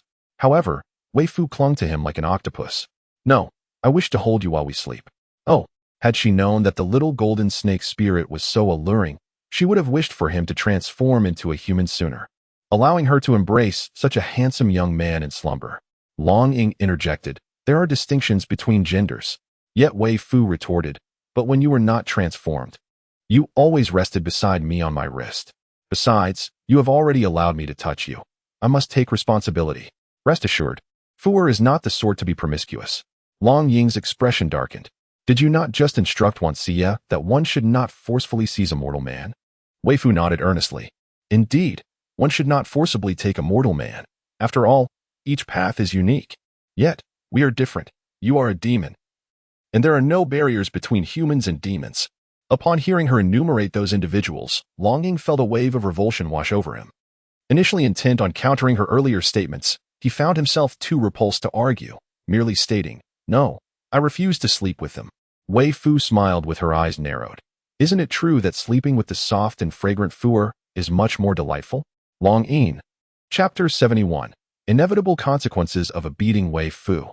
3. She gazed at Longing with a look of deep sorrow, but he merely turned his head away, ignoring her completely. With tears welling in her eyes, Weifoo could only cuddle her little blanket and drift into a deep slumber. In households rife with secrets, parents would sternly warn their children to avoid drawing Weifoo's attention. Have you not seen how the Shu and Rong families willingly offered themselves up?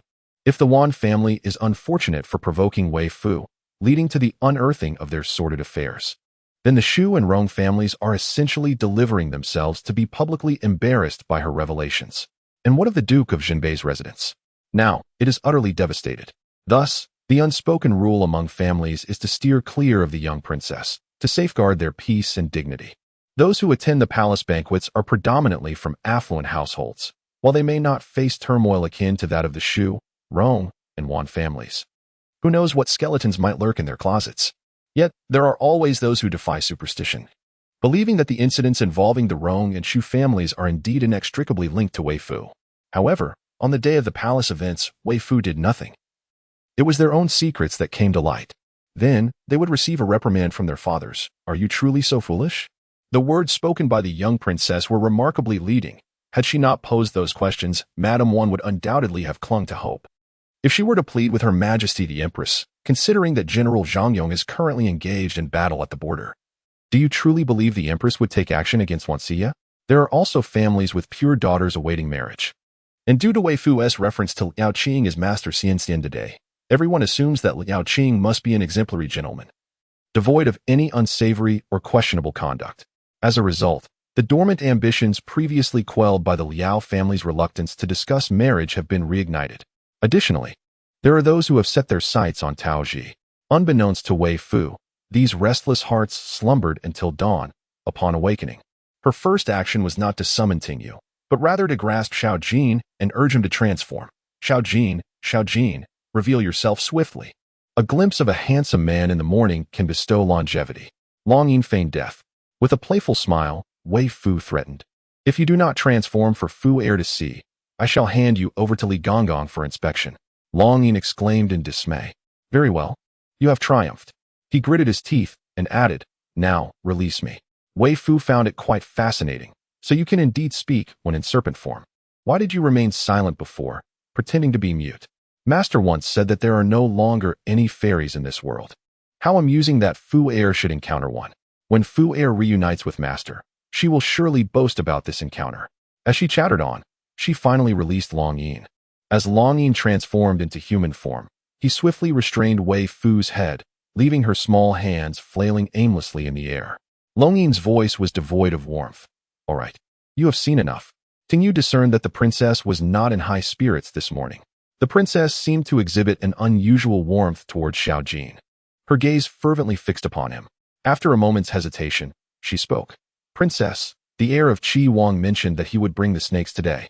He is unlikely to go back on his word.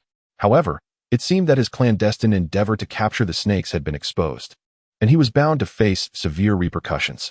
Indeed, later that day, Meng Xingjuan arrived at the palace, his eyes red and his rear end sore, accompanied by Meng Si and a basket brimming with writhing snakes.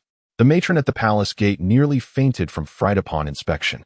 Meng Xingjuan had initially thought that Weifoo would be overjoyed at the sight of the basket of snakes, yet she hesitated, turning to Xiao Jin. "Xiao Jin, if I were to consume your kin, you wouldn't hold it against me, would you? If the snake spirit brother were to be angry, I could endure this craving."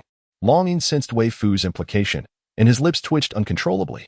Meng Xingjuan found the scene amusing. "Ha ha ha. Fua, your little snake is so frightened that its face is twitching." Longing retorted inwardly. "This little chubby one truly deserves a beating." "Weifoo, With utmost seriousness and clear intent to defend, stated, "Elder brother, you must not ridicule Xiao Jin. Mocking him is tantamount to mocking me." Meng Xingjuan pondered for a moment and found great sense in Weifoo's words. In the past, he would become angered when others mocked his prowess as a general.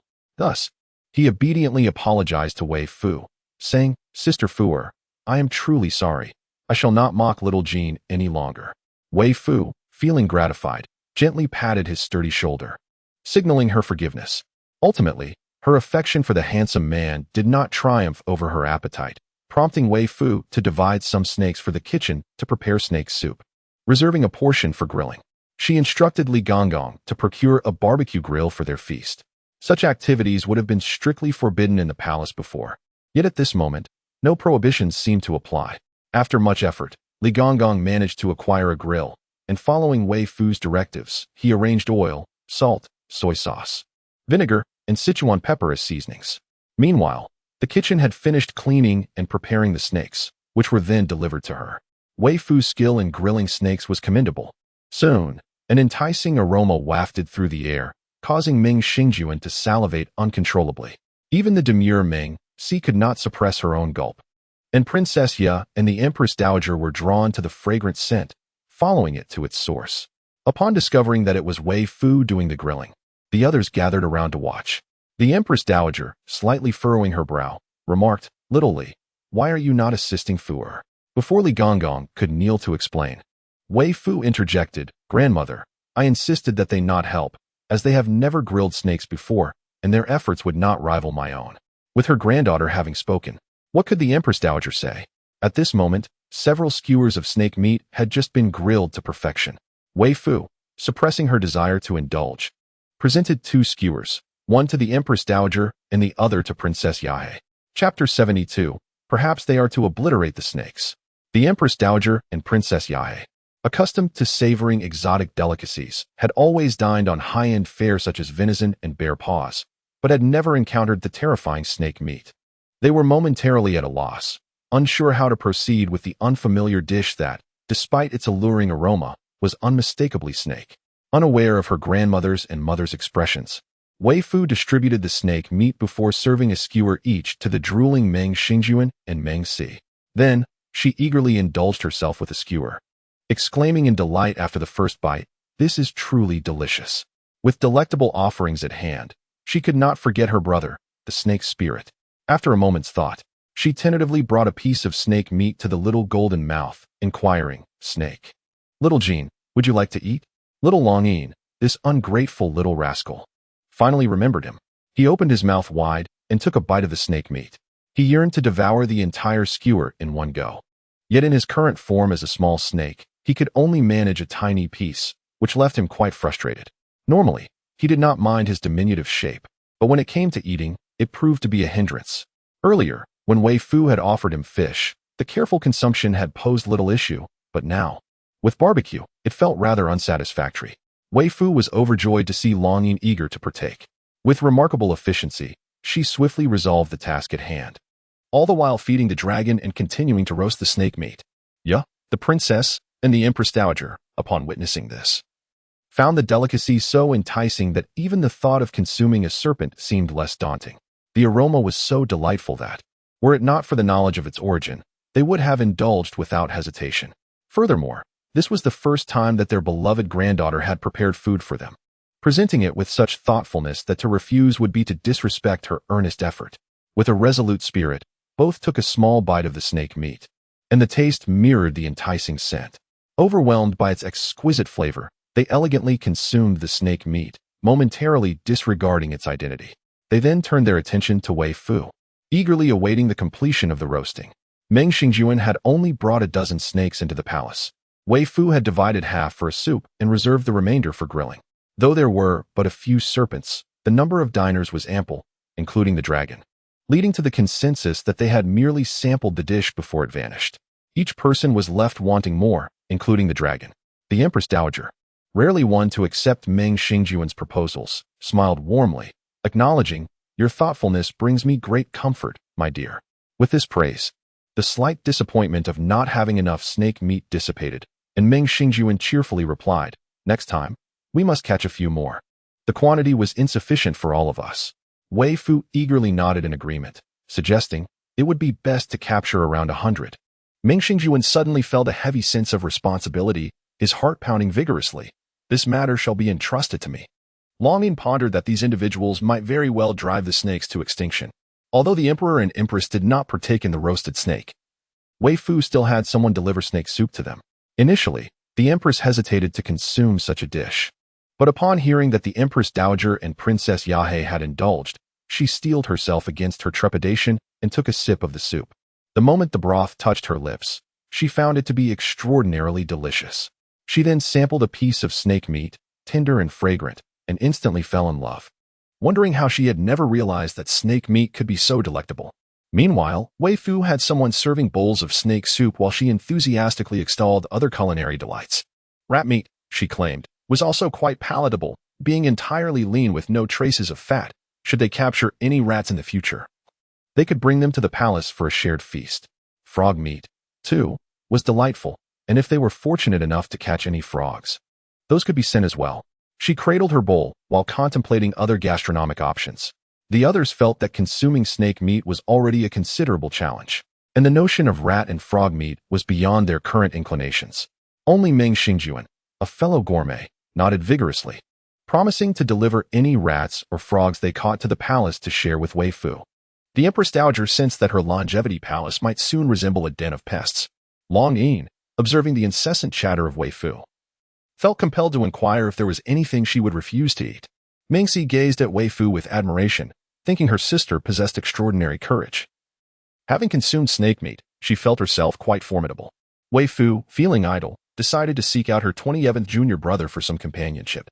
The previous day's palace banquet had been overwhelmingly crowded, and amidst the chaos of the Wan family incident, she had been unable to converse with her junior brother properly.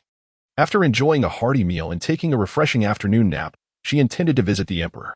Recently, her daytime slumber had notably diminished, and she awoke to the sun still blazing in the afternoon sky.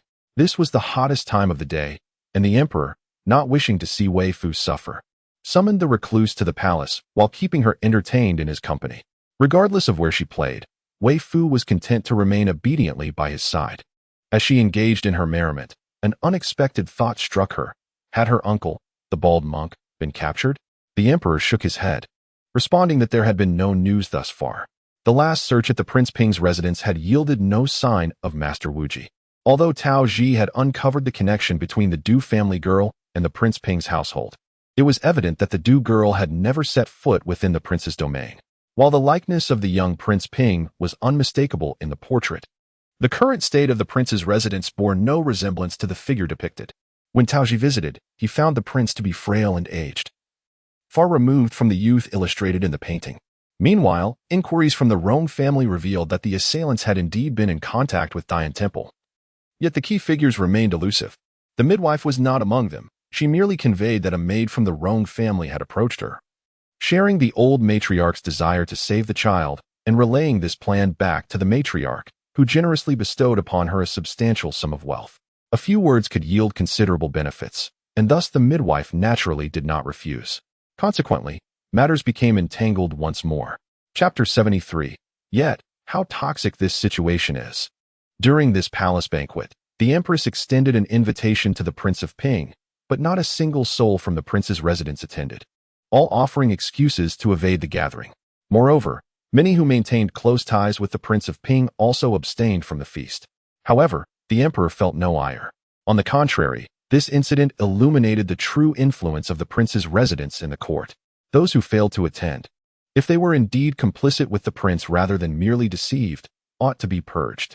Weifoo wore a serious expression, earnestly addressing the emperor. Uncle, if such nefarious individuals are not apprehended promptly, they will surely harm others. The emperor comprehended this rationale, yet the dynamics at play were obscured from his view. Given the prince's long-standing machinations, apprehending him alongside his ill-gotten gains would not occur overnight. Were there not several families seeking Fu's assistance in their inquiries? It would be prudent to explore other leads, for someone must possess knowledge of Master Wuji's whereabouts. Presently, Weifoo lacked the means to apprehend anyone. While she could impulsively storm the prince's residence and eliminate him, The laws of the land and the rules of families must be upheld. Her master had advised against such reckless actions, cautioning that one should not act on impulse unless fate itself beckoned. The emperor, having discerned Weifoo's propensity for worry, found her troubled demeanor both amusing and somewhat pitiable. Fortunately, the recluse, Shanju Sanren, arrived swiftly, accompanied by Taoji. The two encountered each other at the entrance and proceeded together. Weifoo disregarded Taoji, turning her attention to her most charming junior brother. She rushed over, wrapping her arms around his waist, and joyfully exclaimed, "Junior brother Bingzi." The emperor nearly spat out his tea upon hearing this nickname. A serene and elegant atmosphere, akin to a tranquil moonlit night, was abruptly disrupted by this moniker, causing the once lofty demeanor of the recluse to plummet to the ground, rendering him far more relatable and accessible, no longer appearing as an unattainable figure. Shin Shubbing felt equally exasperated the first time he encountered his junior sister. She was embroiled in a fierce rivalry with a village goose for the title of village tyrant, engaged in a chaotic battle. Despite clearly articulating his name during introductions, the petite girl persistently referred to him as junior brother Bingzi, drooling as she did so. Long Een could hardly bear to watch. He had never witnessed such a lascivious young girl. Upon noticing that her senior brother overshadowed her in Taoji's eyes, Weifoo wore a look of reproach as she addressed him. "Junior sister, your favoritism is painfully obvious." Weifoo, with her nose in the air, retorted, "If you misbehave, the senior sister simply won't like you anymore." He mustered the audacity to inquire, "Senior sister, have I done something to displease you?" Weifoo was taken aback by his question. This junior brother Tao was becoming increasingly outrageous, completely unaware of the wrongs he had committed. She gazed at Tao Ji in disbelief, her entire demeanor radiating irritation. "What did we agree upon earlier? You were supposed to update me on your investigation's progress."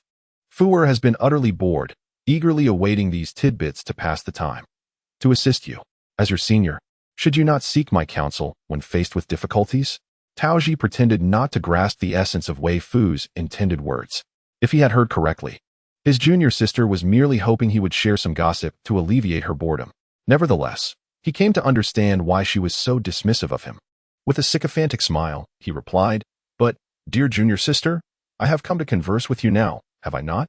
I intended to inform you yesterday, but you were occupied with numerous visitors and were somewhat disgusted by that young lady from the Wan family, so I thought it best to come today instead." "Is that truly the case?" Weifoo regarded him with skepticism. Taoji's expression was earnest. Indeed, after scrutinizing him closely, she found no trace of deceit, thus graciously stated, "Very well then, Fuer forgives you." Taoji silently exhaled in relief. Once Weifoo concluded her statement, she opened her arms towards Shin Shubbing, inviting a hug. Shin Shubbing lifted her effortlessly and then inquired, "Junior sister summoned me to the palace, but what is your command?" Taoji bit his handkerchief, consumed by jealousy. How could his senior brother be so shameless in his affections? Weifoo tilted her head adorably and replied, "There's nothing much, really. A while ago you praised me, and I merely wished to express my gratitude in person." Weifoo felt utterly shattered. How could such a thing occur? How could her junior brother, Bingzi, be so terrifying? Shin Shubbing gazed at Weifoo with a gentle smile and asked, "What's wrong, junior sister? Do you not appreciate the calligraphy I've written?" Weifoo whimpered, I like it." Trembling, she extended her hands to accept the calligraphy. Though her junior brother was indeed handsome, he was also a source of trouble. Yet, faced with such a tender and charming junior brother, she found it impossible to utter a word of refusal. With an expression that conveyed her burden of sorrow, she collapsed into her junior brother's embrace like a weary cat, feeling that she had taken on more than her fair share of misfortune and needing to linger in this comfort for a while longer. Taoji could hardly bear to watch. Despite the evident hurt her senior brother inflicted upon junior sister, she showed no signs of disdain for him. Why did he lack such an extraordinary appearance? The emperor, observing the playful exchange between the siblings, found it amusing yet maintained a serious demeanor out of consideration for his niece, refraining from laughter. Instead, he asked Taoji, "Do you have any other matters to report?" He knew Taoji must have something to convey, but given that he had just lied to amuse junior sister, as a benevolent ruler, the emperor felt it necessary to provide his capable subordinate with a stage to perform. Chapter 74. They still need to collect the bodies. Weifoo exclaimed, "Oh, Taozi, you haven't left yet?" Taoji responded, "Am I so unwelcome? I may not possess striking looks, but surely I do not deserve to be treated as mere air or discarded like refuse." Today, aside from updating you on the previous matters, I also need to report the latest developments to the Emperor. Weifoo, is that so? Then please, do tell. Taoji. I was just about to speak when you interrupted. However, given that my young junior sister is merely 5 years old and still a child, I cannot engage her in such discussions. Thus, I cast a sorrowful glance at my senior brother and proceeded to inform the Emperor, Your Majesty. Since the closure of Dian Temple, it has remained unvisited. I discovered the runaway maid from the Rong family in a monk's room at Dian Temple. Currently, there are no monks or worshippers. All individuals have been temporarily detained. Only those who have been interrogated and found without fault may be released. However, due to my overwhelming responsibilities, I have only managed to question a few individuals with close ties to Master Wuji. The others have yet to be individually interrogated and remain confined. When I found that maid, she was on the brink of death, lying in a pool of blood. Following the direction of her blood flow, I discovered a hidden chamber beneath, filled with peculiar items. My subordinates ventured inside to retrieve those objects, but upon entry, they were engulfed in flames. It was only through the talisman of my junior sister that I was able to rescue them. Therefore, I wish to request my junior sister's company to examine the chamber together. Upon hearing of an adventure, Weifoo instantly perked up. No longer feigning sleep in her junior brother's embrace, and eagerly addressed the Emperor. Uncle, Fuo wishes to go. How could the Emperor refuse? Naturally, he consented. Thus, Taoji led Weifoo out of the palace, with Shen Shubing accompanying them as well. After leaving the palace, Shen Shubing parted ways with Weifoo and the others. He was a person of indifference and detachment, showing little concern for many matters. Had it been someone else, they would likely have joined Taoji in seeking excitement. With the troublesome senior brother gone, Taoji felt a surge of joy. When the senior brother was present, the junior sister rarely allowed him to embrace her, which often left him with a sense of being perceived as unattractive. Elated, Taoji took the junior sister away. The Empress Dowager, aware that the Emperor had tasked Weifoo with investigating these affairs, felt a pang of worry. Although she recognized her granddaughter's remarkable abilities, she could not overlook the fact that the other party was still a child. Unable to restrain herself, the Empress Dowager remarked to the Emperor, If Fuer's master is unwilling to emerge from seclusion, should we not inquire if she possesses any adept senior brothers? If so, it would be prudent to invite them to address these matters. The Empress Dowager had not witnessed the scene of the Defei nurturing spirits, nor had she beheld the horrors of the Rong family, but Tingyu and Eunuch Li had. Consequently, the Empress Dowager could not help but ask them a few questions. Through their vivid accounts, she learned that the situation was indeed gruesome and distressing, considering Weifoo's tender age. The Empress Dowager felt that exposing her to such terrifying images could be detrimental. The only banquet held for the two of them had also been marred by such troubling events. The Emperor, too, felt a deep concern for his young niece. Yet he lacked suitable individuals to manage and resolve these issues. In the past, he could have sought guidance from Master Wuji, but alas, Master Wuji was a scoundrel, leaving only Weifoo as an option. Moreover, the Emperor was reluctant to entrust such matters to others lightly. If the other party is worthy of that trust, it is well and good. However, if they are unworthy, it poses a grave threat to one's life, family, and the nation. Others may hesitate to place their trust, yet if it concerns Weifoo's fellow disciples, he remains inclined to trust them. For those he knows among them are undeniably reliable individuals. Unbeknownst to Weifoo, her grandmother's affection for her runs deep. When she arrived at the Dian Temple with her junior brother Tao, the sun was already setting in the west.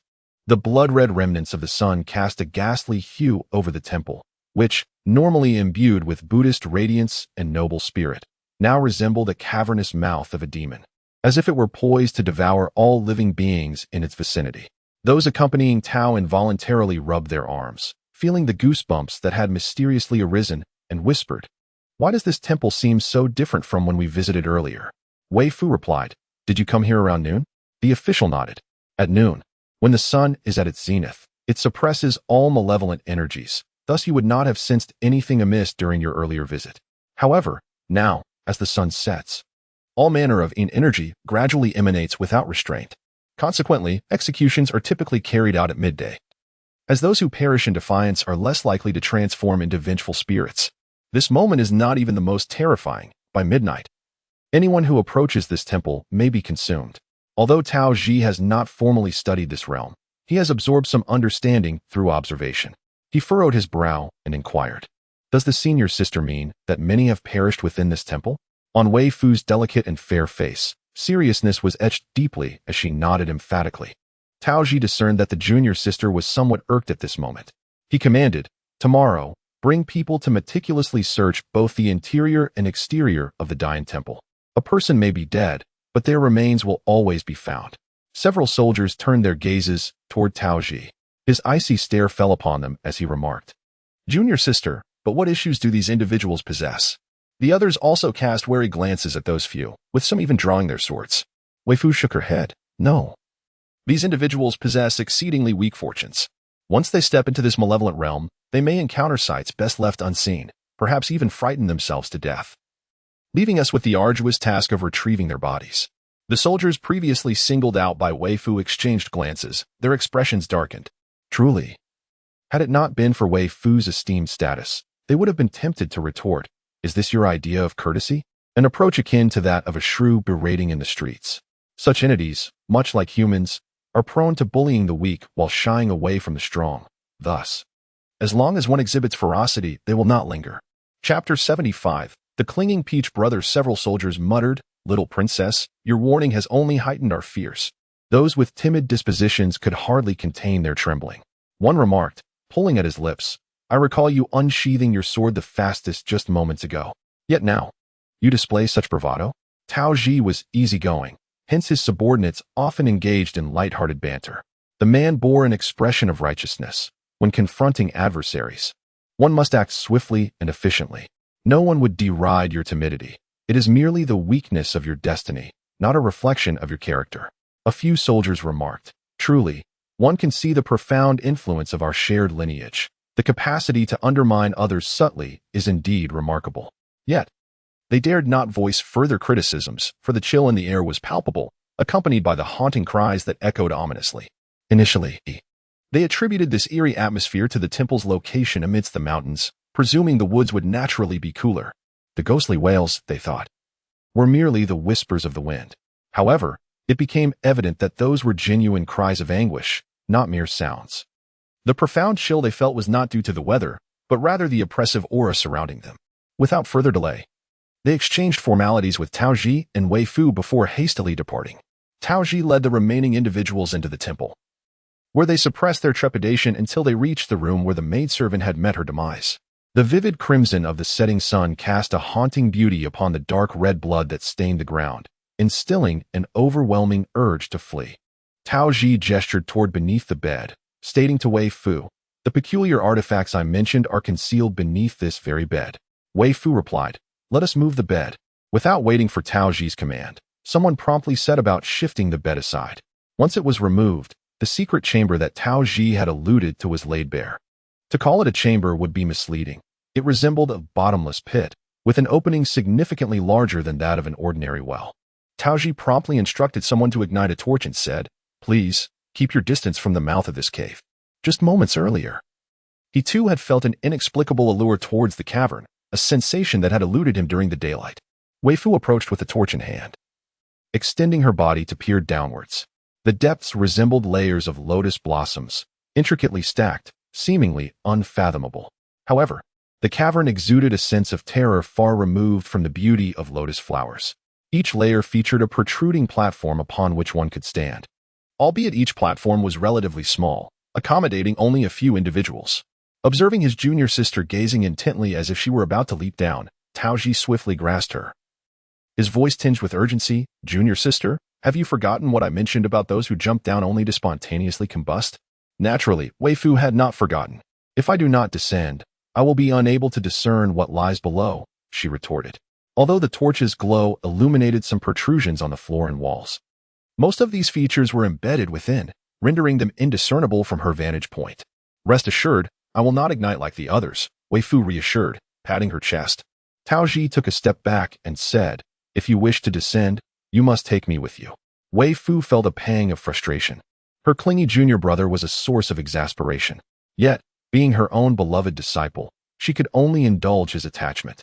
She affixed 2 fire protection talismans to Taoji and, upon reflection, deemed it insufficiently secure. Consequently, she applied 2 rain talismans as well, contemplating that should Taoji ignite, The rain would extinguish the flames in a timely manner.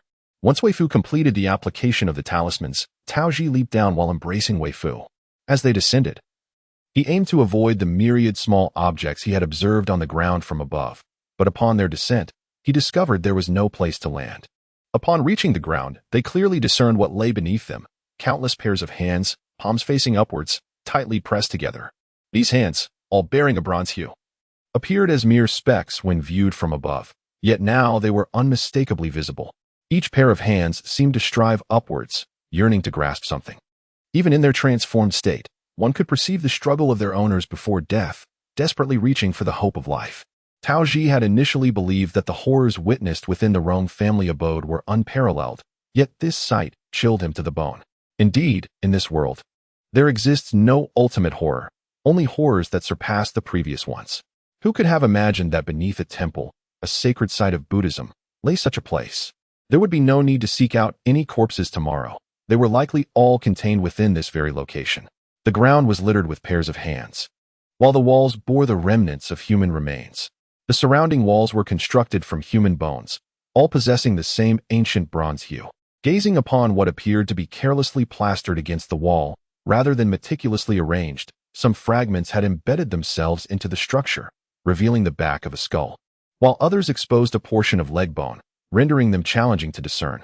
Taoji dared not contemplate the number of corpses required to form such a grotesque display. He inquired of Weifoo, "Have you observed well, junior sister?" Weifoo nodded in affirmation. Chapter 76. To be human in a place like this. Even a fervent young man felt a chill in his bones, let alone a delicate girl like the junior sister. Following the recent terrifying incident where someone had been lured into the abyss, no one wished to linger here any longer. If an investigation were to be conducted, they would prefer to come by day rather than night. A group, brandishing torches, hastily departed from the site. After their departure, a considerable time passed before a figure began to emerge from the unfathomable depths of the cave. Should the emperor have been present, he would undoubtedly recognize this individual. Upon climbing to the surface, the person sighed deeply under the moonlight, lamenting, "This place is beyond salvaging." His voice resonated with regret. It seemed he would have to seek other locations. Yet what place could rival the advantageous geography of the capital? Stepping outside, the figure leaped and vanished into the embrace of the forest. Noticing that Weifoo was sound asleep, he hesitated but ultimately decided against rousing her for dinner, reasoning that he could simply ensure she feasted heartily in the morning. With Weifoo in slumber, Long Yin found himself without a source of sustenance. Although he had devised a means to stave off hunger, he had grown accustomed to the delights of human cuisine, without his 3 daily meals. He felt an unsettling emptiness within. He gazed mournfully at Weifoo, who was sleeping soundly and occasionally smacking his lips, his resentment gnawing at him. No, he could no longer remain a serpent. He yearned to become a person, so as not to be overlooked. That evening, Long made a momentous decision. Having skipped dinner, Weifoo awoke the following morning, roused by hunger, and quite early at that. Taoji offered his bed to Weifoo, while he made do in the adjacent room. Upon waking in unfamiliar surroundings, Weifoo called out for his junior brother, Taozi, who promptly came over. He helped Weifoo into his outer robe and instructed a servant to bring breakfast, requesting a meal for 3.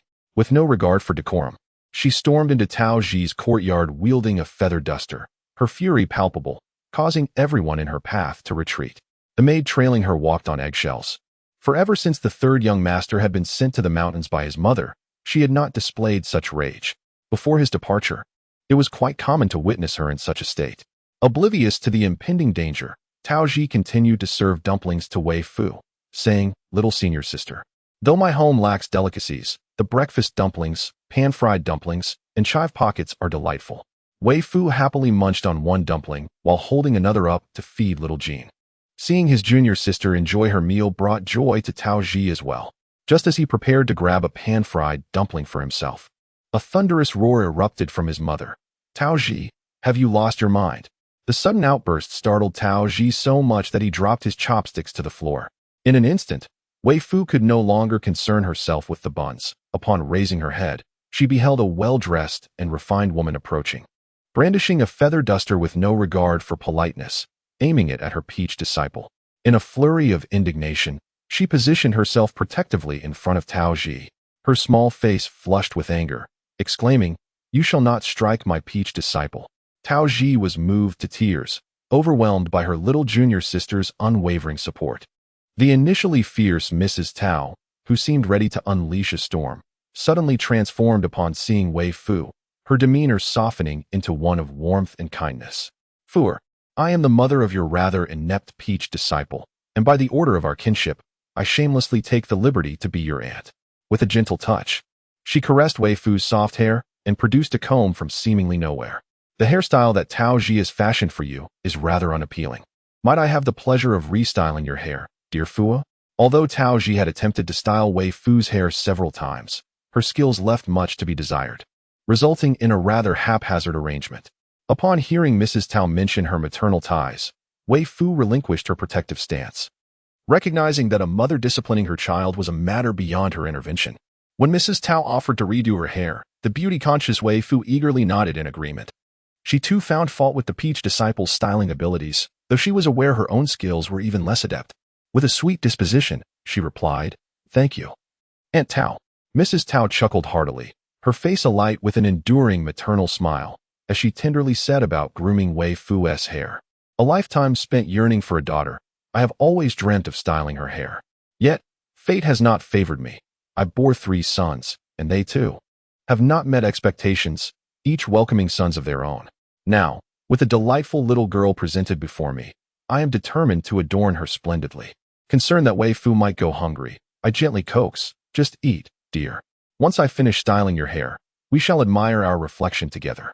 I possess unwavering confidence in my hairstyling skills, having practiced extensively on my grandchildren. Tao Ji, however, harbored doubts regarding his mother's state of mind. Was that thunderous laughter truly the sound of a sane person? And that eerie, almost sinister laugh of the aunt, most unsettling. Long In shared his sentiments, recalling how his father and the other dragons had warned him to be wary of human women, deeming them formidable. Previously, he had dismissed such notions, but now, watching Madame Tao style Weifoo's hair, he felt an undeniable chill. It was as if Madame Tao resembled those shamans who invoke rain with their rituals. As she meticulously styled Weifoo's hair, she reprimanded, "How can you eat with such shamelessness? Such a significant event occurred, and you didn't even notify me. Instead, leaving Weifoo in your courtyard with malicious intent." Madame Tao lamented that she had missed a monumental opportunity. Tao Ji thought his mother was merely overthinking. "Mother, the little junior sister is still so young. There is no distinction between the sexes. When at the temple, we all resided in the same courtyard." Madame Tao sighed, "Oh, this troublesome son of mine." Chapter 77. The master is remarkably skilled. Madame Tao carefully styled Weifoo's hair, supporting her chin with a gentle smile as she watched her eat. Seeing the girl relish her meal brought her immense joy. At her age, she cherished children who could eat and sleep well. Tao Ji, whose appetite paled in comparison to Weifoo's, had already finished his meal while she continued to savor her food. As he wiped his mouth, he felt his mother cast a disapproving glance in his direction. Tao Ji thought to himself, "Am I not the son of your adversary?" Weifoo devoured the remaining food on the table, finally satisfied as she patted her slightly bulging stomach and rose from her seat. Madame Tao, quick as a flash, scooped her into her arms. "Auntie will give Fu a nice tummy rub, all right?" The sight of a child's full belly, resembling a small winter melon, was utterly endearing. Weifoo obediently opened her arms to be embraced by Madame Tao, who, filled with contentment, gently rubbed her belly. Weifoo leaned against her like a contented kitten, relishing the affection. Having lived for so many years, Tao Ji had never witnessed his mother display such tenderness. It was truly a moment of revelation. With her hair neatly arranged and the child nestled close, he noted that his mother not only lingered but also seemed to scrutinize him, urging him to leave. "Mother, don't you have anything to attend to?" Of course, Madame Tao had matters to handle, yet with her precious child in her arms, everything else seemed inconsequential. Tao Ji remarked, "If one did not know better, they might think I am a mere fly." He had matters of his own, namely conversing with his junior sister. Madame Tao looked at him, perplexed. "Dear, you should leave quickly. The matters that follow are not suitable for you to hear." It was at this moment that Madame Tao recalled that her son was no longer the frivolous youth he once was, but rather engaged in serious affairs. With a heavy heart, she reluctantly released Weifoo's hand, gently admonishing, "Fu, do come to play with me whenever you have the time. Our home will always welcome you." Weifoo nodded eagerly. "Yes, Auntie, the buns at your home are delicious." A flicker of delight danced in Madame Tao's eyes as she reluctantly let go of Weifoo's hand, sorrowfully departing in a dramatic fashion, clutching her heart. Taoji observed this spectacle, exclaiming internally, indeed, it is quite the eyesore. He finally understood why he lacked the striking good looks of his senior brother. It was clearly a matter of maternal genetics. With the theatrical Madame Tao gone, Taoji could finally settle comfortably into his seat. Junior sister, what was the purpose of the cave we saw yesterday? Weifoo's soft features grew serious. I have never encountered such a cave. It must still be under construction. Taoji was taken aback, even unfinished. It possesses such a terrifying allure. He continued, I glanced down last night, and it appeared to have several levels. Weifoo explained, the cave's ability to bewitch is not yet fully realized, as it is suppressed by the temple. Although the Yin temple has its issues, it remains a temple and thus possesses a degree of suppressive power. Certainly, they utilize the temple for suppression, not out of benevolence, but rather because if they did not employ the temple to subdue the common folk, discomfort would ensue, and as the sensation of unease intensifies, naturally, no one would dare approach. Over time, this would inevitably draw the attention of others. Many phenomena, though invisible to the ordinary eye, are sensed instinctively by the body. If a place induces discomfort, one must hastily depart. Do the souls of those who have passed still linger? Taoji pondered. If their spirits remain, perhaps the junior sister could inquire, and they might glean some insight. Whether those souls persist is uncertain. Yet one thing can be affirmed. The great Yin temple does not harbor those spirits. Ghosts inherently fear the radiance of the Buddha. With numerous colossal statues within the great Yin temple, they dare not draw near. Yet, why is the temple imbued with such a heavy aura of Yin and Sha? Taoji was perplexed. According to the junior sister's assertion, this presents a contradiction. Weifoo looked at Taoji with exasperation and gently instructed, Oh, Taozi, the Yin and Sha energy and souls are two distinct entities. Taoji, taken aback, felt a twinge of embarrassment for his ignorance. He quickly shifted the topic, asking, Is that thing necessary to destroy? Weifoo nodded earnestly. Indeed, though it cannot be termed destruction, we merely need to remove the remains, for the task was never completed. However, those bones appear to be firmly embedded in the walls and the floor. If we were to clear them, wouldn't it damage the remains? Weifoo sighed, alas. This is an unavoidable circumstance. If we do not clear it out, what will happen when those nefarious individuals take advantage of our inattention to continue constructing that cavern? The reasoning is well understood, yet the thought of undertaking such a task frightens even someone from the Dali temple. Weifoo advised, when you go to clear the bones, make sure to choose a sunny day. Do not venture out too early or return too late, and do not rush. Is there anything else we need to be mindful of? Weifoo shook his head. Alas, it is indeed quite challenging for him. Even as a debauched youth, he strives valiantly, yet cannot escape the fate of being scorned. Weifoo, however, gently patted Taoji's hand and said, Do not panic. Do not panic. I shall write a letter to my master. Taozi, please have someone deliver it. Taoji then instructed someone to bring the 4 treasures of the study. What matter requires the esteemed master's attention from our junior sister? Weifoo glanced around furtively and, with a mischievous smile, held Taoji's face, saying, Taozi, let me tell you, the Duke of Northtown is truly not my biological father. My real father is quite handsome. He visited me in a dream, but I do not know where to find him. Thus, I thought of asking my master for assistance in locating him. He is so capable. He must be able to help me find my real father. Taoji, this revelation, it seems, has yet to pass. Regarding the matter of the junior sister's true father being someone other than the Duke of Northtown, Taoji felt it inappropriate to comment further, allowing the junior sister to write to her master while feeling increasingly sympathetic towards her. Normal children are typically raised by their parents, yet the little junior sister was brought up solely by that rugged master, devoid of a mother and with an absent father. Fortunately, the junior sister is not one to indulge in melancholic sentiments. Otherwise, she would surely drown in her own sorrows.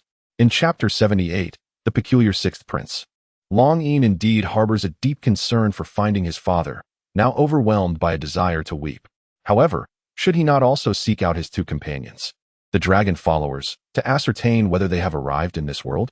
If they have, and their powers remain intact, they could establish a connection with the dragon clan, potentially reaching out to their dragon father. If they could communicate with him, perhaps he might negotiate with that formidable figure to alleviate the burden of remaining beside this troublesome child for a decade. Long Yin's aspirations are indeed lofty. Unbeknownst to Weifoo, Long Yin was lost in his fanciful dreams. Once he pinned his letter, he entrusted it to Taoji. During the royal family reunion, the others were too preoccupied to chastise him, allowing Taoji to promptly exit the palace. Yet, the queen was left in distress. It was only after employing her iron palm that she managed to silence the sixth prince. At this moment, the sixth prince, without waiting for the crown prince's introduction, swept Weifoo into his arms, joyfully proclaiming, "Sister, I am your sixth brother. Would you call me brother for me to hear? Oh, sister, you are so beautiful. I once thought my mother was the most exquisite woman in the world, but it turns out my aunt is lovely, and you are even more so. No, you are the most beautiful of all." Weifoo wrapped her arms around the sixth prince's neck and sweetly called out, "Sixth brother." The sixth prince felt an overwhelming sense of joy wash over him at the sound of his sister calling him brother, as if he were about to take flight. "Call me again, call me again." Being the youngest prince, he was accustomed to playing the role of a younger brother, and now, at last, he could embrace the position of an elder brother.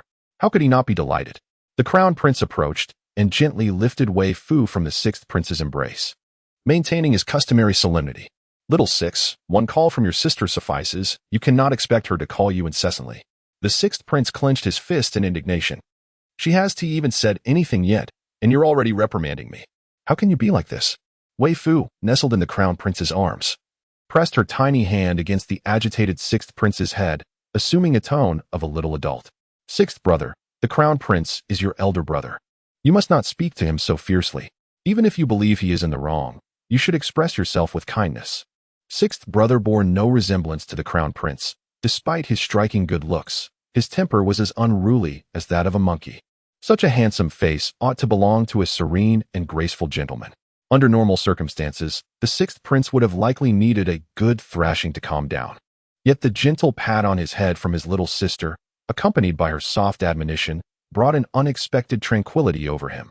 He could only mutter, "Who told my elder brother to take you away? You and I are of similar age. You should be my closest companion." Weifoo, exhibiting a maturity beyond her years, sighed and adjusted her forehead, feeling that sixth brother ought to be different. The other brothers appeared quite astute. Why was it that sixth brother resembled the mischievous Taoji so closely? The crown prince cast a reproachful glance at his foolish younger brother, saying, "Look at the nonsense you speak. You've caused our sister such a headache." Weifoo quickly waved her hands, insisting, no headache, dear brother. I'm perfectly fine." She then patted the sixth prince's shoulder, her expression earnest as she added, "I have only one sixth brother, so of course I will be good to him. However, I also like my other brothers very much." The remaining four princes felt a warm sweetness in their hearts upon hearing her words. The crown prince, uninterested in his younger brother's antics, carried Weifoo over to a wheelchair, pointing at the handsome young man behind it who bore a striking resemblance to their aunt, and said, "Fooer, this is your second brother." Weifoo gazed at the beautiful youth, whose smile mirrored that of her aunt, and with a sweet and gentle voice, she called out, "Second brother." The second prince smiled tenderly and replied softly, then produced an exquisite jade pendant, saying, "This is a gift for you from your second brother." Weifoo accepted it with both hands, immediately pinning it to her garment, beaming with joy as she exclaimed, "Thank you, second brother, I love it." She then rummaged in the small pocket of her attire and shyly pulled out a charm, saying, "This is a gift from me to you, second brother." Although the princess had helped her prepare it, she refrained from reminding Weifoo, understanding that her little girl cherished her pride. Just as the sixth prince had been quiet for a moment, he erupted again, "Ah, second brother, how sly you are. I held Fooer first, and have yet to present her with a gift." As he spoke, he approached, taking a long box from the hands of the attendant. With utmost sincerity, he said, "Sister, sixth brother heard you are a Taoist, so he specially purchased a peachwood sword for you. It is indeed a thoughtful gesture." Weifoo slid down from her elder brother, the crown prince, and solemnly accepted the box, responding earnestly, "I truly appreciate sixth brother's gift. It delights me greatly. Thank you, sixth brother." Yet, an astonishing spectacle unfolded as the sixth prince took hold of the talisman. It unexpectedly transformed into ashes. Aware of the talisman's purpose, the emperor and empress hurriedly rushed forward, each embracing a child protectively while scanning their surroundings with vigilance. They understood that the talisman would only turn to ashes when fending off calamity or peril. The crown prince likewise took precautions to shield the empress dowager and Princess Yae. while the second and fifth princes safeguarded the third prince, who sat in a wheelchair, and the fourth prince, who was visually impaired. The sixth prince, bewildered, exclaimed, "What is happening?" Weifoo gently patted her uncle's hand, whispering, "Uncle, there are no bad people in the room. It is sixth brother who has the issue." Her gaze towards the sixth prince was filled with gravity. The sixth prince trembled. "I didn't ask the question." Before he could utter the inquiry, the empress had already seized his arm in a firm grip. Chapter 79. A casual touch. The sixth prince was left utterly perplexed, his eyes welling with tears as he gazed at Weifoo, lamenting, "Sister, am I not your most beloved brother?" Weifoo blinked innocently, replying, "Oh, how did it come to this? Sixth brother is not a bad person." The empress realized something and inquired of Weifoo, "Does fool mean that this is still Xiaolu and not an impostor?" Weifoo nodded vigorously. It turned out that everyone had mistakenly believed Brother Lu to be a villain. "Ah, so that was the case." With an air of nonchalance, the empress released the sixth prince, and the emperor also retracted his protective demeanor. The swift actions that had just transpired seemed as if they had never occurred at all. Longing mused, "This family is indeed somewhat peculiar." While Longing found the crown prince and his siblings odd, Weifoo felt nothing amiss. She was the first to present her gift, shoving it into the third prince's hands and gently patting his leg with her small hand. "Third brother, in a few days, your leg will be better." When the third prince was just a month old, the emperor and empress discovered that his legs were immobile. In contrast, the crown prince and the second prince had always exhibited robust strength in their limbs during their early years, though the second prince remained somewhat inactive. However, the emperor and empress had never witnessed the third prince's legs move. After consulting the imperial physician, they learned that the third prince was born with a disability. This revelation filled the hearts of the emperor and empress with profound sorrow. The third prince had always been devoid of sensation in his legs, confined to a wheelchair since childhood, relying on others for all his needs. Initially, observing others walk and run, he innocently asked the emperor and empress why he could not walk. Yet over time, he came to accept his condition. Recently, however, he experienced a flicker of sensation in his legs, which had always been numb. Initially, he believed he was experiencing a hallucination, but upon receiving a letter from the palace, he realized he could not walk, likely having been harmed by someone. Now he had gained some control over his legs, allowing him to move them slightly. With a gentle smile, he remarked, "Then let us take your auspicious words to heart." Weifoo opened the box, and a small wooden figure dressed in a gown rose from within, beginning to spin and emit a delightful jingling sound. Instantly captivated, Weifoo cradled it as if it were a treasure, exclaiming, "Thank you, third brother, I adore it." Seeing Weifoo's delight, the third prince's lips blossomed into a charming smile, and he affectionately ruffled Weifoo's hair. Meanwhile, the sixth prince observed with annoyance, feeling that his elder brother was too cunning, secretly crafting such an amusing trinket to win their sister's affection. The crown prince, who had always been protective and caring towards his younger siblings, found himself feeling uncharacteristically envious, realizing how adept his younger brother was at bringing joy to others at such a tender age. With an expressionless demeanor, he carried Weifoo to stand before the fourth prince, introducing, "Sister, this is your fourth brother." Weifoo gazed at this brother, whose features bore a resemblance to their uncle, aunt, and even a hint of their mother, yet his eyes were shrouded in a white cloth. Moved with compassion, she reached out to gently touch his eyes, sweetly assuring him, "Fourth brother, your eyes will surely heal soon." The fourth prince was born blind, and alongside him was the third prince, who, due to his inherent disability, was reticent and averse to social interaction. Many speculated that the emperor must have committed some grievous transgression against the celestial deities, resulting in such unfortunate progeny. During that tumultuous time, the emperor and empress endured immense pressure. There were whispers that the empress had wronged many, especially since the emperor had dismissed the harem for her sake. Numerous officials condemned this act, asserting it contravened ancestral customs, and many even demanded the emperor to depose the empress. Amidst the escalating turmoil, it was the Empress Dowager who intervened, temporarily quelling the unrest. As the third prince began to regain a faint sense of feeling in his legs, he discovered that his eyes could discern the faintest glimmer of light. At the tender age of 10, he could not conceal his emotions as the third prince had.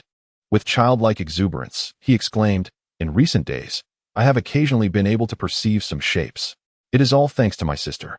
Sister, you may rely on your fourth brother for anything in the future. I shall certainly assist you." The sixth prince, taken aback, wondered when his elder brother had become so obsequious.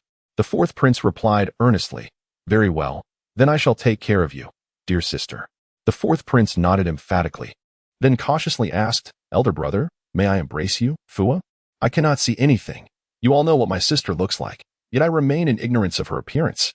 He lowered his head slightly, exuding an aura of despondency and sorrow. The crown prince could not help but twitch the corners of his mouth. This familiar tactic, his fourth brother had actually turned it against them? Weifoo watched with a heavy heart, leaning her small frame toward the fourth prince, repeatedly pleading, "Brother, let me hug you." What could the crown prince do but relinquish his soft, vulnerable sister into his brother's arms? Weifoo was not the chubby little girl one might expect. On the contrary, her figure was rather slender, with only a hint of baby fat on her cheeks. She possessed the kind of physique that remained unaffected by food. Thus, even the sixth prince had easily lifted her before. For the 10-year-old fourth prince, cradling his 5.5-year-old sister posed no challenge at all. He carefully embraced Weifoo as if she were a precious treasure, cautiously inquiring, "May I touch your face, Fua? I wish to see what you look like." The sight was quite pitiable, and the sixth prince, consumed by jealousy, felt his eyes bulging like a frog's. Yet he refrained from voicing his discontent, for the fourth prince indeed appeared rather forlorn. If the second prince resembled the empress to an impressive degree, the fourth prince had captured the empress's delicate, flower-like essence with even greater finesse, exhibiting a trend of surpassing her beauty. Weifoo immediately pressed her face into the fourth prince's palm, encouraging, "Brother, feel free to touch. You can do so however you like, even several times a day." Chapter 80. A battle of jealousy. Upon hearing Weifoo's words, the second prince silently fidgeted with his fingers. Unlike his fourth brother, he was not so eloquent. Nor did he possess the charm of his third brother, yet he too longed to caress his sister's face. The third prince gazed with envy at his fourth brother. Previously, he had been grateful that his affliction was merely a leg injury, allowing him to observe the splendid world around him and pursue his desires. Yet, now he found himself envying the fourth brother, realizing that, compared to being unable to walk, not being able to see seemed more favorable. After all, blindness did not hinder one from embracing a sister. However, in his current state, he was incapable of such affection. The crown prince felt he was perhaps being overly envious too soon, exclaiming, "Third brother, you have merely won Fuer's favor. The fourth brother has gained her affection and preference." When Fuer called upon her other brothers, she prefixed their titles, yet the fourth brother was simply addressed as brother. The sixth prince, teeth grinding in frustration, quietly seized a handkerchief, biting down on one corner in resentment. The fifth prince, maintaining his composure, remarked, "Fourth brother, you have embraced and touched her. Is it not my turn now? You elder brothers could show a bit of humility towards your younger brother, could you not? It seems I am perpetually outpaced in this matter. Logically, with the demise of concubine Da, should my fortunes not begin to improve?" The fourth prince replied leisurely and unhurriedly, "I have yet to present my gift to Fuer." The fifth prince silently clenched his fist, reminding himself of the virtues of unity and brotherly respect. Upon hearing the fourth prince's words, Weifoo suddenly recalled she had not yet bestowed a gift upon him and hurriedly retrieved a protective amulet from her pocket, personally draping it around the fourth prince's neck. Indeed, the favoritism was glaringly apparent, leaving both the emperor and empress feeling a twinge of jealousy. The fourth prince prepared a splendid array of delightful little dresses for Weifoo, eagerly anticipating the moment his eyes would behold his sister adorned in those charming garments. Once the formalities were concluded, the fifth prince, without awaiting any prompt from the crown prince, swiftly lifted Weifoo from the fourth prince's embrace and nestled her against him, pressing his cheek against hers. Oh, how soft and tender her little face felt. Initially intending merely a fleeting touch, the fifth prince found himself drawn to repeat the gesture. Amidst the exasperated glances of the sixth prince and the others, he composed himself and cheerfully introduced himself. "Dear sister Fuer, I am your fifth brother, Meng Yin Hui. You may call me Brother Hui. I am 8 years old, 2.5 years your senior. However, I am quite skilled in martial arts. So if you ever venture out, do summon me. I shall protect you closely." As he spoke, he discreetly signaled to a young eunuch, who appeared with a basket brimming with writhing snakes before Weifoo. The crown prince and the others were taken aback, remarking silently on how the fifth brother had transformed into such a rascal. His lengthy self-introduction was overshadowed by the clandestine capture of snakes. They had only learned the day prior of Weifoo's fondness for snake meat. How had he managed to stealthily procure such a number of snakes and bring them into the palace without anyone's knowledge? The second prince cast a glance at the fifth prince, while the third prince furtively glanced at his own legs. The fourth prince chuckled, "Indeed. Our fifth brother is quite thoughtful." The sixth prince, annoyed, retorted, "Fifth brother, you lack the spirit of camaraderie. Why did you not invite me along during your snake-catching escapade?" The fifth prince smiled and remarked, "At that time, you were sound asleep and could not be roused." The sixth prince replied with silence. Weifoo, embracing the neck of the fifth prince, joyfully exclaimed, "Thank you, fifth brother. I truly enjoy eating snake meat. I hardly had my fill last time. Once I roast it later, our entire family can share the feast. It is delightful that you enjoy it, but this is not a gift for you. It is merely a snack." With a flourish akin to a magician, he revealed an exquisite silver bracelet from his palm, its craftsmanship remarkable.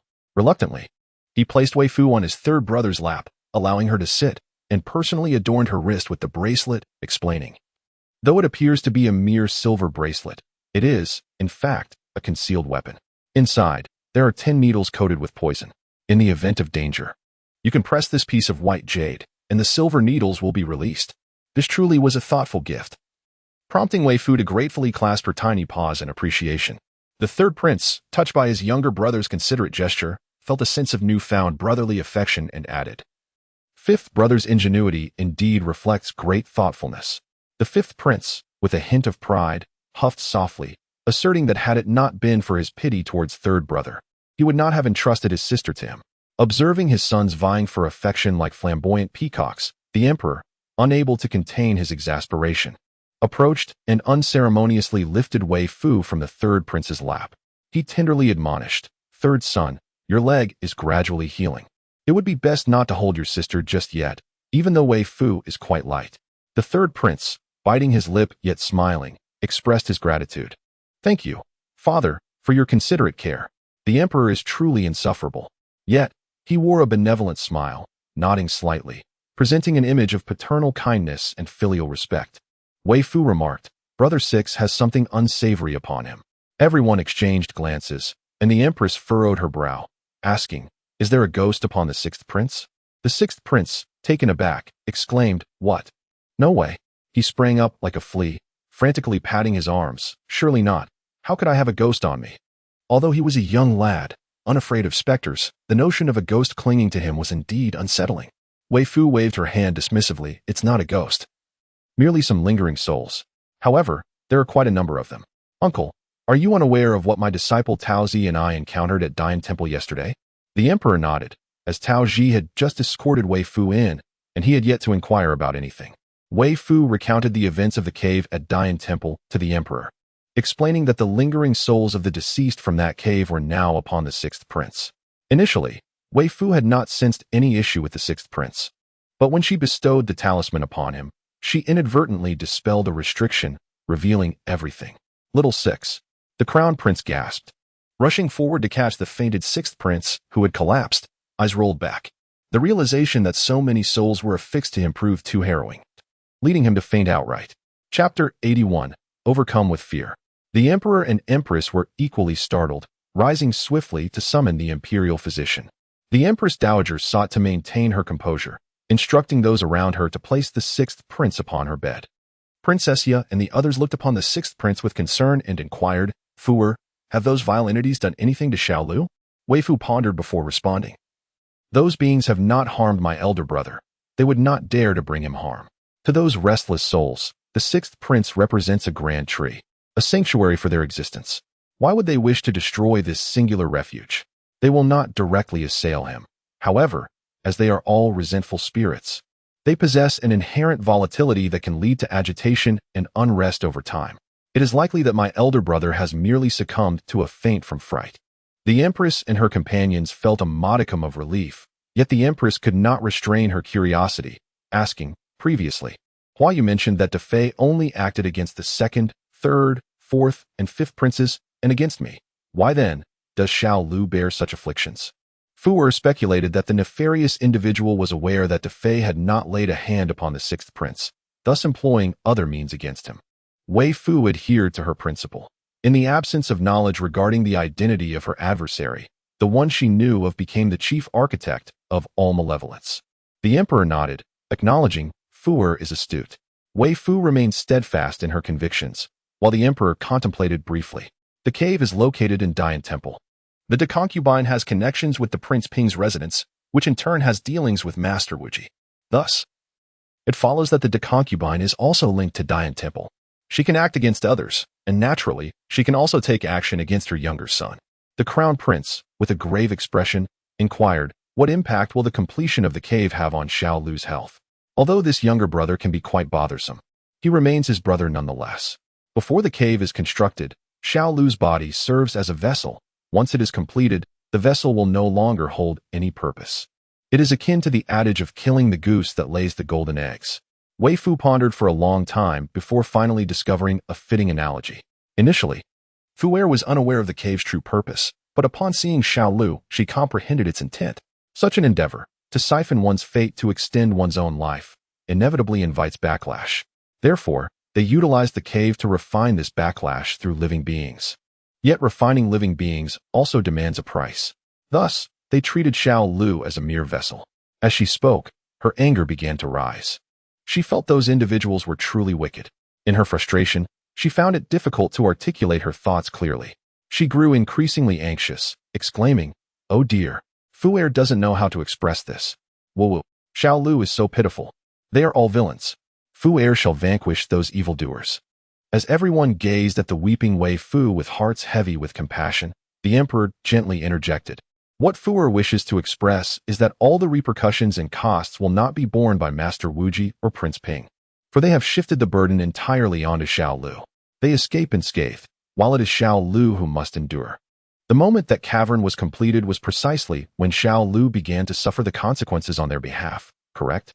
Weifoo, wiping her tears, nodded incessantly, feeling utterly inadequate for her inability to articulate her thoughts. The empress swiftly produced a handkerchief, tenderly dabbing at Weifoo's tear-streaked cheeks. Do not be distressed, Fuer. You have conveyed your feelings quite clearly. We all understand. Let us unite to capture those vile villains and bring them to justice, shall we?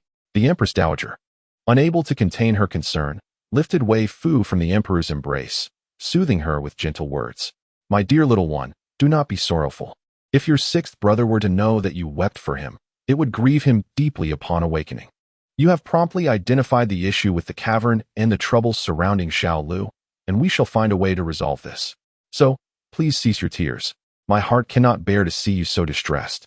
Princess Yahe, observing the scene, thought to herself, truly, my mother is utterly ineffectual. It appears I must take Fuer out of the palace and into the princess's residence. Gradually, with the Empress Dowager's tender reassurances, Weifoo composed herself and the tears began to subside. The queen, feeling a pang of sorrow for her weeping little niece, also found herself sympathizing with her normally detested younger son. With the destruction of this cavern, would those malevolent entities automatically depart from little Lu's being?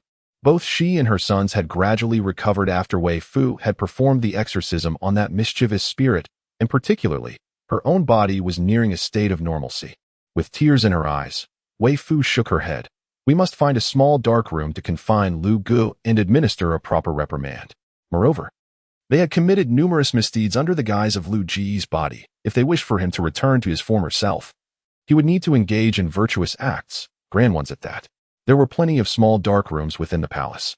Although everyone felt immense pity for the sixth prince, the emperor, prioritizing his health, promptly instructed for a small dark room to be prepared. He then picked up the sixth prince, ready to personally deliver a sound reprimand. Observing her uncle's intent to strike, Weifoo hurriedly interjected, Uncle, it's not about truly hitting him. You must not lay a hand on him. It should be me who administers the punishment. Alas, she was so flustered that her words became jumbled.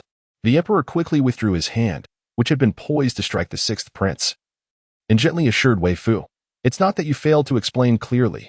Rather, your uncle is simply too foolish and overly concerned for Lu Gu.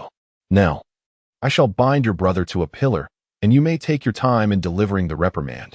Just don't overexert yourself. Awaiting the emperor to personally bind the sixth prince to a pillar, everyone witnessed Weifoo extracting a long whip from the small pocket on her chest.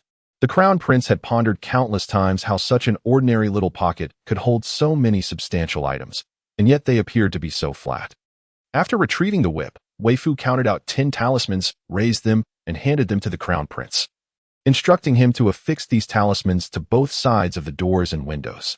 Tasked with this duty, the crown prince hurriedly adhered the talismans and secured the doors and windows, plunging the room into darkness. Weifoo then urged everyone to keep their distance before wielding the whip, striking the sixth prince without hesitation.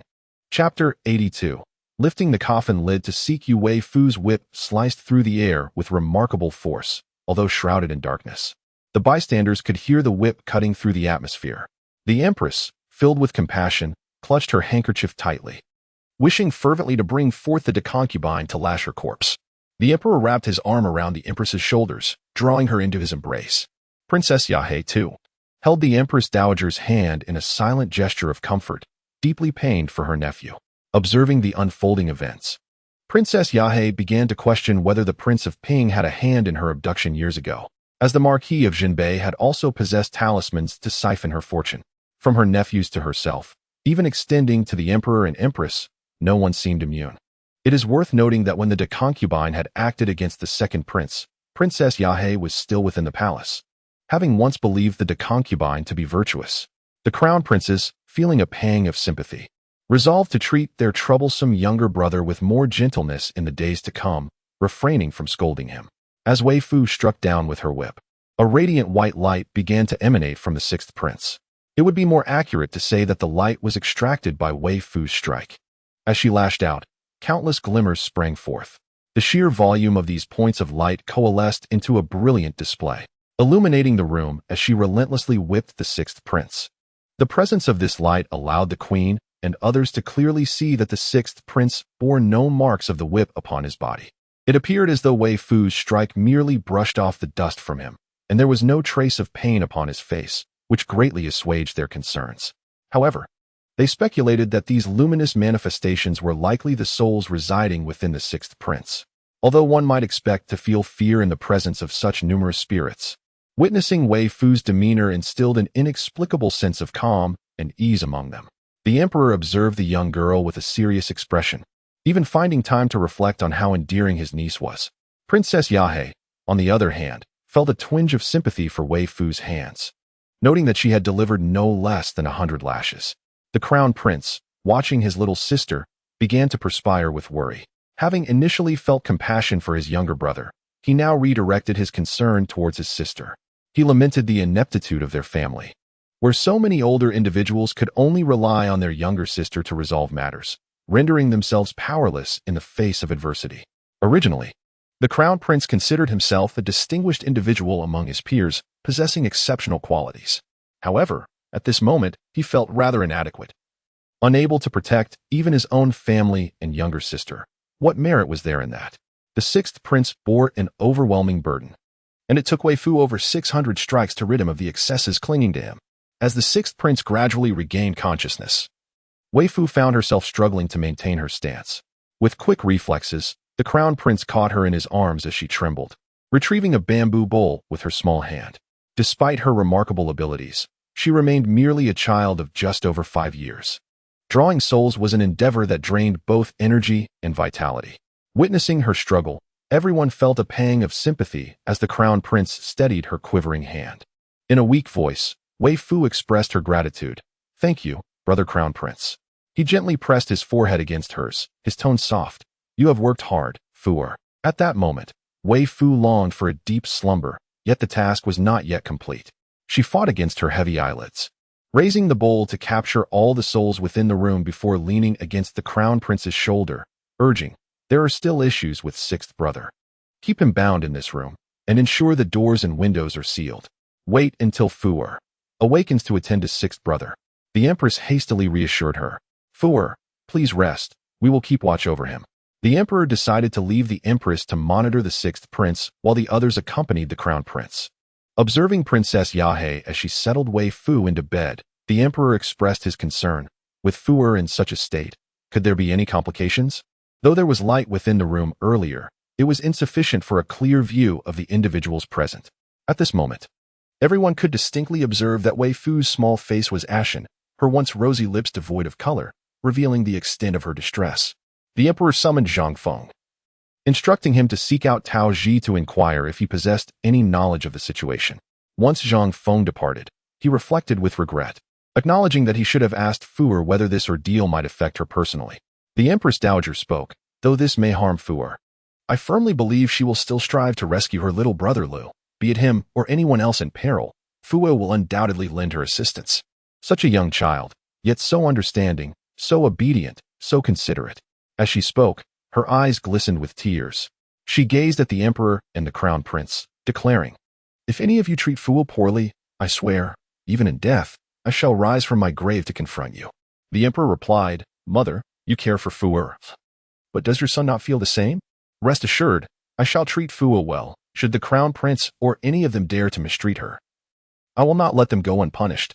The crown prince added, Father, grandmother, I regard Fu'er as my own sister. How could I ever treat her poorly? The second prince and others echoed their commitment to care for their sister, promising to ensure that the absent sixth prince would also treat her kindly. The Empress Dowager snorted softly. Make sure you all remember what you have said today. Were it not for Fu'er, the emperor's fortune might have already been usurped. Such a thing, once taken, only serves to bolster the ambitions of others. It is conceivable that the very stability of the realm could be at stake. As for the empress, she may very well meet her end before the emperor does. The rest of you, while it may seem that your lives are not in peril, in times of national turmoil, can you truly expect to enjoy peace and comfort as princes and princesses? Fu'er not only saved you but also solidified your positions. All of this was orchestrated by the Ping Wang, who, unlike others, does not threaten the Meng family's dominion. Should anything happen to you, the throne would inevitably fall into the hands of the Ping Wang, and your fates would be far from pleasant. At my advanced age, my life or death matters little. But you are still young, and thus you must recognize that, for now, we are all well and secure. Thanks to Fu'er, the third and fourth brothers can stand tall. And the rest of you can also regain your normalcy.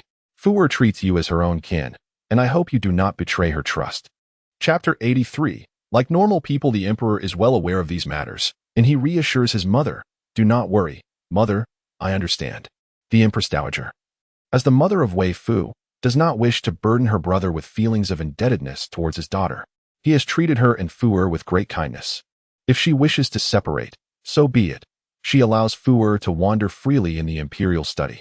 The Crown Prince and his siblings harbor no ulterior motives towards their sister Fu'er. If they continue to regard her with a sense of indebtedness rather than affection, it would be most unseemly. However, she understood the Empress Dowager's intentions. Fu'er was unlike many other children. The Empress Dowager did not wish for any powerful figures to harbor apprehensions towards him. They were all invested in Fu'er's well-being. The Empress Dowager's words preceded hers, creating a harmonious understanding that was not a calculation, but rather a mutual appreciation of familial bonds, an aversion to any discord that might mar their relationship. The Empress Dowager, as if shooing away flies, declared, Enough. Do not linger by Fu'er's side any longer. Crown Prince, go assist your mother in watching over the sixth prince, Emperor. You too should attend to your affairs. Simply await news from Tao Ji and have him inform us when there is an update. The Crown Prince led the second and fifth princes to join the Empress, while the third and fourth princes remained with the Empress Dowager. Longing initially intended to discreetly convey some energy to Weifoo, yet due to the Empress Dowager's presence, he refrained, silently reasoning. It is not that I am unwilling to assist. Rather, there are simply too many people on your side, leaving me unable to act. After Tao Ji escorted Weifoo into the palace, he took 100 or so individuals to Dian Temple, believing that strength in numbers would expedite the removal of the remains, which had lingered too long and seemed prone to complications. When Zhang Feng sought out Tao Ji, he found him laboriously clearing the bones. Initially, the task appeared formidable, yet inexplicably, it became surprisingly manageable. Remnants that seemed firmly affixed to the walls and floor could now be easily pried away. The once bronze remains, when exposed to sunlight, lost their hue and transformed into a stark white appearance. When Zhang Feng arrived, he was confronted by a staggering pile of skeletons resembling small mountains. Even someone like Zhang Feng, who was accustomed to bloodshed, felt a chill creeping beneath his feet. What manner of person could commit such heinous acts, leading to the demise of so many? Every year, numerous individuals vanish without a trace.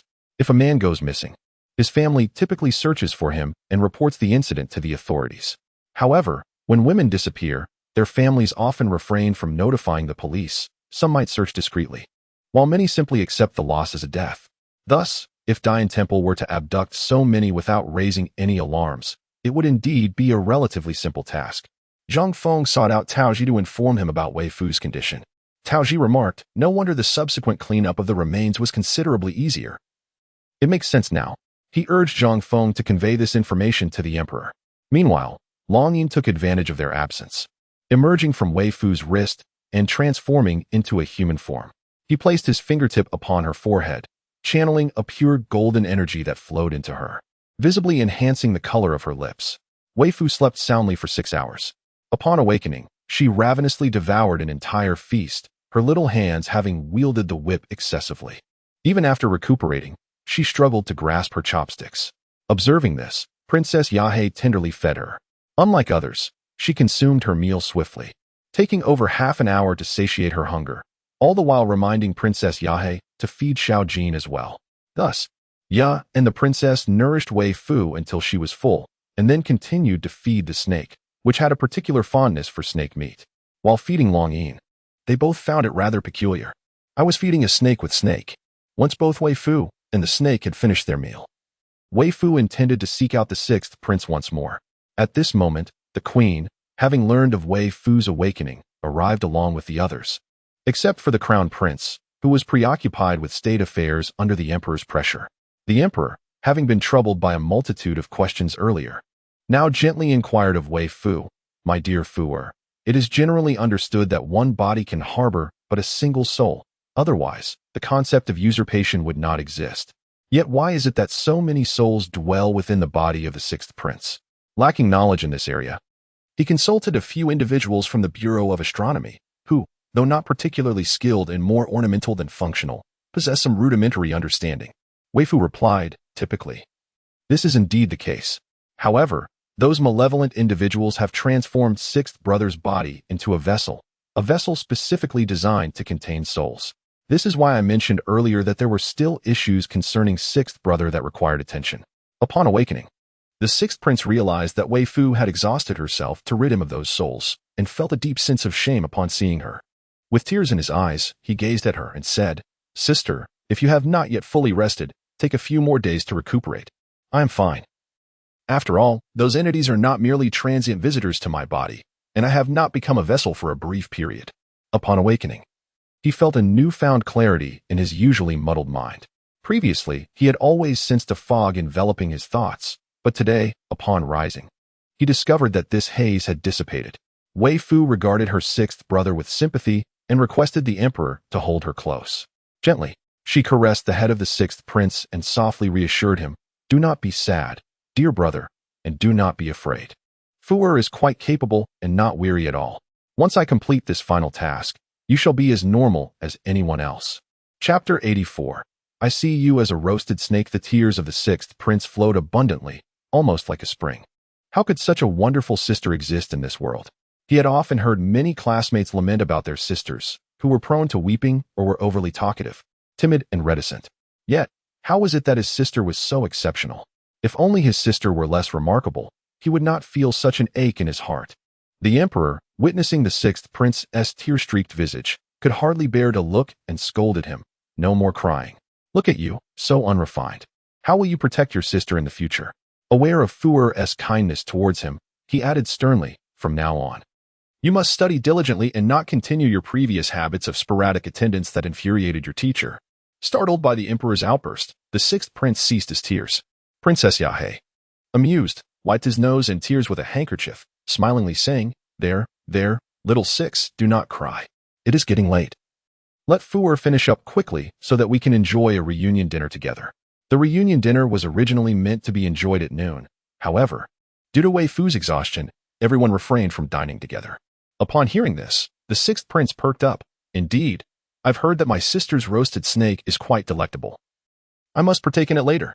The emperor, observing him, thought, "I had hoped this child would exhibit some intelligence, yet he still appears rather dim-witted." His fists itched with irritation as he retorted, "Your sister is utterly exhausted, and yet you still expect her to prepare a roasted snake for you? You, my dear boy, are more akin to a roasted snake yourself." The sixth prince, taken aback, muttered, "I'm accustomed to being foolish. My tongue often outpaces my mind." Weifoo, adopting an air of maturity, raised her hand and said, "All right, enough of your banter. I have work to do. Uncle, please set me down." Seeing Weifoo puffing her cheeks in a serious manner, the emperor could no longer contain himself. He pressed his face against hers. Oh dear, what a troublesome situation. The thought that in just over a year, his little niece would turn 7 and the proprieties of gender distinction would come into play. Leaving no room for embraces made his heart ache. He lamented that his most bewildering decision since birth was marrying off Princess Yahi. How much better it would have been to keep her in the palace. What was a couple of extra mouths to feed? He could easily manage that. With a heavy heart, the emperor reluctantly set Weifoo down. The second prince, observing his father's antics, mused that the emperor's theatricality was becoming increasingly pronounced, far less steady than that of his little sister. After the composed Weifoo took her position, she began to draw on the ground around the sixth prince, her posture somewhat reminiscent of a donkey. The emperor and his entourage instinctively kept a respectful distance, allowing her to concentrate on her task. Initially, what Weifoo was sketching remained obscured from their view, leading them to perceive her movements as merely a whimsical dance around the prince.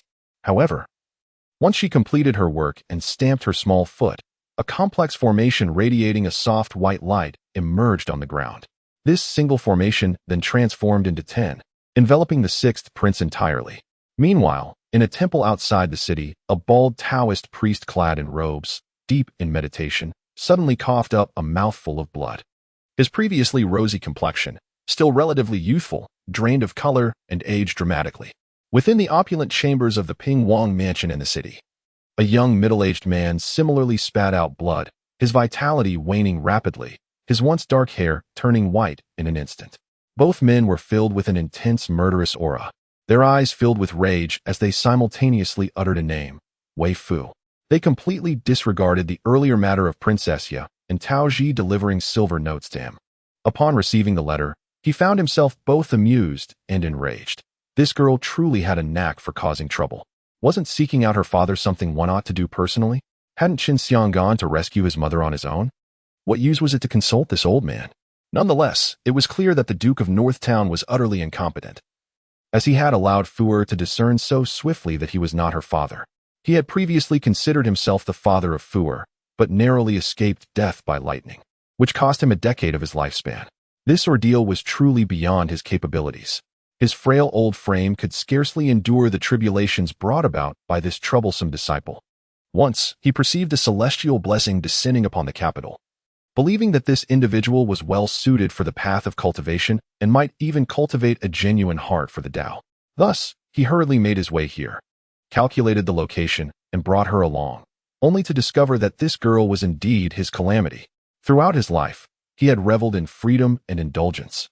Yet due to her, he found himself living the mundane existence of a caregiver, changing diapers and feeding. To add insult to injury, despite having lived a century without taking on a disciple, he was now compelled to accept more. The very thought of it brought forth a torrent of bitter tears. Although he had foreseen certain events, he dared not be certain.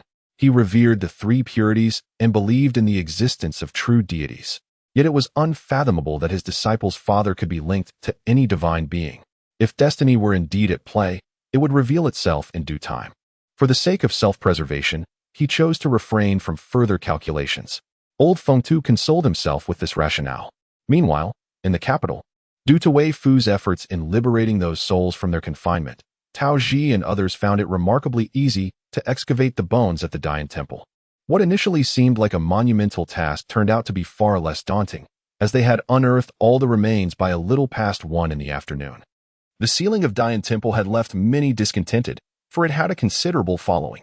Thus, after Tao Ji had excavated the bones, he made a grand display of transporting cartloads of remains from the temple. The remains at Dian Temple have stirred a tremendous uproar in the capital. Even the officials from the Ministry of Justice and the Supreme Court have never witnessed such an abundance of bones. Numerous ministers and members of the royal family have flocked to the palace to seek an audience with the emperor. Some matters could be addressed by the crown prince, while others could not. Thus, the crown prince dispatched someone to request the emperor's presence. Chapter 85. A foreboding sense by the time Lu Yi arrived. The affair concerning Weifoo had already concluded. Although the emperor outwardly berated the sixth prince, he harbored a deep-seated affection for him. Only after confirming the prince's well-being did he depart with Lu Yi. Upon reaching the Imperial study, The emperor's brows instinctively furrowed. With a smile, he remarked, "Ah, it has been quite some time since I last saw Prince Ping. How fares my esteemed uncle?" It was rather surprising that this old fellow had ventured into the palace today.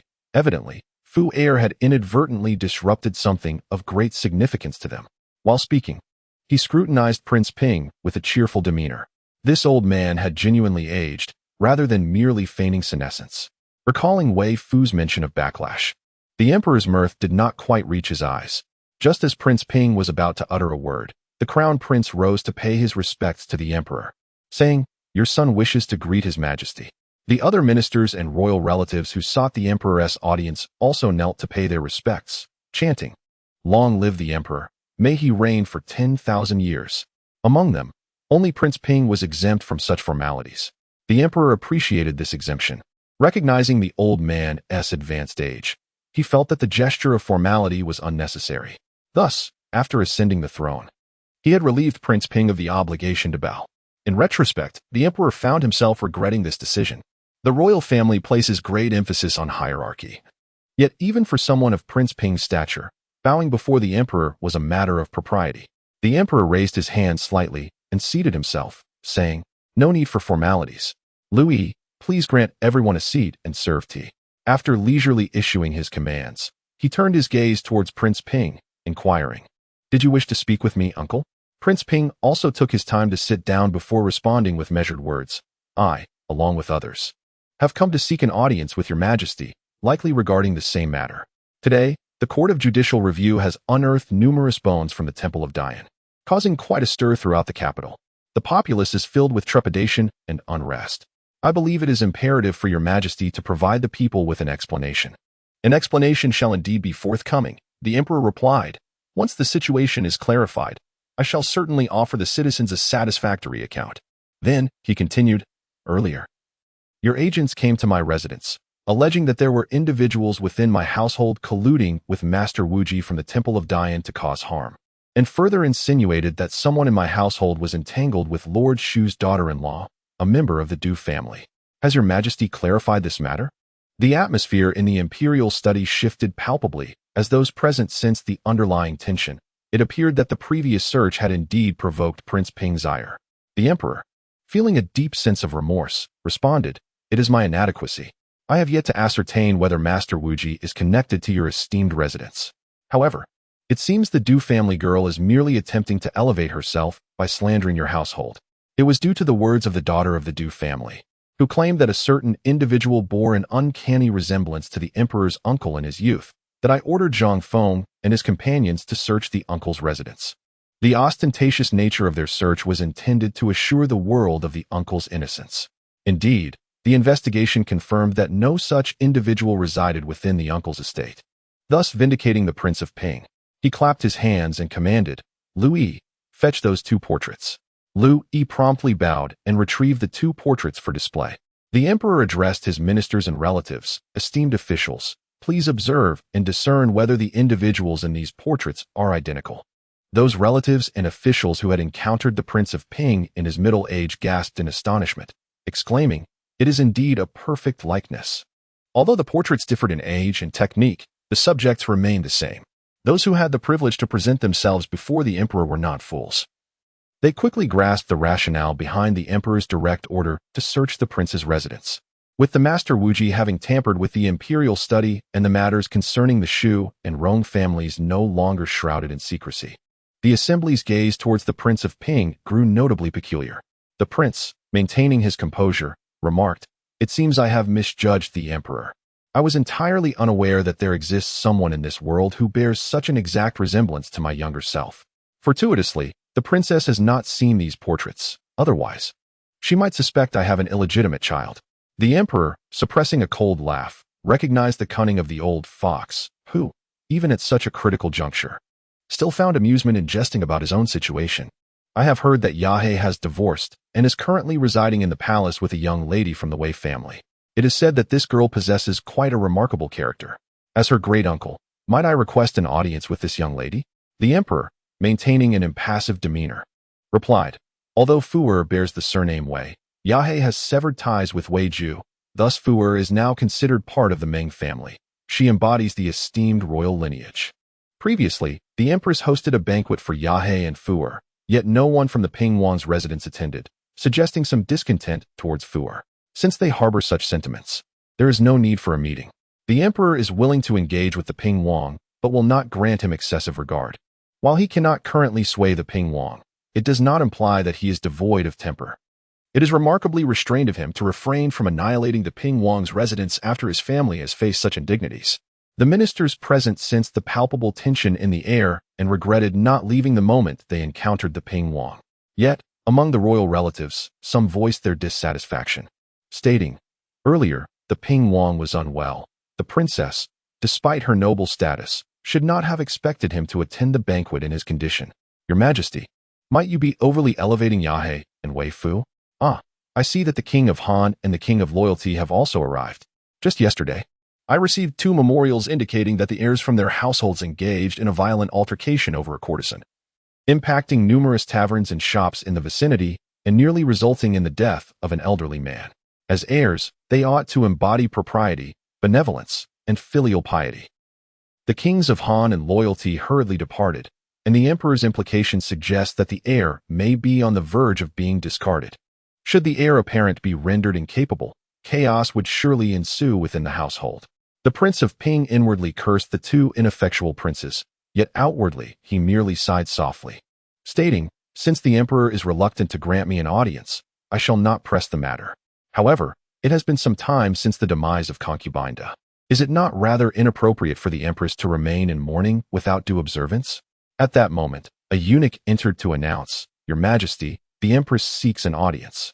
Upon her entrance, the Empress saluted the Emperor, the Prince of Ping, and several elder relatives with grace, then, with a composed smile, remarked, "I have heard that my esteemed uncle has come to the palace, and I made haste to arrive.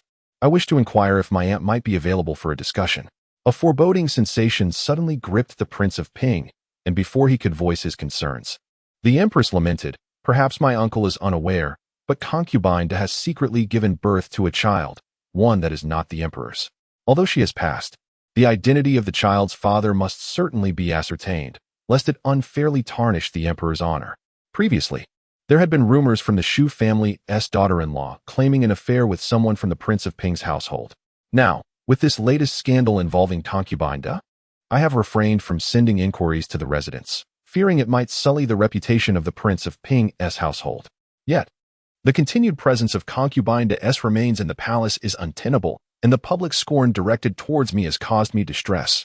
I find myself increasingly unwilling to shield concubine Da's reputation, while I assert my reluctance to protect her name in the ears of the onlookers. It translates to the Empress's unwillingness to safeguard the honor of the Prince of Ping's household. Chapter 86. Humiliation by oneself. It is particularly distressing. I have just gleaned certain information from the maid, Weifoo, of the concubine, which has incited within me a fury so profound that I could scarcely contain my wrath.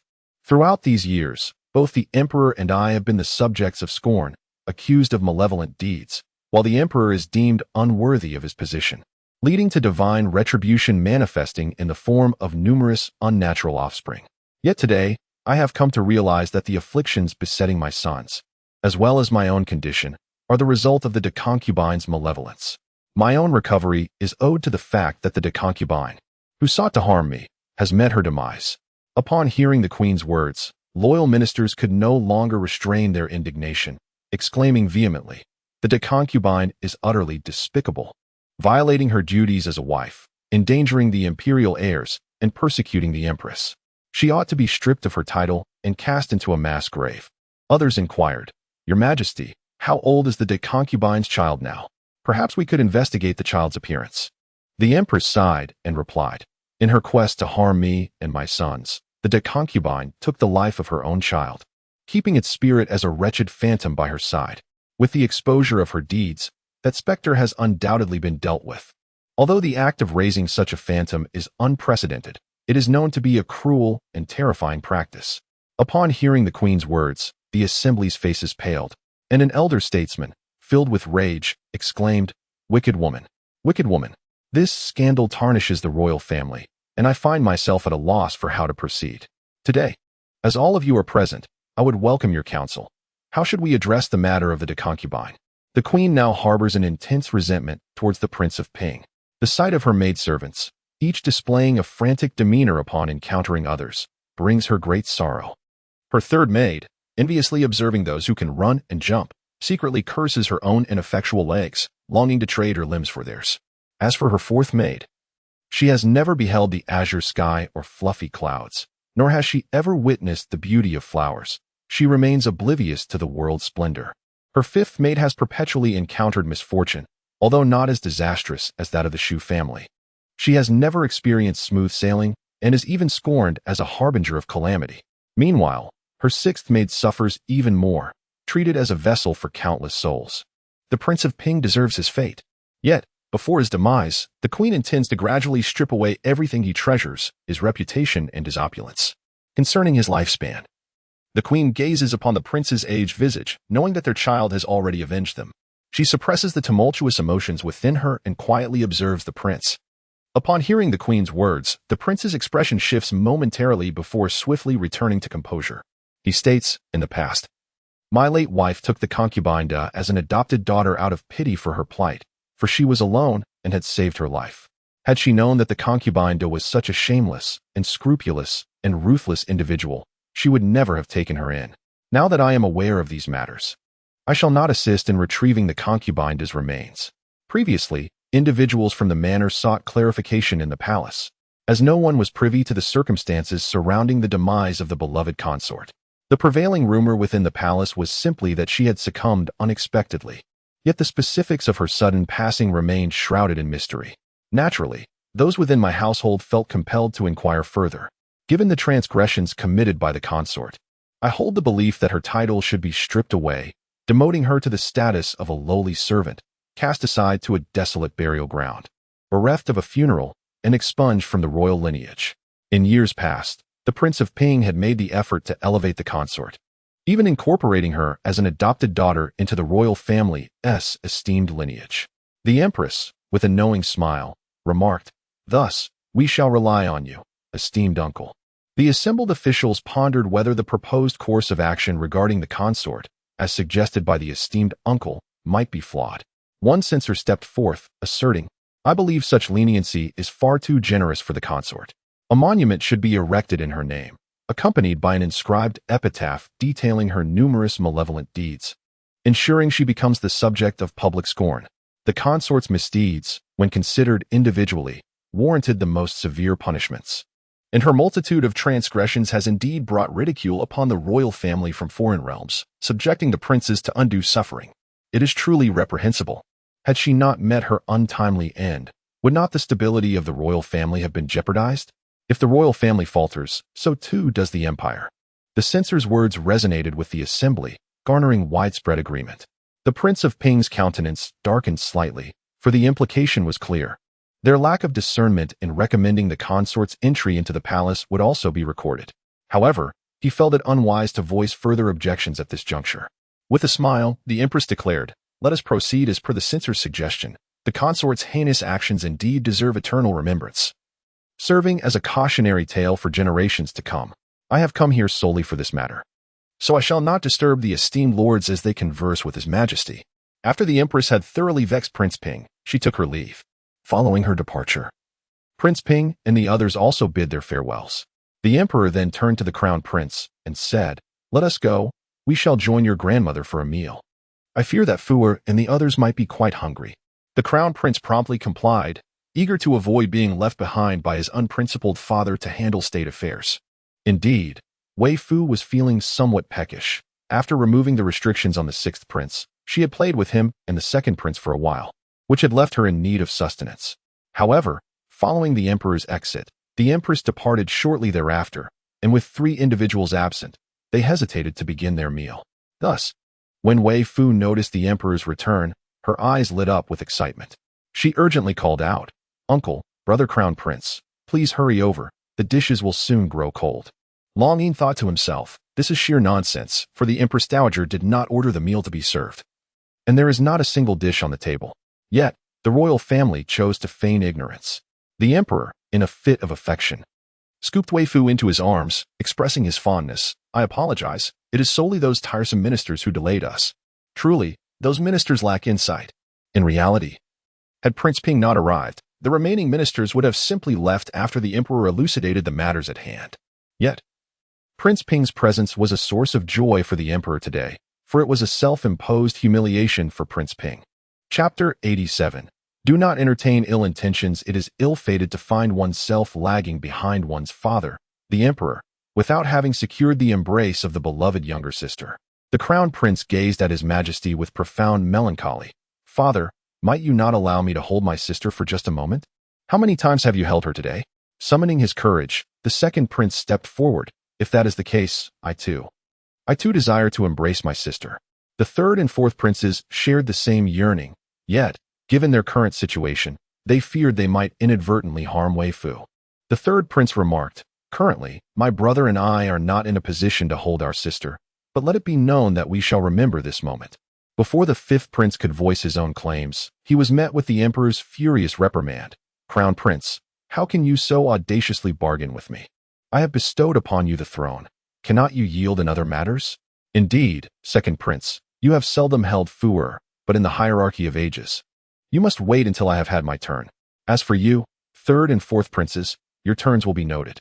In my absence, you may embrace her as you wish.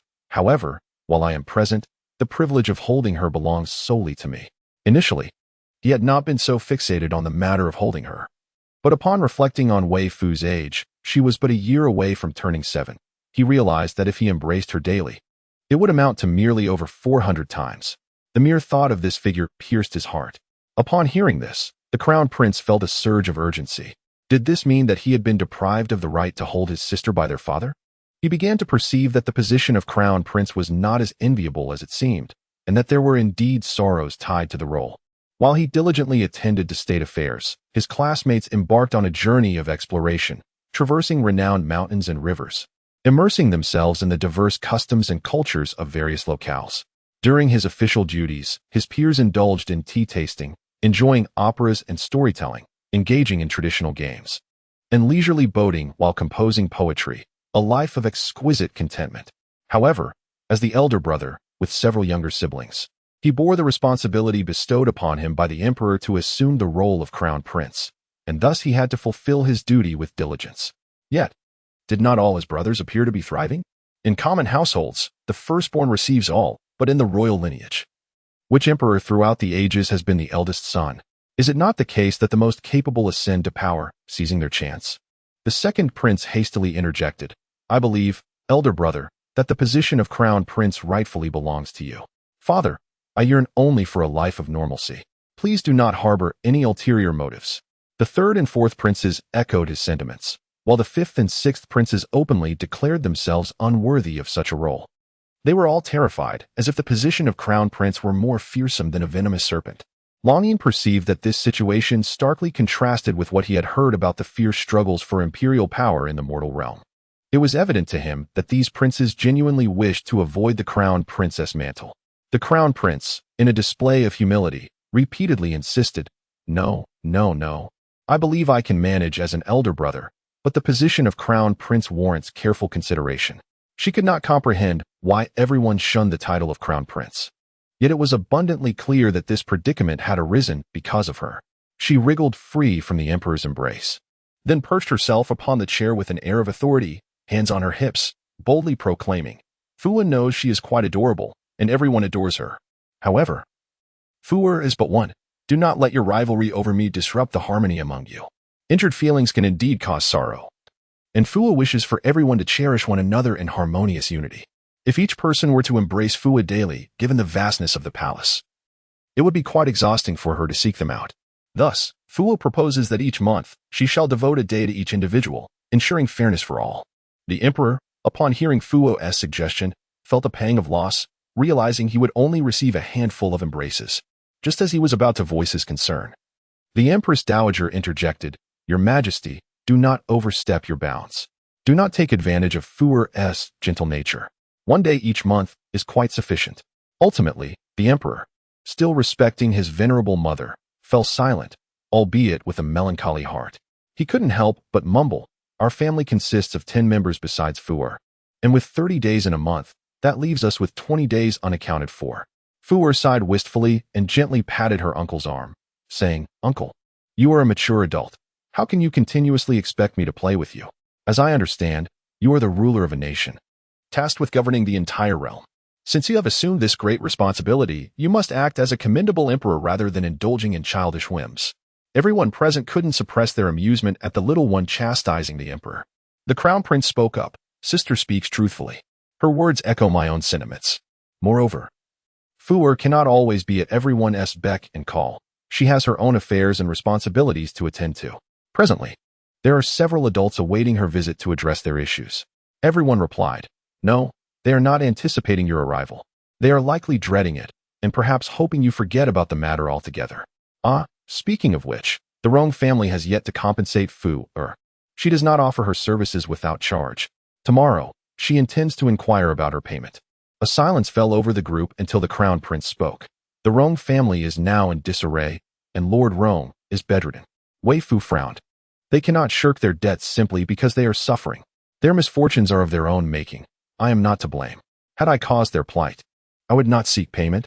When Lord Rong engaged with his sister-in-law, he should have foreseen the ensuing chaos. He cannot monopolize all the benefits. Dear brother, you must understand that when one person reaps rewards, it invariably comes at the cost of another's loss.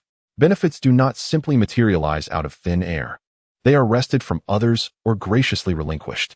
Though spoken from the innocence of youth, her words bore great wisdom. The crown prince, enlightened, replied, "Sister, you speak most wisely. I have erred. We cannot overlook the past misdeeds of those who now find themselves in dire straits." Princess Yahe lifted Weifoo and gently rubbed her cheek. "With such a mouth, do you still intend to dine? As you said, the food is growing cold." Weifoo nodded eagerly, expressing her desire for food, exclaiming that she wished to eat a great deal today, gesturing widely with her hands. In Chapter 88, becoming Fu Er's companion, Princess Yahe settled down with her, taking Weifoo's oversized bowl, which was larger than her own face, and began to feed her after the Empress Dowager had started eating.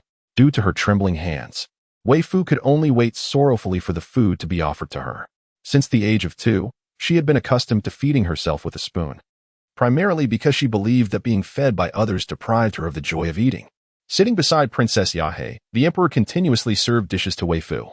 He yearned to hold his little niece and feed her personally, yet he refrained from interrupting her meal, regardless of how she ate. Weifoo always appeared to relish her food, which in turn inspired the young princes, who were already in a growth phase, to eat even more than usual. Despite their various quirks, their appetites remained substantial, leading to the rapid disappearance of the banquet spread before them. Noticing the alarming pace at which the food was vanishing, the Empress Dowager promptly ordered more dishes to be brought forth. As the entire family finished their meals, 3 rounds of dishes had been served. Lu Yi attempted multiple times to remind the emperor to moderate his portions, but he restrained himself upon witnessing the emperor and the 6th prince competing for food. After all, the emperor was but a man. Let him enjoy his humanity for a moment. Once everyone had their fill and settled down with tea to rest, Princess Yahe handed Weifoo to the emperor and began to feed Long Yin. Unconsciously, all eyes turned towards Long Yin, who was clearly taken aback. This life has become truly unbearable. He aspires to be a person. In this situation, he feels utterly devoid of power. After they finished their meal and rested for a while, the hour was getting late. Earlier, Weifoo had mentioned a visit to the Rong family, and the 6th prince expressed his desire to accompany Weifoo out of the palace, to which the emperor offered no objection. The 2nd prince also wished to join them, but refrained from speaking up due to his lingering fear of crowds. Although he no longer experienced the same extreme trepidation as before, allowing him to approach others, he still felt considerable apprehension about venturing into the streets. After Princess Yahe departed, Long Yin allowed the night watchman, Ting Yu, to sleep and transformed into human form. He gently nudged the deeply slumbering Weifoo, yet she remained unresponsive despite his attempts. In desperation, he resorted to his ultimate tactic, pinching her nose. As her nostrils were pinched, her tightly shut lips slowly parted, but nothing further followed. Long Yin marveled at her resilience. Even under such duress, she did not awaken. His own father would not have endured such treatment. Ultimately, he had to cover Weifoo's mouth, which made her feel a lack of breath, stirring her awake. Upon seeing the extraordinarily handsome face of her snake spirit brother, instead of pushing him away, She cupped his face in her hands and began to lavishly stroke it. "Snake spirit brother, did you wake me for something?" Longing exclaimed. "Surely, you must have some misunderstanding regarding being awakened. Clearly, I have awakened you from your torment." He felt as though he and this human child were not on the same wavelength, brushing aside the hand that seemed almost welded to his face. "I desire a commitment." Weifoo blinked, as this phrase seemed vaguely familiar to her. She pondered with her drowsy mind and suddenly recalled that she had heard a similar declaration from an actor reprimanding a scholar back in town. The scholar had then proclaimed that once he attained his degree, he would marry the actress in a lavish sedan chair. However, her master had later informed her that the scholar was deceiving the actress, as he merely sought to exploit her under the guise of love, insisting that she could not impose any demands upon him, lest she be deemed unloving. Yet, he himself could impose numerous demands, such as companionship in bed, meals, and leisure activities. Her master cautioned her that such men were scoundrels, advising her not to fall prey to their deceit in the future. Yet Weifoo mused that she certainly was not a promiscuous woman. She patted her chest and declared, "Rest assured, dear serpent spirit, I shall be responsible for you. How about becoming my consort?" Still, following the previous notion, if she were to marry a husband, she could not keep a consort, and thus would have to focus solely on her husband. Whenever Weifoo spied a handsome man, she felt somewhat incapable of such fidelity. However, she could allow the serpent spirit to be her consort. "Fear not, even if I were to have numerous consorts in the future, I would undoubtedly hold you as my favorite, for thus far, you are the most handsome I have ever encountered." Longing. Who am I? Where am I? What have I just heard? Why on earth would I desire to become your concubine? Your affection holds no significance to me. Moreover, a normal 5-year-old child should not possess knowledge of such matters, nor would they entertain the thought of keeping a concubine. This little brat exhibits a profoundly unhealthy mindset. Truly, she is a fitting offspring of that deranged individual who sought to bring human offspring into this world, a legacy indeed. Longing suddenly felt immense pity for Ya and the princess, burdened by such a father-daughter duo. Having once been a femme fatale in her past life, she must now endure these circumstances. His handsome visage darkened with anger as he gritted his teeth, declaring, "The status I speak of is not the same as the one you reference. Furthermore, I categorically refuse to be a concubine. I desire a form that allows me to live as a human with a normal identity. Tomorrow, when you leave the palace, I shall transform into a human and we might chance upon each other on the streets. You can introduce me as your senior brother, and then you may bring me into the palace." Just as Weifoo was about to inquire as to the reasoning behind this plan, Longing's expression shifted abruptly. He suppressed his aura, transforming into the guise of Xiaojin, and ascended directly to the rooftop through the window. He had just sensed the presence of a great demon, not far from the palace. Yet, upon reaching the rooftop to investigate further, he felt nothing at all. Nevertheless, he was certain that his initial perception had not been mistaken. If he and the great demon had both fallen into this world, then it is highly probable that his 2 loyal dragon companions had also arrived here. Therefore, Fuer understands that you wish to become her concubine. Chapter 89. Malice. You have mentioned that it is a case of double standards. Have you forgotten that I am not human? Weifoo. Oh, indeed, she had truly forgotten. Furrowing her brow in distress, she lamented. "Do you really not wish to be my consort?" Longing resolutely nodded. Weifoo's slender shoulders drooped in disappointment as she plaintively replied, "Very well then. Will you pretend to be my senior or junior? There are fewer seniors, but many juniors. Perhaps you should pose as a junior. It's less likely to expose your disguise." Overwhelmed by her despondency, she even ceased to refer to him as her snake spirit brother, opting instead for Imperial. After experiencing the thrill of having a consort in the overwhelming presence of the great demon, Longing felt that the titles of senior and junior were inconsequential. What he truly needed was an identity that afforded him mobility. Though he had promised that formidable individual to watch over his daughter, he had no intention of being tethered to her wrist every day. He declared, "Then I shall be the junior." Sobbing quietly, she felt as though she had lost a substantial amount of silver notes. With such sorrowful thoughts weighing on her, Weifoo drifted into slumber. Long Yin's intuition was not mistaken. Moments before he sensed the great demon, a bald Taoist priest, having fainted from coughing up blood during the day, awoke with a serene demeanor in a temple not far from the capital. As he sat up, his gaze fell upon a massive, pitch-black figure in the room, within which 2 glowing red eyes gleamed ominously in the night, appearing distinctly terrifying. The moment longing sensed the presence of the great demon coincided with the instant the demon entered into a pact with the bald-headed Taoist priest. After the contract was sealed between man and demon, the once-aged monk instantly regained his former appearance, as if he had never been wounded during the day. Weifoo blissfully slumbered until dawn, and after partaking in breakfast, she took the hand of the sixth prince, and together they ventured out of the palace towards the Rong family residence. The emperor had never restricted his princes from leaving the palace, thus the sixth prince was well acquainted with the delights and amusements that the capital had to offer. Upon their exit, he remarked, "Sister, since your arrival in the capital, I am certain no one has taken you out for proper enjoyment. So allow me to show you around. We shall indulge in merriment this morning and then, after a sumptuous lunch that I shall provide, we can pay a visit to the Rong family for some financial assistance, shall we?" Weifoo readily nodded in agreement, feeling that her brother's plan was simply splendid. The sixth prince elaborated to Weifoo. The most entertaining activities outside involve cricket fighting, cockfighting, horse racing, and stone gambling, which are all quite enjoyable. However, given the current heat, they are rather unsuitable for us, especially considering our tender ages. Weifoo, however, showed little interest in cricket or cockfighting. Meng Xingjuan had previously observed her tending to snakes, which led him to abandon his own cricket-fighting pursuits, indicating that the activity held little allure. As for cockfighting, she mused, chickens in the village are perpetually brawling. Is there anything more entertaining than that? Certainly not. Thus, she proposed, let us engage in stone gambling. The sixth prince nodded decisively, for he had brought all the savings he had amassed over the years, solely to ensure that his sister would enjoy herself thoroughly. A group of individuals arrived at the bustling street of stone gambling. Due to the sweltering weather, many chose to venture out in the early morning or evening, making the street quite lively at this hour.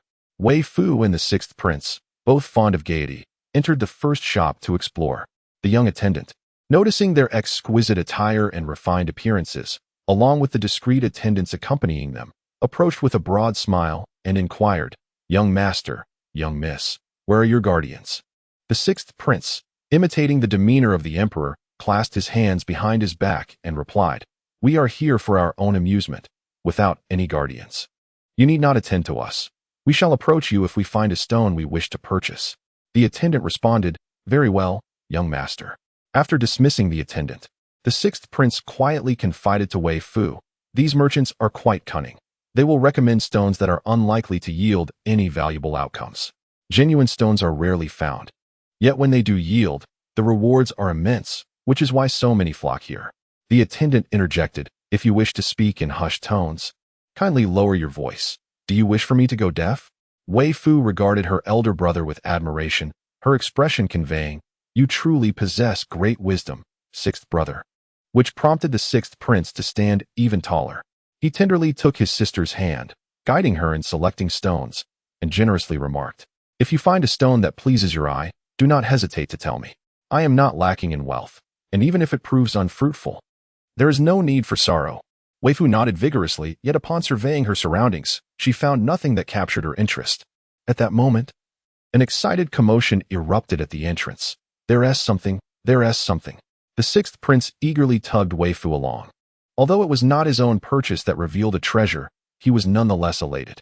The onlookers shared in his joy, with most offering congratulations, despite a few harboring envy. Observing the scene, Weifoo grasped the sixth prince's hand and departed, soon entering a nearby establishment. Once inside, she meandered about before selecting 2 stones. The sixth prince winced at the expense, yet decisively paid, reassuring himself, "This is my sister, my dear sister, my lovely sister, my own sister." "Oh, indeed it is the sixth prince. I just saw you, though I wasn't certain. Have you been to your uncle's house, and thus come into some fortune? However, this gambling with stones is not a pastime suited for someone of our age. Perhaps you should reconsider, as I've heard your allowance is rather meager." Just as the sixth prince completed his transaction, several young gentlemen of similar age entered. In the past, he would have been oblivious to their veiled malice. But he was no longer the same. Now, he discerned clearly the seemingly respectful, yet mocking tones in their words. Previously, he was impulsive, irritable, and appeared foolish to others. And indeed, he was foolish. Such overt hostility would have gone unnoticed by him, and he would have merely smiled and attempted to explain. Chapter 90. The spendthrift daughter. He was a prince, and thus no one would openly speak disrespectfully to him. However, The seemingly innocent jests that masked underlying issues were plentiful. Previously, he would naively consider them friends, believing that their informal manner of speaking was a sign of their camaraderie. Indeed, among this group of children, the one leading them was also of royal lineage. He was the great-grandson of a prince, and in his family, he was referred to as ninth brother. Consequently, the sixth prince had always addressed him as Meng Xiaojiu. Although Meng Xiaojiu was not lacking in wealth, he was unwilling to be taken advantage of. He replied, "It is not that I am unwilling. It is merely that, sixth young master, you have already paid, have you not?" Weifoo, innocent and youthful, turned to the waiter and asked, "Brother waiter, can you return the money to my sixth brother instead of taking it from him?" The waiter hesitated, glancing at Meng Xiaojiu and the others. He recognized them as familiar faces, often seen in this establishment, and was aware of their noble status. Weifoo tilted her head, her expression filled with curiosity as she asked, "Brother waiter, why are you silent? Why are you looking at those young gentlemen? Are they the owners of this establishment?" The waiter quickly responded, "No, of course not." He understood that Meng Xiaojiu and his companions held high status. Yet he discerned that Meng Xiaojiu seemed wary of the sixth prince's standing, indicating that he did not wish to offend either party. The sixth prince, not wishing to impose on anyone, sighed and remarked, "I had thought you, Meng Xiaojiu, being so affluent, would be generous. I always considered you a good brother. Yet it seems you are reluctant even to buy a simple gift for my sister." Meng Xiaojiu, of a similar age to the sixth prince, while intelligent, was not exceptionally gifted. Provoked by his words, she felt a surge of spirit. How could it be? Given our close relationship, intertwined with familial ties, how could I possibly hesitate to purchase a gift for our meeting? She glanced at the person behind her and commanded, "Go pay." Weifoo smiled sweetly and said, "Thank you, brother." The sixth prince also smiled and added, "Thank you, Xiaojiu." Meng Xiaojiu managed to force a disingenuous smile.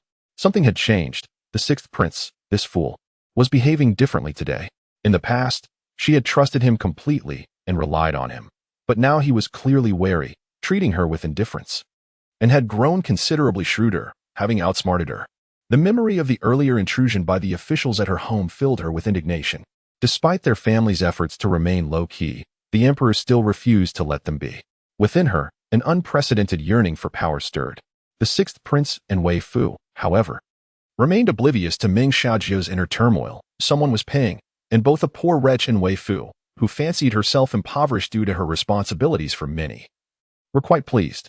The sixth prince inquired of Weifoo, "Sister, shall you open these 2 stones here, or take them away?" Weifoo promptly replied, "Of course, we shall open them here." Thus, the sixth prince summoned a worker to come and break the stones. When the cutter arrived, he picked up one stone, scrutinized it carefully, and then found a spot to make the first cut. As the blade descended, nothing was revealed. After a thorough examination, he made a second cut, yet still, nothing appeared. Weifoo, feeling anxious, approached and pointed to a specific spot on the stone, saying, "You should cut it here." The stone cutter replied, "Miss, such a method of cutting stones is quite unconventional." Weifoo waved her hand dismissively. "It's all right. If it gets damaged, I'll take responsibility. I'm merely here for amusement." Unbeknownst to her, a crowd had gathered around, and upon hearing her words, they thought to themselves, "What a prodigal daughter. As a child, she spent money so extravagantly. What would she do as an adult?" However, in the next moment, their assumptions were swiftly overturned. The stone cutter made a decisive cut, revealing a hint of green within. A knowledgeable onlooker gasped, "It's emerald." At this exclamation, someone remarked, "Oh dear, this young lady has struck it rich." Yet, another scoffed, "That stone is so small. Even if it is emerald, it won't yield much." Weifoo concurred lightly, Yes, this green stone is not very large." Upon hearing her words, the previously cynical onlooker felt embarrassed to continue their disdain. Laughter erupted from the crowd, as Weifoo's generosity as a child made the adult appear rather petty. The man, feeling somewhat humiliated amidst the laughter, quickly retreated. The sixth prince snorted and remarked, "Even if this emerald is only the size of an egg, my sister has still profited. The stone itself was originally worthless." At that moment, Meng Xiaojiu felt a pang of discomfort in her heart, yet she forced a smile. Once the stone was fully cut, it was indeed small, just a tad larger than an egg, but it was still emerald. The emerald itself is a rare gem among precious stones, particularly scarce during the Taisho era. The gem cutter, finding it difficult to unearth an emerald, eagerly inquired of Weifoo, "Miss, shall I cut your other stone?" Weifoo promptly nodded in affirmation. Before proceeding, the cutter instinctively glanced at her, to which Weifoo indicated a specific spot. Please cut it here. With a decisive slice, the cutter exclaimed in astonishment. It is mutton fat jade. Although the first stone was modest in size, this one was considerably larger. Given the exposed area of the mutton fat jade, it was likely to be substantial. During the Taisho period, the practice of gambling on stones was in vogue, attracting many enthusiasts who would often purchase numerous stones, only to find themselves financially devastated without yielding any significant results. However, Weifoo had selected 2 stones, both of which contained valuable material, leaving the onlookers in awe.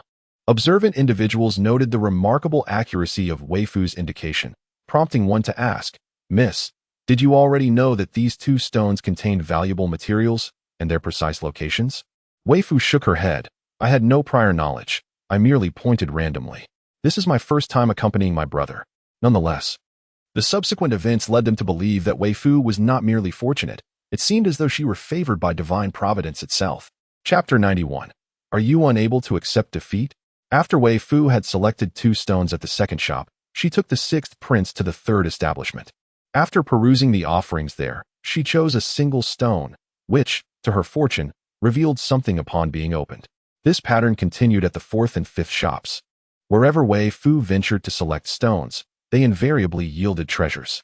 Her remarkable prowess drew an unnoticed crowd behind her, including Meng Xiaojiu and his companions. Although Meng Xiaojiu felt a pang of discomfort witnessing the 6th prince's smugness, his curiosity about Weifoo's extraordinary abilities compelled him to follow her. He found himself enduring a heart-wrenching journey, filled with disappointment after disappointment. The strangers trailing behind Weifoo transitioned from envy and jealousy to a state of numbness, convinced that she was a master of stone gambling, hitting the jackpot every time. The word of Weifoo's reputation spread throughout the street, and upon witnessing her grand entrance, one shopkeeper, gripped by fear, hastily raised the door to close up shop. They knew that allowing Weifoo inside would mean at least 10 days of closure for their business. The shops previously visited by Weifoo had only temporarily shut their doors, as the stones left behind had clearly been devoid of anything valuable. These stones had been transported from distant places, necessitating a brief hiatus to replenish their stock. However, before the door could fully shut, Weifoo nimbly slipped inside. "Hey there, boss. It's still early in the day, no need to rush to close," she cheerfully remarked to the shopkeeper, pointing out, "Everyone else is closed up, but you just weren't quick enough." Rest assured, Fuer is quite adept at selecting stones, and the process of opening them is equally swift. The shopkeeper cast a general glance towards the 6th prince for assistance. Having visited his shop several times with Meng Xiaojiu and the others, the prince was recognized, and it was evident that Weifoo shared a close rapport with him. "Your Highness, might you assist me in conversing with this young lady?" the shopkeeper inquired. The 6th prince replied coolly, "What is my relationship with you? What is my relationship with my sister? Why should I jeopardize my sister's enjoyment for your sake?" The shopkeeper, aligned with Meng Xiaojiu's group, had previously accompanied them to gamble on stones and had suffered considerable losses. He refrained from seeking retribution against them, recognizing that they were not the root of his misfortunes and that it would serve little purpose. However, he would not grant him any favors either. Rejected. The shopkeeper wore a forlorn expression as he turned to Meng Xiaojiu and the others who had accompanied him. Meng Xiaojiu spoke up, "Sister Fuer, having opened so many stones, why not let the shopkeeper be?" Weifoo furrowed her brow, perplexed and confused, gazing at Meng Xiaojiu with curiosity. "Your words are quite strange. I have opened numerous stones due to my own fortune, which has nothing to do with this shopkeeper. She did not assist me in my endeavors. Moreover, I have not put any pressure on the shopkeeper, so why suggest that I should let her be? She operates a business, and my purchasing is a matter of mutual consent. If she does not wish to engage in commerce, she ought not to run a shop. If she sees me coming and chooses to close her doors, is that not a form of discrimination against me?" She cast a glance at the shopkeeper. "Are you unable to bear the loss? You may falter in defeat, yet when you win, you seem quite adept at claiming your fortunes. When it comes to reaping profits from others, you are remarkably proficient." Earlier, many believed that Meng Xiaojiu spoke with a degree of truth, but upon hearing Weifoo's words, they found her arguments even more compelling. The patrons on this street have all indulged in some form of expenditure, although they may feel envious of Weifoo's gains today. Their envy stems from their own losses, as they have not acquired any valuable items themselves. When you profit from our pockets, your eyes remain unblinking and your heart steady. Yet now, upon the arrival of the stone gambling assassin, you tremble with fear? Indeed, the young lady speaks wisely. There is no justification for such business practices. Yes, one cannot solely wish to gain without any risk. Where is the sense in that? The shopkeeper turned once more to Ming Xiaojiu, who wore an expression of helplessness. It is astonishing that Weifoo, at such a tender age, possesses such eloquence. The other shopkeepers, initially drawn to the commotion, now wished to flee, fearing they might be ensnared in Weifoo's discourse. Conducting business necessitates an adherence to integrity. Could the shopkeeper admit to being unable to withstand a loss? Naturally, he could not. However, it was evident that even the young master of the Pingwang mansion referred to this young lady as sister, a title reserved for those of wealth and nobility, whom they dared not provoke. At this moment, the shopkeeper felt a twinge of regret, realizing he should not have conspired with the young master of the Pingwang mansion against the sixth young master. The young lady evidently harbored no fondness for the young master of the Pingwang residence, yet she favored the sixth young master more. If the sixth young master were to advocate on his behalf, he might evade today as calamity. Within the merchant's establishment, Weifoo selected 3 stones, and upon their opening, treasures were revealed within. The shopkeeper, concealing his inner bitterness, inquired of Weifoo, "Miss, will you be selling these 3 pieces of jade?" Even a fool would discern that Weifoo was blatantly retaliating against him. Previously, after unveiling treasures, Weifoo had sold them to the very shop that had provided the stones. Although this practice would incur losses for all, they would not be catastrophic. Items unveiled in their own shop would naturally fetch a lower price, yet selling the crafted jewelry would still yield profits. However, Weifoo chose not to sell to him. Bystanders murmured, "What a pair of prodigal youths. This is jade. Such substantial pieces of jade. And they toy with it so casually?" Yet, upon reflecting on Weifoo's remarkable fortune, they found some solace in their thoughts. After refusing the shopkeeper, Weifoo politely waved her hand and said, "I have delayed your closing time, dear shopkeeper. I shall take my leave. You may close the shop now." The shopkeeper, grumbling inwardly, managed to maintain a forced smile while thinking he must station someone at the street corner to watch for Weifoo's arrival, so he could promptly close the shop. In Chapter 92, under the bright light of day, Weifoo had earned considerably more silver than ever before, and she was feeling particularly generous. With a grand gesture, she boldly declared to the 6th prince, "Elder brother Liu, would you like to eat? It is my treat." As mealtime approaches, the 6th prince chuckles, playfully tousling her hair. "I must thank my sister. He is likely the first in the family to be invited to dine by her," feeling quite delighted. Today, Weifoo has indeed earned a considerable sum, so the 6th prince does not hesitate and whispers to her, "Let us dine at Jingxiao Tower. The fare there rivals that of the Imperial kitchen." Sure. Weifoo, unfamiliar with Jingxiao Tower, trusts her brother's word that the food must be exquisite.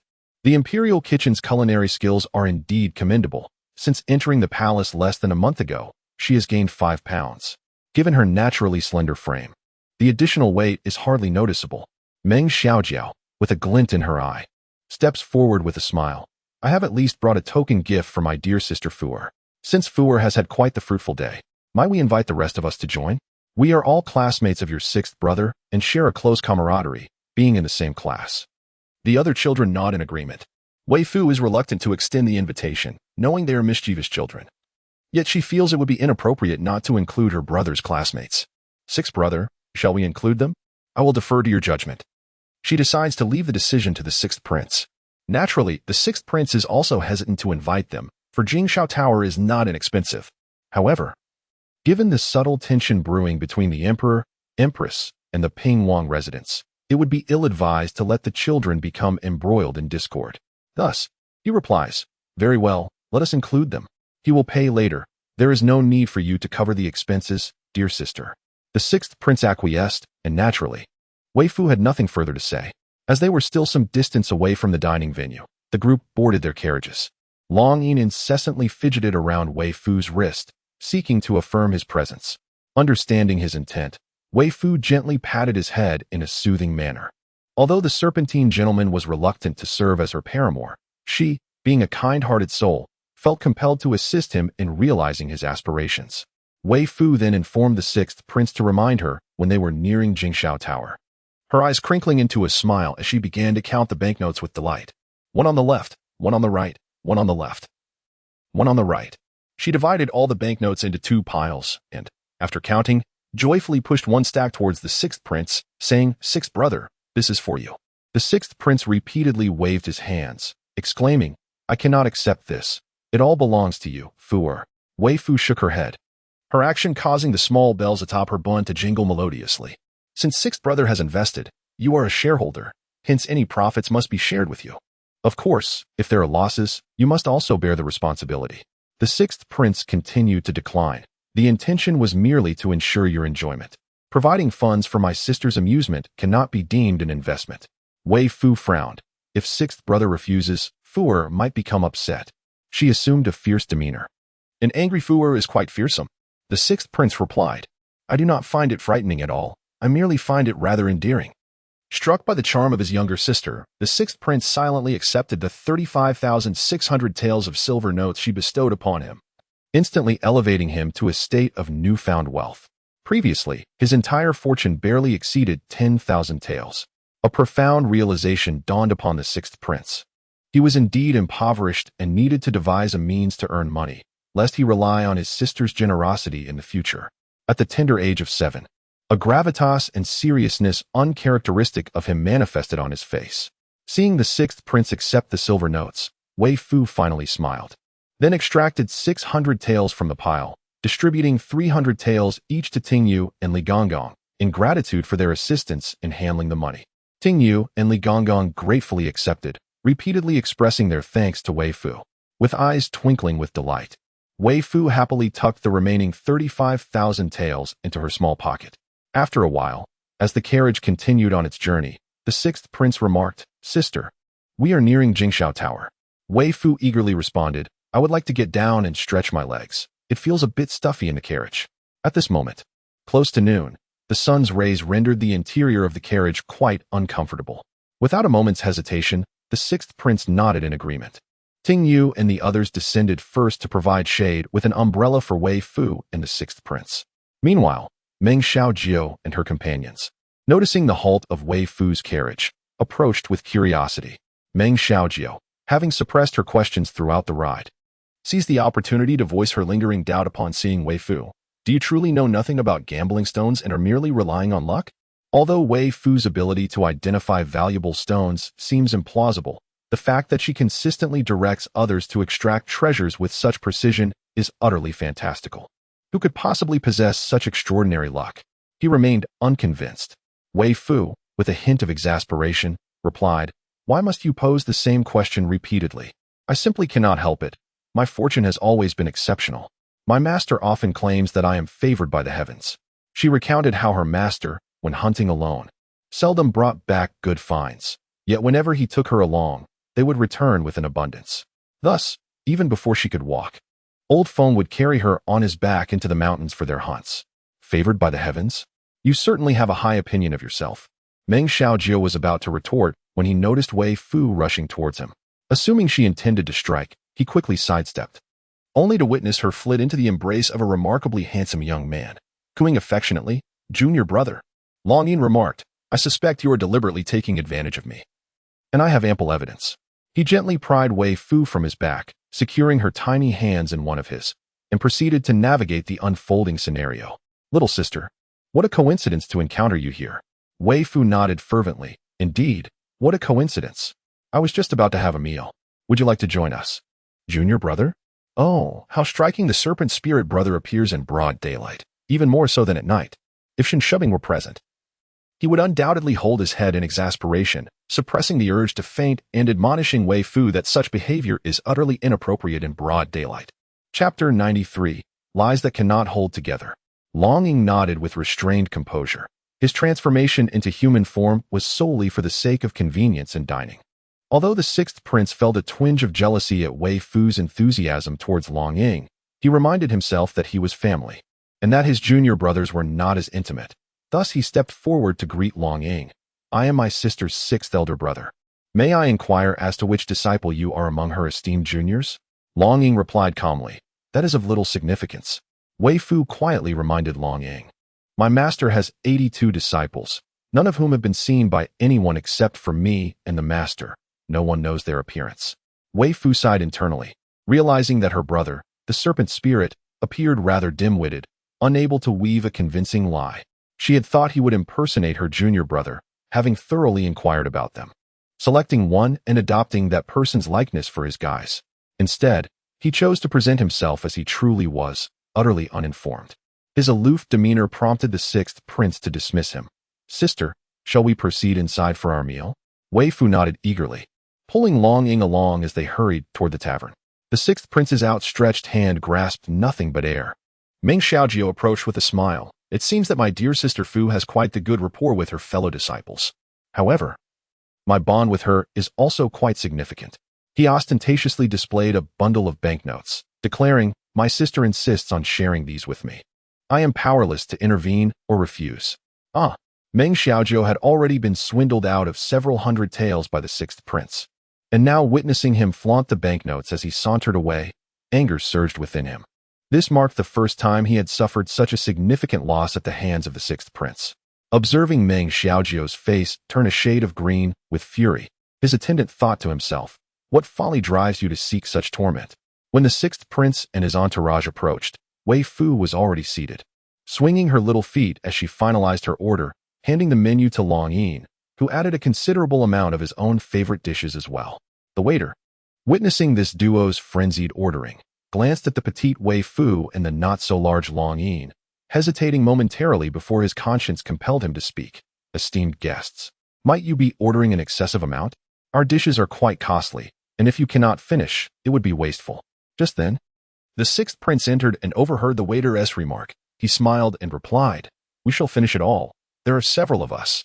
The waiter yearned to retort that even with several, it seemed in abundance, yet noticing their fine attire, he considered that if they indeed left any uneaten, it could always be given to the beggars and orphans. After Long Ying placed his order, the waiter prepared to take the menu, but Weifoo interjected, "Dear waiter, my brother has yet to order." She pointed towards the sixth prince. The sixth prince felt a warm surge in his heart. His sister had not forgotten him. He ordered a couple of dishes merely as a formality. Soon after, Meng Xiaojiu and her companions arrived. Since they had decided to treat someone, they aimed to uphold the dignity of the sixth prince, so Weifoo politely invited them to order as well. The three accompanying Meng Xiaojiu refrained from ordering, yet she unabashedly selected 3 of the restaurant's most expensive dishes.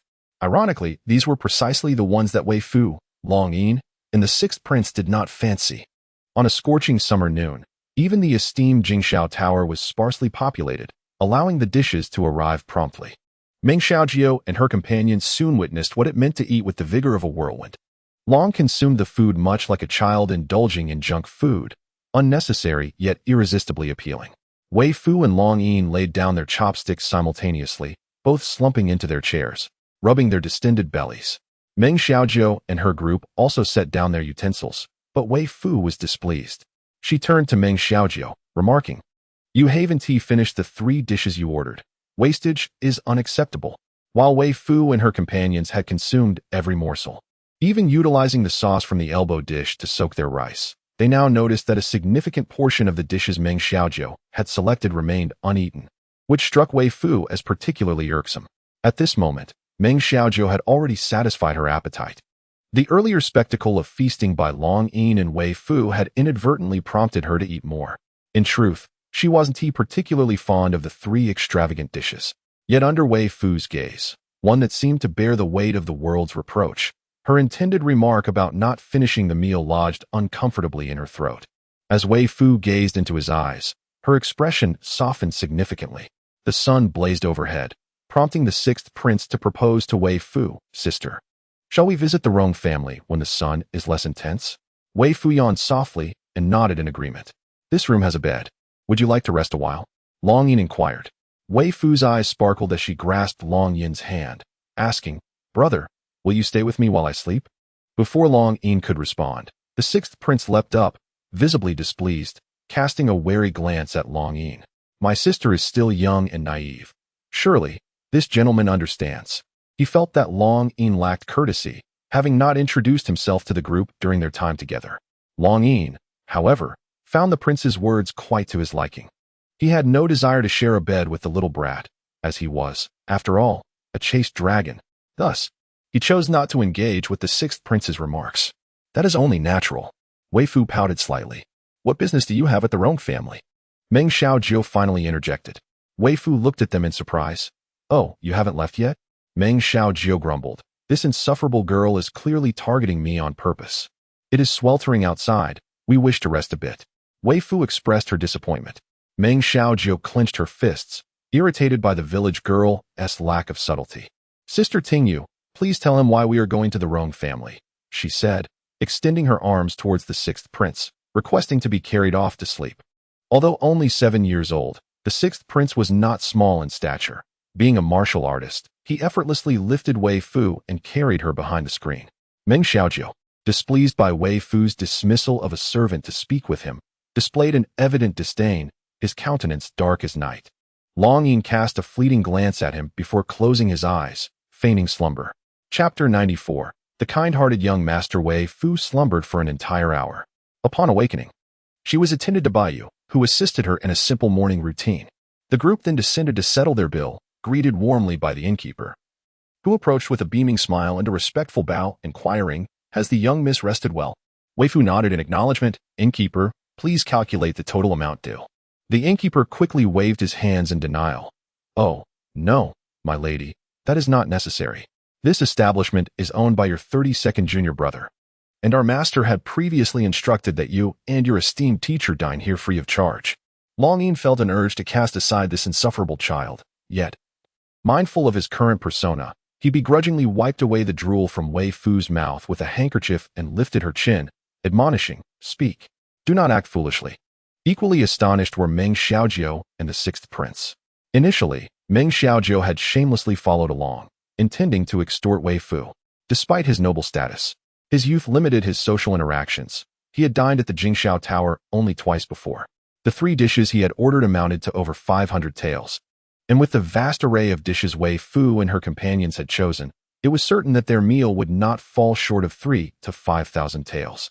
To spend such a sum on a mere meal would be a painful endeavor, even for those of considerable wealth. He simply wished to witness the expression of pain on Weifoo's face. Yet, alas. Weifoo sighed in astonishment, exclaiming, "Is it possible that junior brother Zhu is so affluent? I had assumed he was struggling, often worrying whether he could afford a proper meal."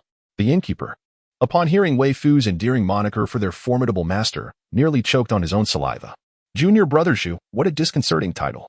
Though their master's surname was Zhu, this Zhu was certainly not to be conflated with a mere pig. Long Yin's mouth twitched uncontrollably, and he could no longer refrain from softly advising. Such blatant displays of opportunism are ill-advised. Reflecting upon this, Weifoo conceded the wisdom in the statement and moderated her expression. With a beaming smile, she addressed the innkeeper, saying, "Dear uncle, should you encounter junior brother Zhu, please extend my gratitude on my behalf." The innkeeper promptly replied, "Of course, my lady. May I inquire if your esteemed master is currently in the capital?" Once the visitors had departed, he would hasten to write to their master, as it seemed that he was the first to extend hospitality to the young lady under the master's vast enterprise. A most honorable distinction indeed.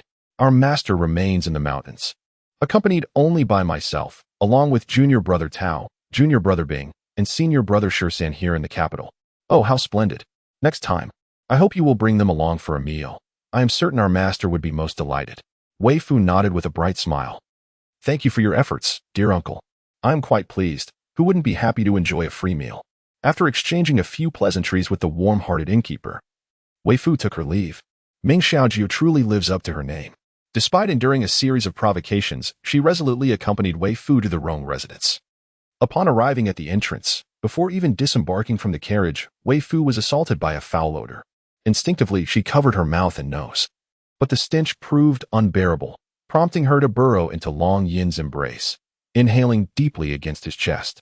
Long Yin, completely exasperated, felt that had she not been a mere 5-year-old child, he might have been tempted to kick her away. The sixth prince, suppressing his disgust, peeked outside and instructed the coachman, "Let us proceed to the back entrance."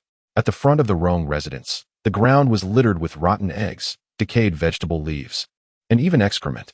In such sweltering heat, the stench was overwhelming. However, the back entrance appeared somewhat cleaner, and the sixth prince promptly sent someone to knock on the door. After a considerable time, a timid individual finally opened it, eyeing the sixth prince and his companions with suspicion. "Who are you, and what do you want?" The sixth prince was taken aback. It was astonishing that Minister Rong had not been dismissed, especially given the many connections the Rong family had in the court. Weifoo leaned forward, declaring, "I am Princess Ankong, here to see Minister Rong." The name of Princess Ankong was well known within the Rong household. Yet the doorman refrained from making assumptions and instead inquired before allowing Weifoo and the others inside. When Weifoo encountered Minister Rong again, she was struck by how he seemed to have aged a decade. Upon seeing Weifoo, Minister Rong's expression was one of complexity, though he appeared genuinely pleased to see the sixth prince and Meng Xiaojiu, saying, "It is a pleasure to have His Highness, the Princess, and young Master Jiu visit me." The sixth prince initially felt a twinge of sympathy for Lord Rong upon witnessing his plight. However, he sensed an underlying resentment from Lord Rong towards his sister. With a grim countenance, he directly articulated his purpose. "Previously, when you sought the Emperor's favor in the palace, you promised my sister a reward in return for her assistance. On that chaotic day at your residence, she refrained from claiming it out of propriety. Now that some time has passed, and your household matters should be resolved, might it be appropriate to fulfill your promise to her?" Lord Rong's expression stiffened, and a flicker of anger ignited within him.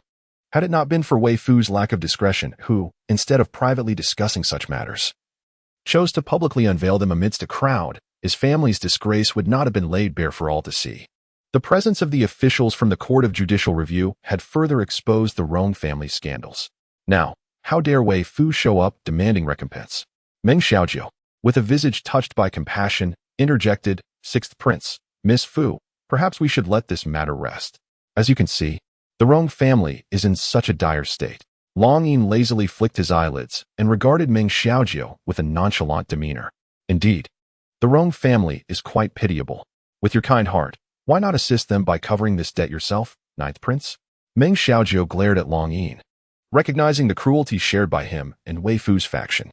He had previously spent several hundred taels on stones for Miss Fu, and now only a few hundred remained in his possession. He instructed his attendant to retrieve the funds to hand over to Long Yin. Lord Rong's countenance darkened with fury. How could he demand payment from Meng Xiaojiu? Although the Rong family's reputation was tarnished, they were not destitute enough to be unable to afford 5,000 taels. "Thank you, young Master Jiu, but this amount shall be covered by our family," he stated. Long Yin scoffed. "This is clearly a mutually agreeable transaction. Yet you present it as if it were a coercive sale. You, who are steeped in dishonor, resorting to blame a mere child. How absurd." Hearing Long Yin's remarks, the sixth prince felt a surge of satisfaction. There were certain truths he could not voice directly, as his position represented the Imperial family, unlike Long Yin. Lord Rong, incensed by Long Yin's words, found himself at a loss for a retort, as the current state of his family indeed resembled that of a den of thieves. In frustration, he directed his ire elsewhere, exclaiming, "Why is the payment taking so long? Have they not eaten?" This remark subtly implied a criticism towards Weifoo. Weifoo, however, regarded Lord Rong with pity rather than anger, casting a glance behind him and sighing softly. "It is not that there is no retribution. The time simply has not yet come. My lady, rest in peace. It is not worth the trouble." At that moment, Lord Rong felt a chill run down his spine, as if he were plunged into an icy abyss on this sweltering summer day. Trembling, he inquired of the princess, "Whom did you see?" Meng Xiaojiu was aware that Weifoo was a charlatan, but she had only heard tales of her prowess. Hearing about it was vastly different from witnessing it firsthand. Now, as she observed Weifoo conversing with the air, a jolt of fear coursed through her, prompting her to pull her attendant in front of her. Yet, this only intensified her sense of danger lurking behind her, making her wish to flee through the nearest exit. Long Yin raised an eyebrow, but refrained from exposing Weifoo's ruse. The sixth prince, unperturbed, observed the frightened expressions of Meng Xiaojiu and Lord Rong, and a sardonic smile crept upon his lips. Clearly, Lord Rong was no longer worthy of his title. His demeanor revealed an undeniable connection to the demise of his wife. How utterly wicked. With an innocent and charming smile, Weifoo remarked, "Your wife." "Oh no." She expressed that she no longer wishes to be your wife, claiming that her greatest regret in life is having married you, Lord Rong. Lord Rong's complexion turned ashen, and he slumped onto the bed, appearing utterly lost. Weifoo, observing Lord Rong's reaction, could hardly conceal her disdain. What a repugnant man. How could such a loathsome individual exist in this world? Not only did he refuse to acknowledge his harmful deeds, but he also feigned a fa ade of deep sorrow. It was utterly revolting. Weifoo felt as though her eyes might betray her, and after seizing 5,000 taels of silver notes, she grasped Long Yin with her left hand and the sixth prince with her right, pulling them both away. Meng Xiaojiu hastily followed, nearly tumbling over in the process. Weifoo led Long Yin and the sixth prince out of Lord Rong's courtyard, and in a fit of indignation, spat at the door and cursed, "What ill fortune!" The sixth prince mistakenly believed this to be some form of ceremony, and thus spat disdainfully, uttering a curse. Following him, Meng Xiaojiu quickly imitated his actions. Long Yin remarked, "Truly, how foolish." After taking a few steps, Weifoo suddenly recalled Rong Huan and casually summoned a servant to inquire, "Take me to see Rong Huan." The servant stammered in response. Meng Xiaojiu interjected, "It is said that Rong Huan has been taken away by the members of the Rong family, declared to be born in filth and unworthy of existence, a stain upon the Rong lineage. How outrageous! The truly filthy ones are Lord Rong and the old madam who indulged with both Lord Rong and young Master Rong, along with the latter's disregard for familial ethics. What connection does this have to Rong Huan?" Meng Xiaojiu's lips quivered, yet he refrained from voicing his thoughts. He too believed that Rong Huan deserved condemnation. As a being born from the shameful union of a father and grandmother, should he not meet his demise?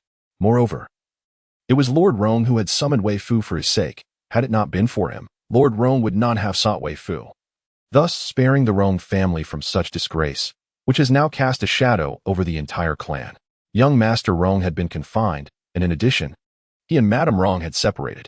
Madame Rong, of considerable status, faced humiliation from her family upon the revelation of her granddaughter's suffering. They promptly sought retribution, breaking young Master Rong's legs and compromising his manhood. Rumor has it they even stormed the old Madame's family home, stripping her bare while a crowd looked on. Lord Rong now dares not attend court, and every member of the Rong family has received their just deserts. Where's the Rong family clan? Weifoo demanded furiously. As Meng Xiaojiu observed Weifoo's face puffing up in anger, resembling an adorable little hamster, he couldn't help but find her somewhat endearingly charming. However, he quickly regained his composure and shook his head, stating, "I am uncertain about that, but the members of the Rong family undoubtedly possess the knowledge." It was evident that Weifoo was intent on protecting Rong Huan, prepared to stir trouble within the Rong clan, despite her status as a princess.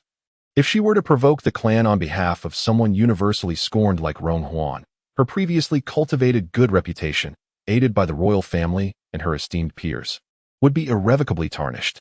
The sixth prince, grasping this nuance, cast a cold glance at Meng Xiaojiu and was about to offer counsel when he noticed Long Yin inquiring about the whereabouts of the Rong family. Upon learning the location, Weifoo stormed off in a fury, and Meng Xiaojiu followed suit. His other three companions had departed shortly after their midday meal. The Rong family, a prominent household in the capital, was intrigued upon hearing of the sixth prince, Princess Ankong, and the ninth young master of the Ping Wang residence's arrival. Although they held some reservations about Weifoo, they welcomed them inside out of respect for the royal presence. Once inside, Weifoo demanded, "Where is Rong Huan?" The head of the Rong family, perceiving her anger, cautiously responded, "He is being detained by us." "Has he committed some transgression to offend the princess?" He continued. "Such a sordid individual may very well offend the princess's sensibilities." Weifoo's clear, piercing gaze locked onto the head of the Rong family as she asked, "Do you possess the right to choose your parents?" The head of the Rong family was momentarily taken aback and replied, "Princess, you jest. Of course, one does not have such a privilege. Is the young princess merely seeking amusement due to her ennui, while she may possess the luxury of leisure? The members of the Rong family are far from indulging in such frivolities. Has Rong Huan committed murder or arson? Has he engaged in illicit relations? Has he sullied his moral integrity? Has he disregarded the principles of propriety?"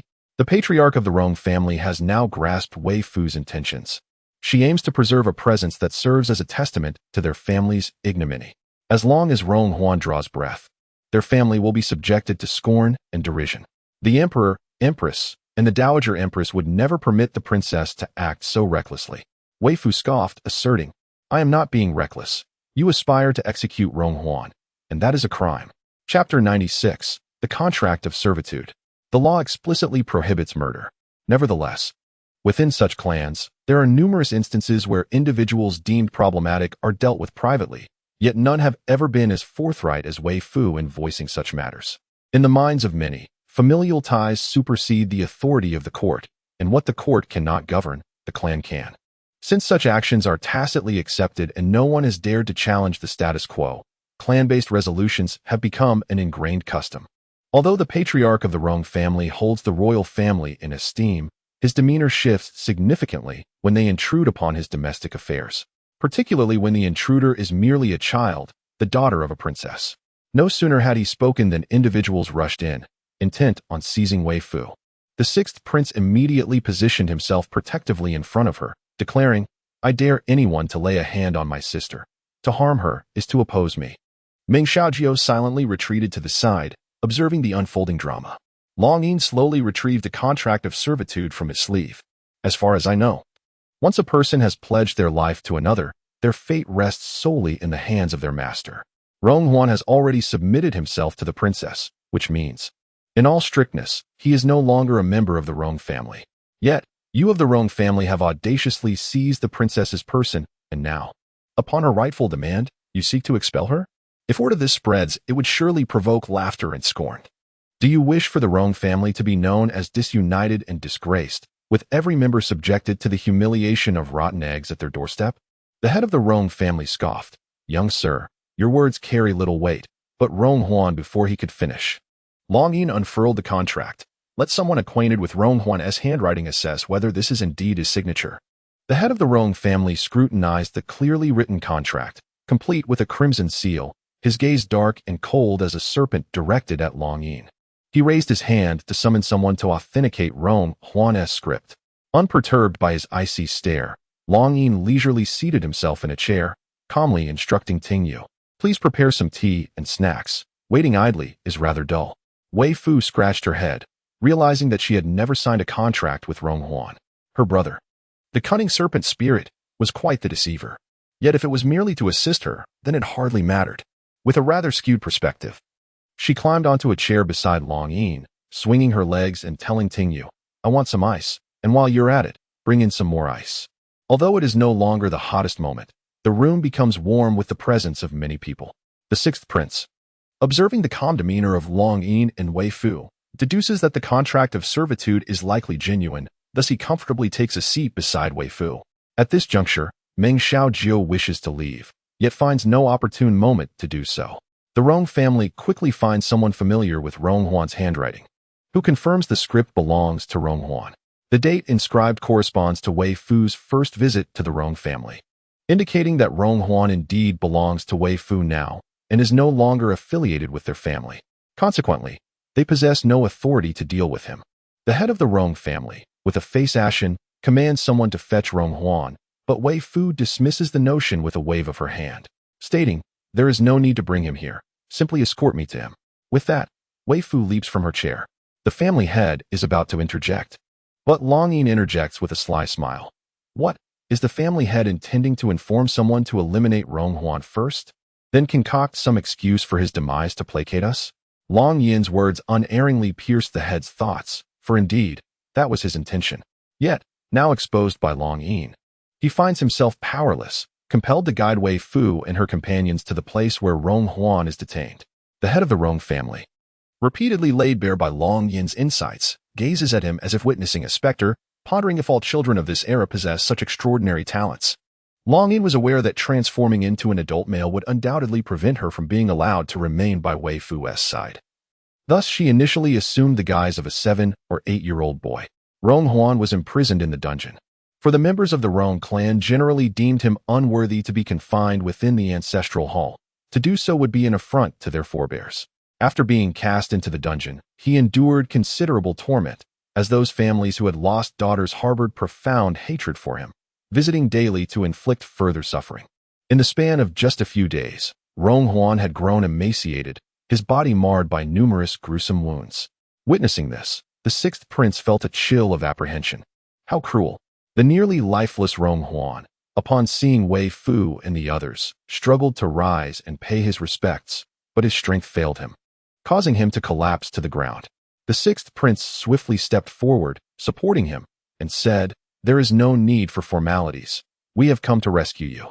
With great effort, Rong Huan replied, "Your Highness, Princess, I implore you not to involve yourselves in this matter, as it may tarnish your reputations."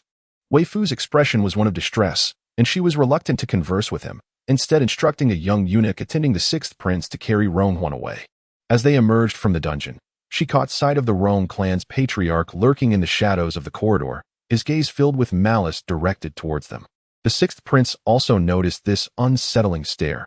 It sent a shiver down his spine, prompting him to hasten his pace, pulling his sister along.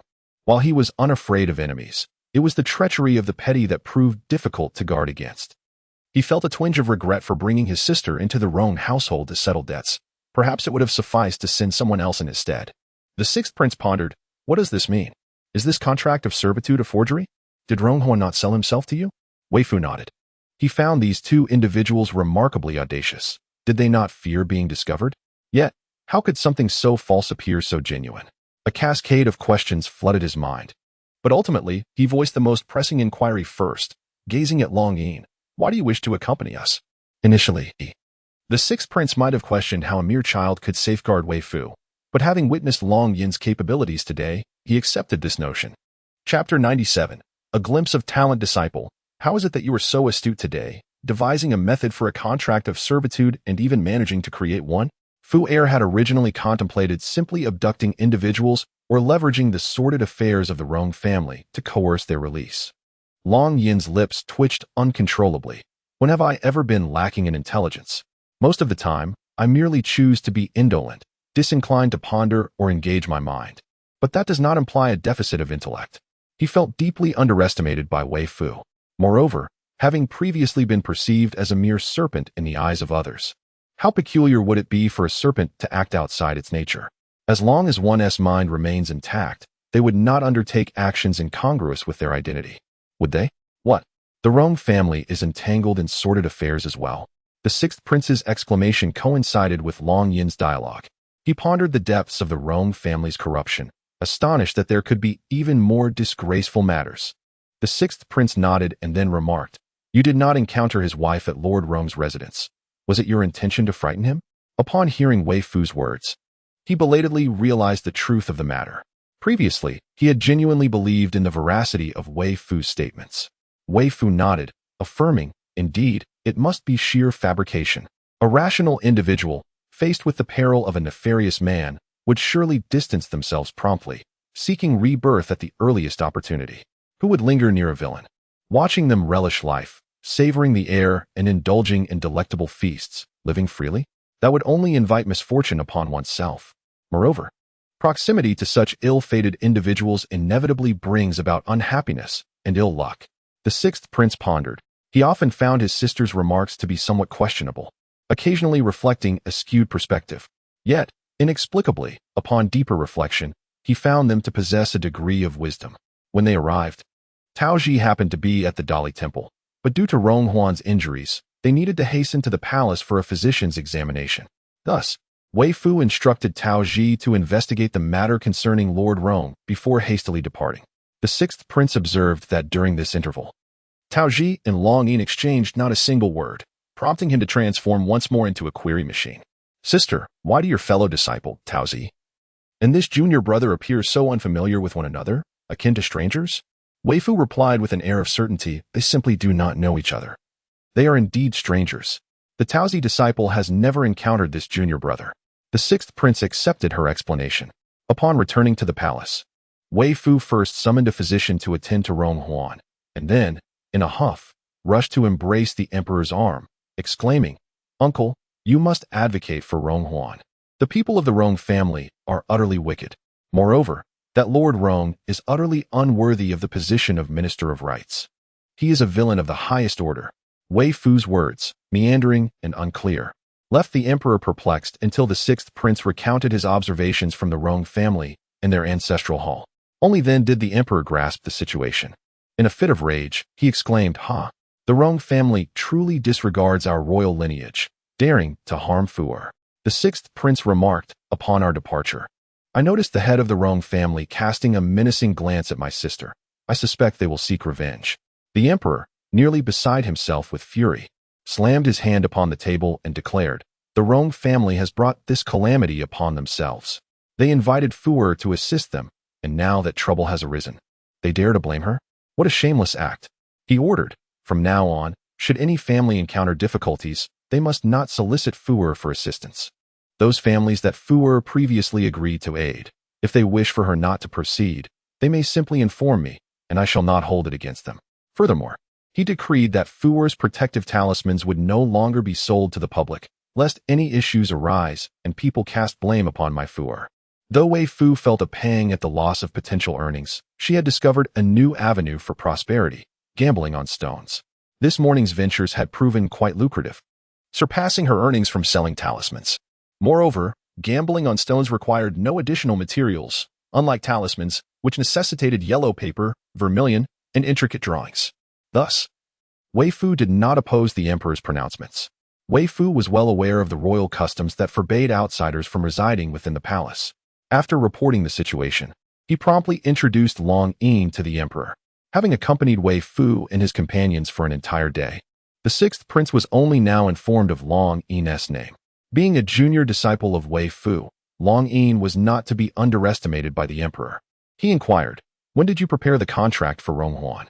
Long Yin slightly lifted his chin, responding, "The patriarch of the Rong family sent someone to retrieve the little sister when she departed." Reluctantly, he referred to her as sister, a title he had not previously cared for. But the prospect of having to address Weifoo as sister daily weighed on his heart. Understanding that to command respect from humanity, one must possess formidable abilities. He opened his palm and, in an impressive display, performed a sleight of hand that transformed his empty hand into the contract.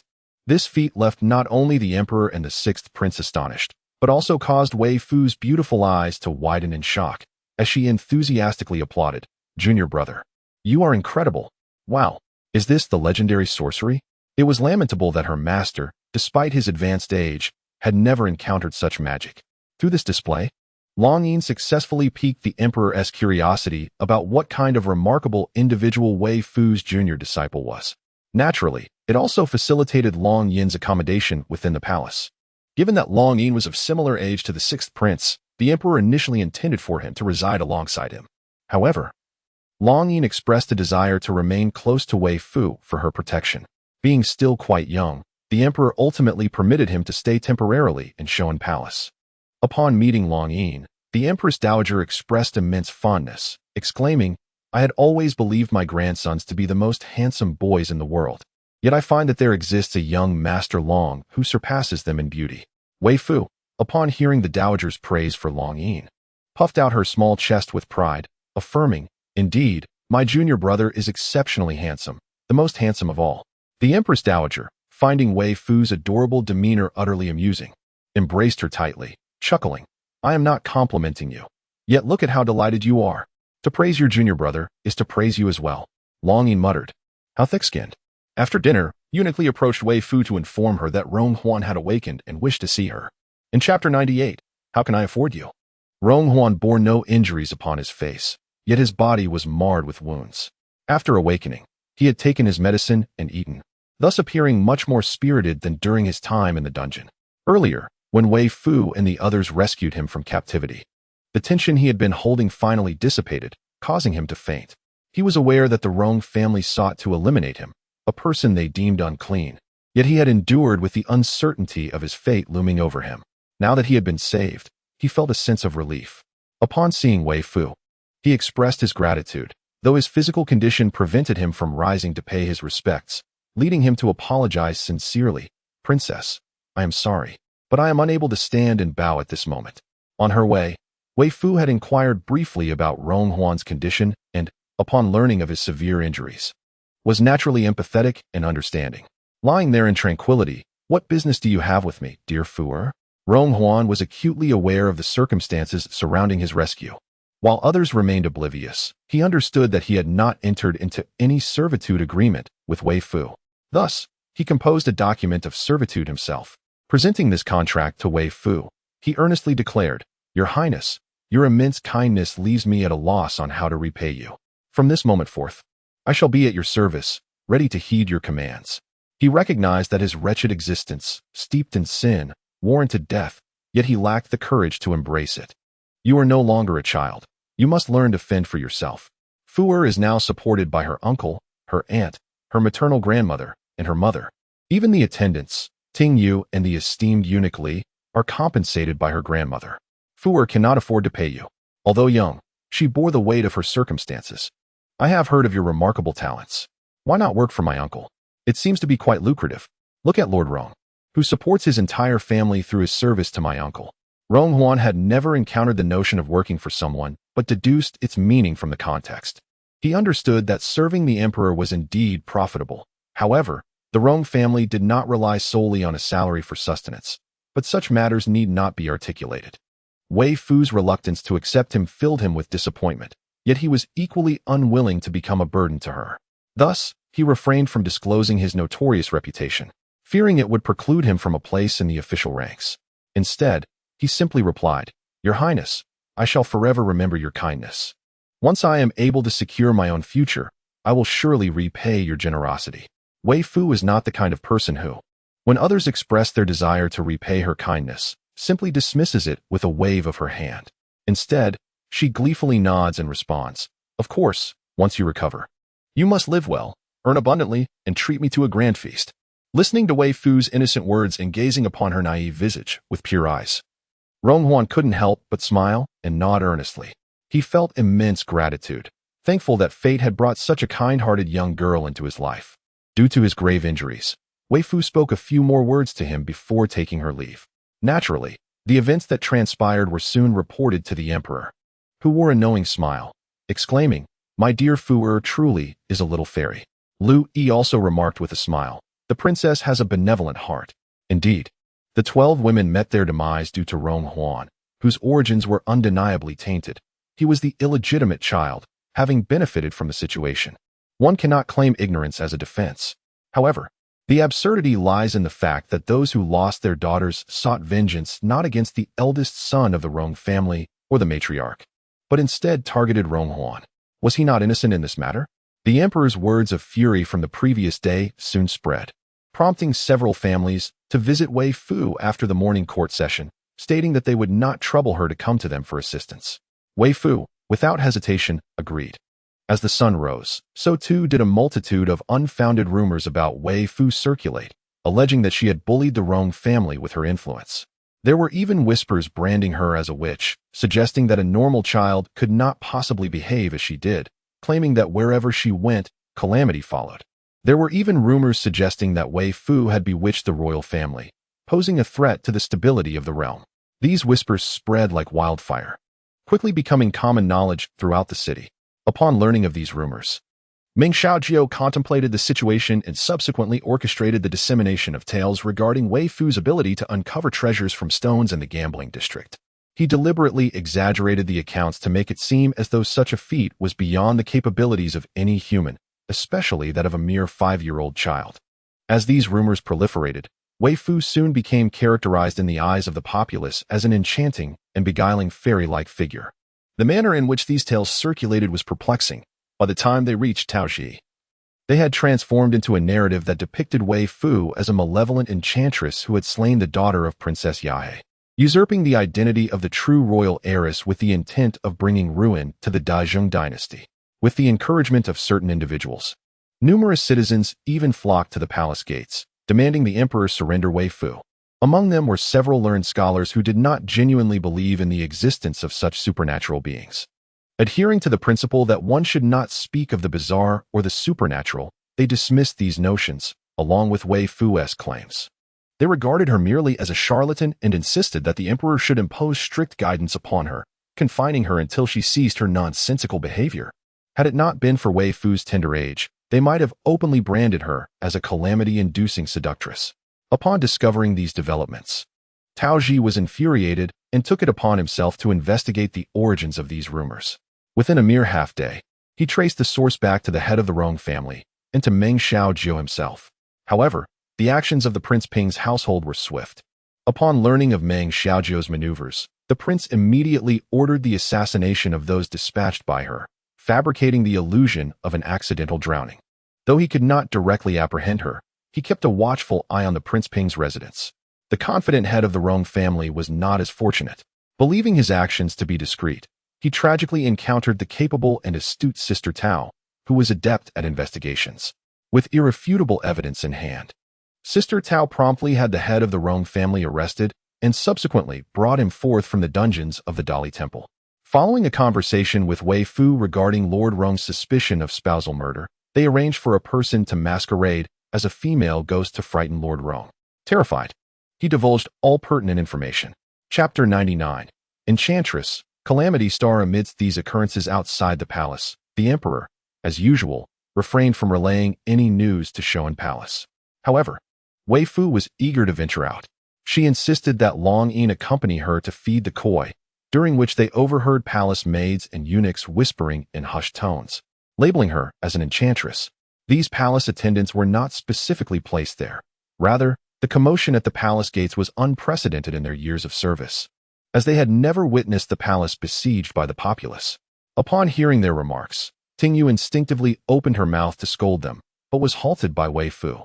Weifoo urged Tingyu and Long Yin to run to the palace gates, peering cautiously outside to find numerous citizens denouncing her as an enchantress and a calamity star, demanding the emperor surrender her.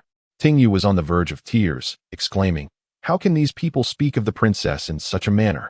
Weifoo remained remarkably composed, gently patting Tingyu's arm in a comforting manner. "Sister Tingyu, do not be upset. Though I am unsure why they label me as a demoness or a harbinger of calamity, if I truly were a demoness. How delightful it would be to transform into a chicken leg to savor." After witnessing Long Yin conjure objects with his bare hands, Weifoo found herself yearning to embody a fairy. Tingyu, this surge of anger has indeed vanished in an instant. Ignorant of the reasons behind the insults hurled at her, Weifoo hurriedly sought out the emperor. At that moment, the emperor was enduring a tedious lecture from a group of aging scholars, who insisted he must embrace reality and shun fanciful notions. Their discourse, laden with archaic references and convoluted rhetoric, left the emperor's eyes swimming with stars. It was only fitting that he bore this burden alone.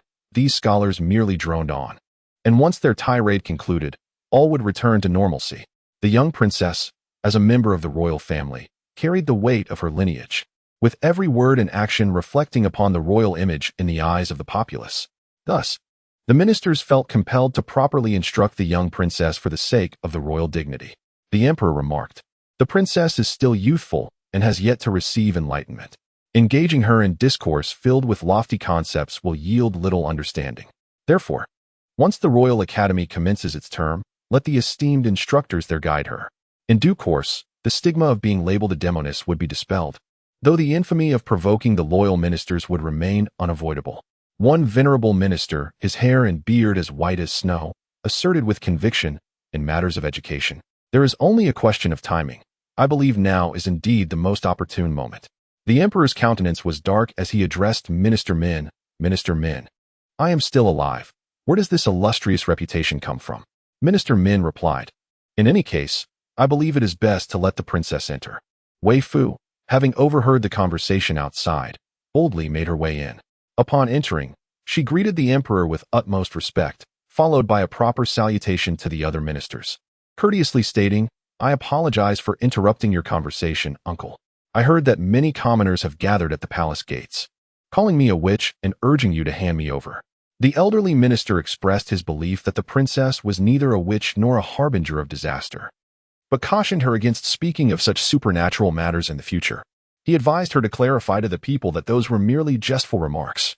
As for the incidents concerning the Shu and Rong families, as well as the matters involving the noble consort in the palace, they were purely the result of their own misdeeds. The timing of the princess's appearance coinciding with the outbreak of these events was merely a coincidence. Weifoo looked at Minister Min with confusion. "How do you know that I am not a witch or a harbinger of disaster?" Minister Min responded with utmost integrity. "The emperor has declared that the princess is not, thus she is not." The emperor interjected, "This is often the reason why I find it difficult to become angry. How can one be incensed by such blind loyalty?" Weifoo, with a serious expression, remarked, "Sir, you cannot think this way. What if my uncle deceives you?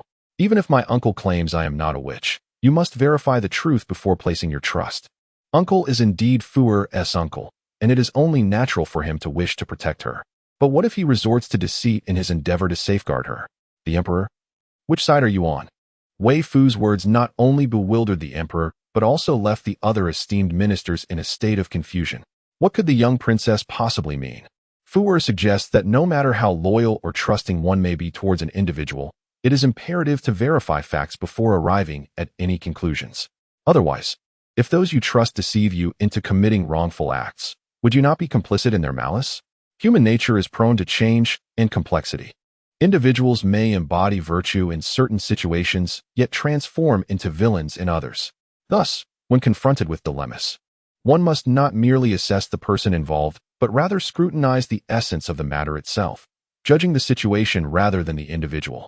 The emperor. The elder ministers, having listened intently, found her reasoning rather compelling. However, could it be that the princess is indeed a temptress, a harbinger of calamity? Who has deceived the emperor? Weifoo. That is for you to investigate. The elder ministers pondered this, mutually supporting one another as they prepared to depart, intent on uncovering the truth about whether Weifoo truly is a temptress, a bringer of disaster. Initially, they had not considered her to be such. They merely deemed her utterances regarding spirits and deities to be inappropriate. If Weifoo were indeed a temptress, then could it be that the supernatural truly exists? What then of the tomes they had previously studied? The elderly ministers always sensed that something was amiss, yet they could not articulate the source of their discomfort. The emperor, observing his young niece being cleverly dismissed by the ministers, silently gave her a thumbs up, thinking to himself, "Fuer is truly remarkable." Chapter 100. Misplaced anger. Weifoo, filled with concern, inquired, "Uncle, what shall we do about the turmoil outside?" Although the accusations directed at her did not deeply anger Weifoo, the uproar at the palace gates, where countless voices clamored for the emperor to surrender her and threatened to burn her, filled her with trepidation. Regardless of her intelligence and cleverness, she was merely a child of a little over 5 years. She understood that her uncle would not hand her over, yet she wished to avoid causing him any trouble. The emperor sensed Weifoo's fear and held her close, soothing her with gentle words. "Your uncle has already dispatched Zhang Feng and your peach blossom disciple to investigate. The sudden unrest among the populace is undoubtedly the result of someone deliberately spreading falsehoods. After all, there can be no smoke without fire. Let them make their noise for now. Once the truth is uncovered, we shall reveal it to them. It is my fault," he continued. "I should not have allowed you to meet with the Shu and Rong families." Initially, the emperor had merely considered that, as the ruler of the realm, he could protect Weifoo. He had overlooked the fact that, even if he could ensure her safety, the distressing events would still frighten and sadden the little girl. How did Fuer become aware of the turmoil at the palace gates? Had he not taken measures to seal off that information? As Fuer and her junior disciple frolicked in the Imperial garden, they inadvertently overheard a conversation. However, it would be unjust for their uncle to hold them accountable. Even at such a critical moment, Weifoo remained preoccupied with safeguarding the gossiping palace maids and eunuchs, which only deepened the emperor's affection for her. It was already established in the palace that maids and eunuchs were forbidden to discuss their master's affairs, and they were not permitted to engage in idle chatter during their duties. He had assured that he would not blame those individuals, yet he contemplated informing the empress later, hoping she would admonish the palace staff. He advised Fuer to refrain from venturing outside for the next few days. If she felt bored, she could seek the company of her brothers, and once the turmoil subsided, she could resume her outings. While the emperor was imparting this counsel to Weifoo, Taoji entered with a group of elders, including the head of the Rong family and Lord Rong. Upon entering the imperial study, he forcefully knocked the head of the Rong family to the ground, exclaiming, "Your Majesty, the reason the common folk label the junior sister as a demoness and a harbinger of calamity is due to the malicious rumors spread by the head of the Rong family. It was Lord Rong who invited the junior sister to their home, and despite their own family's disgraceful issues, the head of the Rong family has unjustly placed all blame on her. Instead of reflecting on why his kin would commit such heinous acts, he has chosen to vent his wrath upon a child, to cast such venomous slander upon her, inciting the populace to besiege the palace, is a grave offense that could implicate his entire lineage. The consequences of such actions are inexcusable." Upon hearing this, the emperor was both furious and amused. He immediately ordered that the head of the Rong family be taken away and given 10 lashes before anything else. Initially, he considered executing him outright, but decided it was prudent to retain him for the sake of the common people's understanding. Furthermore, it was revealed that Lord Rong had poisoned his legitimate wife, indulging in clandestine affairs and displaying a lack of personal virtue. The ministers petitioned the emperor to strip Lord Rong of his official position. As they were about to exit the palace, they encountered Lord Tao, who was aware of their purpose for entering the palace. He cordially invited several senior ministers to join him, and briefly informed them of how the head of the Rong family had unjustly blamed Weifoo and spread malicious rumors. He also mentioned Lord Rong's scandalous behavior, noting that he had poisoned his legitimate wife to marry his sister-in-law. While investigating the Rong family, Lord Tao had uncovered some of their other unsavory dealings, yet lacked concrete evidence at that moment and required additional time. However, it sufficed to establish that the head of the Rong family was indeed the source of the rumors. Lord Min expressed his deep embarrassment, stating that they had nearly fallen prey to manipulation, entangling themselves with the emperor and misunderstanding the young princess.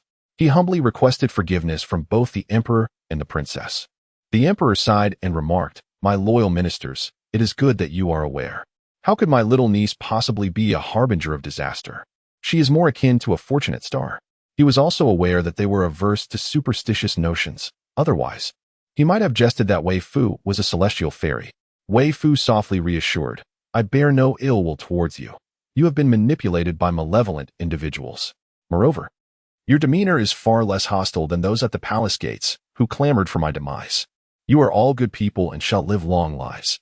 Lord Min, trembling, inquired, "Has the princess been to the palace gates?" Weifoo nodded. The expressions of Lord Min and his companions darkened, for they had just entered from the palace gates and were acutely aware of the fervor among the populace, who regarded Weifoo as the culprit behind their grievances. Wishing to flay her alive, they had misjudged the young princess, who harbored no resentment towards them, instead calling them good souls destined for longevity. Such a benevolent princess, witnessing such a terrifying scene, caused a wave of anguish among the elder statesmen, who, being grandfathers themselves, held deep affection for their younger kin. Lord Min shakily knelt, his voice resolute. "Your Majesty, I implore you to execute those who spread these vile rumors and display their heads for all to see." Another venerable elder, white-bearded, also knelt in agreement. "I second this motion. Their families should be banished from the capital, never to return." The remaining elder statesmen echoed their agreement. The emperor personally assisted each elder to rise, declaring, "I consent to your petition." Tao Ji, directing the injured head of the Rong family and Lord Rong to depart first, embraced his little senior sister with great concern, saying, "Do not be afraid or sorrowful, my dear senior sister. Taozi will avenge you." Weifoo gently patted his head, akin to how one would with a large dog, and then cradled his face, expressing her gratitude. "Thank you, junior brother Tao." With a spirited demeanor, she declared, "As a senior sister, how could Fuer be afraid or disheartened? Fuer is fearless." She clenched her fist resolutely. Taoji observed her with envy. If the junior sister were truly unafraid, it would indicate her disdain for him, rather than this display of self-encouragement. Consequently, his resentment towards the Rong family intensified. As he resolved to unearth their sordid deeds, he disregarded the implications of his anger. Believing that if the patriarch of the Rong family could direct his ire towards his junior sister, he too could unleash his frustrations upon his own kin. He gently pressed his forehead against Weifoo's, whispering, "Junior sister, please keep your distance from that Meng Xiaojiu. He is not a good person." Weifoo nodded obediently. Taoji yearned to spend more time with his junior sister, yet, burdened with the need to vindicate her and seek retribution, he reluctantly set her down. Addressing the esteemed officials, he inquired, "Honorable lords, may I request your company in this matter?" They were fond of engaging in public discourse, and with these venerable figures by his side, his tasks would undoubtedly proceed with greater ease. The elder statesmen felt remorseful for having misunderstood Weifoo and were more than willing to oblige his request. Chapter 101. Excess is as bad as deficiency. Weifoo felt a pang of guilt seeing everyone exerting themselves on her behalf, particularly the esteemed elders. Initially, she intended to offer each of them a protective talisman, but it seemed they were not particularly fond of such tokens. After a moment of contemplation, she took out 2 silver notes and handed them to Tao Ji, earnestly advising, "Junior brother Tao, the elders have been running about tirelessly. Once they finish their tasks, please treat them to some tea." The elderly gentlemen were profoundly touched. Why did they perceive such a charming, obedient, and benevolent young princess as a mere attention-seeker and boastful child? Observing the expressions on the elders' faces, Taoji straightened his back with pride and assured, "Rest assured, senior sister. I shall diligently punish the wrongdoers while ensuring the well-being of all esteemed elders." Longing felt that if they continued this prolonged conversation, night would soon descend. He tugged at Weifoo, placing a piece of pastry in her hand to effectively silence her.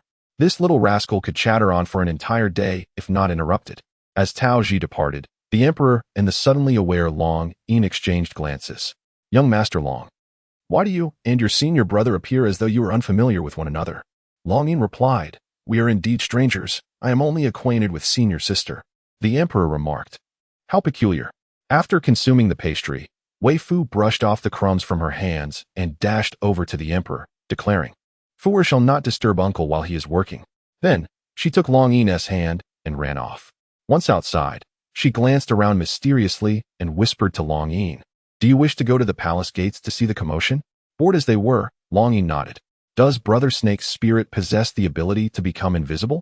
Weifoo inquired eagerly, her eyes sparkling. Long Yin understood her intentions without needing further explanation. The art of invisibility, a trivial skill, was certainly within reach. Long Yin led her to a secluded area and cast the spell. It's done, Weifoo exclaimed. But why does it feel like nothing at all?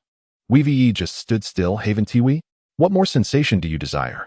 Weifoo was at a loss, feeling that the experience was rather mundane. It lacked any semblance of grandeur. She scratched her head, pondering, can I really learn something so simple? While it might be beyond the grasp of an ordinary person, Weifoo could certainly give it a try. If the opportunity arises, I shall teach you. Weifoo leaped with joy, hooray.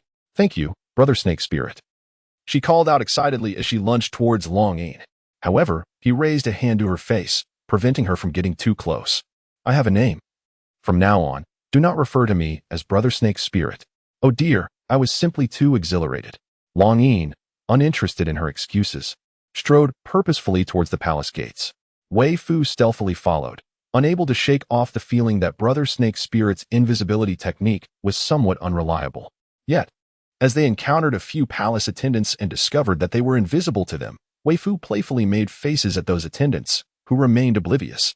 It was then, in a moment of realization, that she felt a surge of excitement. The invisibility spell had indeed succeeded. The two arrived at the palace gates, where Tao Ji had already clarified to the guards that the rumors regarding Weifoo being a demonic woman and a disaster were deliberately spread by the head of the Rong family. Yet some obstinate commoners remain convinced that Weifoo is a malevolent spirit, vociferously exclaiming, if she were not a demoness, how could a mere 5-year-old child exhibit such extraordinary intelligence? Upon hearing that Weifoo had been pursued to the palace gates and berated, Shu Han and Liao Qing hurried over.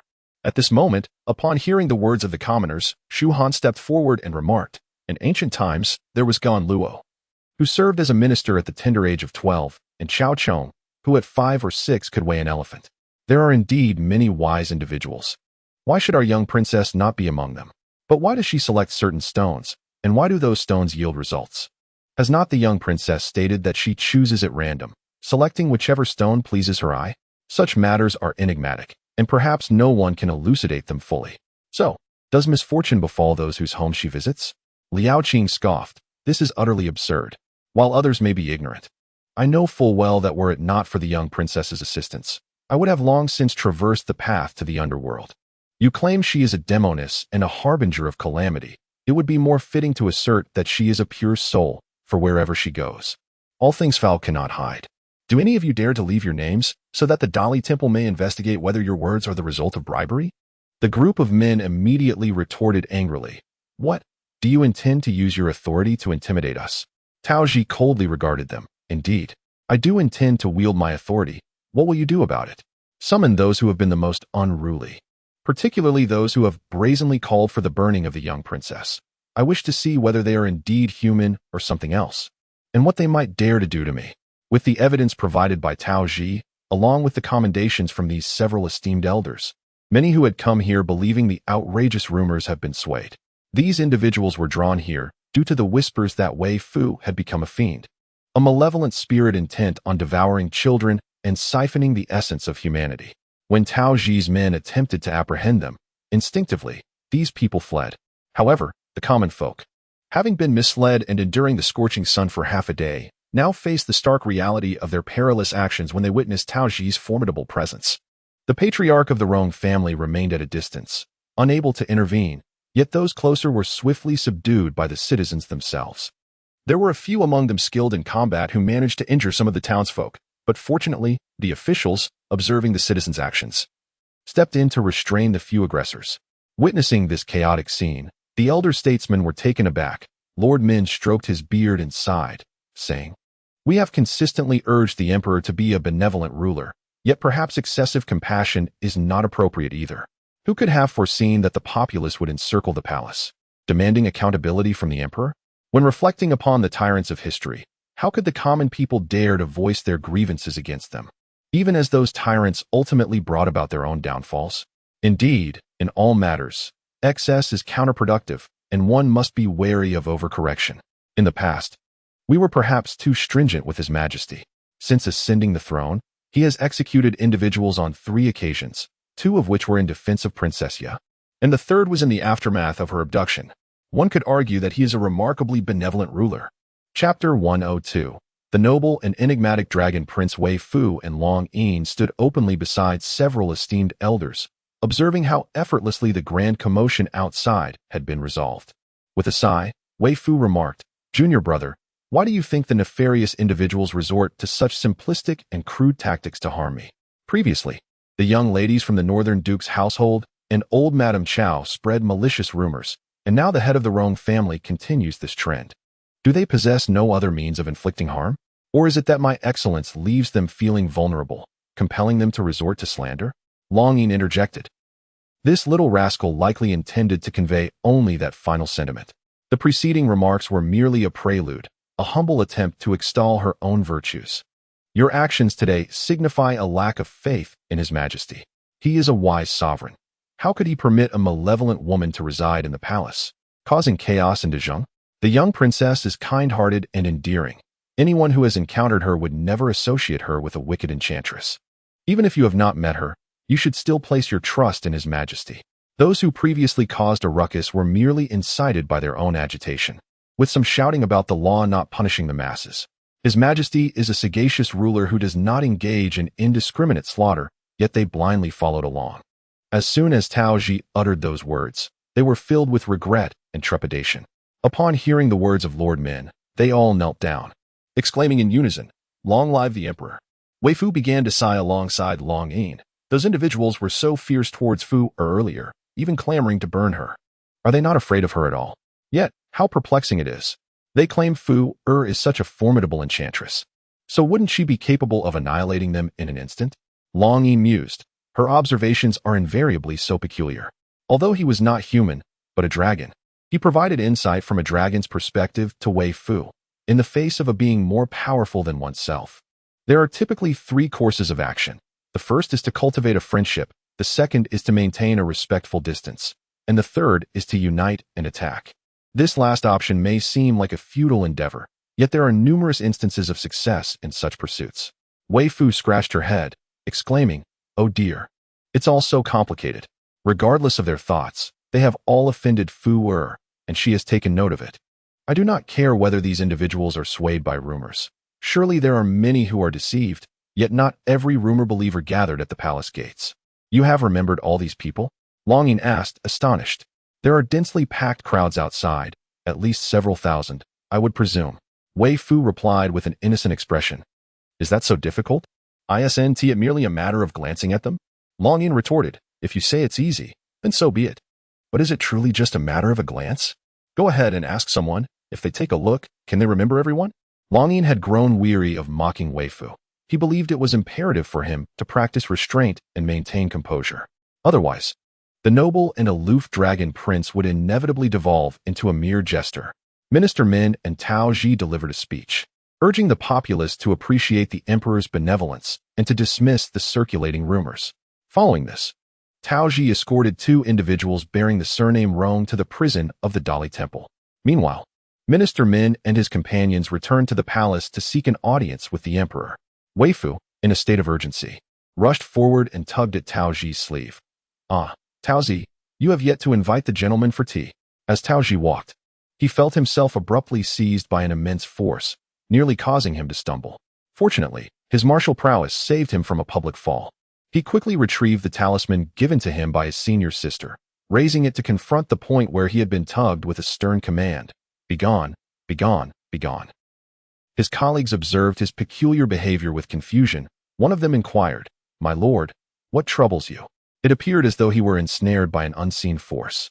Upon seeing Tao Ji brandishing the yellow talisman, they recalled the white bones unearthed at Dian Temple, a chilling thought that sent shivers down their spines. A timid voice suggested, "My lord, perhaps you should tear your robe and flee to the palace to find the young princess." Weifoo suddenly remembered that he was in a state of invisibility.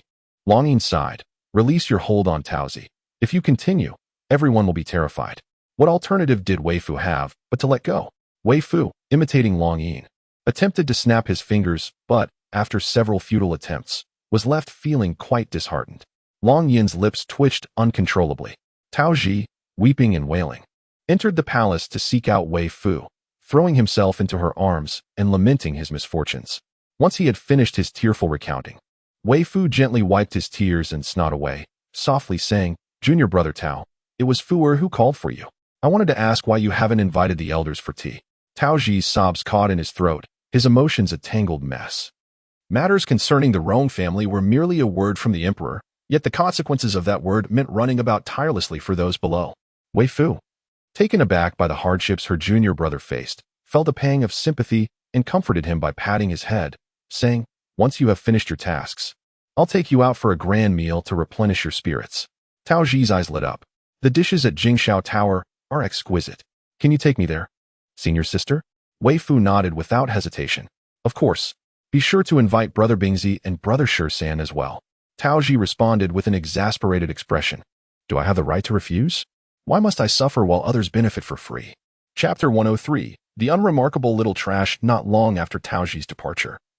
Ting Yu came to find Weifoo, discreetly informing her that the sixth prince was seeking her presence outside.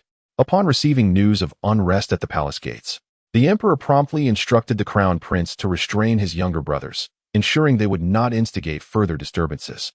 He also forbade them from approaching Weifoo, assuring that he would handle the matter discreetly without alarming her or the empress dowager. The crown prince and his brothers, not wishing to cause distress to Weifoo or anger their mother and aunt, complied with his wishes. However, the crown prince later learned that Weifoo had visited the emperor and was already aware of the situation outside. Consequently, he and his brothers decided to visit her. Concerned that the boisterous sixth prince might inadvertently reveal their troubles upon entering Rinshou Palace, they called for Weifoo to join them outside. Upon seeing her emerge joyfully, seemingly unperturbed by the earlier commotion, they felt a wave of relief wash over them. Although the crown prince knew that Weifoo had been informed during her visit to the emperor, they chose not to dwell on the distressing matters involving the Rong family. Instead, the sixth prince suggested they indulge in roasted snake, for within the palace lay the beast garden, home to a myriad of creatures. Unaware of this intriguing locale within the palace, Weifoo's eyes sparkled with excitement as she eagerly tugged at the crown prince's arm, exclaiming her desire to explore. The crown prince, naturally, could not refuse her request, and, accompanied by his brothers and Weifoo, set off toward the beast garden. Given its somewhat secluded location, distant from Shoan Palace, the crown prince ordered a palanquin to convey them there. Throughout the journey, Weifoo transformed into a figure reminiscent of Lu Laolao entering the Grandview Garden, her eyes wide with wonder as she gazed about incessantly, exclaiming, "I originally believed I had thoroughly explored the palace, yet it appears I have merely traversed a minuscule fraction of it." The fifth prince, displaying his cunning nature, replied, "No worries. Henceforth, I shall escort you to a new location each day." Weifoo, maintaining her principles, waved her little hand dismissively. "No, no, as previously agreed. Starting next month, I shall accompany only one person each day, while I must attend to my own affairs at other times."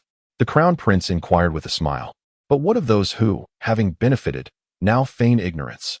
Aren't they the ones who have sought your assistance at their homes?" Thus, Weifoo would not be so overwhelmed. Would she? With a composed demeanor, she smiled gently. "Crown Prince, they currently disdain me for being too naive to recognize my worth. Once they realize my true value, their attitudes will undoubtedly change. They are indeed so foolish that I cannot bear to look at them. Their refusal to allow me to assist openly reveals their ulterior motives to my uncle. Those ministers who oppose me and exacerbate the situation are equally guilty. My astute uncle, aware of their deceit, will certainly dispatch Tao Zishidi and Zhang Feng to investigate them secretly. Their misfortunes are imminent. When calamity befalls them, they shall remember my worth. The approaching storm cannot be concealed. Those who, forewarned, choose to remain obstinate, command my utmost respect. The Crown Prince had always recognized Weifoo's exceptional intelligence. Yet he never anticipated that she would possess such profound wisdom. Hearing such words from her lips took him by surprise. The second prince and the others were equally astonished. But after their initial shock, they felt a swell of pride for their sister's cleverness and capabilities. The more astute she was, the stronger her ability to protect herself. At the same time, they were acutely aware of their own inadequacies. They felt woefully inadequate to safeguard her. In times of crisis, even Tao Ji, whom Weifoo considered unreliable, seemed far more capable than they were. The 10,000 Beast Garden was home to numerous creatures. Although it was summer, the diligent servants ensured that the area was kept clean, thus there were no strange odors. Despite its name, the garden housed not merely 100 species. Inside, Weifoo encountered many animals she recognized. Upon spotting one, she transformed into a squealing chicken of excitement. Ah, shitty, is that a bamboo-eating beast? Longing looked at the stout, dark-eyed creature, baring its teeth, puzzled by Weifoo's enthusiasm. Do you find it attractive? Weifoo nodded fervently. Longing believed that their tastes did not align.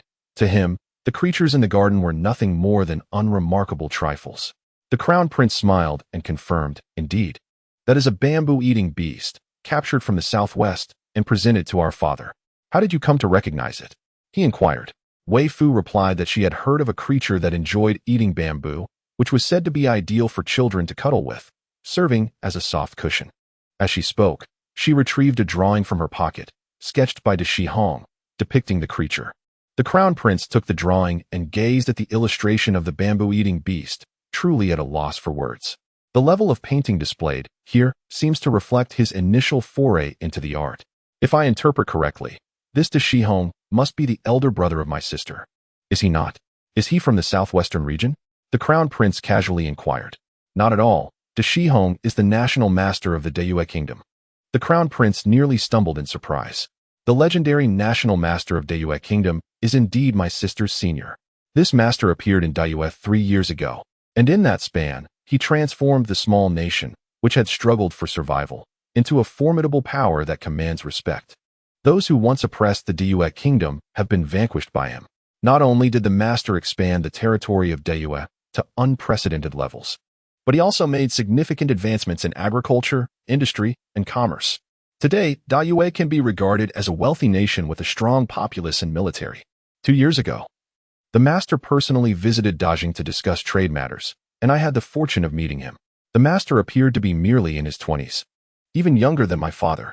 Hence, Dayue has consistently been the kingdom my father regards with utmost caution. Weifoo looked at the seemingly frozen Crown Prince with confusion, scratching his face in bewilderment and asking, Crown Prince, what is the matter? Can't my brother be a foreigner? The Crown Prince took a deep breath, calming his turbulent thoughts, and replied with a smile, Of course, that is entirely possible. I simply never anticipated that the legendary national master would possess such artistic prowess.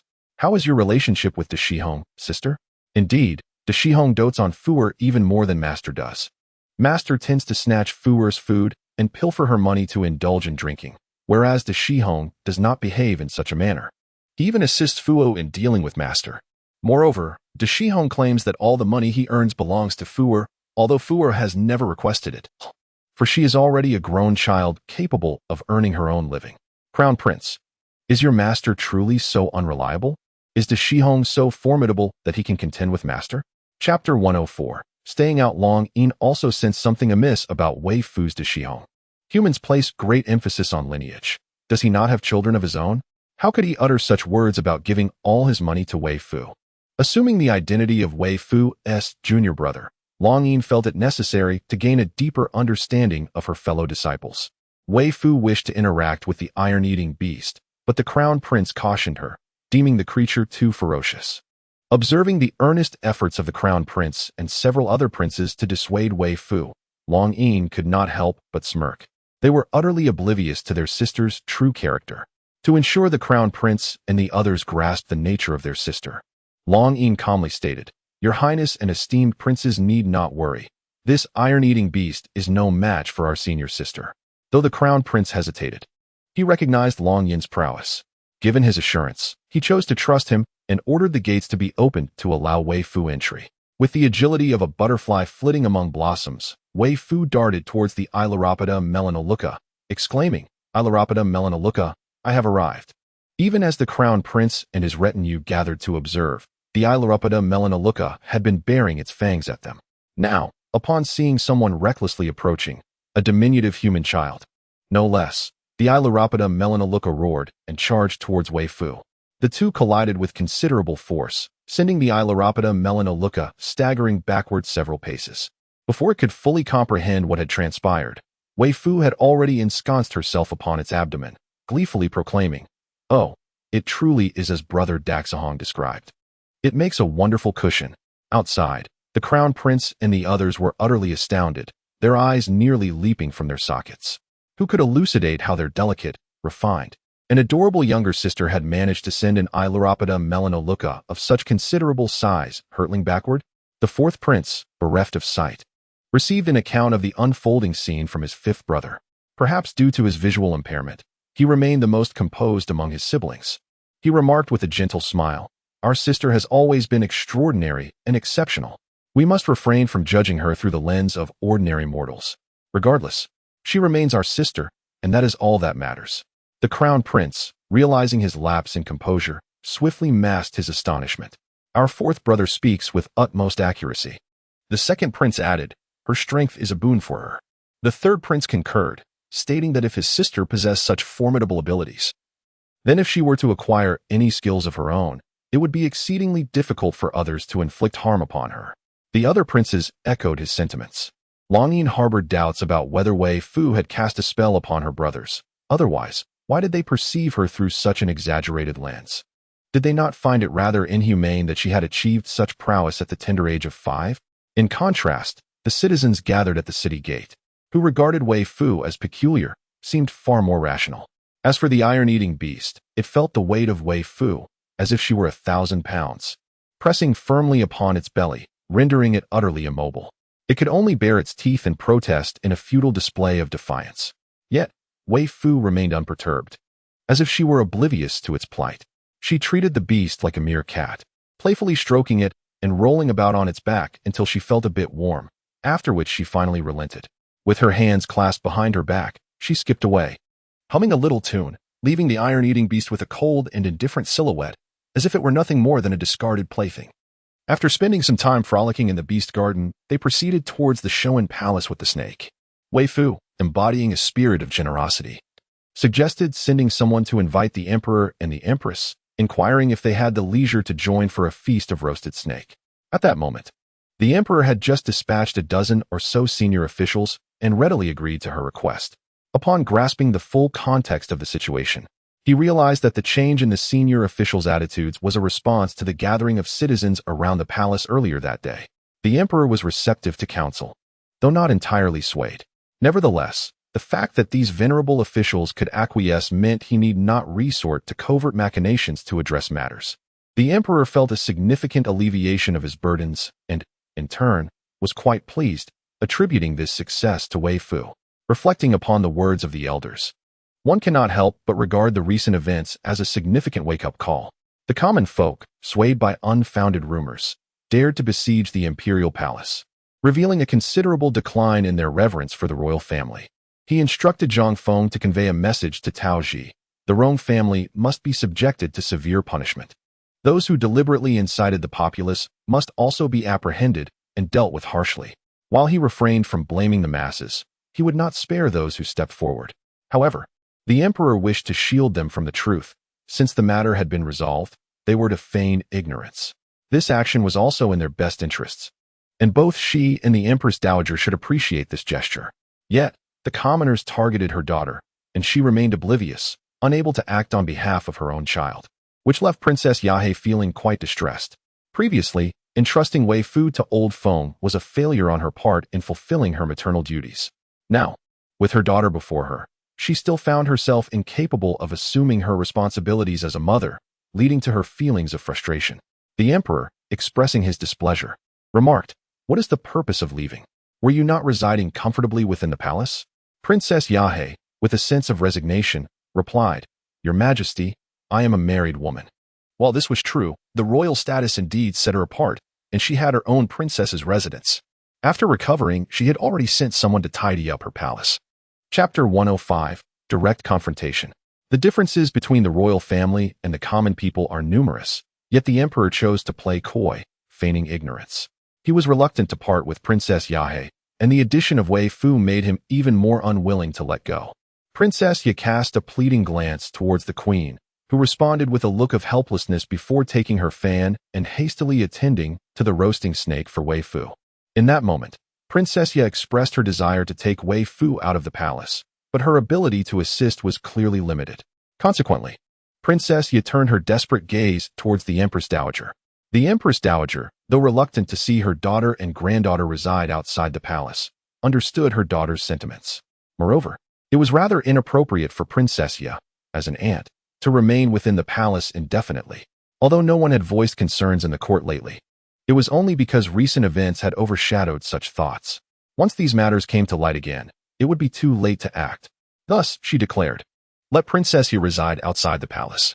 Her constant presence here only serves to keep me company, while outside, she may engage in meaningful pursuits. Furthermore, with the academy reopening soon, it would be more convenient for Fu to live outside as well." The emperor regarded the Empress Dowager with the disdainful eyes reserved for a traitor, causing her lips to twitch in exasperation, prompting her to dismiss him entirely. While others lamented the poor relationship between siblings, she was more concerned about their overly close bond. Residing with the queen would afford him the opportunity to visit her at any time, which pleased the emperor immensely. Upon hearing this, the queen was equally intrigued and quickly added, "Mother, I believe the emperor's suggestion is indeed commendable." The crown prince and others echoed, "Yes, grandmother. Keeping our sister in the palace would facilitate our care for her." The second prince remarked, "With the Royal Academy commencing its term, I too intend to enroll, as do my third and fourth brothers. The fifth and sixth brothers are already at the Royal Academy, and we can accompany our sister each day." Princess Yahe sighed in exasperation, "Brother, please do not compete with me for Fu. You have your royal sister-in-law and nephews in the palace to keep you company. I am left alone in the outside world." The emperor retorted, somewhat irritated, "It was you who insisted on moving out, not I who banished you." Wang Yin, overhearing their dispute, secretly hoped for Weifoo to reside outside the palace. He had nearly recovered and found it more convenient to seek out his companions Long and the great demon from outside. Thus, he softly advised Weifoo, "If you wish to find your father, living outside would be more advantageous.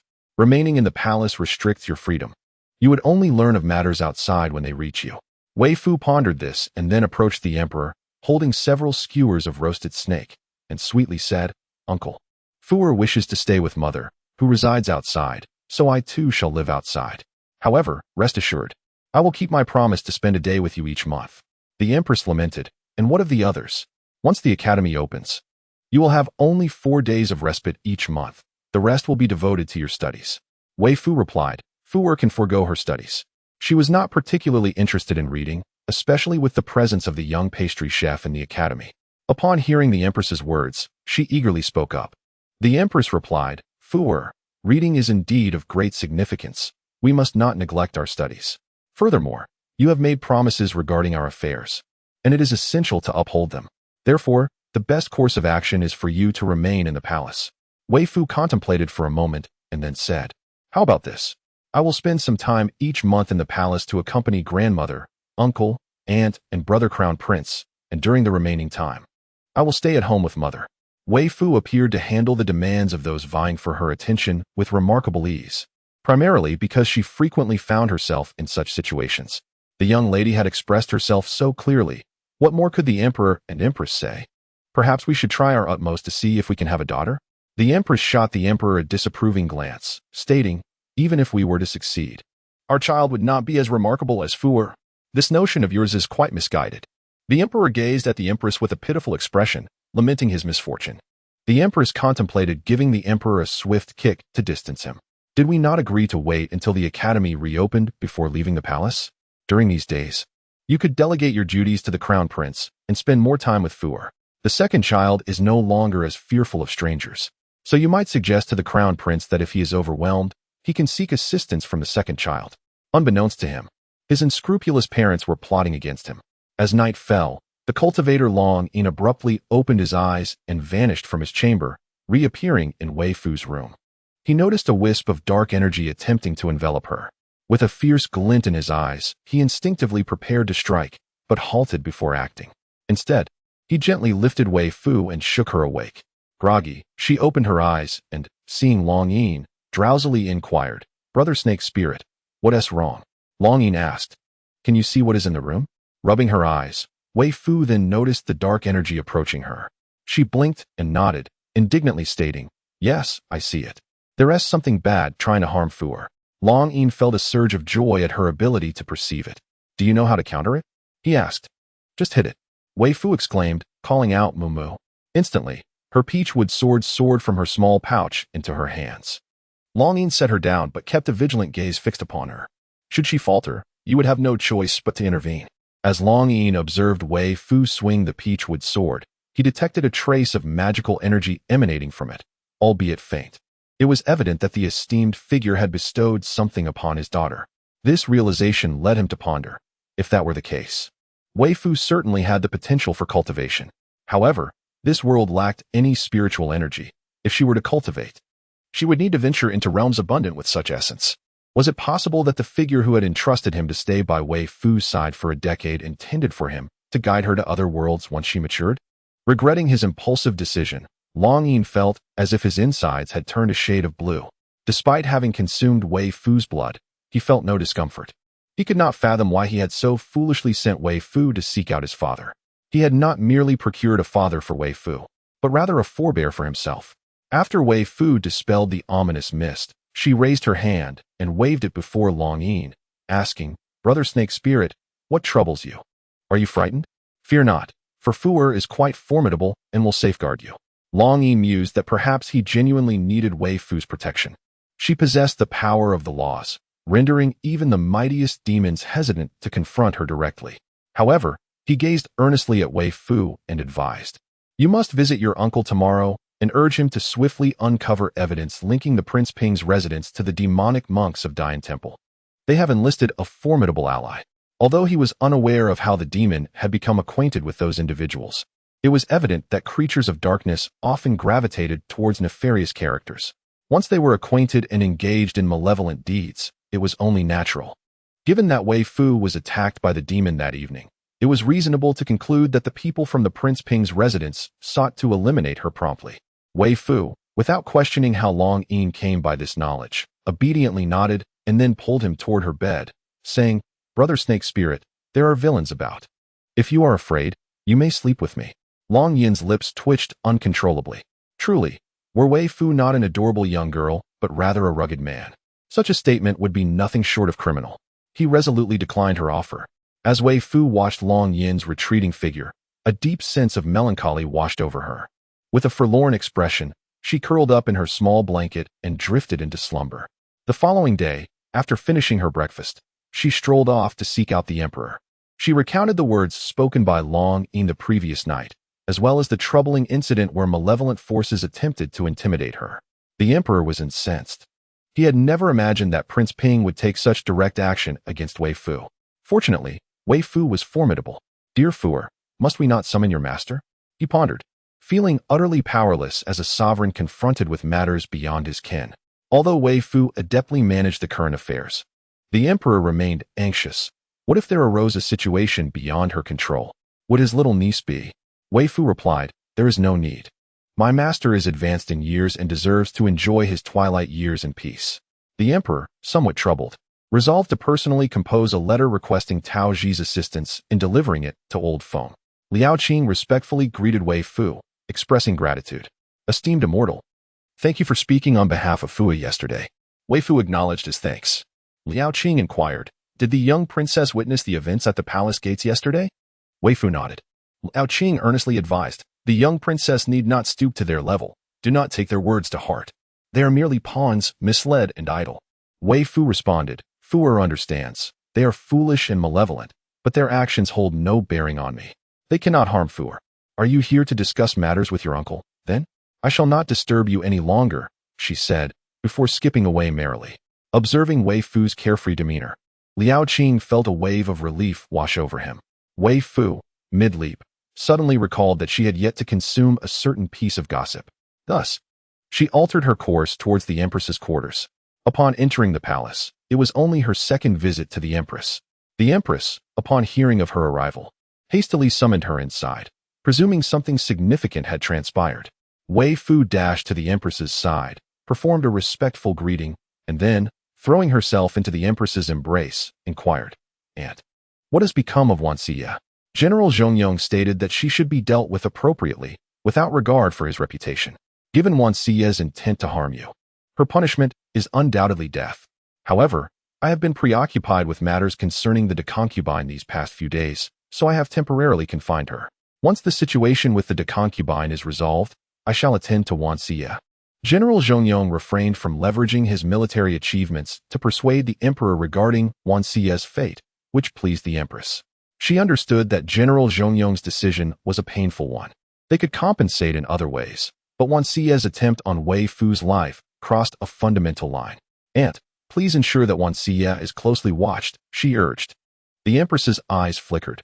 "Is there a possibility of trouble arising with Wanxia?" Weifoo scratched her head, uncertain, observing the troubled expression on her small face. The empress quickly reassured her, "Do not worry, dear. I shall see to it that she is well guarded." Meanwhile, after Weifoo departed, the emperor inquired about Lu Yirong and Huan. Upon learning that Huan's health had improved somewhat, he ordered for Huan to be brought to him. The emperor gazed at Huan and asked, "Are you aware of the affairs concerning the Rong family?" Rong Huan, enduring the pain coursing through his body, knelt on the ground, filled with profound shame. "I understand," he confessed. "The transgressions of the Rong family warrant a death sentence. However, should you assist me discreetly with a certain task, I could grant you the chance to preserve the lives of several individuals of your choosing." Yesterday, the position of Lord Rong was revoked, reducing him to a commoner, and all members of the Rong family in government service were dismissed. Furthermore, an edict was issued prohibiting any member of the Rong family within 3 generations from holding official positions.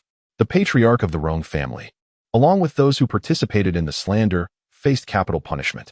Additionally, due to Tao Ji's revelations of numerous sordid deeds committed by the Rong family, many of its members have already been apprehended. The recently stripped Lord Rong has also been imprisoned due to accusations from his wife's family regarding the murder of his spouse. Chapter 107. Standards for Apprenticeship. From Long Yin's perspective, the laws of the Daizhong dynasty appeared somewhat peculiar.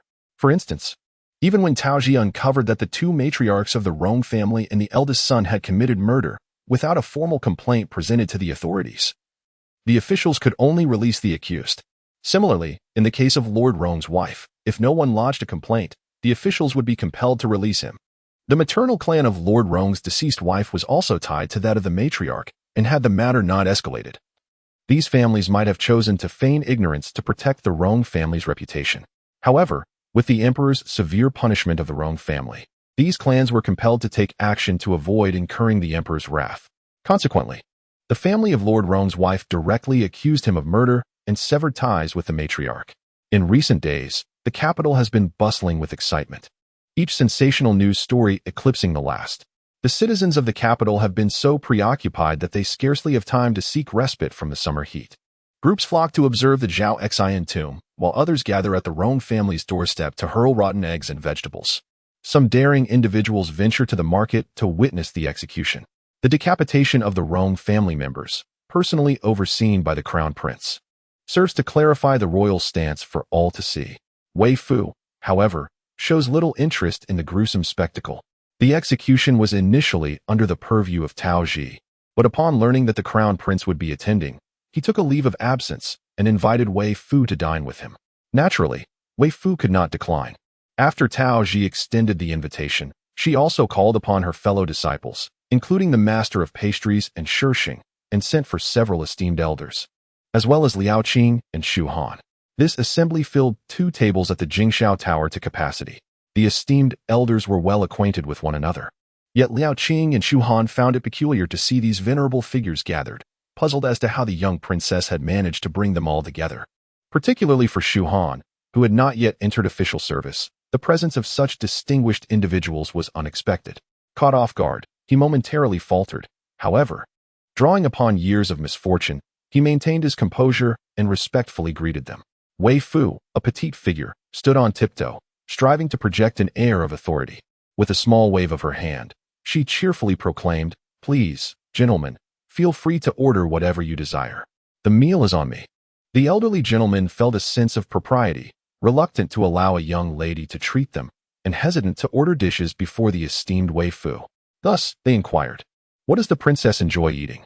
Weifoo promptly listed more than a dozen dishes, eliciting surprised exclamations from the older men. Such a hearty appetite. Minister Min, noticing the shopkeeper attending to Weifoo with great care, remarked, "Please prepare 2 portions of each dish the princess has selected." The shopkeeper, beaming with delight, nodded in agreement. Truly, as the master's sister, her capabilities were exceptional.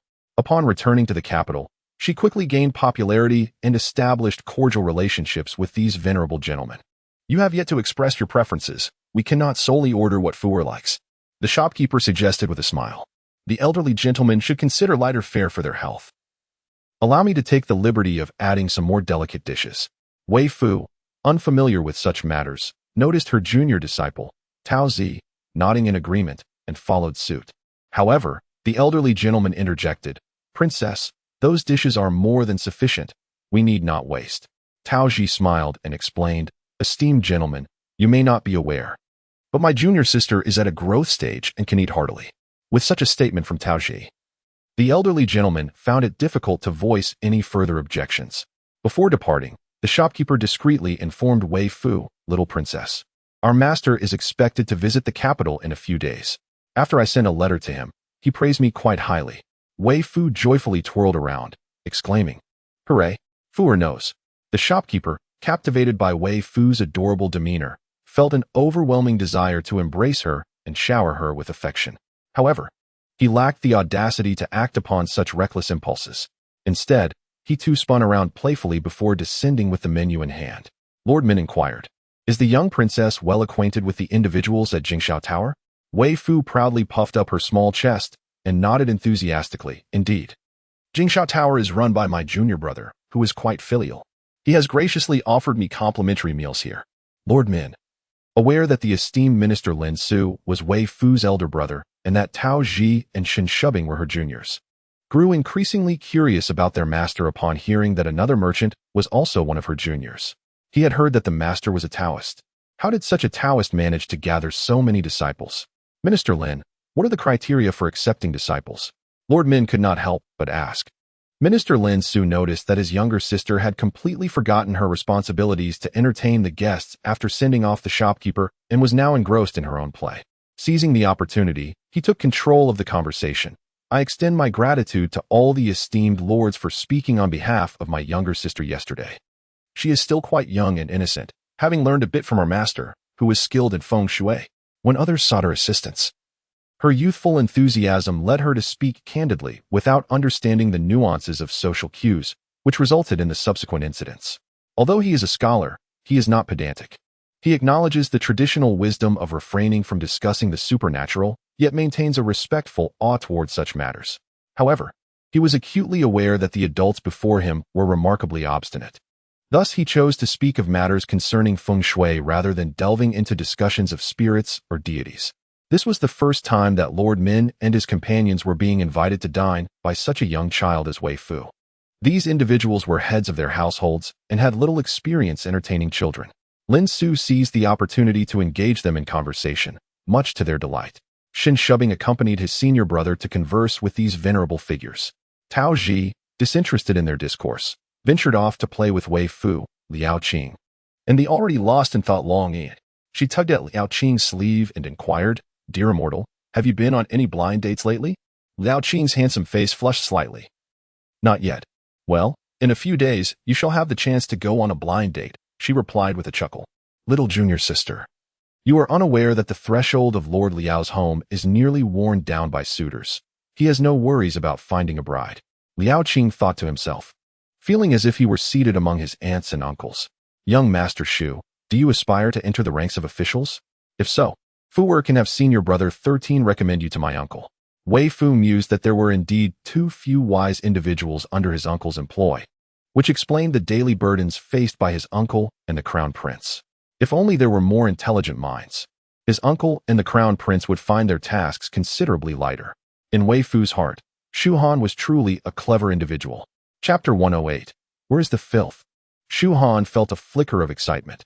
However, as Lin Su conversed with the elders, he remained vigilant, attentively observing the situation concerning Weifoo. Upon hearing Weifoo's words, he turned to Shu Han and said, "If young Master Shu is interested, you may approach us for guidance. Should you prove suitable, I would be willing to recommend you."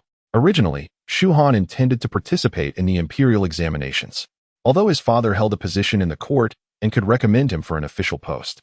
It was typically frowned upon for a father to recommend his own son. Thus, he would need to seek recommendations from others. Unfortunately for the Shu family, their misfortunes had led many to be reluctant to associate with them, and the only family willing to engage, the Du family, had recently encountered their own troubles. Shu Han had already divorced the daughter of the Du family, and although Du Hang treated him as before, Shu Han felt an insurmountable distance in his heart. Grateful for this opportunity bestowed by the officials, he hesitated only briefly before approaching Lin Su and the group of elders, bowing respectfully as he expressed, "I am truly thankful to the Chancellor and all esteemed officials for granting me this chance." The years of adversity had compelled him to dedicate all his time to studying and honing his knowledge.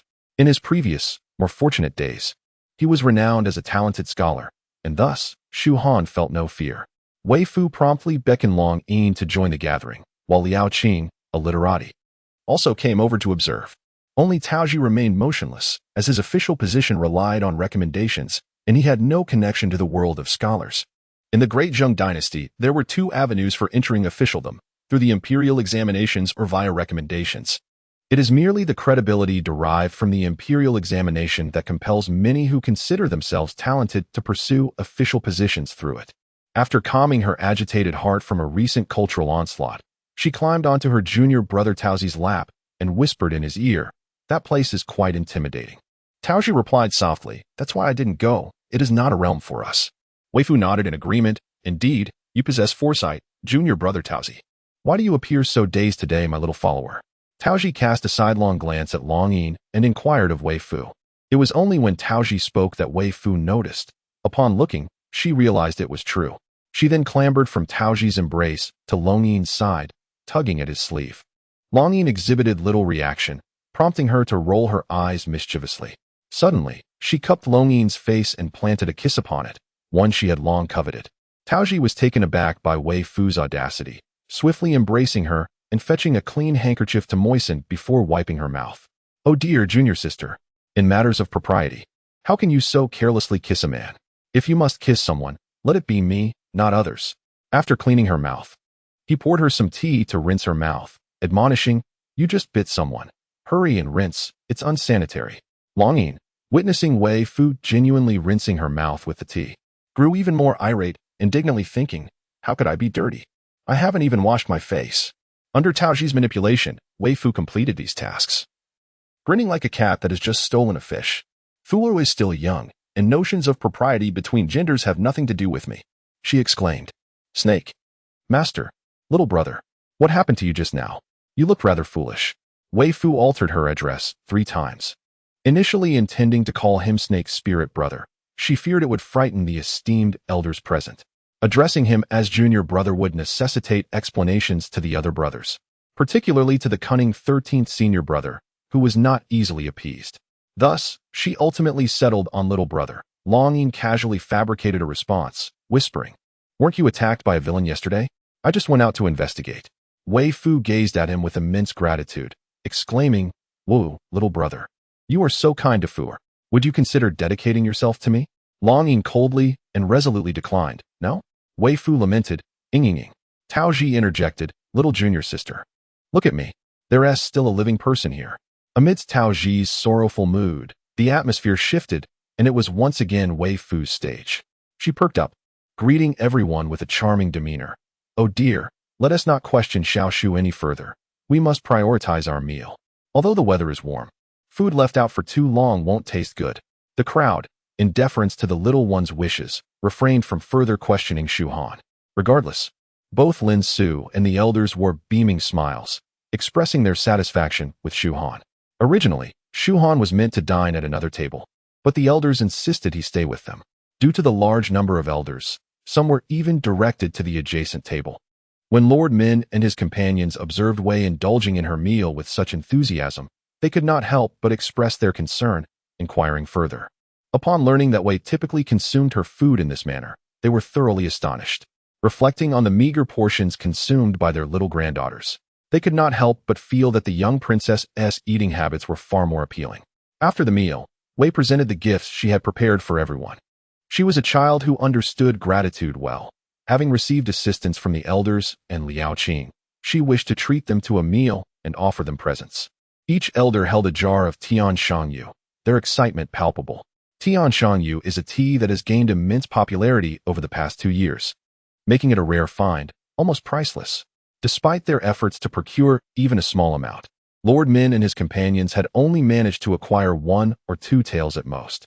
Now, Wei was bestowing upon them an entire jar, likely weighing around 2 pounds. With a total of 15 individuals, including Liao Qing and Shu Han, this amounted to 30 pounds of tea. Their hearts raced with anticipation and trembling hands. Lord Min could not restrain himself from grasping Wei's small hand, asking, "My dear princess, where did you acquire such an abundance of Tian Shangyu?" "It was not purchased by me," Wei replied. "It was a gift from my senior disciple. However, this tea is quite bitter and not to my liking. So I had accumulated a considerable amount. My elder brother suggested that since you all enjoy tea, I should present it to you. Do you like it? If not, I can find something else to give you." Due to the aversion of the elderly towards symbols, Weifoo decided yesterday to empty the contents of her small pouch and select items. Long Yin, observing from the side, suggested that she offer tea leaves. Lord Min promptly exclaimed, "I like it. I like it. It is something that I, as an old minister, truly appreciate."